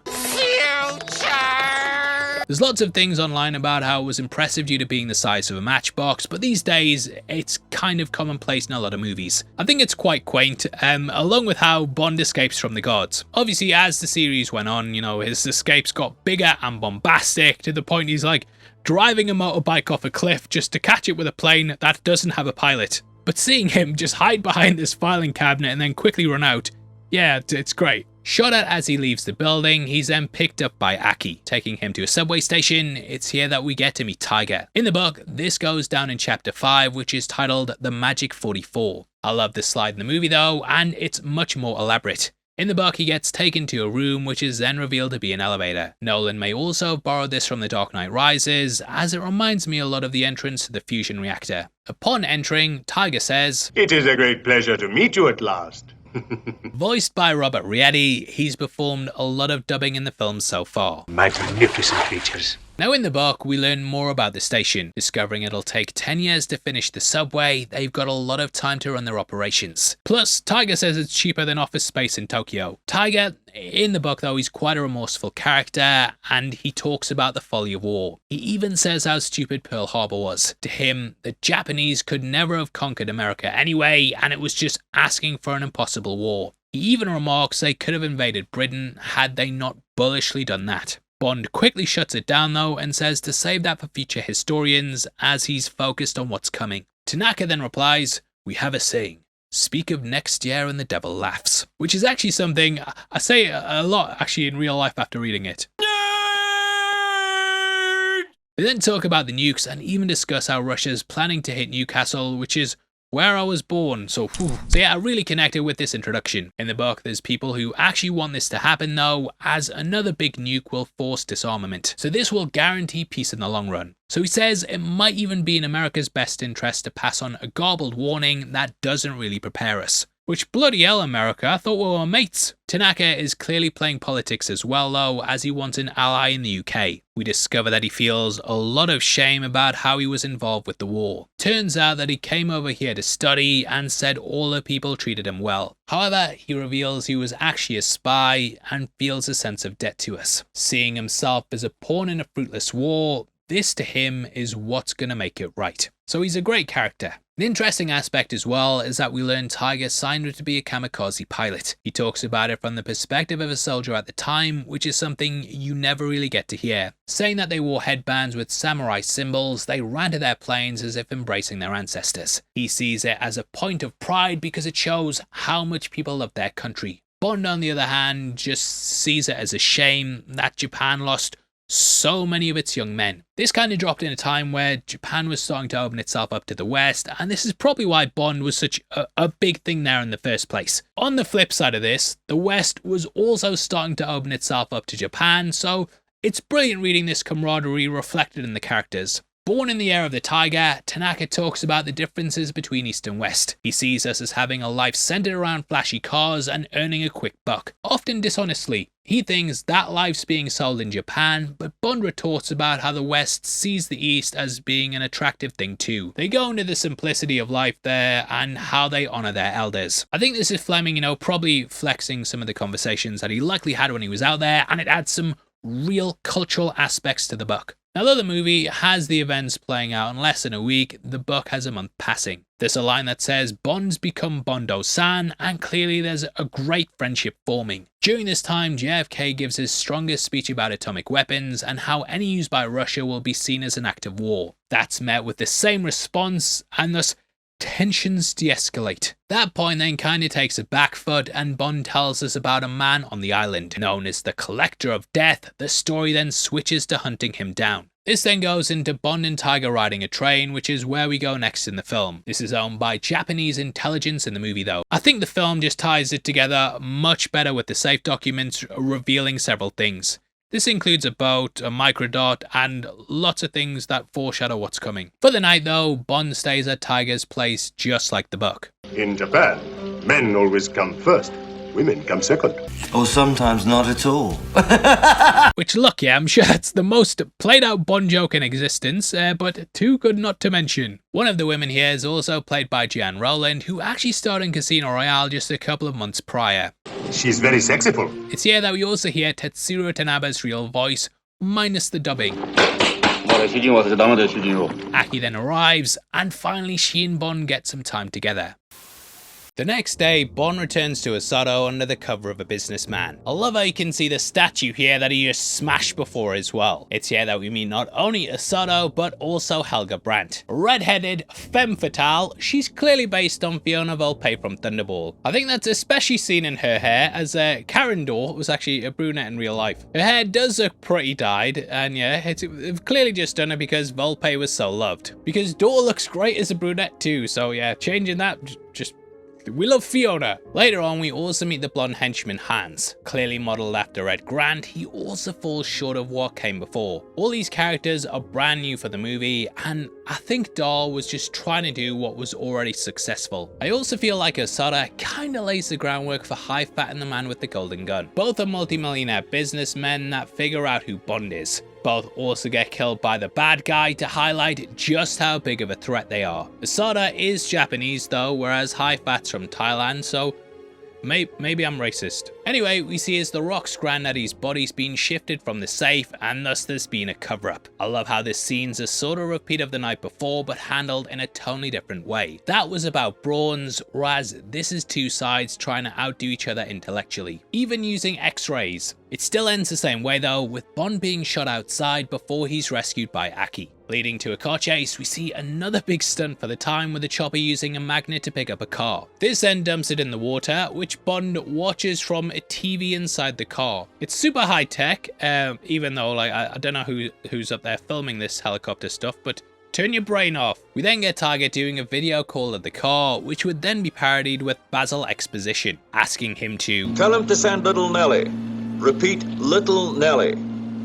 Suggest she be accompanied by her father. This sets up the appearance of Q. It's here that they then continue to the docks. Taking us to the Ningpo, this confirms it's carrying the rocket fuel needed for Blofeld's operation. It's purely just to give us an action scene, but I actually really like where it goes. I love the aerial shot on the roof, which has Bond fighting across it. Just feels like a step up in terms of what we've seen before, and is the camera crew just flexing their muscles. We also get one of the best examples of a Texas switch. In this moment, Bob Simmons jumps off the second level and lands on a pile of boxes. He then rolls off and Connery runs out, which makes it seem like he's doing it all. Really simple but effective switch, and something that just keeps the action rolling. However, even with that, Bond's caught and then put on board the boat. This is where he's interrogated, or should I say wakes up covered in vagina, because Helga Brandt, she's all over him. The pair get it on, and yeah, I really don't know what the point in this is, because like the next scene, she tries to kill him. All the things I do for England. She just kind of goes with it that they're gonna escape, and then the pair take to the air. Dropping an explosive, she then locks him in place with a table and jumps out the plane. He then gets out of that with a judo chop and does an emergency landing. It's a lot of effort to go to kill someone, especially when you had them tied up the day before, but yeah, just part and parcel of these movies, mate. That's why we love them. Reunited with Aki, we see the cheekier side of Bond. You wouldn't. That's a horrible girl. You wouldn't, would you? Oh, heaven forbid. You son of a bitch, Bond. It's here that Bond then plays Spot the Difference with the ships. Realizing one's loaded up while the other photo isn't, they've clearly dropped the cargo somewhere. This leads us into our Q scene, and we also get the arrival of Little Nellie. Piloted by Ken Wallace, that actually plays into the craft's name. In the war, if your name was Wallace, you got called Nellie after Nellie Wallace. Hence the name Little Nellie. Huge shout out to Dutch Bond fan for pointing out that this is what Little Willie in Grand Theft Auto was based on. This is easily the most famous gyrocopter in the world though, and he was an expert at flying it. They even asked him to turn against the runway because the sun was in the sky in a way where it wasn't properly lit. So the camera crew swapped sides, and though it was dangerous, he still managed to do it. Spending 85 hours in the air, overall they got some really great shots. I love seeing everything from the skies, and it's awesome watching the little yellow copter gliding through the air. Nellie the little helicopter. However, as is with a lot of these movies, there were some serious accidents. The James Bond archive says John Jordan had a rotor slice through his leg, and this was so bad they had to amputate it. Kirby and Harry apparently treated him like royalty though, and helped him in whatever way they could. He even ended up with a fake leg, which was ironic as Dicko has one in the movie. Jordan later did Chitty Chitty Bang Bang for them, and it sounds like there wasn't any bad blood. The quote from the book, it says Jordan just wanted to keep flying. We then watch as Bond scouts the area and even flies over the volcano and looks at the water base. I feel like this massively inspired the scene in GoldenEye where Bond and Natalia go looking for the second dish. That too was hidden by water, and both scenes have the baddies shooting them out the sky. Or at least trying to, as is the case with Little Nellie. Leads to a crazy aerial battle though where Nellie shows the extent of her gadgets. There's rockets, machine guns, and even cute little parachuting mines. Yay! Lastly, we have the rear flamethrower, and it's a cracking scene. Now the space race hasn't stopped because of Bond, and we see the Russians launch their rocket. Once more it's Pac-Man, which makes tensions escalate. However, we get more of this scene this time. This includes the Spectre rocket doing a vertical landing. This wasn't actually achieved in real life until SpaceX pulled it off in 2013. It highlights how cutting edge that Spectre is though, and we get to see the volcano landing base. Everything was done for real here, including the sliding roof and monorail, giving us once more a look at the man with the cat. This gives us the showdown between Bond and his big bad. Now, throughout the breakdown so far, we've talked about how Mike Myers, he kinda ruined Blofeld for me. Little bit of insight for you, mate, but we're filming all these bits on the same day, so if you guys have been kicking off saying, I keep mentioning it, I haven't seen those comments. However, I can imagine there's people who just want me to accept Pleasance's performance without the parody destroying what he's going for. No way! Way to go, a-hole! To his credit, this is the quintessential Blofeld, and no other actor would live up to it. Right. Just like Bond, Blofeld was recast over the years, and while people argue over who the best Bond was, I think everyone can agree that Pleasance was the author of all your pain. I think when you're looking at why something was picked to parody, you also have to understand why they picked this performance. Pleasance is rather unpleasant in a way, and the other actors just don't live up to it. He has mojo. Blofeld is creepy and almost Gollum-like, with him being like a creature rather than a man. Obviously, we've had him teased throughout the franchise, so they had to do something big and unnerving. Blofeld had to be more than just a man, and I feel that's something they pull off. Villains down the line would obviously take from him, with Emperor Palpatine clearly cribbing from him as well. There's also a weirdly kind and comforting side as well, as he's sitting there stroking a cat. So you have this weird duplicity with him, clearly being able to love Mr. Bigglesworth. Come, Mr. Bigglesworth! Now, in order to add to the performance, Pleasance did a number of key things. The first was that he wouldn't blink at all, which meant that his scarred eyes were constantly fixated on someone. Often, he'll stare directly into the camera, and it really adds to the creepiness. And the name Blofeld was adopted from a friend of Fleming's at Eton who was named Thomas Blofeld. He also dated the character's date of birth as his own, with that being May 28th, 1908. If you watched our Thunderball breakdown, you'll also know he talked about Ernest Cuneo. Not sure if you can see this, but he's a very close friend of Fleming, and he actually dedicated the book to him. So Fleming clearly brought together lots of different influences from his life. You only live twice, Mr. Bond. Philip Gardner also noticed a really interesting bit of trivia in his book, The Bond Code. There he pointed out that Ernst is a play on Ernest, and Stavros is Greek for Victor. This makes him the Ernest Victor, but the analysis goes beyond that. Blofeld means blue field, which Gardner chalked up as being Fleming swiping at his own blue blood rampant in the field. He stated that, as the creator of Spectre, Blofeld in reality is Fleming, with the figure looming forever present in his divided mind, which is a quote I love. So yeah, even had Griffin, who edited that section, he texts me saying, I'm going to get so much shit for saying Pleasance was the best, but I'm sticking by it for now. We'll see if I go back on it for on Her Majesty's Secret Service, but for now, I'm sticking for it. Landing in the base, we then see Adam's set, and he said you kind of want these to be asymmetrical so they don't look boring to the eye. Hence the sort of curved down slant that it has. It's here that we learn how Blofeld's been working with the Japanese government, and though things have been going smoothly, he wants more money. This is extortion. Yeah, mate, that's what Spectre stands for. Spectre, Special Executive for Counterintelligence, Terrorism, Revenge, Extortion. Ah, extortion, yeah. So sort of in the name there. Blofeld wants $100 million, but like, I don't know if that even covers the cost of the rocket, let alone hollowing out an active volcano. Do you know what gun this is? Walther PPK. Which I feel gets played off in GoldenEye. Walther PPK.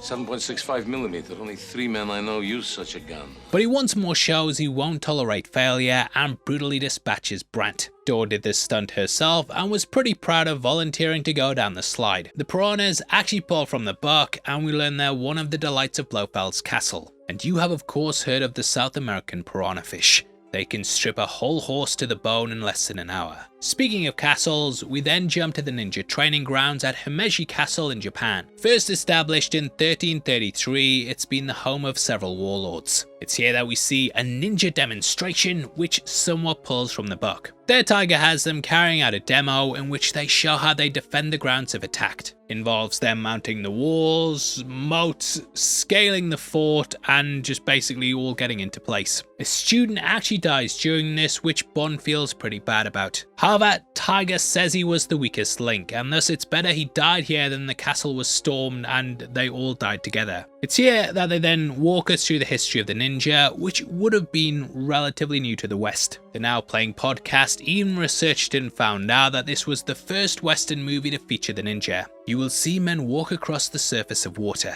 walk up walls and across ceilings, and you will be shown equipment which makes it possible for them to remain submerged underwater for a full day. It really adds to their mystique, and he goes through how they're trained to kill without weapons. None of his men carry guns, and thus if they're questioned, they won't be thought of as guilty. They have tools that can be turned lethal, but the ninja is all about stealth and deception. Taken to a museum, Tiger then shows Bond the weapons and tools that have been used throughout the wars. They actually have a couple that appeared in the earlier movies as well. At the time of writing this, Dr. No had just been released, and thus they were working in tandem. Bond sees a bamboo shoot that he's told is used to breathe underwater, and he recalls doing something similar on a Caribbean island. Bond also sees a cyanide pistol, which is said it can make someone seem like they died of a heart attack. That's something they used in Thunderball, and yeah, brought that across to this. You can tell Fleming respects the hell out of the country though, and he even talks about, well through Tiger, how every country has their own legendary figures. For us Brits,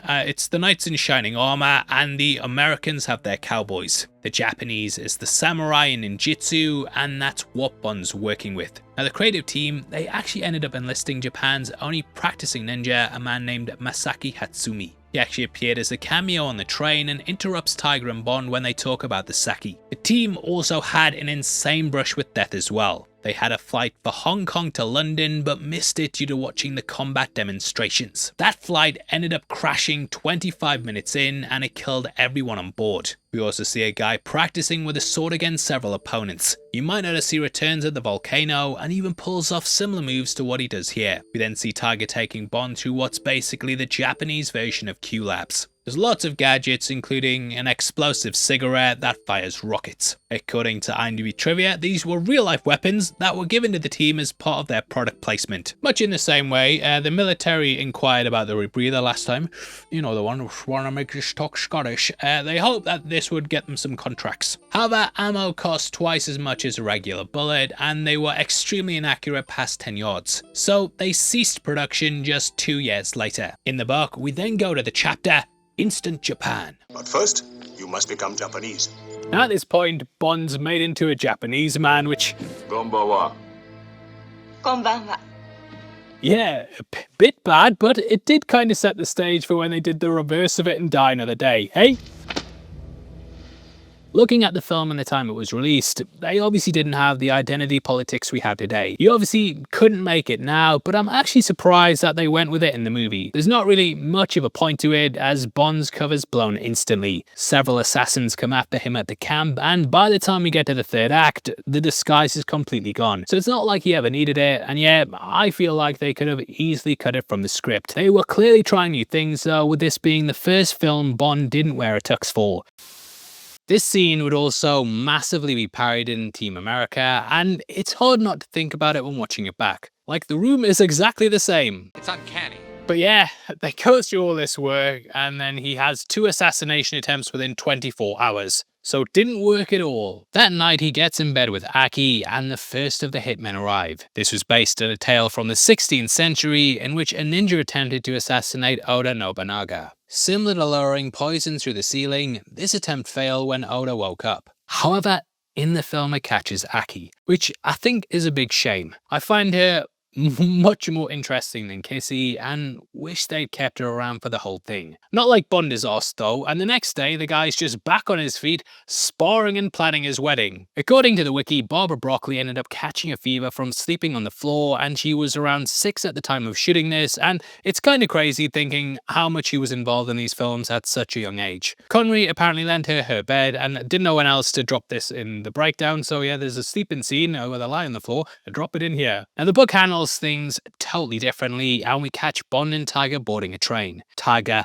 constantly tests him and says he also has to act Japanese as well. Things like blowing your nose as silently as possible and maneuvering around old people, you have to show them respect. He also says there's no swear words in Japanese, which I'm not sure if that's true, but interesting tidbit. Here though, yeah, a 6'2" Scottish looking guy, not fooling anyone. Now in the book, they say he's got a card that states he's deaf and dumb. It kind of plays like the one from Joker, I imagine in my head, and if anyone talks to him, he just hands that over. Tiger even says people might show pity and then give him some coins. Upon boarding the train, Bond then spots someone suspicious, and later this same man tries to kill him. Upon defeating him, they find the Black Dragon tattoo and know that Blofeld's watching them closely. Bond and Tiger then visit an old whorehouse, which is now a museum. Described as being a place of rest and recreation, we hear how food was served and stories were told through the night. It wasn't just going in to bang, they had a great cultural time. Here Tiger talks of their poets and he gets Bond to write a haiku. This is, you only live twice, once when you're born, once when you look death in the face. Tiger loves it, and Bond hopes that when it comes to getting his second life after staring down death, that he embraces this opportunity. This foreshadows the death he looks in the face with Blofeld, and then the second life he gets as an amnesiac at the fishing village. They also get blowfish at a restaurant, and though it's extremely dangerous and deadly, Bond still orders it. This was obviously, back in the 50s as well, when that dish wasn't that widely known, though it's been on The Simpsons and stuff, so yeah. Great travelogue for the time. In it, they go through the poisons, and I couldn't help but feeling it was playing into Blofeld's island, especially as this is the last meal before the real mission begins. In the movie, we then see as Bond's a bit gutted, he's probably gonna have to marry a Minger. You will be a poor Japanese worker with humble Japanese wife at your side. Yeah, with a face like a pig. Hey mate, Aki's just died, yeah? Be a bit more respectful. The lineup of women though, and his expressions, they're not going to do anything for his sexist, misogynist dinosaur reputation, but it's through this that he meets Kissy. Part of the Shinto religion in the book, the priest clears Bond living at their village and he's integrated into Kissy's family. This then sort of plays into the movie, and it's the fishing village we see him travelling to next. In the book, Tiger tells him a joke about a woman crossing a bridge who only pays half the toll. The god shouts at her, but she says she's only going to go halfway across and then throw herself into the river. Tiger, yeah, he's loving it. He bursts out laughing, but I don't know if it's that funny, mate. I wouldn't open with it. Thematically, though, it plays into the ending as though Bond gets there and completes the mission, he doesn't return home. Tiger even gives Bond a cyanide pill, but he turns it down, saying, you only live twice. He says he'll accept his second life in whatever form it takes and seems more optimistic after all the tragedy. In the movie, we then see a funeral proceeding through the village and learn of the death at the cave, which is thought to be a bad omen. Bond also pushes away some oysters. Well, I won't need these. They're an aphrodisiac, but he's being told they're sleeping in separate rooms, so sorry, not bothering. At the village, the priest then talks about how the castle is a place of evil where the devil lives. They call Bond Taro, as that means thunder. The book then delves into the Shinto religion, and Kissy takes Bond to a shrine of statues, known as the Six Guardians. Bond visits them in the chapter One Golden Day. It's the calm before the storm, in which he has these quote-unquote stolen days. Bond sees these as the days he doesn't deserve, in which he gets to experience the best of life while on the job. It's a really happy time for him, in which he gets to make the most of life. In an area opposite to the fortress, Kissy shows him the Guardians and talks about the prophecy. It's said that hell opened up on the island and that one day a man will come and slay the King of Death. Bond doesn't make much of it, but after Kissy gives an offering to the statues, he questions whether he saw them nod. Kissy even asks if he saw them do it, but he just brushes it to the side. In the movie, that night we hear the Americans are launching another rocket. If anything happens, they'll declare war! Dun dun dun! Always kills me how they can see the ship coming in to gobble theirs up later, but they're polite enough to see if it definitely happens before doing anything. Hey, I suppose the Cuban Missile Crisis did a similar thing a couple of years earlier, but it's just funny thinking they had to actually wait until it happened before declaring war in the end. Either way, Kissy leads Bond to a cave. Discovering there's a poisonous gas, the pair leap into the water. This somewhat plays off the book, and now we learn the castle has volcanic vents attached to it that unleash poisonous gases. I can't help but think that doll might have adapted that, but either way, it leads to an invisible layer of protection to the island. In the book, Bond also uses a long lens to confirm it's Blofeld. Seeing it as an ancient feud, it's now time to settle the score. In the film, they realise the cave vents lead to the volcano and make their way on foot. Noticing a helicopter flying in, I love the scene where Bond throws a rock and it just clangs against the fake water. It's metal. Always stuck with me that. Bond then decides to head in and he tells Kissy to make her way all the way back to Tiger in the middle of the night. The entire journey that took us all day without any food or water. Good luck. Like, even as they got there, she was like, may I rest a moment? No, you can't. Run and swim back the entire way. Honestly, I'd rather do what Bond does and we see him scale the interior. I love seeing the suction cup knee pads he has, and it's great seeing Bond adapt some of them ninja-like skills. Riding to the astronauts, it's actually mental to think they built an entire monorail just for a movie set. Bond then frees the captured astronauts, and we get a sort of reverse of the Goldfinger cell scene where he sticks his face in the peephole. We also get a nice sort of riff off the guard scene before where Bond hides in the corner. Say what you want about Bond, yeah, but he's great at hiding out the way of guards and letting them run past him. Bond then takes the place of an astronaut to sneak on board the shuttle. I know I look old as shit, yeah, but I grew up in a time where Moonraker was already out there, but I always thought of this as sort of being sort of a tease to that. Sort of like Cap moving Mjolnir slightly in Age of Ultron. No idea what his plan was when he was up there, and considering Blofeld was going to blow it up with a captured shuttle on board to start the war, yep, made a lucky escape. In the control room, we also get a better look at Burt Kwok. I mentioned Kwok in our Goldfinger breakdown as he played Mr. Ling there. Guy was a mainstay on Harry Hill, and my dad used to absolutely love pointing him out in the Bond films. He was actually also in the Casino Royale the same year and constantly popping up in the back of these movies. We then get the reveal of Blofeld, which often gets ripped apart because he appears from behind a dude's crotch. It's a weird reveal, I'll admit that, but to be honest, I never really was concentrating on the dude. It's more the lean forward that draws you in. But yeah, they could have had him spin around in the chair or something and achieve the same goal. Calvin Dyson said on his review that he'd love to have seen the audience reactions in the 60s, and I couldn't agree more. It's just something really creepy about him, and he's the perfect opposite to Bond. You only live twice, Mr. Bond. Initially Pleasance tried lots of different looks, which included a hunchback. I think the eye is the best way to go with it though, and it just makes him seem like he has a skewed view of the world. Now Pleasance was actually brought in last minute, and initially they shot 5 days with Jan Werich. He just wasn't seen as being menacing enough though, with some sources saying he played Blofeld like he was Santa Claus. So they went the opposite direction with Pleasance and had like this creepy Gollum type figure. The cat was apparently a nightmare to film with, and you can see it constantly panicking. Like there's a bit where it's just clawing at Blofeld's arm and he's having to hold it to not break the scene, but it's going mental. There was a point they set off an explosion and it scared it to the point that it shat on Pleasance. It then ran off and couldn't be found for several days, and the owner even tried to sue the producers. He said it was so scared of film sets it refused to do another commercial.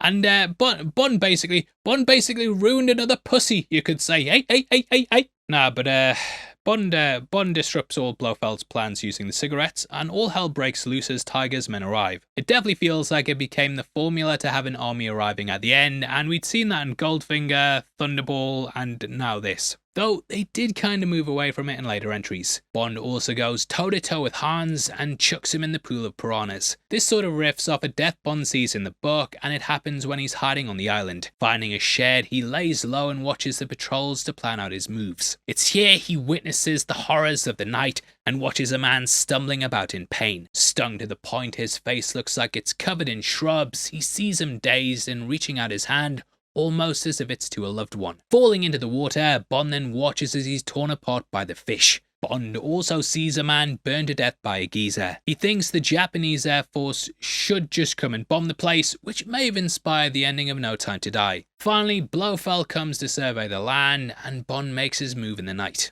However, as he sneaks into the castle, there's a false floor that he falls through, which may have actually inspired the one before when he was meeting Tiger. Caught by Bunt and Blofeld, they find his card that says he's deaf and dumb. Bunt immediately recognizes him, but Blofeld's not so sure. In the movie, they just completely drop his disguise, and I think it's completely gone by the time he hides as the astronaut. So yeah, completely pointless disguise. In the book though, it has a bit more usage. Blofeld takes him to a room with a geezer in the floor and tells him which spot in the corner is safe. If he is deaf and dumb, he'll not hear this, but if he's Bond, he'll move over and wait there. Which he does. Finally rumbled, Bond just says, "Well, Blofeld, you mad bastard." Bond then gets escorted out, and he has a final cigarette with his enemy, which also kind of plays into Blofeld giving him one as well. This one isn't loaded with a rocket though, and thus he prepares Bond for execution. He goes over all his plans and says the Thunderball mission was kind of just like a boy finding something and offering it back for money. Just a more dramatic version. One of the big worries in the book was that if people kept stealing nukes and holding the world to ransom, then eventually the world would just fall apart. He actually thinks in the end we would have got disarmament and overall he'd have created a better world. Nutter, seeing himself as a modern day samurai, he wants to get Bond on his knees and behead him. When he goes to do this though, Bond dives out the way and bests him before strangling him and saying, "Die, Blofeld, die!" In the book, Blofeld then dies at his hands, whereas in the film there, he of course died because of the nanobites thing. Bond is actually just knocked out, and there are theories that she is still alive out there. I've not actually read any of the books beyond Fleming's run, but if she pops up in the other ones, yeah, drop it below. The place interrupts and Bond makes his escape, which is when he's knocked unconscious. For the movie, it's Blofeld who gets away though. For some reason, he decides to shoot Osada instead of Bond, and then leads Bond away for about 10 seconds to then go and shoot him anyway. Luckily though, this gives Tiger a view of his hand so he can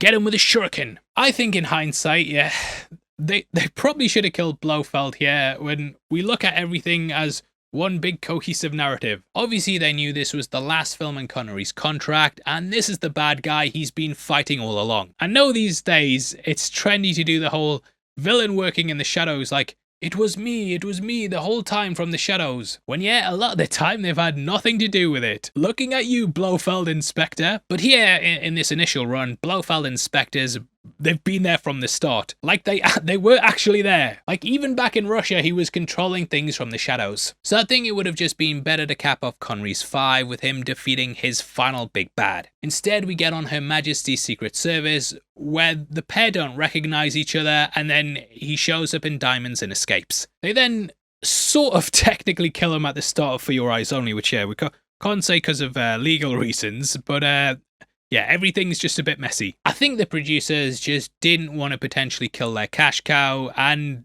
just wanted Blofeld to remain for what was coming. Because obviously, Blofeld's biggest story is him killing Bond's wife. But I digress. In this time, Bond stops the rocket and sets off the self-destruct, which stops at 5 seconds. According to IMDb trivia, this was because this was the 5th film. We then watch as Blofeld does his own self-destruct and the lair starts to implode. It's bombastic, and yeah, big way to end the film. We watch as the troops swim out into that poisonous cave from before, and then climb into the life rafts. Bond and Kissy end up in one themselves, which plays off all the water escapes in the previous films. Bond and Kissy, and we watch as the submarine surfaces with the life raft on top of it. This is M's sub, and they pull this off by shooting the sub descending with the raft on top and then just reversing the footage. Tell him to come below and report. Is that a pun? Come below and report, is that a pun? I don't know, but in the book we cut back to London after his quote-unquote death. We then get a full chapter of his obituary, which is primarily written by M. As I said earlier, you know, they adapted this heavily into No Time to Die, and it's a really nice read that recounts all his history. They even talk about how a friend of Bond's came to write popular books around him. It's a very clear fourth wall break, but it adds a nice touch of reality. As someone reading this, you know, back when it was released, I can imagine thinking that he was dead as he went through it. However, we do get a final chapter which reveals he's still alive. To me, it's a better way to deliver the, you know, the only living twice twist that the movie does, and they leave some neat dangling threads. We discover that Kissy's indeed pregnant, and again, yeah, No Time to Die, mate. Took that as well. The final page is rather ominous though. Bond finds a note about Russia, and it starts to stir up memories. He knows it's connected to his past, and decides to head off to the country to learn who he is. While left thinking he'll probably get captured by the Soviets and either tortured or killed. Come man with the golden gun, he's actually brainwashed and sent in to kill M as a sleeper cell, and yeah, ending on that, it's a bit of a gut punch. That ends the film and book though, and I spoke with Elma and Alana at the Dress to Kill podcast to talk about this movie's legacy. So I'm joined by Elma and Alana from the Dress to Kill podcast, where they talk about fashion in action and go over the looks from the films, epic impact and legacy, and basically what they did culturally from that point. So I actually listened to your You Only Live Twice podcast the other day with your mother, Dr. Linda, who I just want to big up for all the info that she brought across. And one thing that really hit me was kind of, I know you talked about how this is obviously a problematic film these days, but I was actually quite surprised back then that you touched upon, like there was the fear of nukes, the assassination of JFK was a big thing, and people were sort of looking for a masculine figure that knew what they were doing. So with all that in mind, as short as possible, it's quite a complicated question, but what are your thoughts on the complicated legacy that this film has? Well, we were just speaking about this earlier, and this is kind of our podcast personal take, that we tend to see things as stepping stones. So while it's very problematic today, that film had to be brave and go and make those choices and make those moves, what was appropriate for that time for us to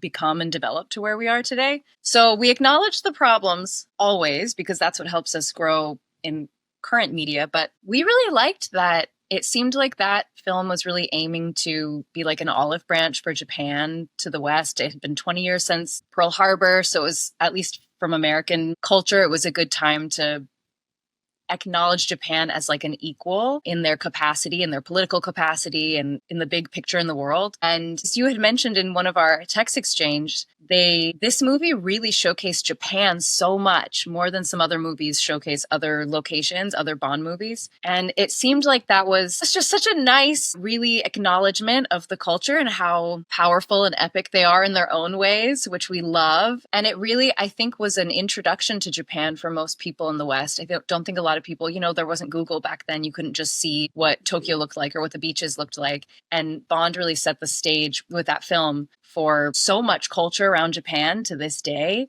Like, we were just talking earlier, Elma and I, about the tropes that we have even now that came from that. Like, these aren't all wonderful tropes, but when we were young, still the Japanese identifiers were like sumo culture, samurai culture, women being subservient, and all of that comes almost directly from that Bond film, we think. No, I think the impact was like beyond, it was from our parents' generation or before that, and then it really seeped into our youth culture as well through like Austin Powers.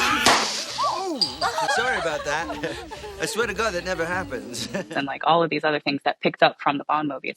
So our view of what is Japanese culture like really came from this. I mean, I have this view as well as how my cultural upbringing was, but it was like Alana's saying, a lot of it just comes from this Bond movie. So what a big impact that had is incredible.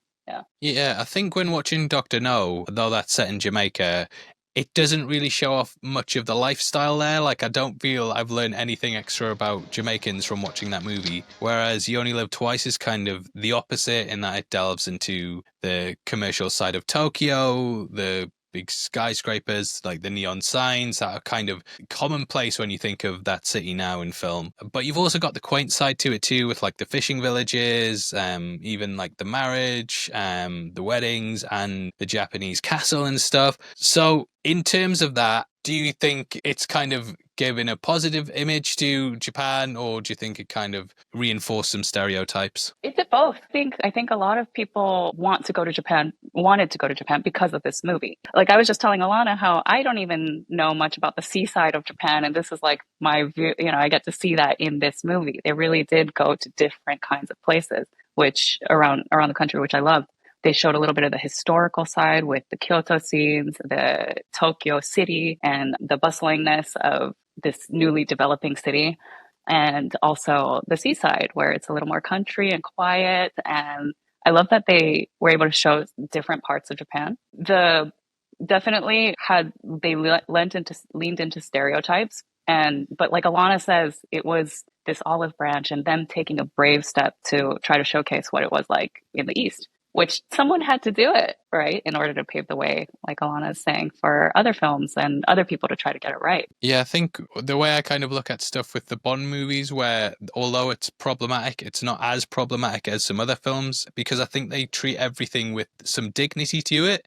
I mean, even though he's, disguising himself as a Japanese man, he's not going in and being disrespectful to the culture. It's very much showing everything in a good light. And though there are problematic elements to it, I think there's a love for it. But I remember you saying on the podcast, they would do better if they knew better. Sound very British saying that. They would do better if they knew better. But that's kind of how I look at it. And though there's probably some negative things surrounding the film, I think overall it's probably had more of a positive impact because, we can still look back on it and be like, well, they shouldn't have done that. But there's a lot of things that I appreciate from it as well. Yeah. Because also, I think when Fleming writes about going to Japan and stuff, it's shown with so much curiosity in his books. It just feels like he wants to learn, and he's really curious and just kind of absorbing all of this information and the foreignness and the differences, which, like you said, he doesn't really do that in Dr. No in Jamaica because he lived there. He probably already knew what things were like. It was cool to see that he showed so much curiosity, I thought.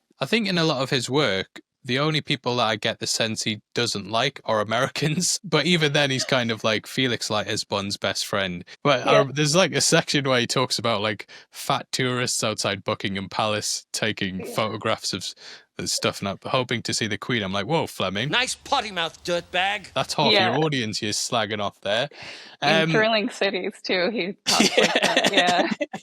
Yeah, exactly. Totally. So just focusing on the fashion as well, what cultural fashion aspects can you see from this film that were brought across? And on the flip side of this, do you think there was any cultural aspects from the West that were brought across? Because I know Bond was very big in Japan at the time. You know, Sean Connery talked about getting mobbed.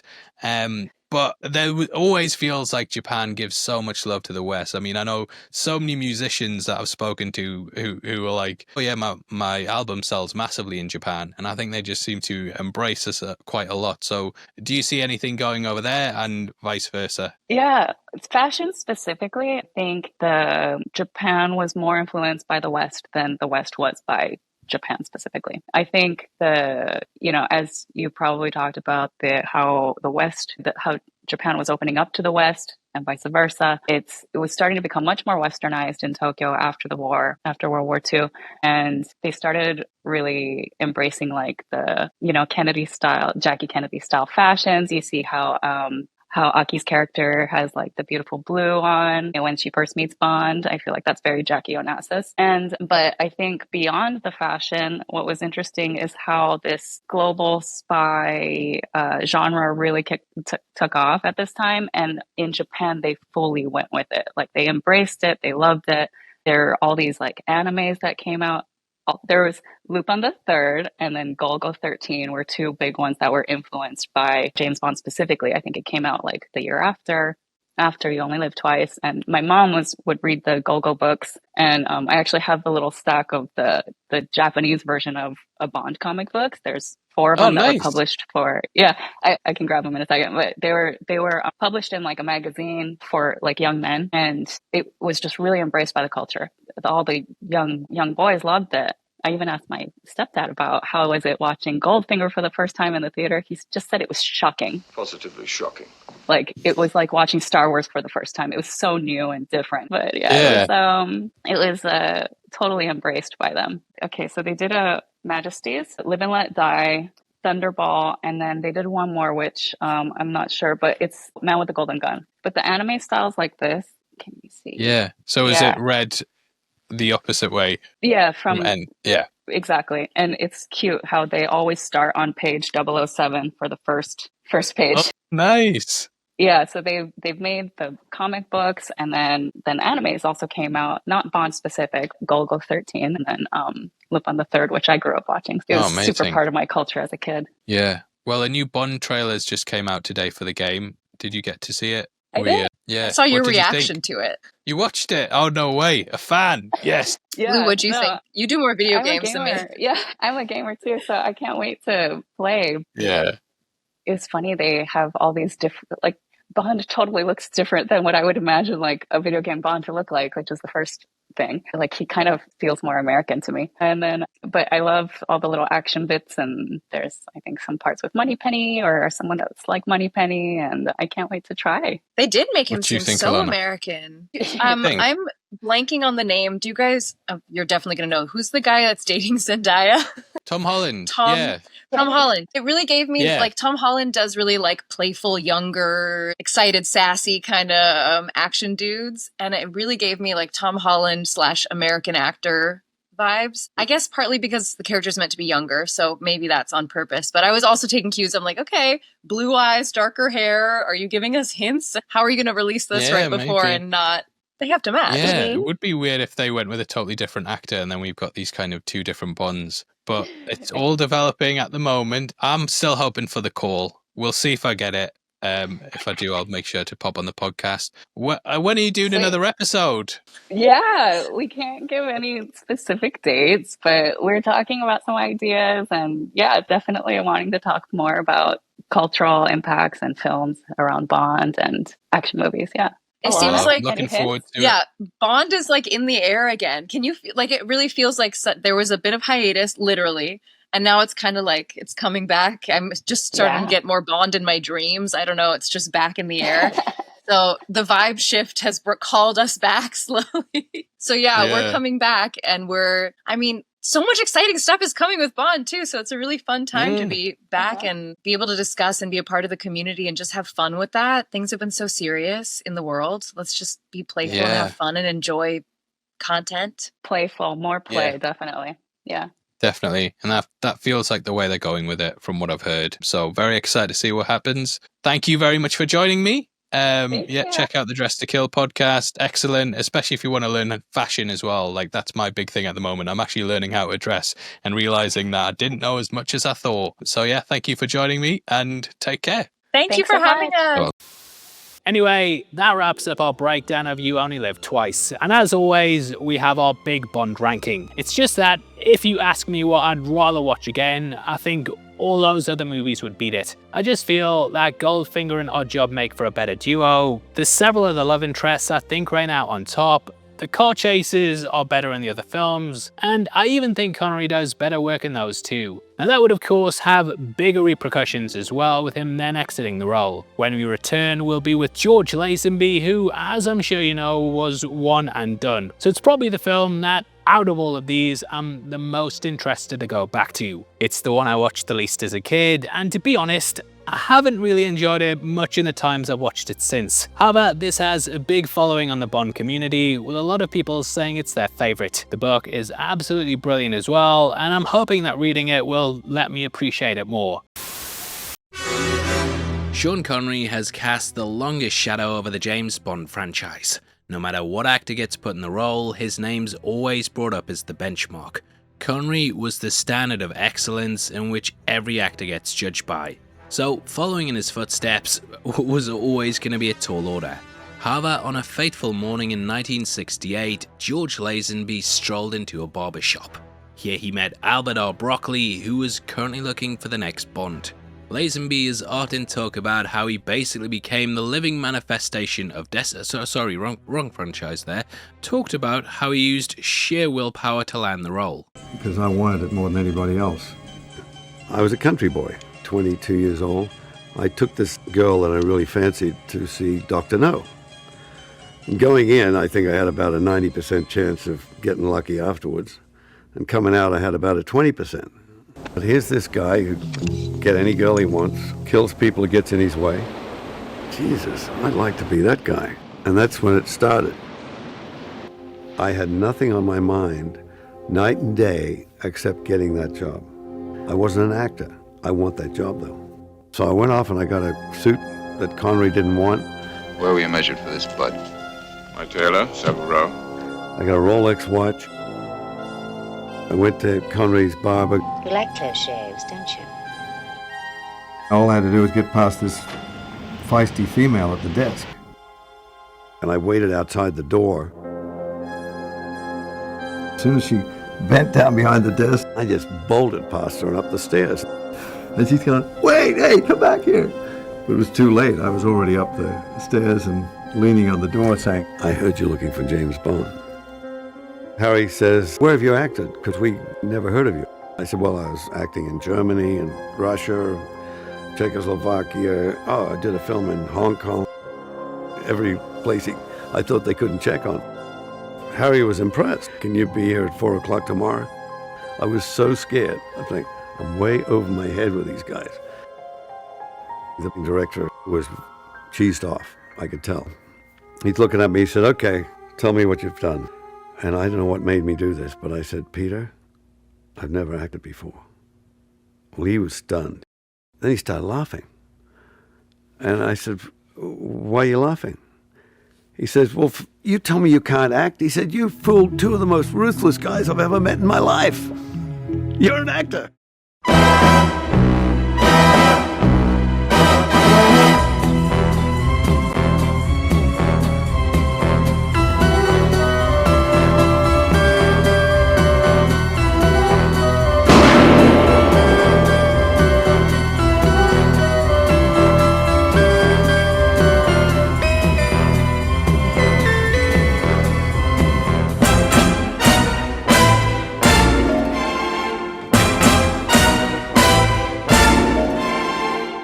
Welcome to the Heavy Spoilers Show. I'm your host, Paul. and in this video we're breaking down on Her Majesty's Secret Service.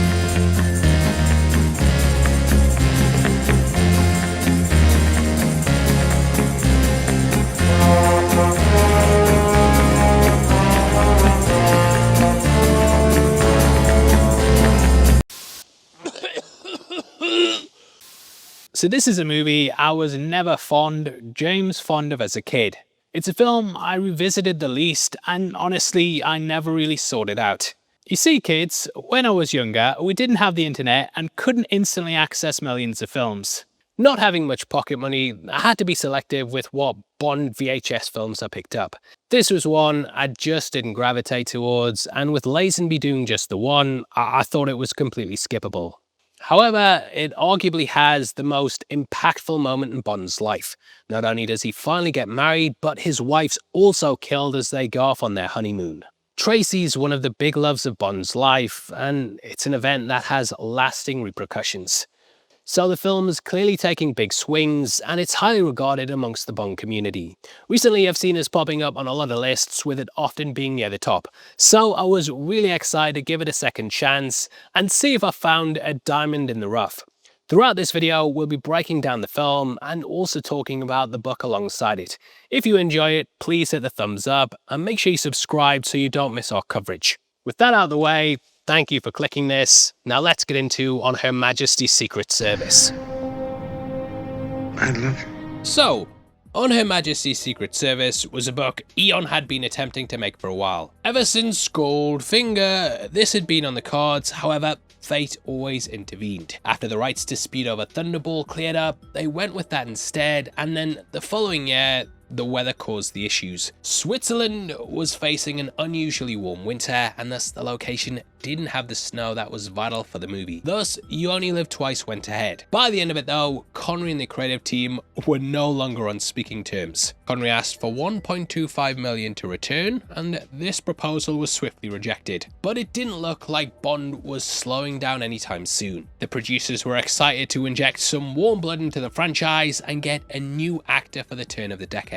Now originally Harry Saltzman, he wanted to make The Man with the Golden Gun. He even had an actor in mind, with that being none other than Roger Moore. However, Moore had signed up for another series of The Saint, and thus the producers went in a different direction. In the end they looked at 400 actors, with them even contemplating Oliver Reed. However, they thought that moulding him into Bond was way too much work to take on. Jeremy Brett was also offered it as well. Cubby had seen him in My Fair Lady and felt he was right for the part. However, he said, "It's the sort of role you can't afford to turn down, but I think it would have spoiled my life." So he declined. Lazenby was passionate though, put himself forward, and basically convinced them that he could be Bond. Rocking an Anthony Sinclair suit, they're the ones who provide some of the replicas that we have in the breakdowns. Not only do they have a 6 decades of Bond collection on their website, but they've also just launched these amazing new Cool Ray sunglasses. Based off Sean Connery's look in Thunderball, they have polarized lenses that come in this really sleek frame. I absolutely love them. Yeah, I look fantastic if I say so myself, and if you'd like to own some,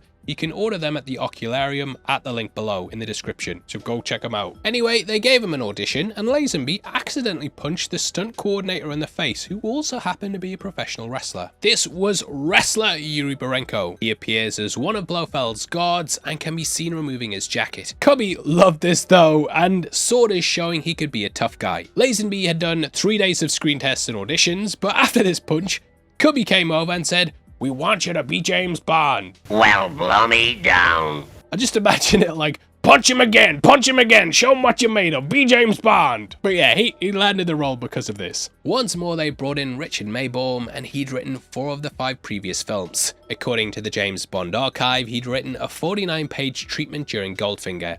In the years that followed, this grew to 139. Initially this followed immediately on from Thunderball and began with Bond chasing Blofeld's spy. Riding in an amphibious Aston Martin, he tracked the villain Fidian down into London's underground postal network. An explosion happened that badly damaged Bond's face, and he required reconstructive surgery. This also explained why he now looked completely different. That was scrapped in the end though, and they simply ignored the recast. When the rights to Spectre were up in the air, they also had a version where Gert Frobe returned. He'd be Goldfinger's twin brother, and basically just play the same role again, but they of course scrapped that as well. Told to adapt the book as faithfully as possible, this story is pretty much beat for beat the text. They also thought that tonally they'd veer away from the gadgets and the more sciencey fiction stuff from the previous films. From Russia with Love had been a massive hit and was regarded by many as being their best. So that tone was picked, with them telling Mayborn to make Tracy the smartest Bond girl yet.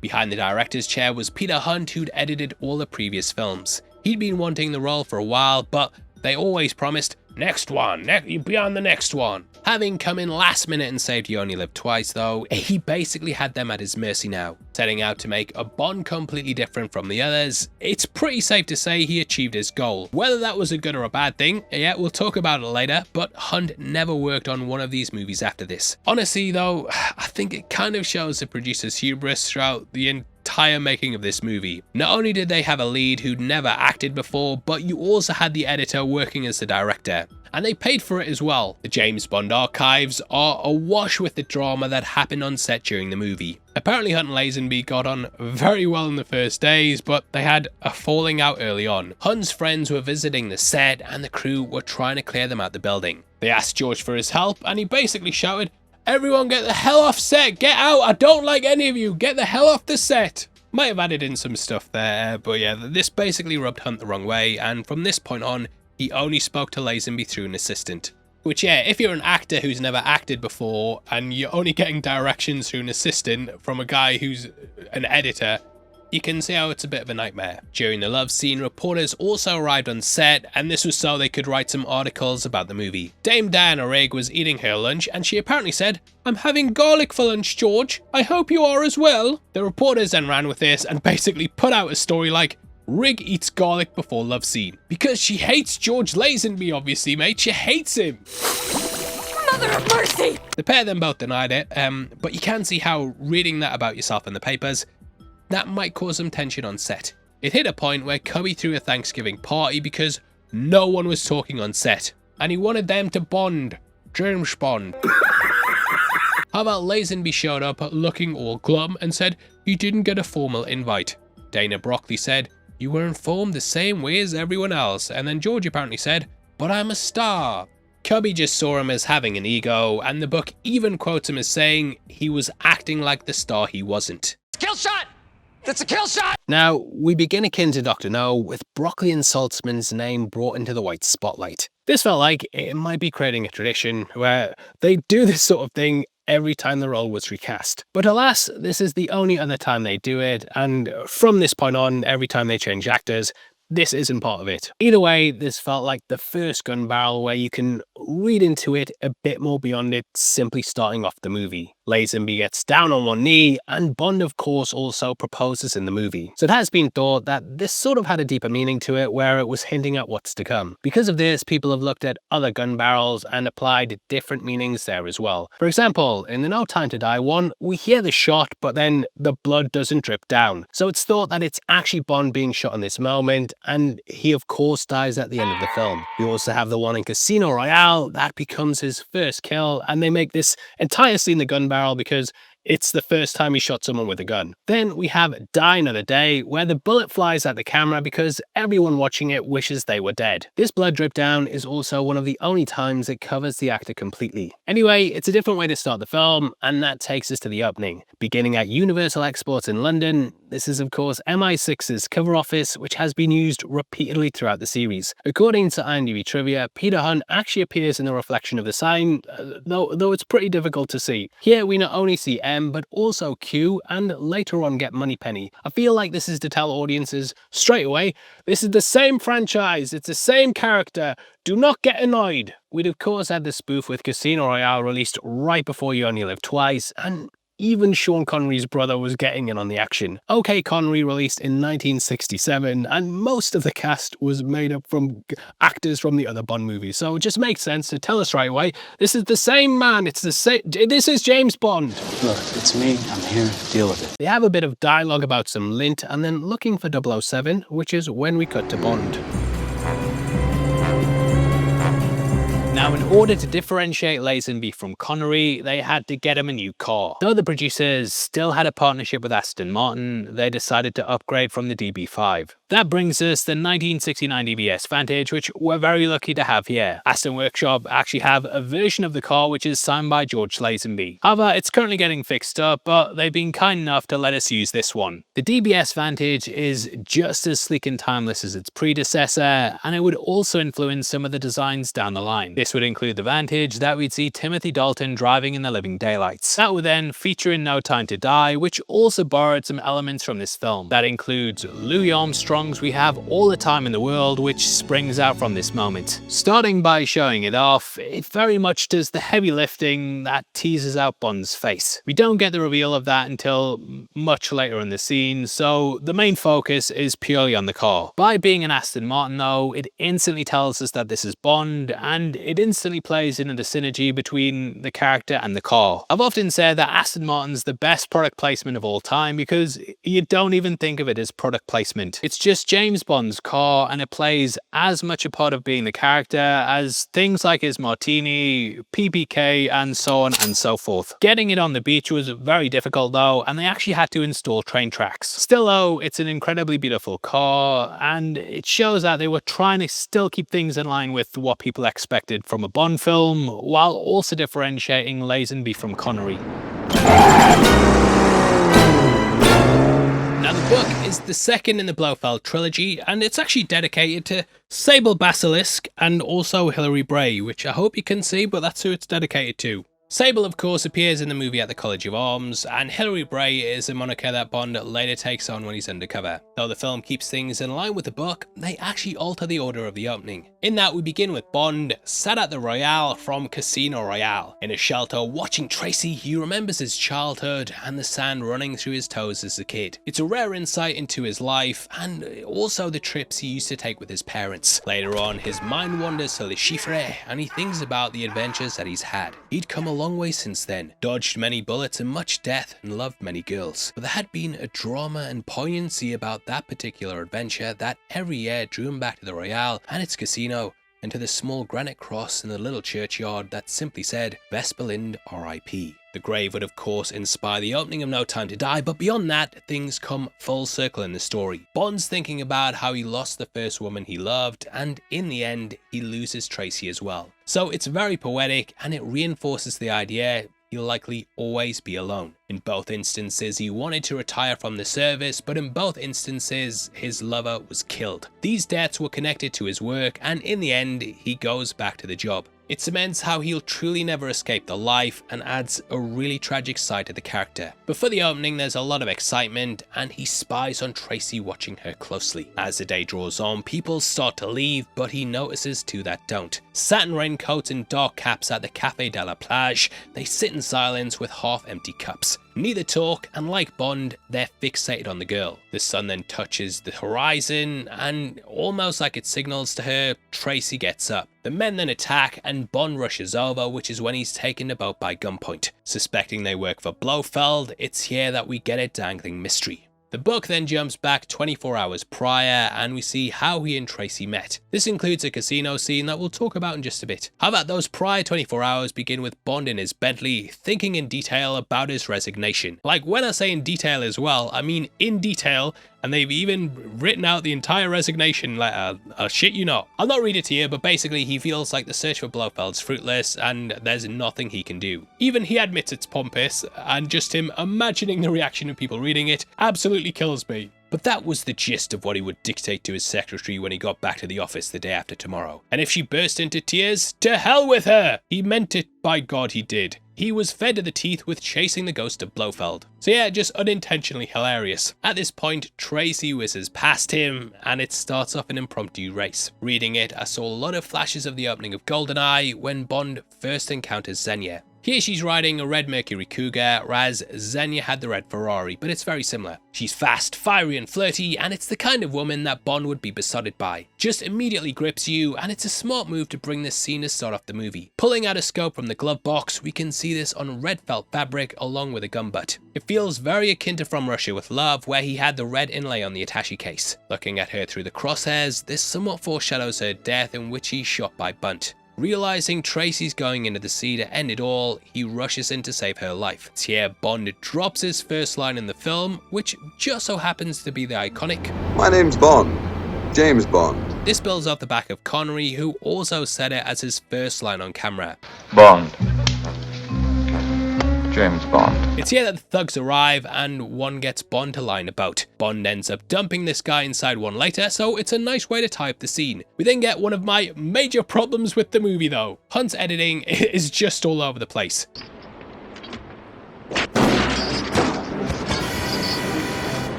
In the prior breakdowns, we've talked about how he'd often cut things to make them exciting, even if they went against continuity. Here Bond and the thug crash out on the sand, and then in the next shot, they're wading in the water. Next thing, you see they're like waist high in the water duking it out in the space of like half a second. Bond then beats them and Tracy flees, which is when we get Bond breaking the fourth wall and then looking at the camera. This never happened to the other fella. According to the James Bond archives, this line was originally, "This never happened before 007, which he was kind of muttering to himself. Throughout the production though, Lazenby apparently kept moaning about having to work on the weekends. Connery had it in his contract that he never had to work them, and then Lazenby was told basically, "You work Saturdays, mate." And then he said, "This never happened to the other fellow." When it came to shooting the scene, they apparently just said, "Say that line you've been saying most of the movie, just say it." So, and I get the feeling they were a bit fed up. This never happened to the other fellow. Now, Lazenby saying this started off one of the most frustrating theories around the franchise. From this point on, there became a serious argument that the name James Bond was actually a code name rather than being just one guy who stays in his 30s to 40s for 10 decades while those around him visibly age. Then you have the same actors playing multiple roles, and also all the stuff with Judi Dench's M and his origin story happening in 2006, which will go. However, Bond is the same character throughout these movies. Calvin Dyson's done a brilliant video debunking the theory, which I definitely recommend you guys go and watch now. Well, not now, you're doing something else surely, so don't do that just yet. Do it at the end. Boiled down to its most basic points though, Bond looks at souvenirs from his past missions at one point in the movie. This was deliberately done to say to the audience, look, it's the same guy, remember those good times, you love James Bond, this is James Bond, what do you mean it was Sean Connery? I must be dreaming. Beyond that though, we have Diamonds Are Forever centered around Bond's quest for revenge. Welcome to hell, Blofeld. We also have The Spy Who Loved Me, in which Triple X talked about his wife. Many lady friends, but married only once. Wife killed. All right, you've made your point. Moore's version also visited Tracy's grave at the start of For Your Eyes Only. Now, the counter-argument to this is that neither Bond nor Blofeld recognize each other. It should do, because they met in the last film, but the pair are completely oblivious. However, that's purely down to them wanting to stick so closely to the book. There they met for the first time, and they just wanted to recapture everything from the page. You have to remember as well that we didn't have films so readily available like how we do today. You couldn't just pop in You Only Live Twice and be like, "Hey, that's not the wallet inspector."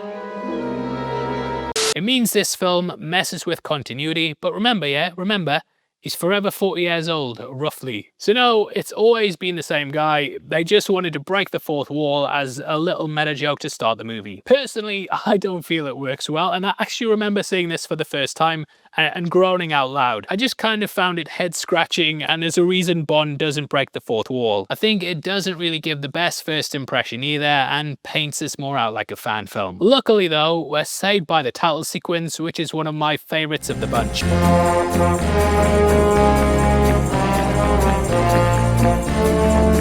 So unlike a lot of the previous title sequences, this one's completely instrumental. This is something that it also has in common with From Russia With Love, as that of course did the same thing. This was initially because they couldn't work the title into a lyric due to how clumsy that the whole thing would sound. On Her Majesty's Secret Service, that kind of thing, it would sound shit. That's just not because I sound shit. They loved the last line in the script though, and thought that made for a powerful title. For this opening though, I think it just makes it seem a bit more serious, and it gives us one of the best Bond themes yet. John Barry's score across the board here is absolutely brilliant, and it's easily my top 3 soundtracks in the series. And it might even be the top, depending on what day you ask me. There's a reason they used this piece in the first trailer though, and it's one of the most iconic themes in the franchise. Beyond that, we also have a song that I think's transcended the confines of being a Bond song. We Have All the Time in the World is something that it just goes beyond being a Bond theme. Whereas Goldfinger, Thunderball, they'll always be tied to the franchise. I feel there's a lot of people that don't even know this is a part of the repertoire. Composed by John Barry, this was written as a love song rather than being just something to sell the movie. It's the first song that doesn't contain the name of the film's title in the lyrics and acts as a big departure from what's come before. At its core, it's a song about hope and just enjoying the life that's ahead of you. It's about brushing your worries to the side and just treating things with a sense of optimism that everything is going to last forever. However, I also feel like there's a tragic side to it. Armstrong's gravelly voice almost juxtaposes the theme, and there's almost an ironic side to it. Bond's wife is of course killed at the end, and it's the last thing he says to the character. We have all the time in the world. Because of this, it's a very bittersweet song. Although we feel like we have all the time in the world, life can be taken at any moment. Love is fleeting and it can all end in an instant. This would also be the last thing Armstrong ever recorded, and he died just 2 years later, so it adds an extra layer of poignancy to it. There's a reason that this song was chosen as the piece that was used at the end of No Time to Die, because it just carries a lot with it. That film sort of flips the message from the end of this one, and whereas this ends tragically, that has a sense of optimism. But yeah, excellent piece and one of the strongest outings so far. Amongst the titles themselves, we also have shots and clips from the previous movies. This is to cement it's still the same character and recapping what's come before. It's the same man. Don't ask questions. We also have a bit of a booby silhouette, a bit of silhouette booby with a bit of nipple, and 15-year-old me used to point that out all the time. There's boobies in the title, yes!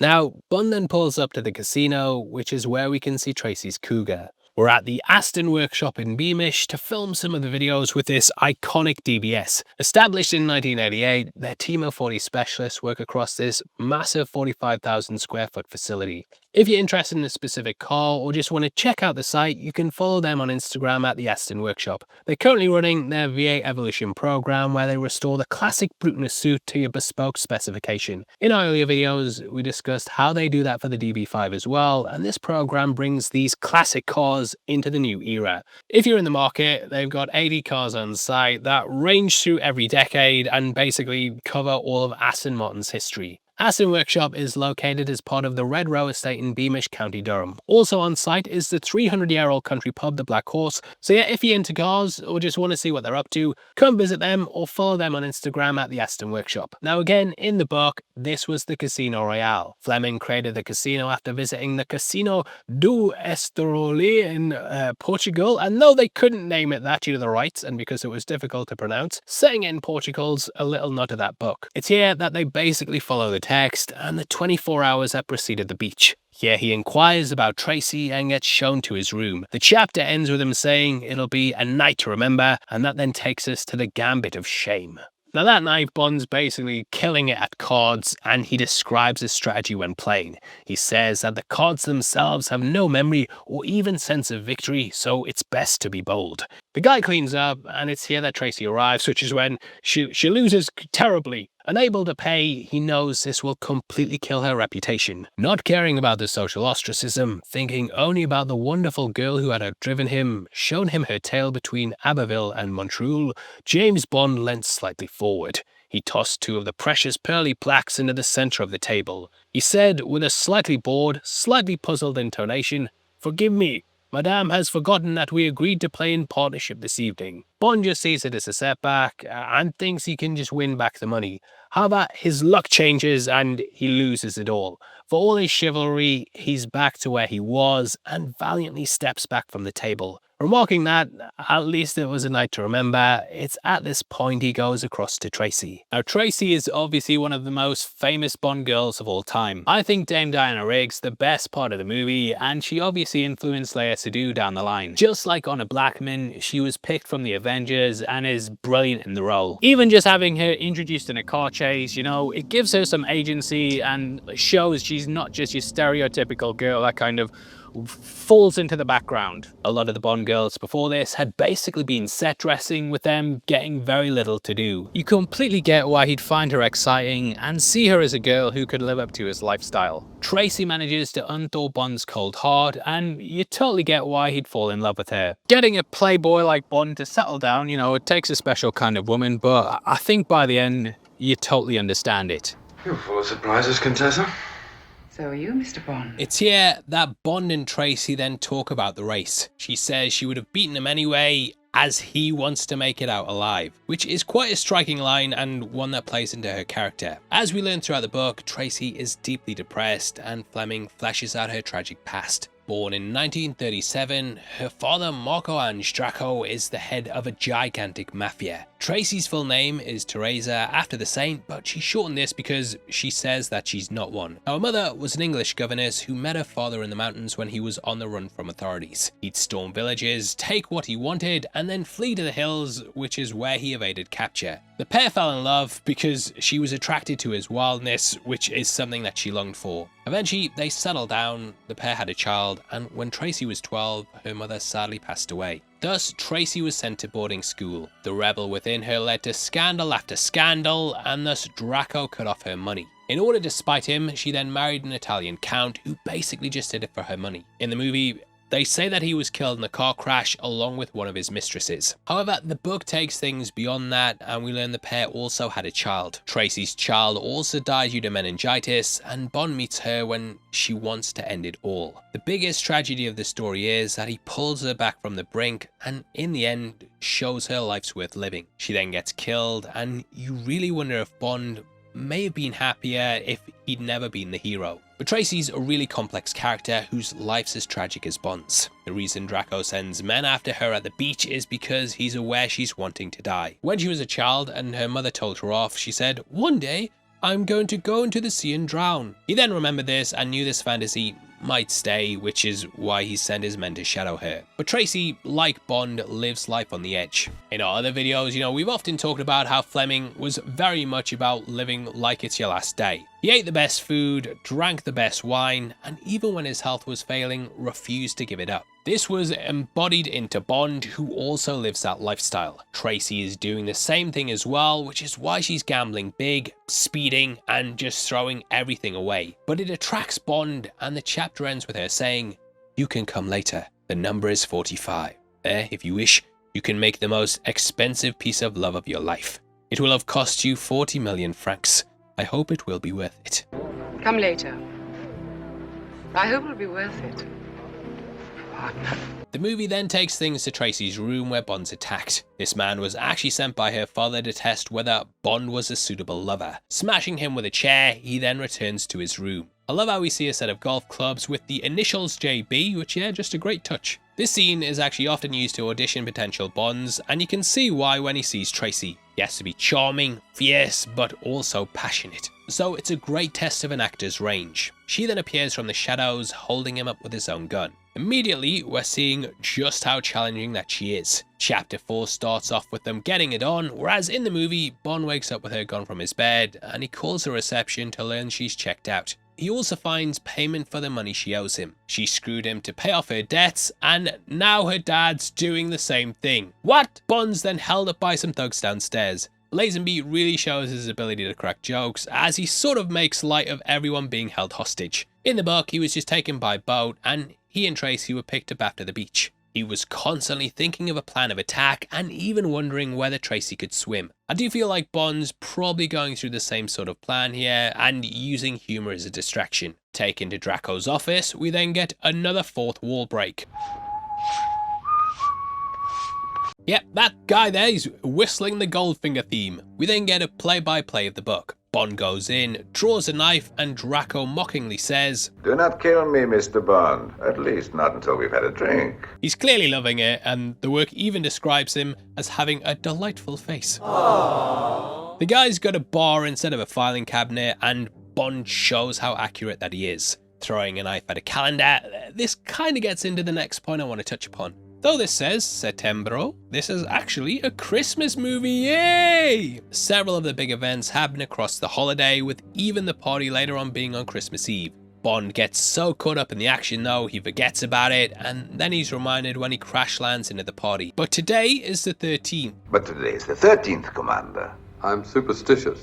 This somewhat plays off the book, as Bond planned things around the 13th, such as in From Russia with Love, where they do the whole Lecter snatch around the 13th. Now Fleming also tells us that Draco learned of Bond from a French contact. I always wondered if this was Mathers with him working for their secret service. Draco then recounts how his organisation's an opposite to Bond's, and the agent knows him from the Mafia. We then get kind of the duality that runs through his family. In the book, Bond sees him as a nice and happy man, but he knows the workings of the underworld. He says that there's recently been 2 big hits in France, with a pair being pretenders to the throne. Draco had them killed, and he now runs the criminal networks across France. This is part of the Union Corsée, which also featured in the French Connection. Nolan also said this inspired the Al Ghul in his Batman movies, with him also having a daughter who gets romantically tied up with the hero. He recounts how he and Tracy's mother met and then sits down beside her photo. This is actually Riggs' real life mother, which is a nice little Easter egg. Describing himself as a man who's come to the end of the road, he tells Bond he needs someone to dominate his daughter. The work thing gets kind of weird, and he even knows that he's shagged her, but thinks he's done it well enough that he can clearly control her. Offering £1 million,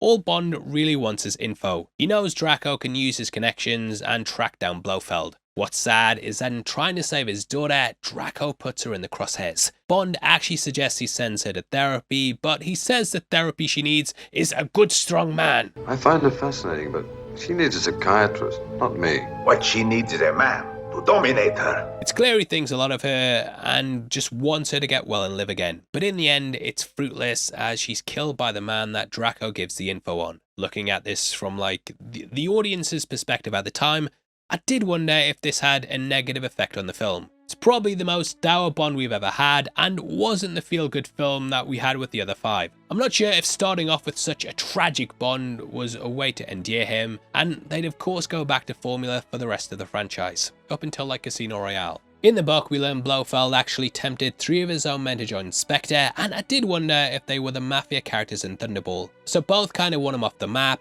and Draco even suggests using his team at Universal Exports. He does this with a little wink and a nudge, and clearly knows that there's more to them than meets the eye. That takes Bond back to MI6, and in the book, this is Chapter 6, Bond of Bond Street. It tells us there's been a 2-month time jump, which explains how we take things towards Christmas. It begins with Bond driving from his flat in Chelsea, and his frustrations over Operation Bedlam. I'm relieving you from Operation Bedlam, 007. Swiss banks are sworn to secrecy, and thus they won't give their clients' names to the authorities. Upon arriving at the office, Bond then does the quintessential hat throw, which was of course a part of Connery's repertoire. Bond's then kicked off the case, which is when he tells Moneypenny to write his resignation. To hell with her! Bond then clears out his office, and we get several items from the previous movies. Because it's the same person! As he opens the desk, we can see the gold francs on the red lining, which were housed inside his attaché case. We also have Honey Rider's belt and knife, and Red Grant's wire watch from Russia with Love. There's also Thunderball's mini breather, which we have here, and yeah,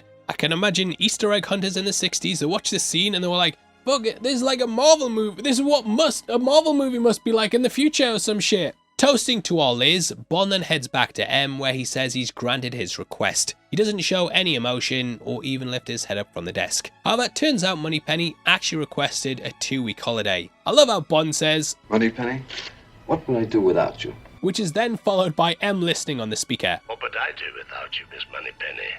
Thank you. Just kind of shows how much the pair care for each other, but neither will show it because emotions are for girls. For girls! And if Moneypenny cries about it, to hell with her! To hell with him! Now, the film then takes a detour and we return to Portugal for Draco's birthday. I love Riggs' get up here, the hat, the costume, it all looks fantastic, and it's probably my favourite look from the film. Pulling in, she notices Bond's DBS and is kind of excited at the possibility that he's there. But she plays hard to get. Behind Bond, we can also catch the henchman from before, which is a really nice carryover. However, Tracy learns the truth about why Bond's here and that he's after Blofeld and not after her. She demands her dad gives up the info and then runs off crying, "To hell with her!" Now Bond goes after her and wipes away her tears, and we get a really sweet montage. To all the time in the world, we watch as the pair fall in love, and it's a nice deviation from what's come before. They even go looking for a wedding ring, and it's a nice way to take the relationship. You often hear about like oldies in the 60s who like met and got married 3 weeks later. It's that sort of thing, but it's a really nice inclusion. The pair then swear undying loyalty, and yeah, I wish I had some of that in my life. And if you enjoy James Bond and want to see more of these breakdowns, mate, then make sure you bloody subscribe, yeah? We're going to be doing everything from Dr. No all the way up to No Time to Die and whatever Amazon are doing in the future. But yeah, if you want to keep up to date, subscribe, you son of a bitch. Having located an office where Blofeld's registered at, Bond then sneaks in and cracks the safe. Draco's in on it too, and I love how they send a safe cracker machine in through using a crane. Makes sense that Draco has access to this, as we learned before that one of his fronts was Draco Construction. We can actually see a sign for this as they pull up to the offices, and yeah, great attention to detail. During this, Bond also reads a copy of Playboy. This is a little nod to how the novel was published, as it was initially serialized in the magazine. This is probably one of my favorite scenes in the film, and Barry kills it with a score and tension as the worker goes out to lunch. Also, get a flash of boobie in the magazine as Bond leaves the office, which 10-year-old me, yeah, rapidly hitting the pause trying to get the perfect shot. Discovering that Blofeld is seeking a title though, it's then that Bond heads to M's. This is the first time the character's house is shown in the franchise, and it would also return in Casino Royale. And Bond? Don't ever break into my house again. Mom? Saying he wants to be reassigned to the Blofeld case, he then heads to the College of Arms. Along the way, the book tells us he's got a new secretary called Goodnight, who'd of course appear in The Man with the Golden Gun. His previous secretary, Lelia Ponsonby, well, she's gone off and got married. This was in a time when women would tend to marry and then leave the workforce, and yeah, if you read the earlier books, or even ones set earlier in the timeline like Forever and a Day, you're gonna come across her. Bond then travels to the college and we get a big, largely pointless chapter where a guy called Griffin just rattles off about the history of Bond's name. Bond keeps trying to interrupt him and be like, look, I'm not here for that, but he just keeps butting in and going, oh, this. But we do get some nice little tidbits out of it. For example, Bond also means husbandman, which is some foreshadowing for the wedding. He then leads him to Sable Basilisk, who worked with the government during the war. So he understands secrecy. Bond worries that Blofeld will sniff him out, but Basilisk says nothing's more alluring than snobbery. He says that people from all industries, no matter how confident, have become like putty in his hands when he mentions they might come from a royal family. Sable says he knows Blofeld wants new skin, so he'll invite Bond in no matter what. He rattles off lots of facts about names and even how people like Walt Disney come from the Disneys of France. It's in this meeting that we also get Bond's coat of arms. Good motto, eh? The world is not enough. This would obviously tie into the title of Brosnan's third film, and there we'd get a little nod to this movie as well. I could have given you the world. Huh. The world is not enough. Foolish sentiment. Family motto. We then had a deleted scene where they'd reworked that opening with Vidian. Bond would chase him through the underground at this point, and it would be a massive scene across London. In the James Bond archives, they bring up how it's a shame this was cut, and they're a bit surprised it's not been in another film. I do wonder if that went on to inspire Skyfall, but yeah, we'll talk about that more when we eventually get to that movie in 2 years' time, so you better still be alive. Either way, that then takes us to the chapter fancy cover. Here M reads Bond's report and even remarks how stupid it is. Bond sees the grimace in the line sailor's face, which kinda hints to his past. Discussing Bray, he talks about how he lives on the Highlands and is a bit of a hermit. He's got a good war record, so is respectable, but is also a recluse, so no one should have heard of him. One thing I love about the source material as well is that it goes into all the prep work that it takes to go undercover. It's a big change in your identity in which you have to build a second life that you have to know off by heart. I can imagine at the time that exploring this was a big thing, and even today it's something lots of people are interested in. Bond then gets invited out the 21st of December, but he declines and says the 22nd is the earliest he can make it, so he doesn't appear too eager. He can't take any weapons or gear and can't have any other agents shadow him. He's unarmed and on his own with the world's most dangerous man and his only contact, Sable. He has to communicate through coded letters, all of which will likely be read. MI6 joke they'll give him explosive snowballs, and he has a little flirt with Goodnight. This is where he says, good night, which sort of gets riffed off in The Man with the Golden Gun. She wishes him a Merry Christmas, and he sits down alone in his office, crying probably. He drinks himself to sleep, kicks his problems away, and then wakes up with a brand new life. Now, another issue I have with the movie is the fact that Bond spends so much of it in his alter ego. I think when you're getting to know a new actor, you kind of need them to embody the role fully. However, having him undercover for such a large part of the movie, it kind of stops you getting attached to him. Had this been Lazenby's third outing, then yeah, I think it would have been fine. But here, in his first outing, we have him adopt another persona. We're trying to get to know Lazenby's Bond, so having him act as someone else for so long makes it difficult to see him as the agent, in my opinion anyway. Lazenby is dubbed as well when he's acting as Bray, and thus it adds another level of disconnect. Initially, it was going to be his actual voice, and Lazenby was told to imitate George Baker.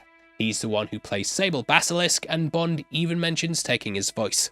Lazenby practiced this for days, and it does sound like quite a big job. In the end though, they actually had the genius idea of just dubbing him with George Baker himself. It's rare that any of the Bond films have him going undercover to the point where he changes his voice and gets dubbed over, and yeah, I think they learned the hard way, it wasn't the smart way to take it. The Bray bits for me are the movie's low point, and it's where the movie takes a dive pacing wise. But it's through this that we get to meet the big bads. This includes Irma Bunt, who feels like Rosa Klebb's replacement. She looked like a very sunburned female wardress. She had a square, brutal face with hard yellow eyes. Her smile was an oblong hole without humour or welcome, and there were sunburned blisters at the left corner of her mouth, which she licked from time to time with the tip of a pale tongue. Played by Il Stephart, she apparently was a right laugh on set. All the women said she took care of them and basically mothered them throughout the production. This was her first English-speaking film, and it was thought it would open up her career. They even wanted her for the next film, where she'd return alongside Blofeld. However, Stephart sadly died of a heart attack just 4 days after the release of the movie, and she never got to enjoy her success. In the book, Bond's then taken to Blofeld's base, which is hidden high in the Alps. Mentally, he's trying to figure out where they are and if it's possible to signal his friends. This leads them to Piz Gloria, which seems like a luxury resort. It's difficult to not be enamored with the spectacle, and it's an incredible locale perched on a mountain. This would obviously go on to influence the snow base in Inception, and Christopher Nolan stated this is his favourite Bond. It just looks incredible, and I'm glad they delayed the film until the location looked right. However, something is off. The book says there's a sterility about the place, and the rooms don't have door handles, which they bring across to the movie.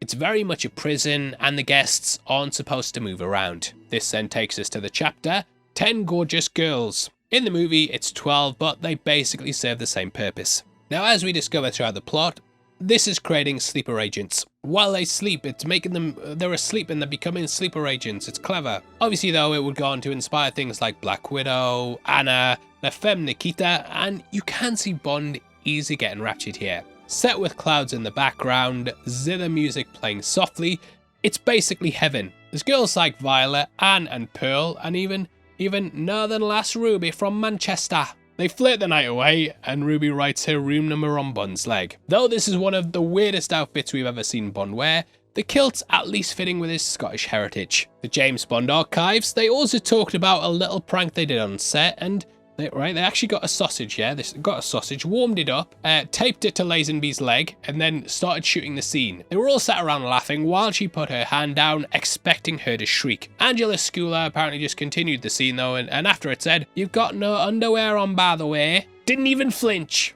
In the archives, Angela said that Lazenby tried it on with all the girls at one point, and all of them rejected him.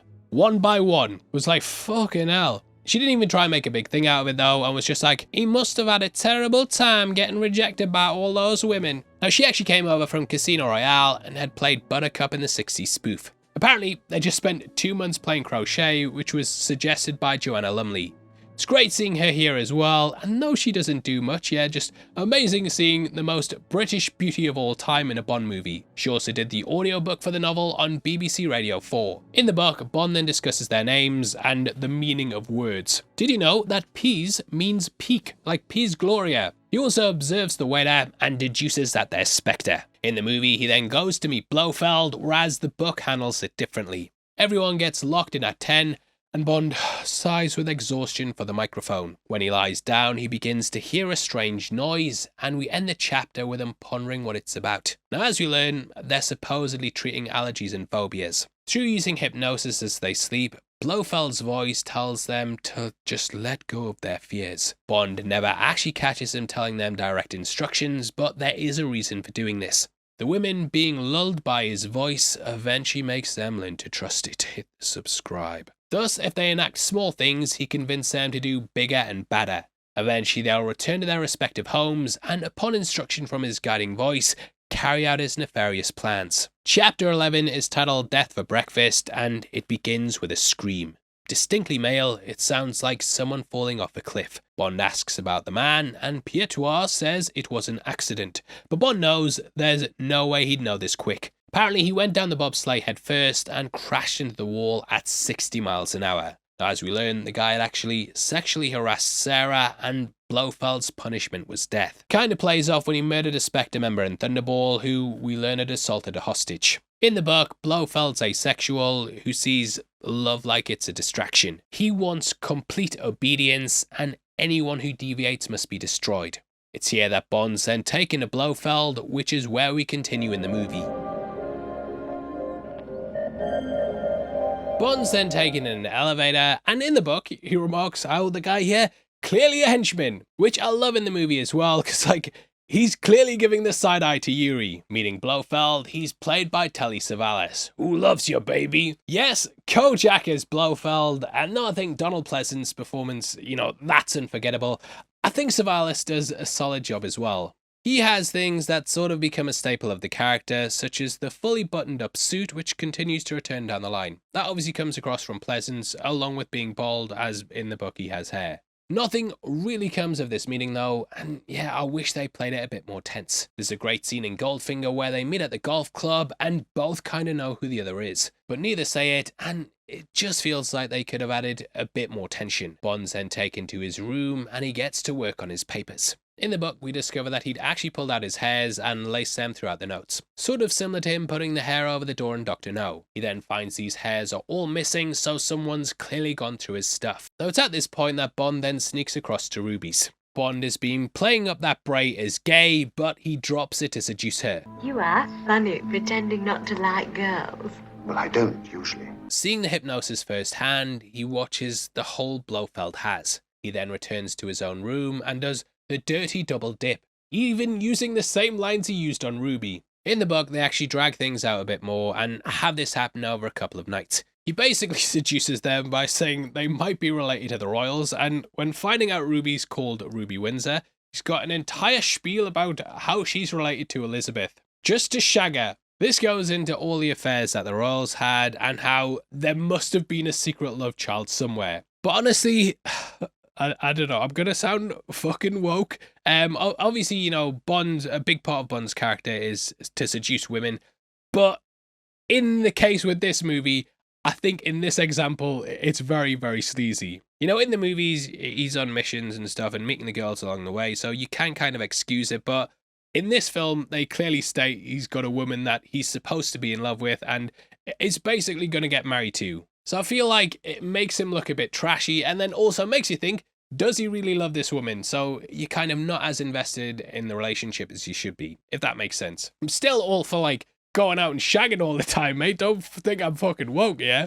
But yeah, just when he's got the girl at home who we're already attached to and doing this, doesn't make the character that likable. In the book, though, Bond says that when he's with her, he finds peace and warmth amongst all this death and paranoia. This is the mentality that makes him decide to stay and relax, which is when that hypnosis metronome starts. In the book, we've also got a brand new scene that they didn't bring across to the movie. They get wined and dined and have a couple of meals, and the book has them all going to a restaurant. It's here they talk about the phobias of chicken and potatoes and how the good doctors cured them. They also mention how actress Ursula Andress is sat on one of the tables nearby. The book released just after Dr. No, so I can imagine fans love this little nod. Now, the chapter's called Two Near Misses, and we see the first here. A man comes over to the table, having recognised the name Sir Hilary Bray. However, he's puzzled by Bond and starts to ask questions which clearly arouse Bond's suspicions. Bond plays it up that Hilary died by falling off a mountain, and the guy returns to his table, all sad and glum. Bond clearly sees him chatting to the others, and they start looking sad and glum as well, and when he gets to his room, he writes a letter saying that he got recognised. He knows people are watching his stuff and reading his letters, so he just plays it up that there's a crazy guy at the restaurant who thought I was Sir Hilary Bray. He got me confused with a cousin. You know, he's keeping the cover. In the letter, he also discusses the man who died and hopes that his team will come and add support because, yeah, it's clear like, there's a guy just died, mate. There's a guy who has died, who's been potentially killed. Come quick. It's in this that we then get the second miss as Bond goes to meet Blofeld again. He talks about the family and how the name Ernst has been passed down through the generations. All of a sudden, the meeting's then broken up by a man suddenly being thrown into the room. Behind the snow and the blood on the face of the man on the floor, Bond recognized the face of a man he knew. The blonde hair and the nose broken boxing for the Navy belonged to a friend of his in the service. It was unmistakably number 2 from Station Z in Zurich. Recognizing him as Agent Sean Campbell, Campbell unfortunately also recognizes Bond, saying, "Thank God," and clearly recognizing him, even to the point that he uses his name. He basically begs for Bond to talk to them.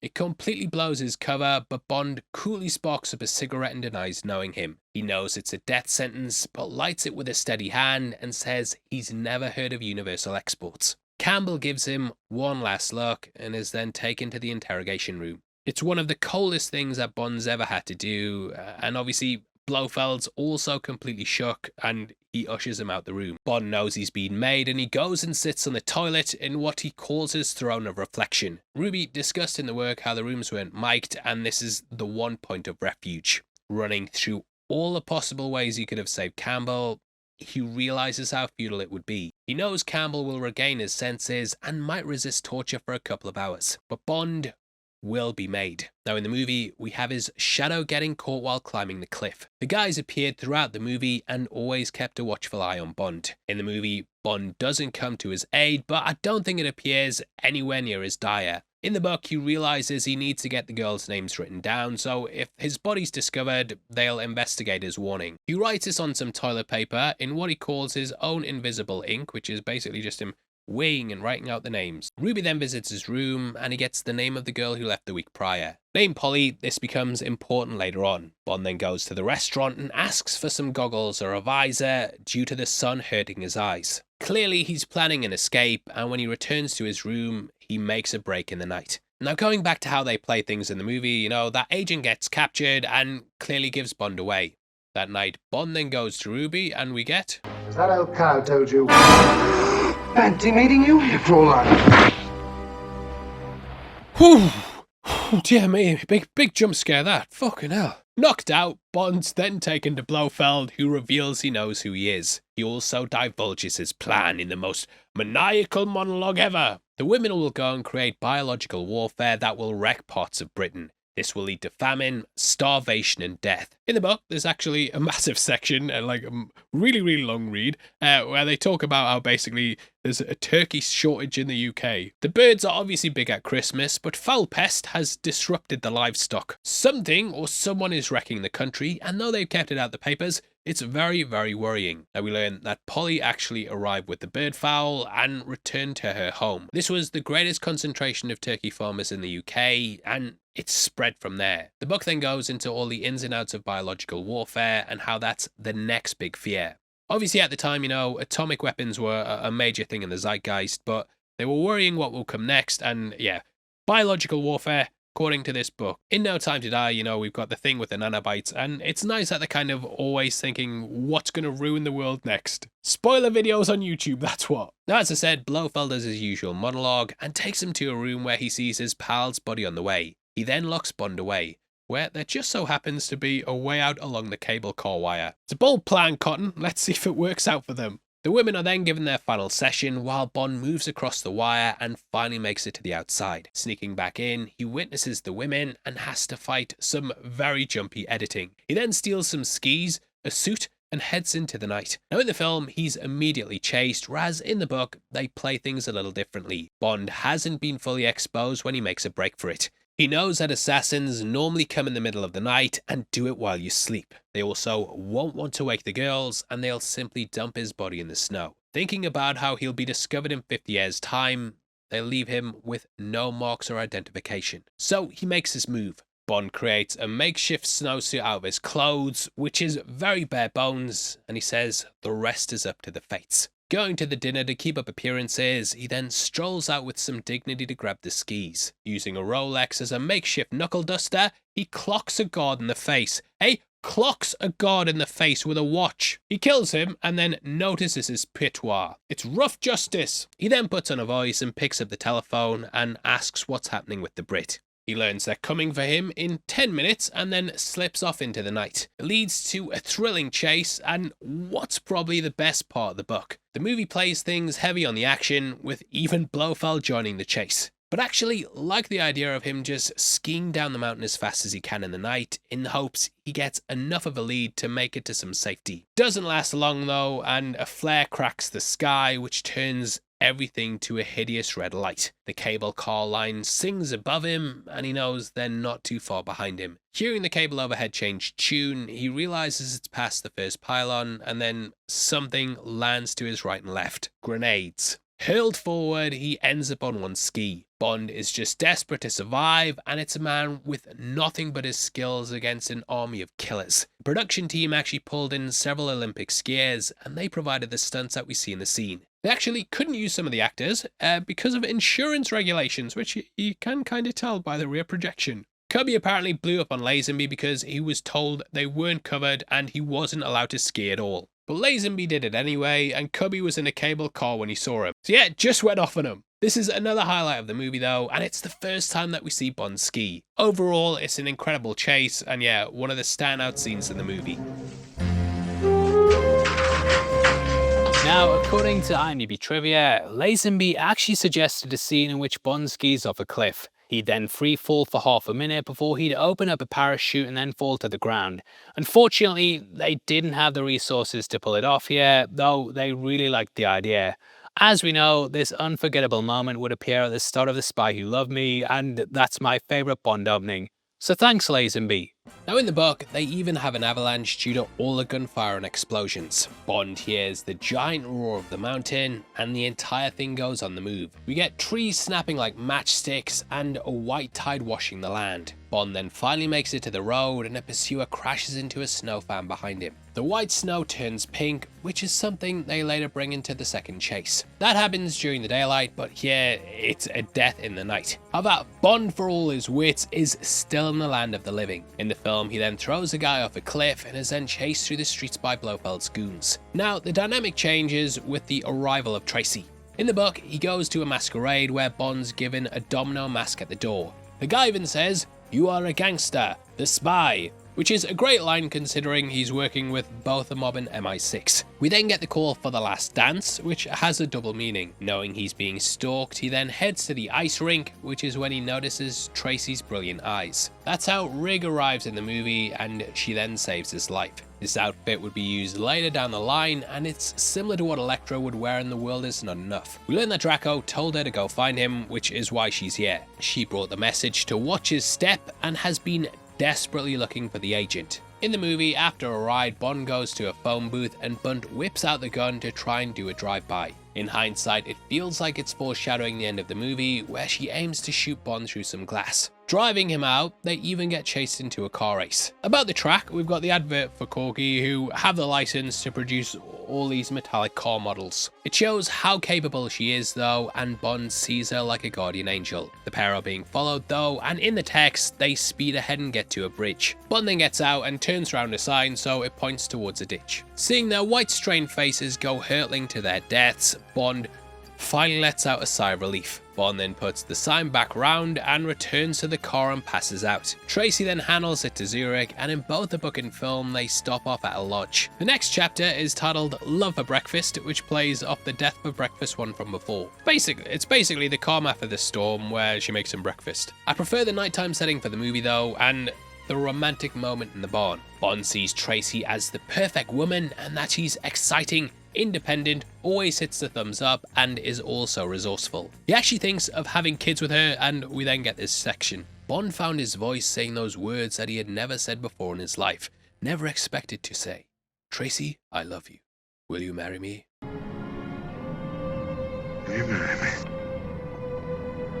It's probably Lazenby's best moment, and you really believe these two lost souls have finally found each other. According to the James Bond archives, they were going to have Tracy do it, but they felt it emasculated Bond, and yeah, I think fans probably would still be arguing about it today. That night though, he has a nightmare in which he's at a lavish ball with Tracy on his arm.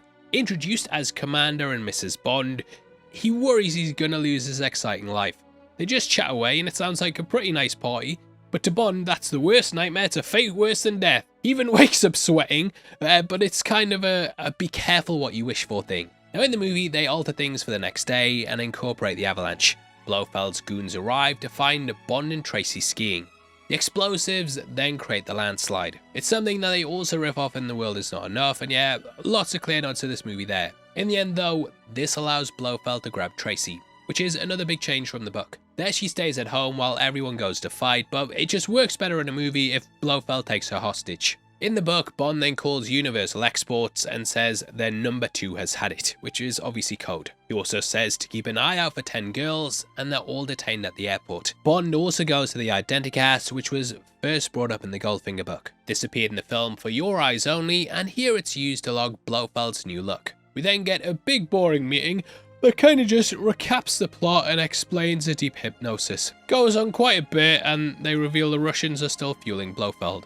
The Smersh money's now gone to Spectre, and it's Bond's old enemies still spoiling his life. He then gets his Walther PPK, and it feels like Bond's gone back to being Bond. He even got a new Rolex from Q Branch and picked up one of our new t-shirts at the merch store below. We've just launched an Akira-inspired James Bond shirt that comes in a single and double-sided version. It's one of our best looks, and it helps videos like this get made, and I know for a fact you're gonna go and buy one now, aren't you? You're gonna go buy one. Now in the book, Bond gets Sable to write up a fancy bit of parchment with Windsor on it, as he feels bad for getting Ruby arrested. The main point is though that all the women are detained and the villain plot's been averted. In the film, M refuses to attack Blofeld's base, and instead he wants to pay the ransom. So he gets on the phone, just like the book. It's here that Bond calls up Draco and tells him to bring his best salesman. Describing it as their annual board meeting, Bond remarks how it's fun being on this side of the devil. But in many ways, it's a deal with the devil that costs him his happiness. In accepting the Faustian bargain to help Tracy out her slump, he ultimately ends up destroyed. They then go through the wedding plans and agree it will happen in a week to make good on their deal. Knowing that some men will die, they also have a big last supper and go to bed stinking of garlic. Draco says the hit on Blofeld's a wedding present, and they arm up and take to the skies. With the plot being over though, you know, in the book there's not necessarily like that countdown at the end where we've got to get to the baddie and stop him before the bomb goes off or he sets off his big weapon, you know, that kind of thing. It's just like, oh, we've stopped him, but now we need to go capture him. So what they do for the movie, you know, where they have Tracy, makes more sense and I think works better. An added thing I love as well is that Tracy here, she's just toying with Blofeld the whole time. It's rare that a Bond girl isn't afraid of the villain, but yeah, she's just fantastic. I could make you my countess. But I'm already a countess. Now, like the book, they say they're from the Red Cross, delivering urgent blood. They kind of mess with them a bit more in the book and do the old "Can't understand you, radio breaking up, hit the thumbs up." They also have armbands that say Alps Police, and even though there's no such force, they doubt Spectre's gonna check it. They also say they have distinguished representatives of the world press. In the book, they threaten them that these members of the press will write negative things in the papers, and thus they let them through. Landing, everything then kicks off, and we get probably the moment I first think of when I think about this movie. To the Bond theme, we see Lazenby on his belly, sliding along the floor while shooting. I have no idea how practical that is, if it's a good strategy to use in a gunfight, but it looks amazing. Tracy also manages to best Yuri by throwing him into those wall spikes that I kept noticing them and it was doing my head in, but they had a reason. We then get what's probably my least favourite bit of dubbing, editing, and yeah, just kind of sums up how janky parts of this movie are. Guns make me nervous. Bond then uses a sub-miniature camera to take photos of the girls, which was really high-tech at the time. Draco also punches Tracy outside to knock her out and take her on the chopper, because like she refuses to go, but just like a bit of a weird thing to have in a movie, mate. They then blow the base before chasing Blofeld. In the book, you don't really learn what happened to the Mafia for quite a bit, as Blofeld arrives in the bobsleigh as soon as Bond shows up. Bond then chases him like what we get here, but they keep things locked to his perspective. Called Hell's Delight, the pair do around 70 with Bond shooting at the back of him. Blofeld can't fire back, but he's able to drop grenades. Bond sees one bouncing along and initially thinks it's something from the sled. Next thing he knows, the track's exploding and his runners and steering wheels destroyed. Bond then dashes down the hill and jumps on Blofeld's ride, which leads them to a fight. And yeah, with those backgrounds, looks a little dated. Bond then forces him into a tree, which is where he seemingly breaks his neck. He's branched off. Bond then rolls off, and a lovely dog runs over. Now in the book, Blofeld gets away as well, and Bond figures that he's on his way to Italy. Bond's stopped by the authorities, but he just pretends to be a tourist who doesn't know what's going on. Sending a message to M on a XXX decoder, he says he's on Her Majesty's Secret Service. He said it! He said it! That takes us to a fill-in chapter called Happiness Without a Shadow. Reunited with Tracy at Munich airport, he then notices a newspaper. It says there's been a polio scare with 9 women getting arrested. There's also the headline, Mysterious Explosion on Piz Gloria. Cable railway to millionaire's resort destroyed. So the cover-up is on, and though there's no sign of Blofeld, Bond starts to relax a bit. Because of this, though, he kind of drops his guard and doesn't notice a toad-like woman across the street. The book's words, not mine there. He spends the next day shopping and buys a white gold ring with 2 diamonds. They also have his bachelor party where he returns home stinking of beer and sausages. That then takes us to the wedding, where we see the ring from the montage earlier in the movie. There's some brilliant moments here with the side characters, and it seems like a fantastic event. Draco talks to them about their opposite organisations, and they even mention the bullion incident, which is a little nod to Goldfinger. Anyway, it is a pleasure to meet the man who cost me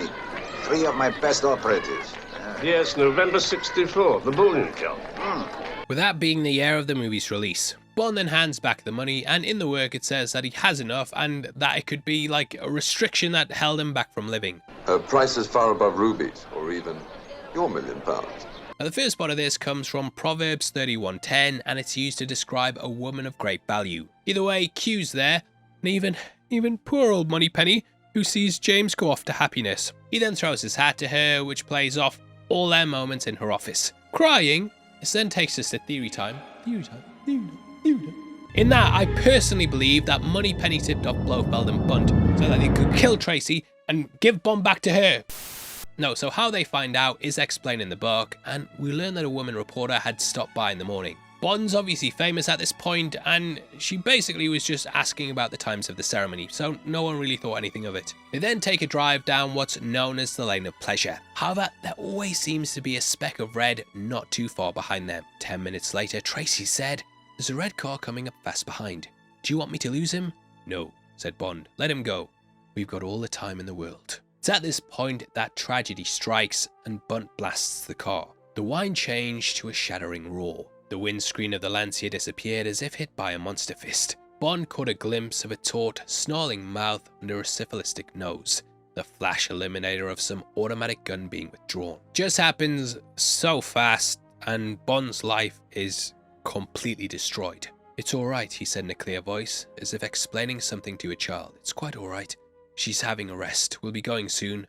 There's no hurry, you see." Bond's head sank down against hers and he whispered into her hair, "You see, we've got all the time in the world." They recapture this in the movie perfectly, and yeah, Lazenby does a fantastic job here. There's no hurry, you see. We have all the time in the world.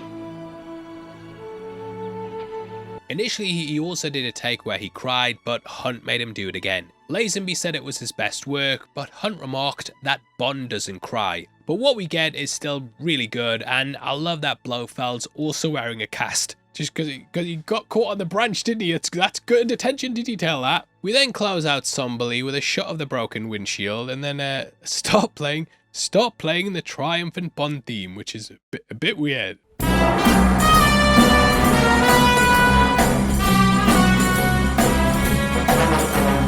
So once more, I am joined by Jeroen from Dutch Bond Fan. Hope I didn't mess your name up there again. But yeah, he just kind of wanted to talk about the continuity. Obviously, earlier in the video, we discussed things like how this didn't happen to the other fella, which kind of created a big theory that it was a different James Bond, and there was a big code name thing that surrounded it. But then you have scenes that kind of contradict that, where he's going through his stuff from the other movies. But you actually came up with a completely different theory that kind of explains everything. I'd love to hear.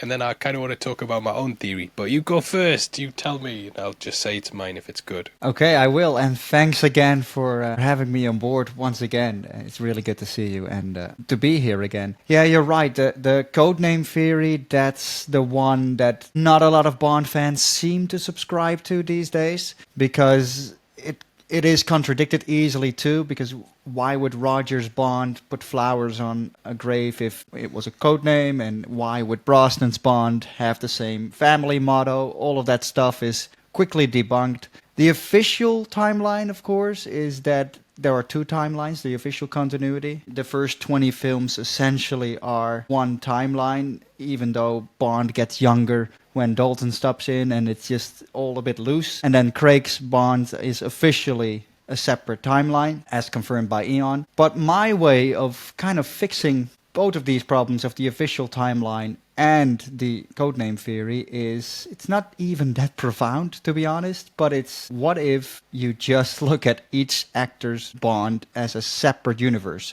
We can all easily accept that Craig's universe is separate. Why not accept that every Bond actor's universe is separate? Kind of in a way that with every Batman movie, we easily accept that every different one is a different incarnation of Bruce Wayne, who happens to meet different incarnations of the Joker and or the Teenage Mutant Ninja Turtles. They all meet their version of the Shredder and have their own April O'Neil and all that stuff. It works in so many ways for Bond too, because then you can easily explain, oh, well, Lazenby's Bond just happens to meet Blofeld for the first time in Majesties, and Connery's Bond just meets him in You Only Live Twice, and his Bond never gets an incarnation of Tracy. Because, you know, in Diamonds, she's not mentioned. And all of that is quickly fixed when you start looking at the Bond films in this way. And it's not the codename theory either. They're just separate versions of Bond. And there's so much more examples as to all these things now clicking together once you start looking at it this way. Roger's Bond is the only one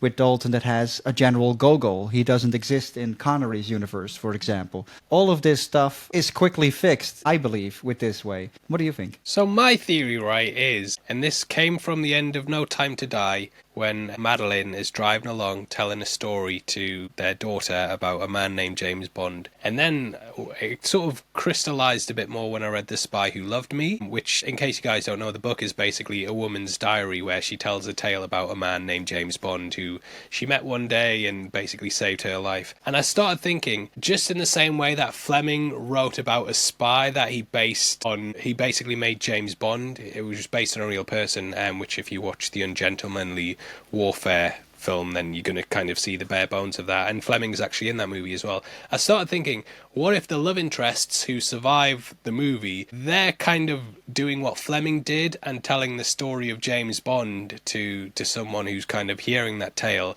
and every single story is a slightly different thing, and that's why some things don't necessarily line up perfectly in terms of continuity, but then we have carry over characters like Q, Moneypenny, that sort of thing. It's the same if you were telling like Sherlock. Right. For example, you know, Sherlock Holmes has been updated several times. You've got like the Benedict Cumberbatch version, but then you've gone got one set in like Victorian England, and I think whoever's telling the story is probably someone who's encountered James Bond in their life, and they're telling what happened and making it a big bombastic tale. And I'm sure you do it, you know, when you tell stories to people, even if you've told that story before, you might add some flourishes in, kind of play up what happened, and maybe they're doing it where, you know, the big villain base was bigger than it was there, and oh, this guy James Bond, I went to the casino and he was beating everyone, and then I went home and had the best love of my life, and then he saved me from this massive sky base. Start to make the story bigger and bigger, and I think it kind of extends, for me personally, from what Fleming was doing, and then what happened in The Spy Who Loved Me, and then how No Time to Die ends. And it's basically lovers of Bond, or people who've seen a man named James Bond, they're kind of the ones who pass on the story and tell the legend, because it's all secret, covert ops. There's lots of things that contradict each other, but they all kind of have through lines. So I personally see it like that, and that's kind of how I'm... Because we have this weird thing, I think, as fans, where we almost have to make everything make sense and tie together perfectly, even though we know they're not real stories, they are just movies. Well, like, I remember there was a video that kind of went through the timeline of how Craig's movies worked with all the earlier movies, and it was like, well, Casino Royale's first, and then Quantum of Solace, but then you can do Dr. No, and then you have everything up to Skyfall, and then after, and blah, blah, blah. People like continuity, but for me, that's how I cope with it in my mind. I really like this one, actually. It makes it more of a legend around Bond, and that like works a legend. perfectly too. It works perfectly too. And you're right, it's totally a movie, a fan thing to do, to try and make sense of things. Well, we actually know that the real reason in Majesties that Bond doesn't recognize Blofeld is for the simple reason that, well, they just wanted to make a faithful adaptation of the book, and in the book he meets Blofeld here for the first time. Period. And forget You Only Live Twice before it. This is just now the first time he meets him in this film, which is actually all it was. But I think both of these ways that we came up with, even though they're not official, are really fun ways for fans to look at the Bond films. Because, let's be honest, apart from the Craig films, Bond is not made for continuity. It's just made to be enjoyed one at a time. Yeah. Always 30 years old. But I also think like the way that, you know, a lot of kids are introduced to James Bond through their dads, and then like I've got my kids now and I'm introducing them to James Bond, but we all kind of have our own James Bond, and I kind of see that as like, well, my James Bond was tall, calm, cool and suave and collected, and then they can be like, when they're older, like whatever Amazon do with Bond, they can be like, well, my James Bond's a hip, witty guy and he's really cool. My grandfather can be like, well, my James Bond was a suave Scotsman from the Highlands who was rough and rash, and that kind of thing. So everyone's kind of got their own take on Bond, their own stories, but we all have these through lines that connect it. And yeah, as fans, it's nice just discussing this stuff. So thank you for coming on the show. Very good. You said it was going to be a long one, but I think we've solved it straight away. You did a lot of preface already, so it saved me some time, I guess. No, I appreciate it. Well, thanks as always, Jeroen, for coming on. No problem. Definitely check out Dutch Bond Fan. I know you're getting back into the swing of things and doing videos. It's a very exciting time to be a Bond fan as well. So what stuff are you looking forward to coming out? A Bond 26. But is it Bond 26? Yeah.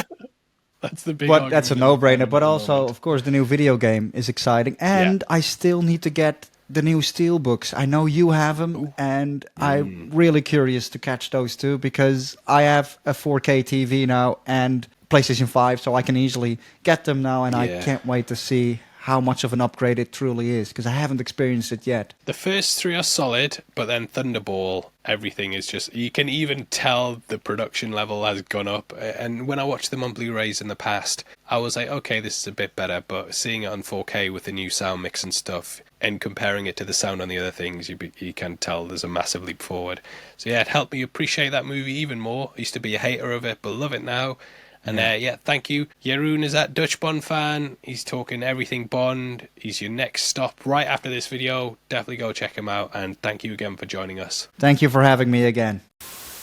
Now, the movie had quite a rough time upon its release. Lazenby even says in the archives how he saw people leaving the premiere with their heads hanging low. Closing out on this massive downer was just a bad way to go with it, I think, and the press were extremely harsh, saying he failed to live up to Connery. They pretty much killed the perception of him even before the movie released for the public. Although it's often labelled a flop, the movie actually performed pretty well. It did $82 million off an $8 million budget, but in comparison to the other films, it performed a lot lower. Hence why it's kind of got that reputation. Lazenby didn't really help endear himself to the producers either. He showed up to the premiere with long hair and a beard and was clearly distancing himself from the role. It felt like the studio were distancing themselves from him as well. Whereas the prior film clearly pushed that Sean Connery is James Bond, they barely acknowledged Lazenby in most of the marketing. They pushed Bond rather than the actor, which United Artists have admitted was a mistake. Franchises and characters, they're what we gravitate towards now, but yeah, back then, movie stars are what made the movie. So maybe even building Lazenby's profile would have helped to push the film. Now, a lot of people think Lazenby was dropped by Eon because he was a bit out of his depth. People often view this as the bad film, and thus it's a rumour that's followed the actor. However, Lazenby was actually offered a contract for 7 films. In what's one of the worst career moves since Katie Holmes didn't come back for The Dark Knight, Lazenby was advised to step away from Bond. His agent, Ronan O'Rahilly, convinced him the 70s were changing society and that people weren't interested in 60s secret agents. As we now know though, Bond's a character that survived throughout the decades, with them often using him being, well, a sexist, misogynistic dinosaur as part of his appeal. Connery would then come back for the next film before we'd finally get From Roger with Love. As for this film though, I hate to say it, but it just didn't win me round. Reading the book alongside it, it gave me a new appreciation, but I do wonder if that's part of the appeal. They basically just filmed the source material, so I think fans of the books hold it in a higher regard. They're able to build upon a lot more, which I often feel is something you get with movies based on books. More often than not, it enriches the movie, so that's why I feel it's Bond fans who champion it so hard. Now obviously, I'm a Bond fan, but yeah, there's not a movie that preceded this that I think this is better than. I feel like everything other than Tracy just kind of pales in comparison. Lazenby doesn't live up to Connery, the Blofeld portrayal lacks next to pleasance, Blunt feels like a shadow of Cleve, and everything just feels kind of less than. Even though Hunt's known for his editing, some of the cuts here are really weird as well. I think it just it kind of feels like a fan film, and yeah, I'm sorry guys, but this one's bottom of the list for me, which I feel bad for saying. Because I know often when you guys are like, oh, you have to watch this, you guys get disappointed when I don't love it. So yeah, that's my review with this sitting at the bottom of the ranking. Obviously, I imagine there's going to be a lot of debate though, so if you agree, if you don't, then let me know below.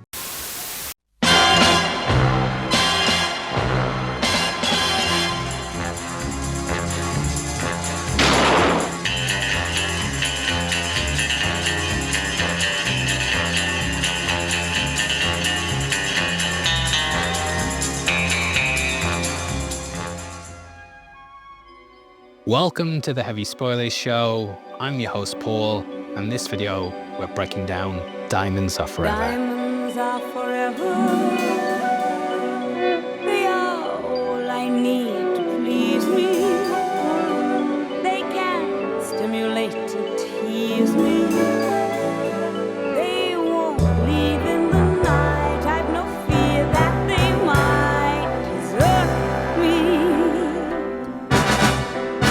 After stepping away from the franchise, Sean Connery's back as James Bond for the very last time. For the last time! He means it this time. I kinda see this as the equivalent of bringing Robert Downey Jr. and the Russos back to Marvel. They were clearly trying to repeat the success of Goldfinger and had the same director, same Bond, same writer, and same singer.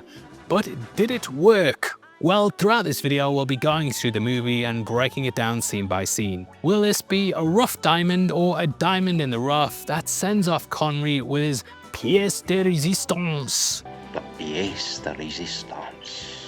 Well, that's what I want to discuss, and we'll also be going through the book as well. With that out of the way though, thank you for clicking this. Now let's get into Diamonds Are Forever. Now, as for where I'm coming in on this one, this was one of my least favourite films and books in the series. Felt like Fleming was kind of just spinning his wheels, and I got the feeling when reading it that he'd completely run out of road. It was his 4th in the run, and come Russia, we end with him seemingly killing off the character. Now, as we mentioned on that breakdown, that was the book that gave him a second wind. However, coming before this, felt like it killed it for him, which is something I feel when reading it. I think that feeling is also something that was happening when they were making the film as well. The producers and everyone involved, they were all just kind of dragging their feet. Whereas the team had a blast making Thunderball, at this point, tensions were frayed. Connery had been replaced and then Lazenby turned down the sequel. The producers couldn't live with their failure, and where did it bring them? Back to him. And to be fair, Connery was like, how much money have you got? Because this is going to cost you.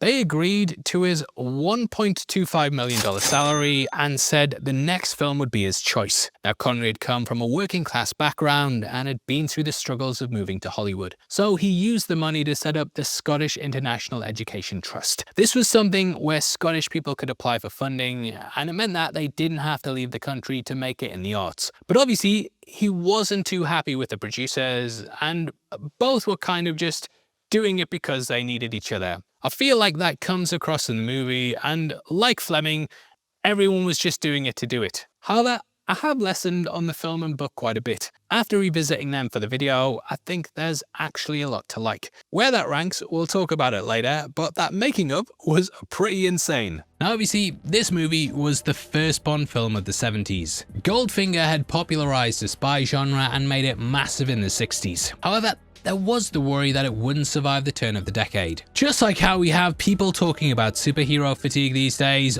back then the genre was overstuffed. There's Man from U.N.C.L.E., The Avengers, not that one, Mission Impossible, and also The Saint, on top of countless other ones that we've since forgotten about. The Saint, of course, featured Roger Moore though, and Mission Impossible, of course, got a revival down the line. But things were kind of on the out, and it felt like these properties didn't have that license to thrill the audience, you could say. Thank you very much. So obviously, you go back to what works. But there was some experimentation at first. Roger Moore was asked, but he was busy with a persuader, and John Gavin actually signed on to the role. Yes, he was contracted to be James Bond in this movie. The actor was a massive part of Psycho, and I could definitely see him playing the part. However, United Artists head David Picker felt Sean Connery was a much more safe bet. Gavin was then promised Live and Let Die, and the producers even honored his contract on this one. So he still got paid either way. Obviously though, when you have so much changing behind the scenes, then your scripts are going to constantly be in flux as well. Richard Maybaum had actually started working on this film all the way back on Her Majesty's Secret Service. That film closed out with them announcing Bond would be back in Diamonds Are Forever, and they wanted to take the spy to America. Now in this, Bond was on a quest for revenge and hunting down Bunton Blofeld. Aided by Draco, it would be a cold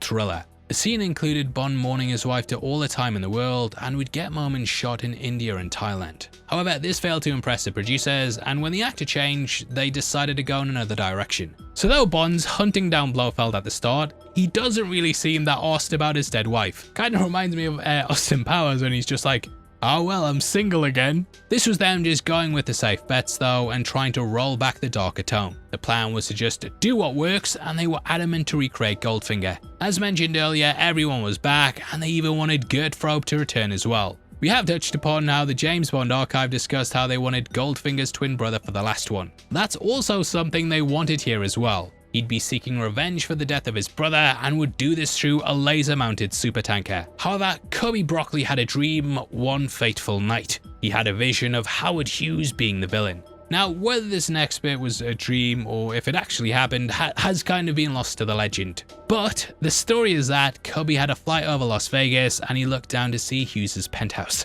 Cubby looked in the window to try and spot his friend, and he saw someone else instead. This is where the idea of an imposter came from. From here, they basically brainstormed Willard White, and Tom Mankiewicz was brought in to rework the script. Since Majesty's disappointed at the box office, they wanted to do something big to win back the US audience. Mankiewicz was American, and Broccoli brought him in because he could add a more accurate flavor to Las Vegas. Hughes at this point was also seen as a recluse, and The Aviator kind of documents his descent into isolation. So even today, Hughes is still a figure of fascination. Played by Jimmy Dean, he actually worked at Hughes' hotel, The Desert Inn, which the hotel in this movie is based around. So that's what they kind of work towards, and the city's of course a major part of the film. They filmed mostly at hotels owned by Hughes, and he basically rolled out the red carpet. Apparently when they arrived, Hughes rang down and said, "Give them whatever they want." Sounds like a complete blast, and Connery said he pretty much didn't sleep and that they shot almost every night. During the day, he'd go off and play golf, bet, and basically drink away the time. It's kind of crazy looking at him here though, and seeing how much he's aged since we saw him in You Only Live Twice, which was just 4 years prior. Guy'd been drinking quite a lot, and it does kind of show on screen. Don't want to slag the guy off, mate, because he was clearly enjoying himself, but he was just 41, and then when they brought in Roger Moore for Live and Let Die, he's 45, so you can see the difference. And that's not just because they're different people. I actually think come Never Say Never Again, though, that Connery looks a lot younger, despite being 9 years older there than how he is here. And look, I know it's a weird thing to mention in a review, but every review I've seen talks about it, so I'm gonna do it as well. And they're mostly better than this one too. Now, Connery apparently also had 2 affairs on set. Not only did he date Jill St. John, but he also gave Lorna Wood plenty O'Toole. He gave her a lot of wood. He gave her plenty O'Toole, cause she plays plenty O'Toole. Nah, but the next part of the video is going to delve into the real life story behind the pair, and trust me, gets absolutely insane. Jill was originally cast as Plenty, but on assistant producer Sidney Korshak's advice, she was bumped up to the main role. Wood was picked up after modelling for Playboy, and the two ended up having a decades-long feud. That was not only down to them both banging Connery, but also because of what happened after. In a bitter twist of irony, Lorna's sister Natalie Wood drowned in 1981. Natalie was married to Robert Wagner, and they were on a boat trip with Christopher Walken. After Natalie's death, Wagner and Jill St. John started dating just 3 months later. Wagner would then later star in the James Bond parody Austin Powers, but there's still an ongoing investigation about his involvement in Wood's death. That was listed as drowning and other undetermined factors, and it's still considered unsolved, with people online even theorizing that Wagner played a part in it. During 1999, there was a Vanity Fair shoot which brought together most of the Bond girls. Photographer Annie Leibovitz asked them to take a photo together, and then St. John apparently tore Woods apart. Since then, the rumours have been that it was Wagner who nixed the idea because he didn't want his current wife and former sister-in-law doing a photo together, even if they were in the same movie. Wood then crashed a benefit for St. John in 2016 and publicly confronted Wagner about her sister's death. Why won't you speak to the detectives? They're super guys. Clear yourself if you can. Why would you even bring up anything like that? Because I'm hounded with it every single day. You realize what you've done? No, what have I done? Do you know we have a family? Do you know what you've done to the family? Yes, I know. I'm not a part of it, thank you. But yes, we have a family. I'm amazed that you'd even talk to me. Why wouldn't I talk to you? I've known you since I was a child. No, I've known you since you were a child. Yes. Yeah. Yes. Yeah. What? Who's he Can they for go her? away? I don't know. Young man. Anyway, I have talked to everybody. What do you I don't know. Kevin and Ralph. I don't accuse you of anything. You accuse me of murdering her, of taking all these positions. It's incredible. I can't believe that you'd do something like that. I just can't believe it. But RJ, you've changed your story. I haven't changed anything. You've never said anything to me. I have never changed anything. You never for 1 minute stopped and said, this is what happened. I know it's going to hurt I did. me. Not to me. Of course not to me. Of course I have stopped and said what happened. No, RJ, you really didn't. Everybody was on top of that. Look at all these people around. Oh, Jesus Christ, no. Oh, I can't believe it. Oh. So yeah, absolutely insane, and since then Woods has urged him to come clean. This led to threatening phone calls to Woods from a mysterious woman saying lay off Wagner or something bad might happen. Woods said it wasn't St. John, but the police still followed up with her. Jill then slammed the door in their face, and Wagner refused to answer any questions. Jumping forward to 2018, Woods was interviewed by Megyn Kelly. When asked if she thinks Wagner murdered her sister, she then replied with yes. The video has since been taken down though, which might be due to legal reasons. In 2022, Wagner was cleared of any involvement, but Woods still hasn't received closure on what happened. Which is an insane segue, but that now takes us into the movie.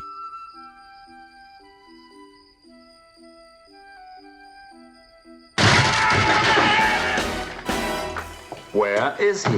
Now Connery once more returns in the gun barrel. This again is in black and white like You Only Live Twice, but I'm still unable to find out a reason for this. Because it was shown in colour for Thunderball, I know that! I did wonder if it was similar to how the gun barrel was used in Casino Royale, you know, when Daniel Craig did it, where it was black and white and the blood was the first bit of colour that we see. That obviously came down the line, but knowing they did that for a specific reason makes me retroactively think, was it because of that? And let me know below if you know.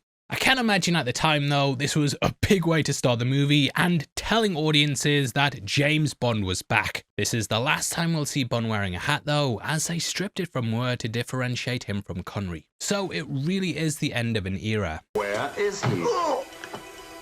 I shan't ask you politely next time.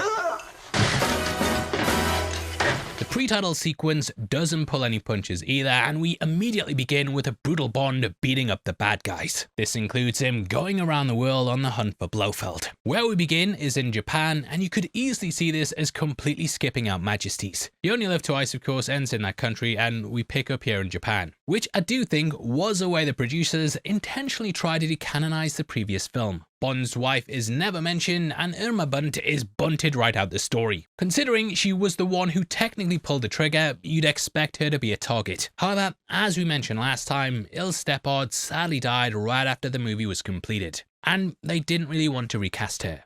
Hit me. Now, when I was a kid, right, I used to go to my church every week, and we had this big church fair where people would sell stuff in stalls. I remember that I bought the VHS for about £2 and immediately got home and watched it. Hadn't seen it before, and I remember this opening being so jarring that I actually thought the tape was fake. It was £2, it was too good to be true. I rang my grandma to complain, like, the church just ripped me off. Bear in mind I was 7 years old, but yeah, put it back on and then realised this was actually how the movie was made. At the time, I thought it was very jarring, but these days, I actually quite enjoy it. Bond's kept faceless and constantly on the attack, following a string of people as he gets towards the villain. That thematically also sets up the plot of the movie. Bond follows the pipeline to get to Blofeld, and ultimately Blofeld gets away in the end, which is basically the entire film happening right in the pre-title sequence. Finally, we get the reveal of Sean Connery, and he drops this iconic line. My name is Bond. James Bond. Now if that sounds a bit off, it's because we know they sped it up, as the original version was actually shown in the trailers. My name is Bond. James Bond.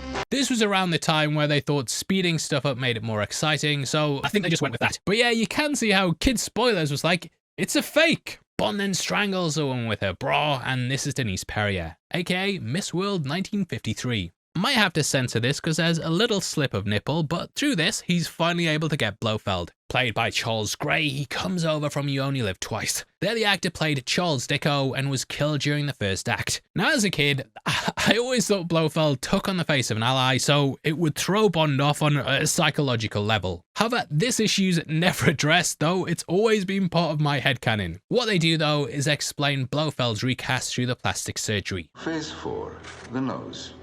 In my opinion, the most difficult part of a plastic transformation. This was a newly emerging procedure, and it allowed Blofeld to appear more like how he's described in the Majesty book. I love how it kind of retcons the recast and gives us a reason for why he keeps changing. Because yeah, at this point we had 3 actors playing him in the last 3 movies, plus all the other ones where it was different actors doing the voice. Bond then sneaks into the lab disguised as a doctor, and this film actually has the most disguises that Bond adopts in a film. He has this, Peter Franks, the scientists at Area 51, and overall is constantly changing costumes. Bond then quickly dispatches the fake Blofeld and dunks him in a big brown bath of molten mud. This was actually instant mashed potatoes though, which were easy to film around than boiling hot mud. Apparently though, it stunk worse than a screen crush joke, and under the hot lights was rotting and melting away, which wasn't very good for those on set. Bond's then caught, and I love when they try to disarm him that he's got a gadget mouse trap in his top pocket, which is ridiculous, but pretty funny as well. Oh! Due to the clay that they have on the Blofeld models and the guy being bathed in it, I did used to think this was what they used to change his appearance. However, this is sort of based upon a scene from the book in which Bond takes a mud bath. This is so he can go and meet a jockey who'd been working with to throw a race.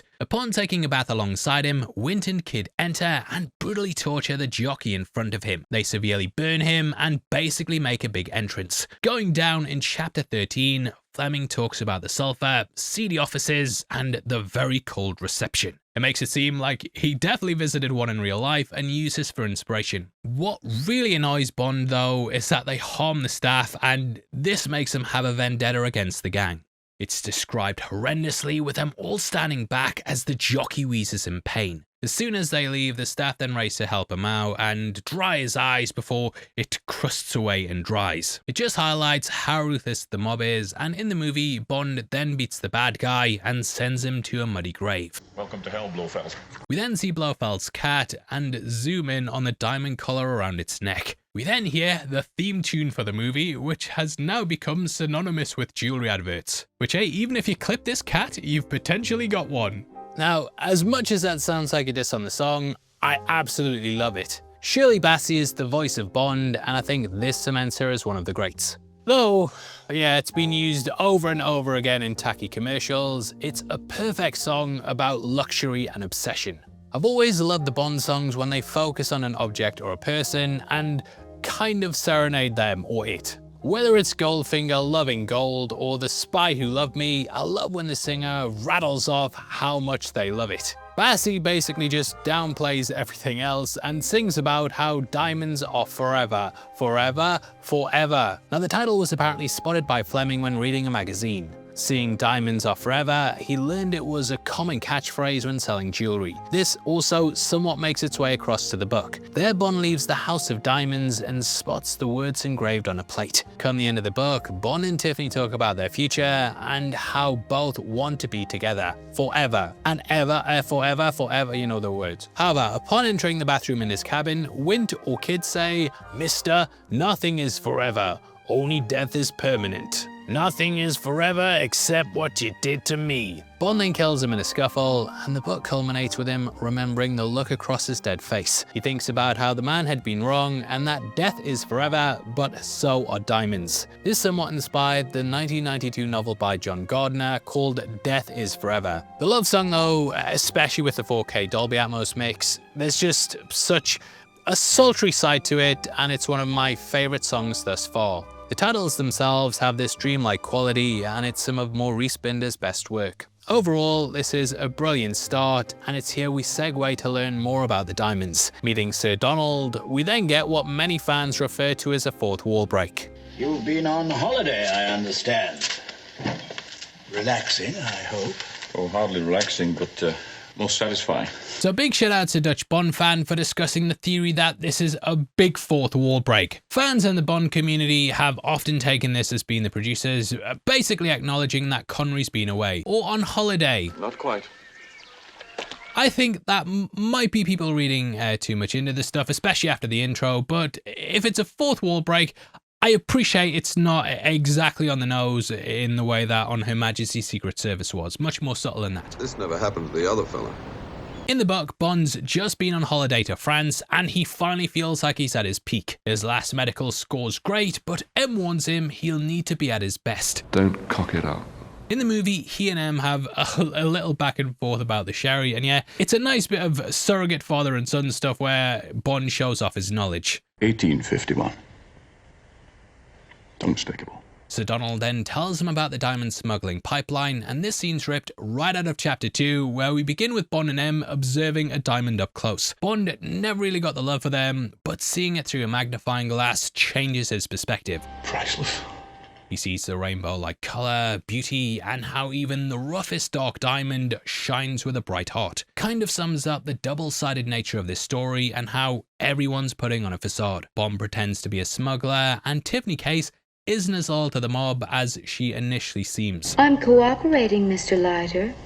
Really, I am. Nothing hides in the heart to hurt me, you could say. In the work, we then learn that the UK makes £50 million a year from diamonds, $2 million being smuggled out the country, which is vastly wrecking the economy. Fleming's books often centre around smuggling rings, and whether it's the gold in Goldfinger, the coins in Live and Let Die, or what they do here, he was clearly fascinated by these black markets. Now, Fleming became absolutely obsessed with these criminal pipelines. A lot of his work centers around smuggling, and it's a clear theme throughout the Bond books. For example, Live and Let Die is about smuggling rare coins in the bottom of fish tanks, and Goldfinger's about, well, smuggling gold, and he loves gold, as they say. Now, while writing Moonraker, he came across a story about diamond smuggling. His friend was also the head of MI5, and he started telling him about the gangsters that ran it. And Fleming was shocked. In the book, Bond remarks, "I used to think your gangsters were just a bunch of Italian greaseballs who filled themselves up with pizza pie and beer all the week, and on Saturdays knocked off a garage or drugstore,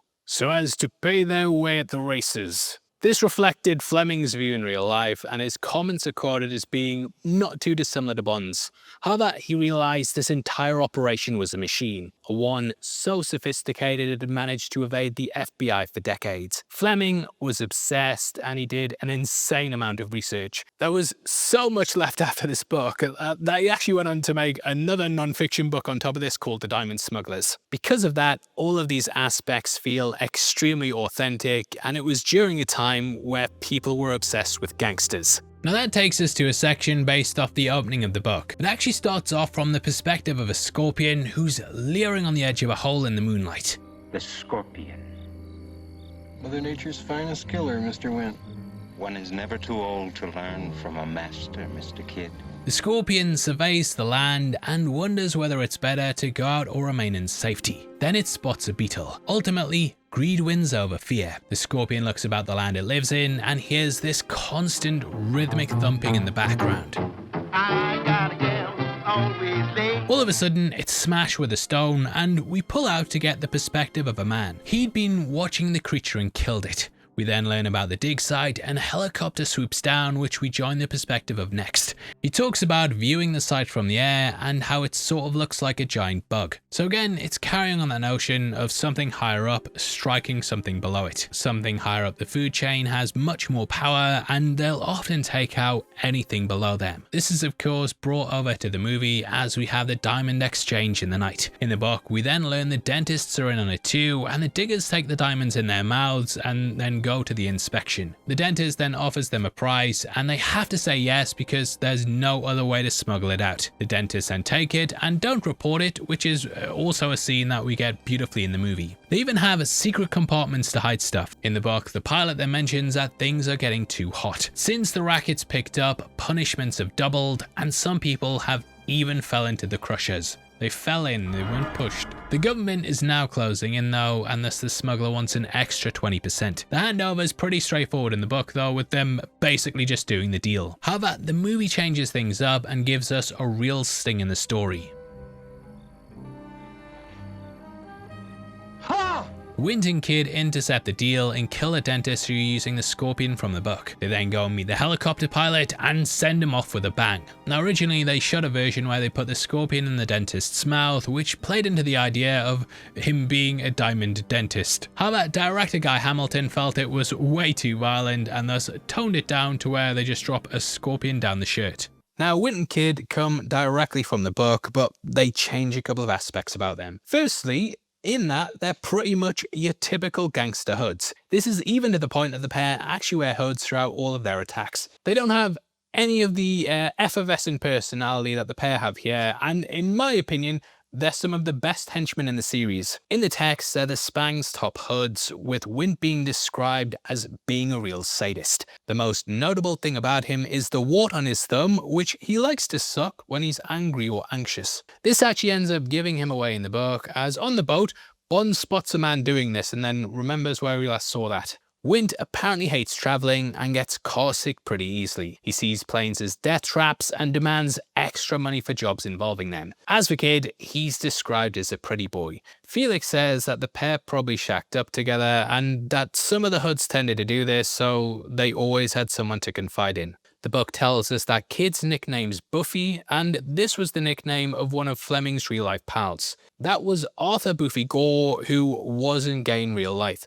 However, his brother was, and he took his own life in 1958. After this, Arthur campaigned to decriminalise homosexuality. From what I can gather, Ian was just doing his usual tricks of taking his best friend's names for his characters, and there was no harm intended, Though some people have said that, he was poking fun at him and his brother. It often gets brought up as a point of contention, but personally, I think it's just a tragic coincidence. On a happier note, the pair are brought to screen by Putter Smith and Bruce Glover. If the latter looks familiar, well, that's because it's Crispin Glover's father, and the pair look almost identical. Inspired by Momo and Ernest from Shoot the Piano Player, I love the riff that accompanies them every time they're on screen.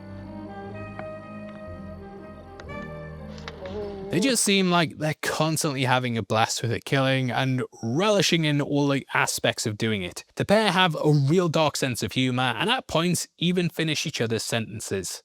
The scorpion. Mother Nature's finest killer, Mr. Wint. One is never too old to learn from a master, Mr. Kid. I don't know, there's just a sophistication about the entire thing and how they kind of get lost in their little conversations around murder. If God had wanted man to fly, He would have given him wings, Mr. Kid. I remember when I was a kid, excuse the pun, I remember when I was a kid and seeing it for the first time when the pair were holding hands. And I was at an age where I didn't really know what being gay was. The movie just kind of implies it and leaves things completely ambiguous.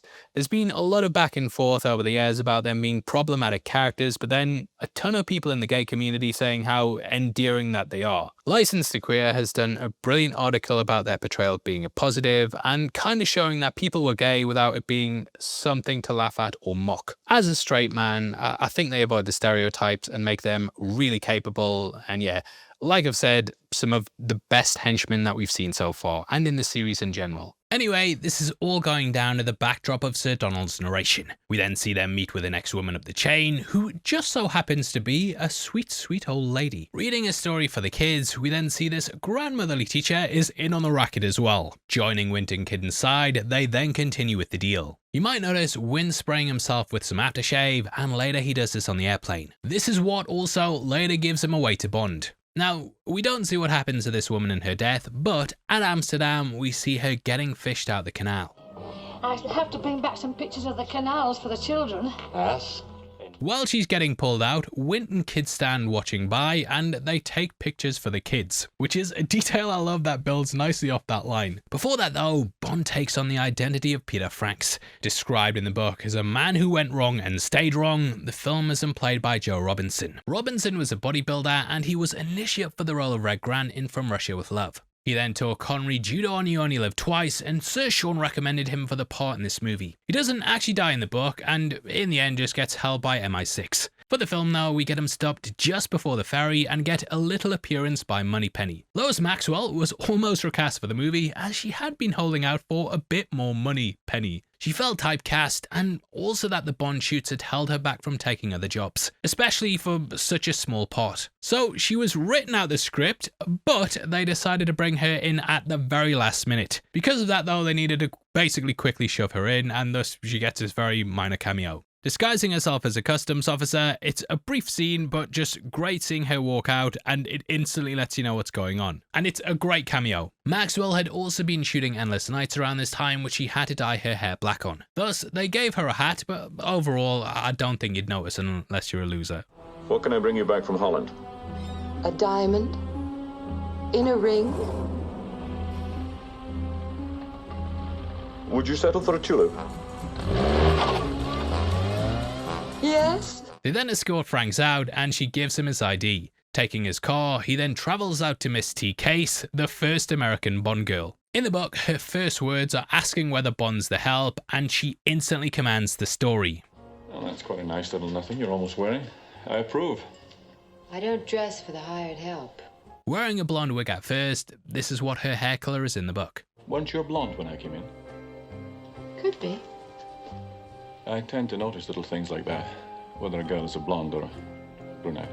And which do you prefer? Oh, providing the collars and cuffs match. Now, as with Tiffany Case, the book tells us a lot about her tragic past. The reason I got called Tiffany is because when I was born, dear Father Case was so sore I wasn't a boy, he gave my mother $1,000 in a powder case from Tiffany's and walked out. So, Tiffany case is in memory of that. Her dad then joined the Marines and was killed at the Battle of Iwo Jima. Her mother got them through it by setting up a string of call girls before it was then busted up by the gangs. Her mother passed away and Tiffany then had to make it on her own. Becoming a vagrant, she was sexually assaulted by several men and had a really difficult childhood. However, she learned the skills of the streets. Tiffany was eventually taken in by an elderly woman who looked after her, and she set out making a living in the casinos. The mafia educated her on how to cut cards and shuffle the odds in her favour. Eventually, she became embroiled in a smuggling ring, which takes us to the story. Now in the film, she says she got that name because her mother went into labour in Tiffany's and she was born on the shop floor. Personally, I prefer the telling in the book as it shows she's a victim of circumstance who's went through the worst of it. Tiffany was written to be a tough girl, much in the same vein as Pussy Galore, and she's very smart and sassy. Good. Then we can start by saving the cute remarks until after you get the diamonds into Los Angeles. She's a real match for Bond for like the first 2 acts of the movie. Taking away his fingerprints to check that he's Peter Franks, I love the fact that Q's planned ahead. However, Q also gives Bond a warning. Peter Franks has escaped and he's making his way to Amsterdam. Killed one of the guards on the way up to London. Hello? Now, you might also notice a car in the background here that's getting fitted up with missiles. That is the beautiful Aston Martin DBS, which returns from on Her Majesty's Secret Service. Though extremely brief, it's just a nice carryover to connect the 2 films and remind us that yes, this is the same character. Though we never get to see these missiles, it's kind of just a nice joke to hint at the constant gadgets that Q-Lab carries. Anyway, Franks arrives in the night, and Bond waits for him pretending to be a couple kissing, which always kind of killed me, and yeah, I'd be lying if I hadn't tried to do this myself. Feigning an accent, he goes up in an elevator with Franks. It's Connery for once, doing a voice that isn't Scottish, which yeah, is a rarity, because like, even when he's playing a Russian, he's still being Scottish. You are English? Yes, I'm English. I speak English. Who is your floor? Leads to a great fight, but Bond Mr. Magoo's it by smashing some glass by accident. This alerts Peter he's about to hit him, and it's kind of clumsy, and he almost has his head taken off because of it. Ultimately, Bond wins out though, and the ID switch is then played upon again. He puts his a Playboy card on Franks' body, and thus people will think Bond's been beat. You've just killed James Bond. Is that who it was? Now, there's always two kind of Bond types beyond just your different actors. One version is where he's a low-key spy, and the other is where he's a world-famous assassin, with this clearly being the latter. Personally, I think if you're a secret agent, it kind of becomes a bit pointless, and I'm glad it's not used in that many movies. Like, even on His Majesty's Secret Service, which I just finished reading this morning, Bond basically says he doesn't want to get knighted, even after saving King Charles's life, because it will make him famous and then he won't be able to be a spy again. So yeah, just glad it's not touched upon that much. Using Franks to smuggle out the diamonds, we then meet Felix Leiter at the airport. In the timeline of the books, this is actually the first time you've seen him since the shark attack in Live and Let Die. Bond notices he's being followed and something grabs at his pistol. Looking down to see a steel hook, as a reader, you're immediately on edge. However, we then get the reveal that it's Felix, who's been using this since losing his hand. The pair laugh, and in terms of the story, yeah, it's great knowing Bond's best friend's back, especially as his fate was kinda left up in the air after Live and Let Die. Even at the end, Bond gets a little lump in his throat watching his friend limp off at the airport after getting him to safety, and I did as well. Here Felix is played by Norman Burton, and he's kind of like one of the mid-tier Felixes for me. Felix then asks where the diamonds are, and Bond says, Elementary, Dr. Leiter. That's the alimentary canal, or basically the line that runs from your mouth to your arse. The producers were worried that no one would get this and thus wanted the line cut. But then test audiences burst out laughing, so yeah, they relented and kept it in. Here Bond then gets a lift from the gangsters, with one of them being played by Mark Lawrence. Lawrence later plays the mobster in The Man with the Golden Gun, and in my headcanon, they're the same character. In the book, we have a big connection to Goldfinger, as there the villain works with the Spangled Mob, or at least its remnants. The Spang brothers are the villains in this book, with those being the heads at the opposite ends of the pipeline. In the book, we get lots of the traveling all explained in detail. Like there's even a moment where Bond brushes his arm against a beautiful blonde and thinks about her in detail. Oop, I touched a girl. No idea why it's in there, but I do feel like Fleming is just kind of filling up the word count. It's down to the most minute detail, even describing every passenger on the plane. And we never see these people again. Fleming kind of loses himself a bit, and he even has a point where Bond huffs on some oxygen at an airport. None of it's needed, and if you've read it, then you will know it kind of drags down the book, in my opinion, if it's your opinion. Well, you might love it, but yeah, there's like a big section where he basically says what Bond had for breakfast, and you're kind of thinking, what's the point in this? I know people like the travelogue stuff, but I do think this is the lowest point of it, and it's kind of Fleming just telling people about experiences that he's had, as back then, you know, everyone didn't know every single thing that every single person on the planet was thinking at every second of the day. The dialogue in the car is hilarious though. I got a brother. Small world.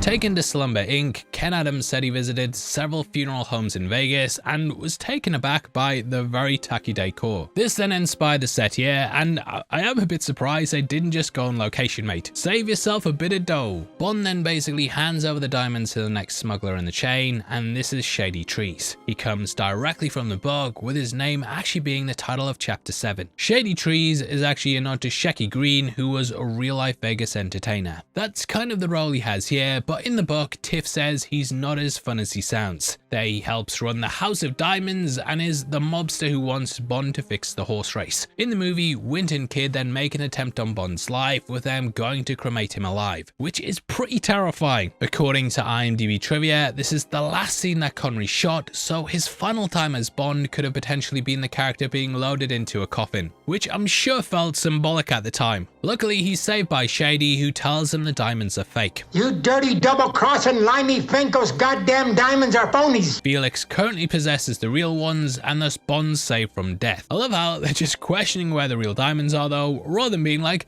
why is this guy being cremated alive? Going to Vegas, we then discover Trees, a stand-up comedian at the White House. On the left-hand side of the magazine, we can also spot Sammy Davis Jr. He actually filmed a scene for the movie where he went back and forth over his contract at the hotel. Asking Burt Saxby to go up and talk to Willard White, this is where we learned White hadn't been seen for 3 years. Bond then entered, and we got this little joke about him. They ain't never gonna get a cake big enough to put him on top of. Hey, wait a minute. What happened to the chips? I lost. This is Bond donning that iconic white jacket that he first wore in the opening of Goldfinger. Again, trying to recapture that. I love this look though, and if you'd like to dress like Bond, then why not check out our partners at Anthony Sinclair. They run a 6 decades of Bond collection which has suits from over the eras. They also have these camp collar shirts from Thunderball which I've been rocking all summer. Elliot and the team are some incredible tailors who really put customer service above everything else and make you feel like you're part of the family. So definitely go check them out, and yeah, they're the best suits I've ever worn. We then see Wint and Kid going to Tree to carry out his murder. In the film, he talks about how he hasn't changed his act in decades. We then cut, however, there's a deleted scene that showed this playing out, and initially they joked by holding him up with a fake gun. This had a flag pop out that says, "Bang, you're dead," which Tree says is a very terrible joke. The trigger then gets pulled again, which fires a real bullet, and they execute Tree right there in his dressing room. For the final cut though, we then just get Saxby asking where he is, and they say, "We didn't get the real diamonds, so we need Tree alive." That's most annoying.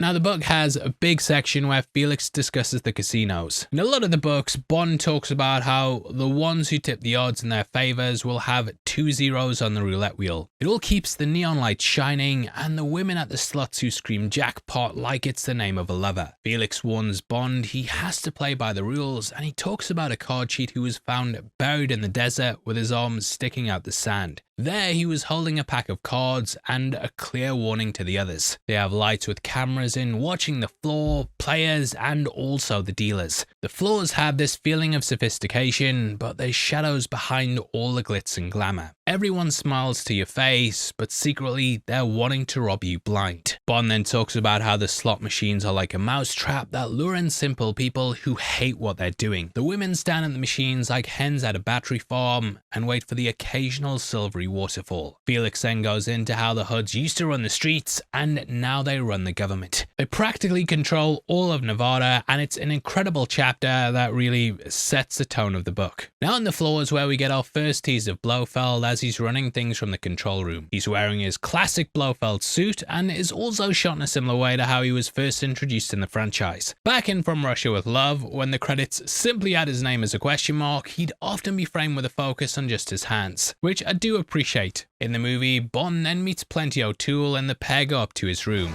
Hi, I'm Plenty. But of course you are. Plenty O'Toole. Named after your father, perhaps?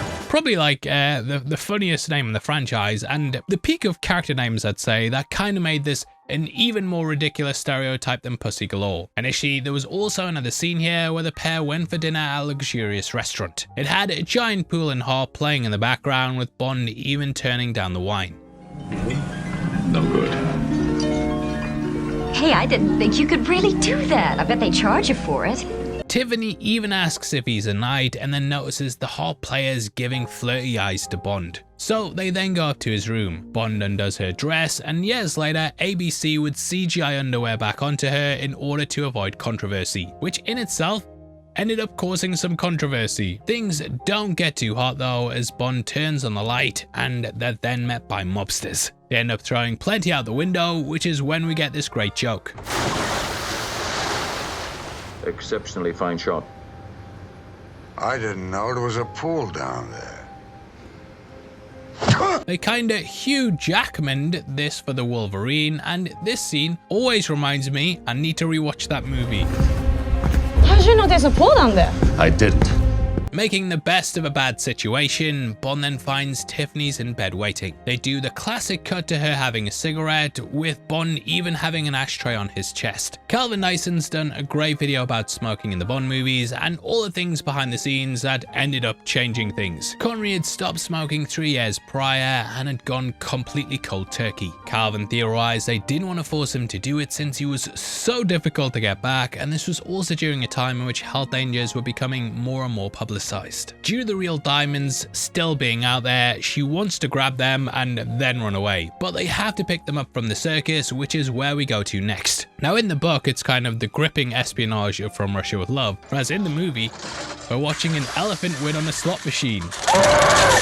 We also get the water pistol scene with the kid, which I've always quite liked, and yeah, it is funny that they've got like balloon fixing going on. But see kids, in the book, the mobster fixes a horse race and burns a jockey alive for missing it, and in the movie, they're fixing balloon games. Now, but the kid's furious she cheated, and then Tiff gets the diamonds and makes a break for it. Going back to her house, she finds Bond and Plenty in the pool. Now, this was actually expanded upon in another deleted scene. Plenty actually snuck back into the room to get her clothes, which is when she found Bond in bed with Tiffany. She then looked through her stuff and found her address, which is when she went to confront her. Here, Wint and Kid thought she was Tiffany, so they drowned her in the pool. Obviously again though, this is pretty sad looking back, and an eerie case of real life mirroring art. The house itself also belonged to Kirk Douglas, who rented it out to the production. Bond then ends up hitting Tiff to get the info, and yeah, it's another one of those things with Connery that I think hasn't aged well. Either way, she tells him the diamonds have been passed on, which leads Bond to Area 51. Well, I say that, but you know what I mean. Sneaking in the back of a van, I love how the driver behind him doesn't even flag it up. Couldn't give a shit. Either way, this takes us to the secret facility in the desert. This is Willard White Tektronix, which specializes in space travel. This is where the diamonds will be compiled into the satellite, and then it's from here they'll be launched up into space. His cover as a scientist's been blown, and he ends up interrupting the moon landing set. Which, yeah, and he then heads out in a buggy. It is funny though that even in 1971, there were big films like this saying the moon landing was fake. I think it's just kind of an excuse to have Bond drive a moon buggy and then that desert bike thing. The interior here was filmed at the B stage of Pinewood Studios, whereas the chase was in the desert of Las Vegas. I do like the uniforms that the security guards have here though, as it always reminds me of the guards in Dr. Evil's base. Also, love the dismount that Connery does off the bike, where he just gets off without breaking stride and then lets us just carry on driving. Even to the point where we still see it going when we pull away in Tiff's car. Although I've been slagging off this movie and how I didn't like it as a kid, I have to say, mate, 13-year-old me used to do this on this bike every single day. I was James Bond. Heading back to Las Vegas, we then get a fantastic chase in Tiff's red Ford Mustang. Ford provided all the cars in the chase, however, they had one specific demand. Due to Goldfinger skyrocketing the sales of Aston Martin, they said Bond had to drive their new 71 Mustang, which is why Connery's behind the wheel. I always appreciated the slick stunt driving in the scene, and watching the car park choreography always impresses me. Everything's just meticulous, and watching them weave in and out of the spaces is really well put together. However, we unfortunately have one of the biggest gaffes in a stunt I've ever seen, and it ruins the movie. Now, so what happens, right, is that Bond drives in the alleyway and then flips the car up onto two wheels. Then the car drives through the narrow alleyway and then comes out the other side. Now, why people are complaining about this piece of shit is because the car goes in on one side and comes out on the opposite wheels. What the hell's wrong? Ruined the movie. Now, this was the fault of the second unit direction team, who weren't keeping an eye on the rest of the footage. The entrance was shot at Universal Studios, with the exit then being shot at Las Vegas. So you can see how lots of stuff got lost, especially as it wasn't like you could just review the footage from the previous day like you would with modern day digital cameras. So they put a quick insert shot in there where the camera's focused on Tiffany and Bond, and it shifts to show them switching sides. Obviously, you know, it makes no sense if the car kind of rocks like that, especially when it's down a narrow space, but I do understand when stuff goes wrong. Not that I've filmed stuff to this extent, but we have had times where we've shot things and then come home to realize we've completely messed it all up. I probably would have just flipped the footage myself and hoped that no one would have noticed it was reversed, but I don't know how easy that was to do in the 70s and if you could even do it. So they at least try to explain it with that insert shot, but I think it's such a slick stunt that I don't really get mad at it. Bond and Tiffany then have a romantic night in the bridal suite, and the pair get it on top of a fish tank. I won't be long, darling. Now at this point, Bond heads to the top floor. I love the way Connery smoothly transitions to going out the window and then makes his way along the ledge without ever breaking stride. Just shows how confident, cool, calm and calculated that he is, and we'd later get a direct reference to this in Spectre. Where are you going? I won't be long.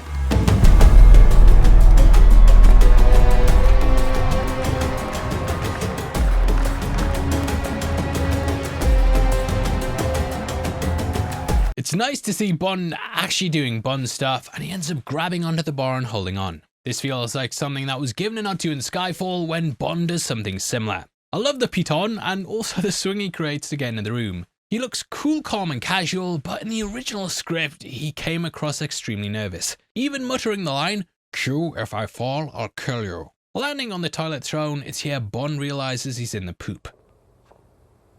Good evening, Mr. Bond. Blofeld. Yes, Blofeld is alive. To make matters worse, he's got more doubles and Bonds end up shooting the wrong one. Now, as we touched upon earlier, it was the Spangs who were the villain in the work. Bond followed the pipeline to Serafino Spang, who's the agent that he runs into in the barbers. He's clearly furious at all the money he's been losing, and he ends up slapping a hairdresser after she nicks him. He screams, "Fire that bitch!" at the boss and then storms out furious, which Bond takes great pleasure in. Upon leaving, Bond meets with his driver Ernie Cuneo, who was named after Fleming's real-life pal that helped on Thunderball. He's a big part of the book and basically gives Bond a rundown of the history of Vegas. Rammed off the road by the mobsters, Bond's finally caught by the gang. This is when he's taken to Spectreville, which is far out in the desert. It's basically like the set of Westworld and a recreation of an old town, complete with a saloon and timely music playing slightly out of tune on the piano. Bond then ends up fighting with some of the mobsters, and then he hears Tiffany saying "cut."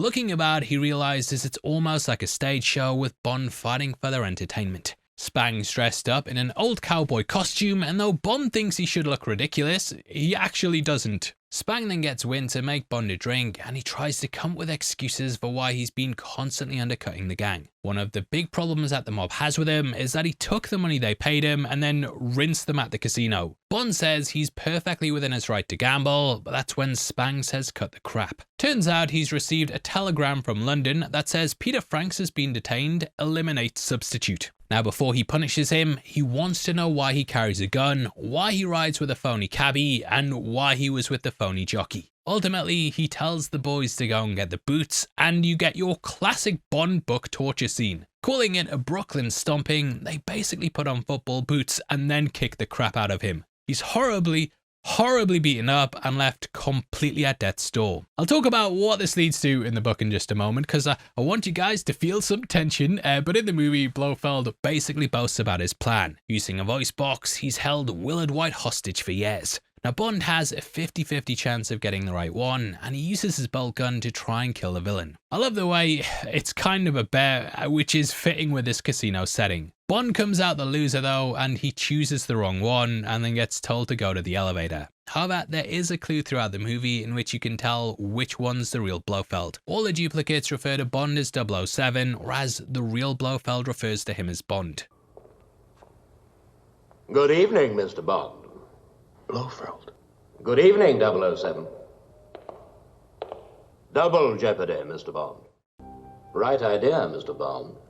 Calling him Bond is just more of a personal touch and shows the pair know each other on that level. Bond's then gassed, and Wint and Kidd take him to the pipeline to bury him so that he gets killed by a pipe cleaner, I think. I don't know, mate. It's pretty convoluted, and yeah, if you've got a whole private floor, you've got all this stuff, why don't you just kill him there and then bury the body in the desert? Why? Why not? Why? The rat scene is pretty fun though, and this would too get reference in Spectre with the mouse at l'Americaine. It's here Bond picks up on the aftershave, which gets dropped in the boot, and this eventually gives Wint and Kidd away. Thank you very much. I was just out walking my rat and I seem to have lost my way. Back at the hotel, Blofeld gets a call from what seems to be Bert Saxby. However, Q's reverse engineered the voice changer, and it's in this they find out where White is. Q also says, Not a bit of it. Made one of these for the kids last Christmas. This was actually what they used for reference in James Bond Jr., with a character IQ being Q's direct descendant. Or his grandson, look, it was one of them, but he's got kids, we've established that in the canon. He's gonna have grandkids in James Bond Jr. Bond then travels out to where White is, and we get a showdown against Bambi and Thumper. It gives us a unique fight that we haven't really seen in a Bond movie, where they use their gymnastics to overpower the agent. Kind of thematically follows on from Wint and Kidd, and is sort of a female equivalent to the whole dual henchman thing. They toy with him and take their time, and basically are some of the most memorable antagonists Bond's ever faced off against. They get dunked in the end, and I always thought this scene was one of the most fun in the film, especially with the acrobatics. Having rescued Willard White, you then get the feeling he's been holed up here for years. And yeah, with Bambi and Thumper, lock me up and throw away the key. Upon leaving, Saxby tries to make a hit on White's life, and ultimately we see another villain killed. Tell him he's fired. Cutting to the casino, we see Q basically robbing the place blind. Guy's got something that can win on the slots, and you'd have saved Bond a lot of trouble in the past if you could just automatically win stuff here. This was also actually what Desmond Llewellyn said was the gadget he wished he could get in real life. None of that other shit, just something I could use to cheat at the casinos. It's here that Tiffany spots Blofeld's cat, and she decides to get herself captured. This kinda never made sense to me, as she actually hasn't seen the cat in the movie. So yeah, just following a random cat. Blofeld's also disguised as a woman, which is no doubt a trick he learned from the opening of Thunderball. Either way, we then travel out to the desert facility and get an appearance by Shane Rimmer. Shane appeared in lots of other Bond movies, including The Spy Who Loved Me. He often played a control room officer, and Nolan even ended up casting him in Batman Begins as the controller of the monorails at Wayne Tower, which I think we've talked about several times before, but we're being thorough. The satellite has now been launched though, and Blofeld's got a frickin' giant laser. Holding the world to ransom, we see it's capable of blowing up subs in rockets. Now, this looks terrible, but there is a reason. Due to Connery's salary, they actually had to cut back on the special effects, which is why a lot of the movie looks so cheap. Bond and White then realize Blofeld's on an oil rig due to Willard not actually owning one in Baja. Bond then heads out there, and I love his entrance in the inflatable ball. It allows him to walk across the water, and he arrives all suited and booted. His parachuting in as well is also very similar to some of the astronaut landings from the time. He then finds Tiffany working on her tan in a worse ways you could be holed up. Unfortunately, I think at this point in the script, she kind of turns into an idiot. I don't know if Bond slapping her earlier messed with her brain, but she's just sort of reduced to being a bit of a moron. It's a similar thing to what happens with Goodnight and Golden Gun, and as soon as they hit the villain's lair, they just lose all brain power. Bond then tries to switch the tape in the machine, which is the character's true mission. Blofeld just lets him walk over to it and pop it out, and yet, considering he shot an explosive cigarette at some control banks in You Only Live Twice, I think Blofeld is a bit of an idiot for even letting him go near it. Just kill him! He then wants to smuggle out the real tape with Tiffany, but she ends up putting it back in the machine. Bond also ties his shoelace and then sets off a weather balloon, which is basically him calling in the cavalry. They're just morons. I love how they just let him wander around constantly messing stuff up, and yeah, everyone here deserves their downfall, and I hope you've all got a very painful death. Thank you. In a moment that looks like it's ripped right out of Apocalypse Now, they then storm the base. Now, it's probably the worst climax so far, and there's no showdown between Blofeld and Bond. Originally, they were going to have the pair duking it out in a diamond mine, with Bond eventually getting the upper hand. Instead, we get Blofeld attempting to escape in a mini-sub, and a guy who's very, very dedicated to his job doing the countdown. 5 minutes and counting. 4 minutes and counting. 3 minutes and counting. 2 minutes and counting. 1 minute and counting. Like, even when the place is blowing up, the guy's still there counting down, and yeah, this would be parodied in Austin Powers. Tim Burton even gave a nod to it in Batman Returns when he had the poodle lady doing the same thing in the climax. 30 seconds until ignition. And Breakdown on the channel now. Now, he actually appeared earlier in the movie, and we get that unmistakable voice at the lab. Orders, Dr. Mans. Will it wait for you? Right. Out. Bond eventually messes with Blofeld's crane and smacks him about in the sub. But ultimately, the villain lives to die another day. Eon would then lose the rights to Spectre, and though Blofeld, in quotation marks, showed up in For Your Eyes Only, it would be almost 45 years until Spectre returned in an Eon film. Now in the book, Bond's then woken up from his beating by Tiffany. He's just had a dream about being on a mission with Strangways, who is a character that appears in Dr. No, and he's basically imagining anything to get away from the pain. Upon coming to, she explains she's with him till the end, and though she sat there doing her nails while he was getting his beatings, she says that she was hurting for him. Oh. So, now they're gonna make a break for it, but Bond can't even walk. He does manage to crawl to a platform though, where she's filled a self-starter train with petrol that they can then use to escape. Bond grabs the rest of the can and throws it about before then setting it alight. One thing I've kind of skipped over is that Spang has a train called the Cannonball that Bond says is the most magnificent train he's ever seen. It's a classic Western one and the most prized possession of Serafino Spang. Now that name may have also possibly inspired the name of the villain in No Time to Die, as there we have Seraphin. Either way, they hope they can destroy everything, and yeah, they just dash off into the night. It's here that they see the flames burning down Spectreville, how that the cannonball light appears in the distance, and they know it's coming up the line. Luckily, they have a 15-minute head start, and Tiffany's put in enough petrol to just run forever and ever.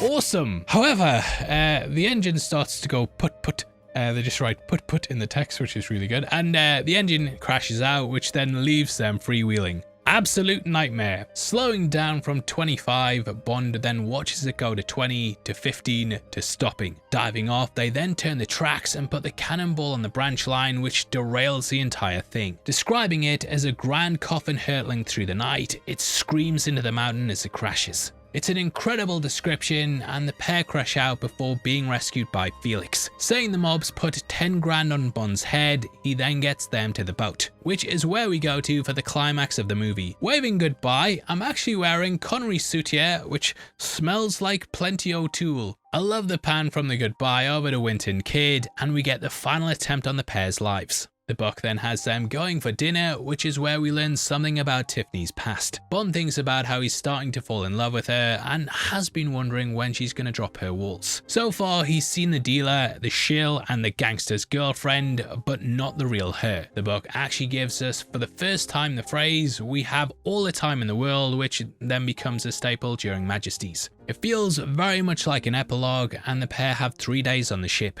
Named the Queen Elizabeth, Bond thinks about how in the war would have been avoiding U-boats, but now it's a luxury cruise. There's lots of gambling, and Bond goes into how the women dealers tend to do the best. Men think they're sexy, and women think they'll go easy because they're united in sisterhood. But it's always the house winning, and the duo then discuss marriage. It gives an insight into Bond and why he and Tiffany's relationship is doomed. Most marriages don't add two people together. They subtract one from the other. Saying he's married to a man, M, he says he'd have to divorce him before going after a girl. He then taunts Tiffany by saying he didn't realize she and Serafino slept in separate rooms. She storms off, gets a bit angry, and this kind of leads to the cabin scene where Bond has to sneak in and kill Winton Kid. He uses the bed sheet to climb down the outside of the boat and then sneaks into where they're holding Tiff hostage. Bond also has his attaché case for the climax, and he takes the silencer from it, which is obviously, kind of building off when it was introduced in From Russia with Love. In the film, we then get a dinner with death where he dispatches Winton Kid. Along with Bomb's surprise, there are two clues that they aren't who they say they are. Firstly, the wine they give's a claret, but he doesn't know that. Although for such a grand meal, I had rather expected a claret. Of course. Unfortunately, our cellar is rather poorly stocked with clarets. So it just seems like he doesn't know what he's talking about, and neither do I, if that's wrong, mate, because I googled it. There's also a small silver dish around his neck, which is used to check the wine, but yeah, he doesn't end up using it. So he's giving it away, he doesn't know what he's doing. Things then kick off with arms being set on fire, and Bomb Surprise going right up the arse. Which, yeah, is a bit weird, but whatever floats your boat, mate. Killing them both, we then end with Tiffany and Bond looking to the satellite and wondering how they'll get the diamonds down. The book then has an additional chapter where Bond goes out to the dig site from the opening and he arrests a dealer and shoots down the helicopter. This has the other Spang brother inside, and he thinks about how in death, the diamonds in his gun will add no comfort. James? How the hell do we get those diamonds down again? Now, we do have a fair idea of what happened to Tiffany after the story. The book From Russia with Love tells us she went off to London with Bond and the pair lived together at his flat. However, Bond finds it difficult living with women, and sinking into a drab life is his biggest fear ever. I sleep in a racing car, do you? I sleep in a big bed with my wife. Oh. Happens a fair bit, and basically he can't deal with a normal life. So Tiffany ended up going back to America, with it being described as them having some final painful weeks in which she'd gone to live at a hotel before then leaving for the country and basically breaking his heart, which is quite sad. Hello, I'm joined by Joe Darlington from Being James Bond podcast. I've got your book about being James Bond, which is the guide that everyone needs to pick up from Amazon. Because of wanting to be James Bond, I wanted to discuss with you what happens when an actor doesn't like being James Bond. Yes, for me it's finished. And Sean Connery, he kind of didn't necessarily have a massively public feud with the producers at the time, but obviously in hindsight we know a lot of stuff that's gone down to the point that he was even working with a competing producer making their own James Bond movie. So if you could offer some insight into what the hell was going on and kind of where they left things off at the end of the movie, because I know Connery was offered a 2-picture deal as well with United Artists as themselves and myself as partners, but he only did the one. So if you can tell us why didn't he like being James Bond? Yeah, that's it. The why is probably very complicated, and I'm sure probably only Connery could tell you exactly the reasons. But and I think you also tend to see it with other actors as well. And I think what they find is that this is not just an acting role. Your whole life is really dedicated to this, and when you're making these movies, it's really incredible. And I think that Connery, he was already getting frustrated by the time he did the fifth one, the You Only Live Twice. And the famous story is that he's in Japan and he's swarmed by paparazzi and people all the time. And at some point, he was somewhere in a public place and he went to use the bathroom. And he says he's literally sitting on the bowl, and some guy climbs over the top with a camera trying to get a picture of him on the bowl. And I think that was sort of the moment when he snapped. He said, "That's it. I think I'm done with this." And that's it. I'm not. He said, "Never again. I'll never do it again." Yeah, I do kind of get it though. Not to that scale, obviously, but we've done like breakdown series where I've been, 5 movies into it and I've got like another 5 to go, and I'm like, oh, I just can't be bothered with this anymore. It's not as fun as I thought it'd be. But you see, like even with Daniel Craig recently, when he had the had the baby carrier, people were like, well, that's not James Bond. And it's like, yeah, he's not James Bond. He's a person. He's just being a dad. Do you know kind of what the conflicts were on this film and how they left things off at the end? Because obviously he had that with You Only Live Twice and then came back. And I can imagine there was maybe the thought in the producer's mind that he was going to stick around. But obviously, they did have a good time on the set as well. It sounds a lot less chaotic. Do you know kind of what the rigmarole behind that was? Again, I think he was fed up with doing it, and the bottom line is, I think he said, "I'll only do it for a certain amount of money." And I had an opportunity in doing this film, Diamonds Are Forever, for an amount of money for the trust, which I can't disclose now on the program, but it was my fee. And with this, I could launch the trust with so much money that there could never be an excuse for it not succeeding. The tragedy for me is that they followed up You Only Live Twice with one of the greatest James Bond films of all time, which is On Her Majesty's Secret Service. George Lazenby came in, and it was a couple of factors there, because George Lazenby was not. He was, even he will tell you, he was young, he was a little full of himself. He, fancied himself a little more, one of the famous stories is that there was a party on set for some of the crew who had been working so hard. And I think it was Dana Broccoli who was putting this together. They put the flyers all over the place saying, "Come to the party, at this time," or whatever. And George starts pouting, and they're like, "Well, what's wrong? What's the matter?" And he says, "Well, I didn't get invited." And they're like, "Everybody's invited. Everyone is invited. That was pretty clear." He goes, "Yeah, but I should have got like a personal invitation. I'm the star of the movie." And Cubby Broccoli just wasn't having it. He's like, "Listen, you 25-year-old nobody, you're not a star until the people tell you you're a star. So step off your high horse." So there was that. Plus the film it didn't get the response that they were hoping for, because it was a whole, and again, people are used to Sean Connery. I mean, Sean Connery's the man. Who's George Lazenby at this point? I think one had made the point too with the lack of success of the one previous, the one that I wasn't in anywhere. And coming back in to do this one, The Wicket was better for me to make the conditions of not being so much a pawn in the circumstances. So I think if Lazenby stuck around and did some more, he would have done some fantastic work. Yeah, but he didn't really get the chance. Yeah. Right, it just wasn't in the cards. So basically, the producers are desperate, and they're like, look, we need Sean Connery if these are going to work.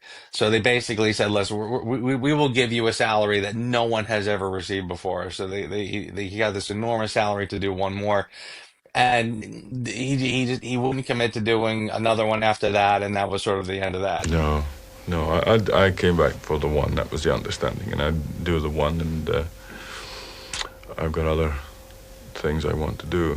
It does make you wonder, what is the logic of trying to pull him back for when it's just one more, and he's already kind of getting up there. I mean, it's again, Connery would go on to have like another prime after that, frankly, where I think he was probably even more a better actor and as well received, if not maybe more so, as he got older. But by the time Diamonds comes around, I mean, you can see this is not the same young guy from Dr. No. So it does make you question the thinking there. Yeah, I see it very similar to what's going on with Marvel right now, where it's like, we'll get Robert Downey Jr. back, we'll get the Russo brothers back. We know that it's not going to last forever, but it's clearly just trying to get as much goodwill towards the franchise as possible. It's going to wring as much water out of that sponge as they possibly can. I wasn't alive for this, but I can imagine there was a lot of flux around the franchise because you'd had, with Roger Moore taking on Live and Let Die, you'd had 3 different actors playing Bond across 3 different movies, and 4 different actors if you count You Only Live Twice as being like every single movie's alternating actors. What was it like going from Diamonds Are Forever to You Only Live Twice? Yeah, I mean, it's before my day too, thankfully. I mean, I'm old, but I'm not that. I was actually born in '69, which is the year that On Her Majesty's Secret Service came out. But yeah, I mean, you have to imagine it is pretty jarring, and the producers are asking themselves big time, what is the lasting power of James Bond?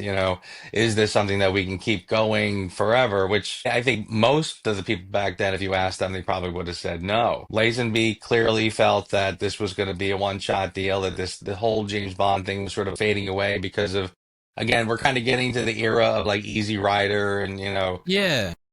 We're going into the 70s and it's a little different.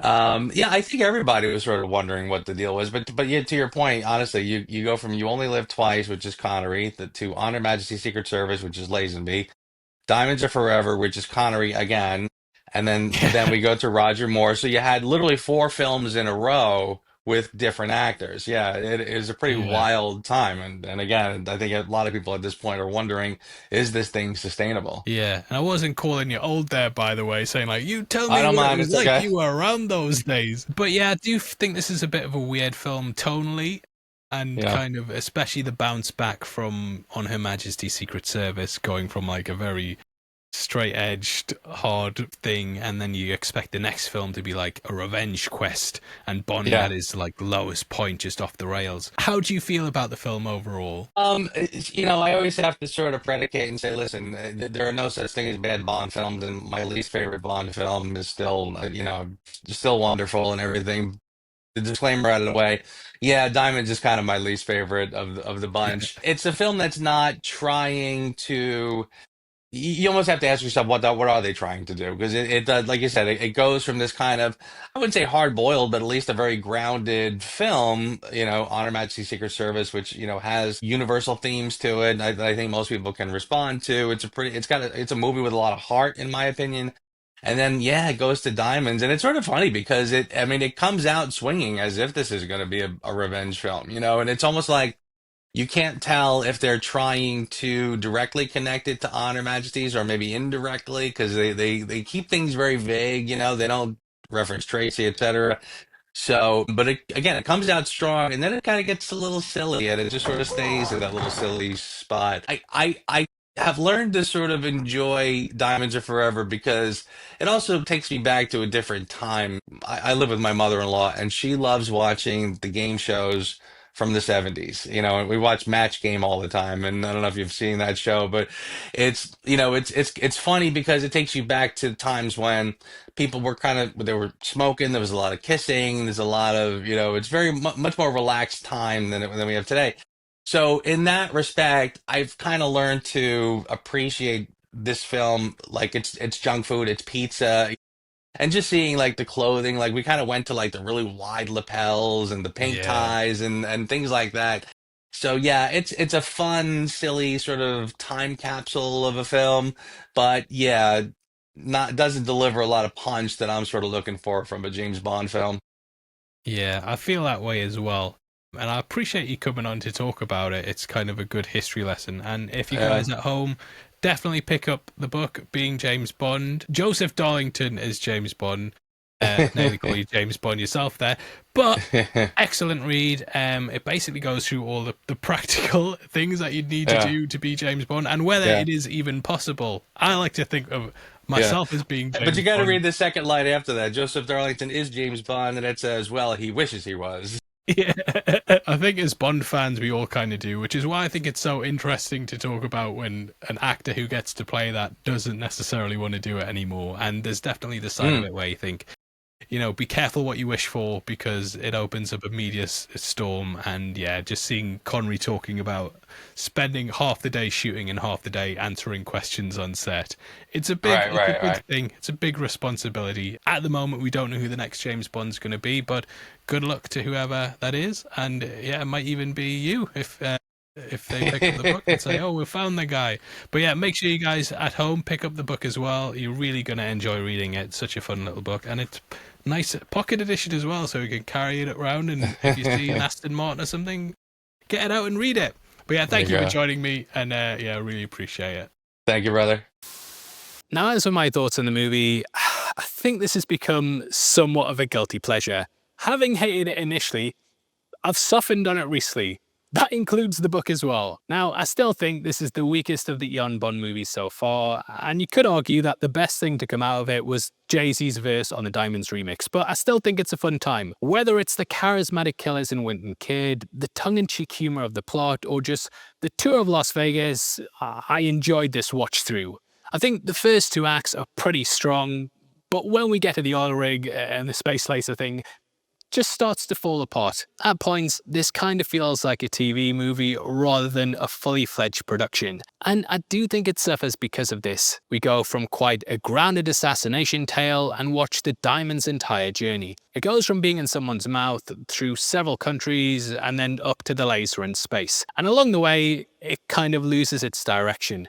Though I think the moon landing stuff is pretty funny while watching it, it's also like, what's this here for? Things like the stand-up comedian, yeah, can get a bit confusing when you're not paying full attention. This is by far the most convoluted plot we'd had so far, and even after doing it, I'm still not sure of all the machinations involved. Las Vegas can also make stuff feel tacky and low budget, and it's just not to the level of what we've seen before, even if I'm enjoying it. Last time I got slated a bit for saying I didn't enjoy Her Majesty's Secret Service that much, and yeah, even with my comments, I'm not putting this above that. I do think this is the worst of the main run, but there's still a fair bit to enjoy from it. So yeah, this has given me a new appreciation for the film, even if I still think it's Connery's worst and the lowest point thus far, discounting that Casino Royale film. This marked quite a weird time in the franchise though, and it was in a major state of flux. Bring Back Connery had pretty much just kicked the can down the road because everyone knew he wasn't returning.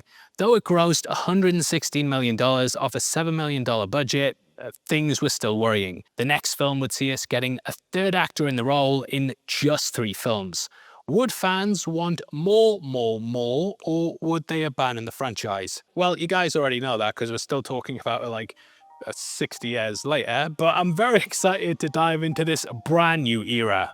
Either way, that wraps up the video, and huge thank you for your constant support on the series. Coming into it, I knew this was going to be the point that I struggle with doing these breakdowns the most. I've seen your comments though about not giving up, and they've pushed me on. And trust me, like Bond, I'm here to focus on the job and see it through to the end. We've also shot some stuff for the following films, all the way up to Never Say Never Again at this point, and even done some stuff with the V8 from The Living Daylights and No Time to Die. So just want to reassure you, we're here for the long haul, and I hope you guys continue on this journey with me. Did you know as well that members of the channel also get early access to videos? If you click the join button, you get at least 1 breakdown a week before anyone else, and it just means we can do big elaborate videos like this. Huge thank you to everyone who's done that, and if you want something else to watch, we've got a breakdown on screen right now. Out of the way though, huge thank you for clicking this. I've been your host Paul, you've been the best, I'll see you next time. Take care, peace.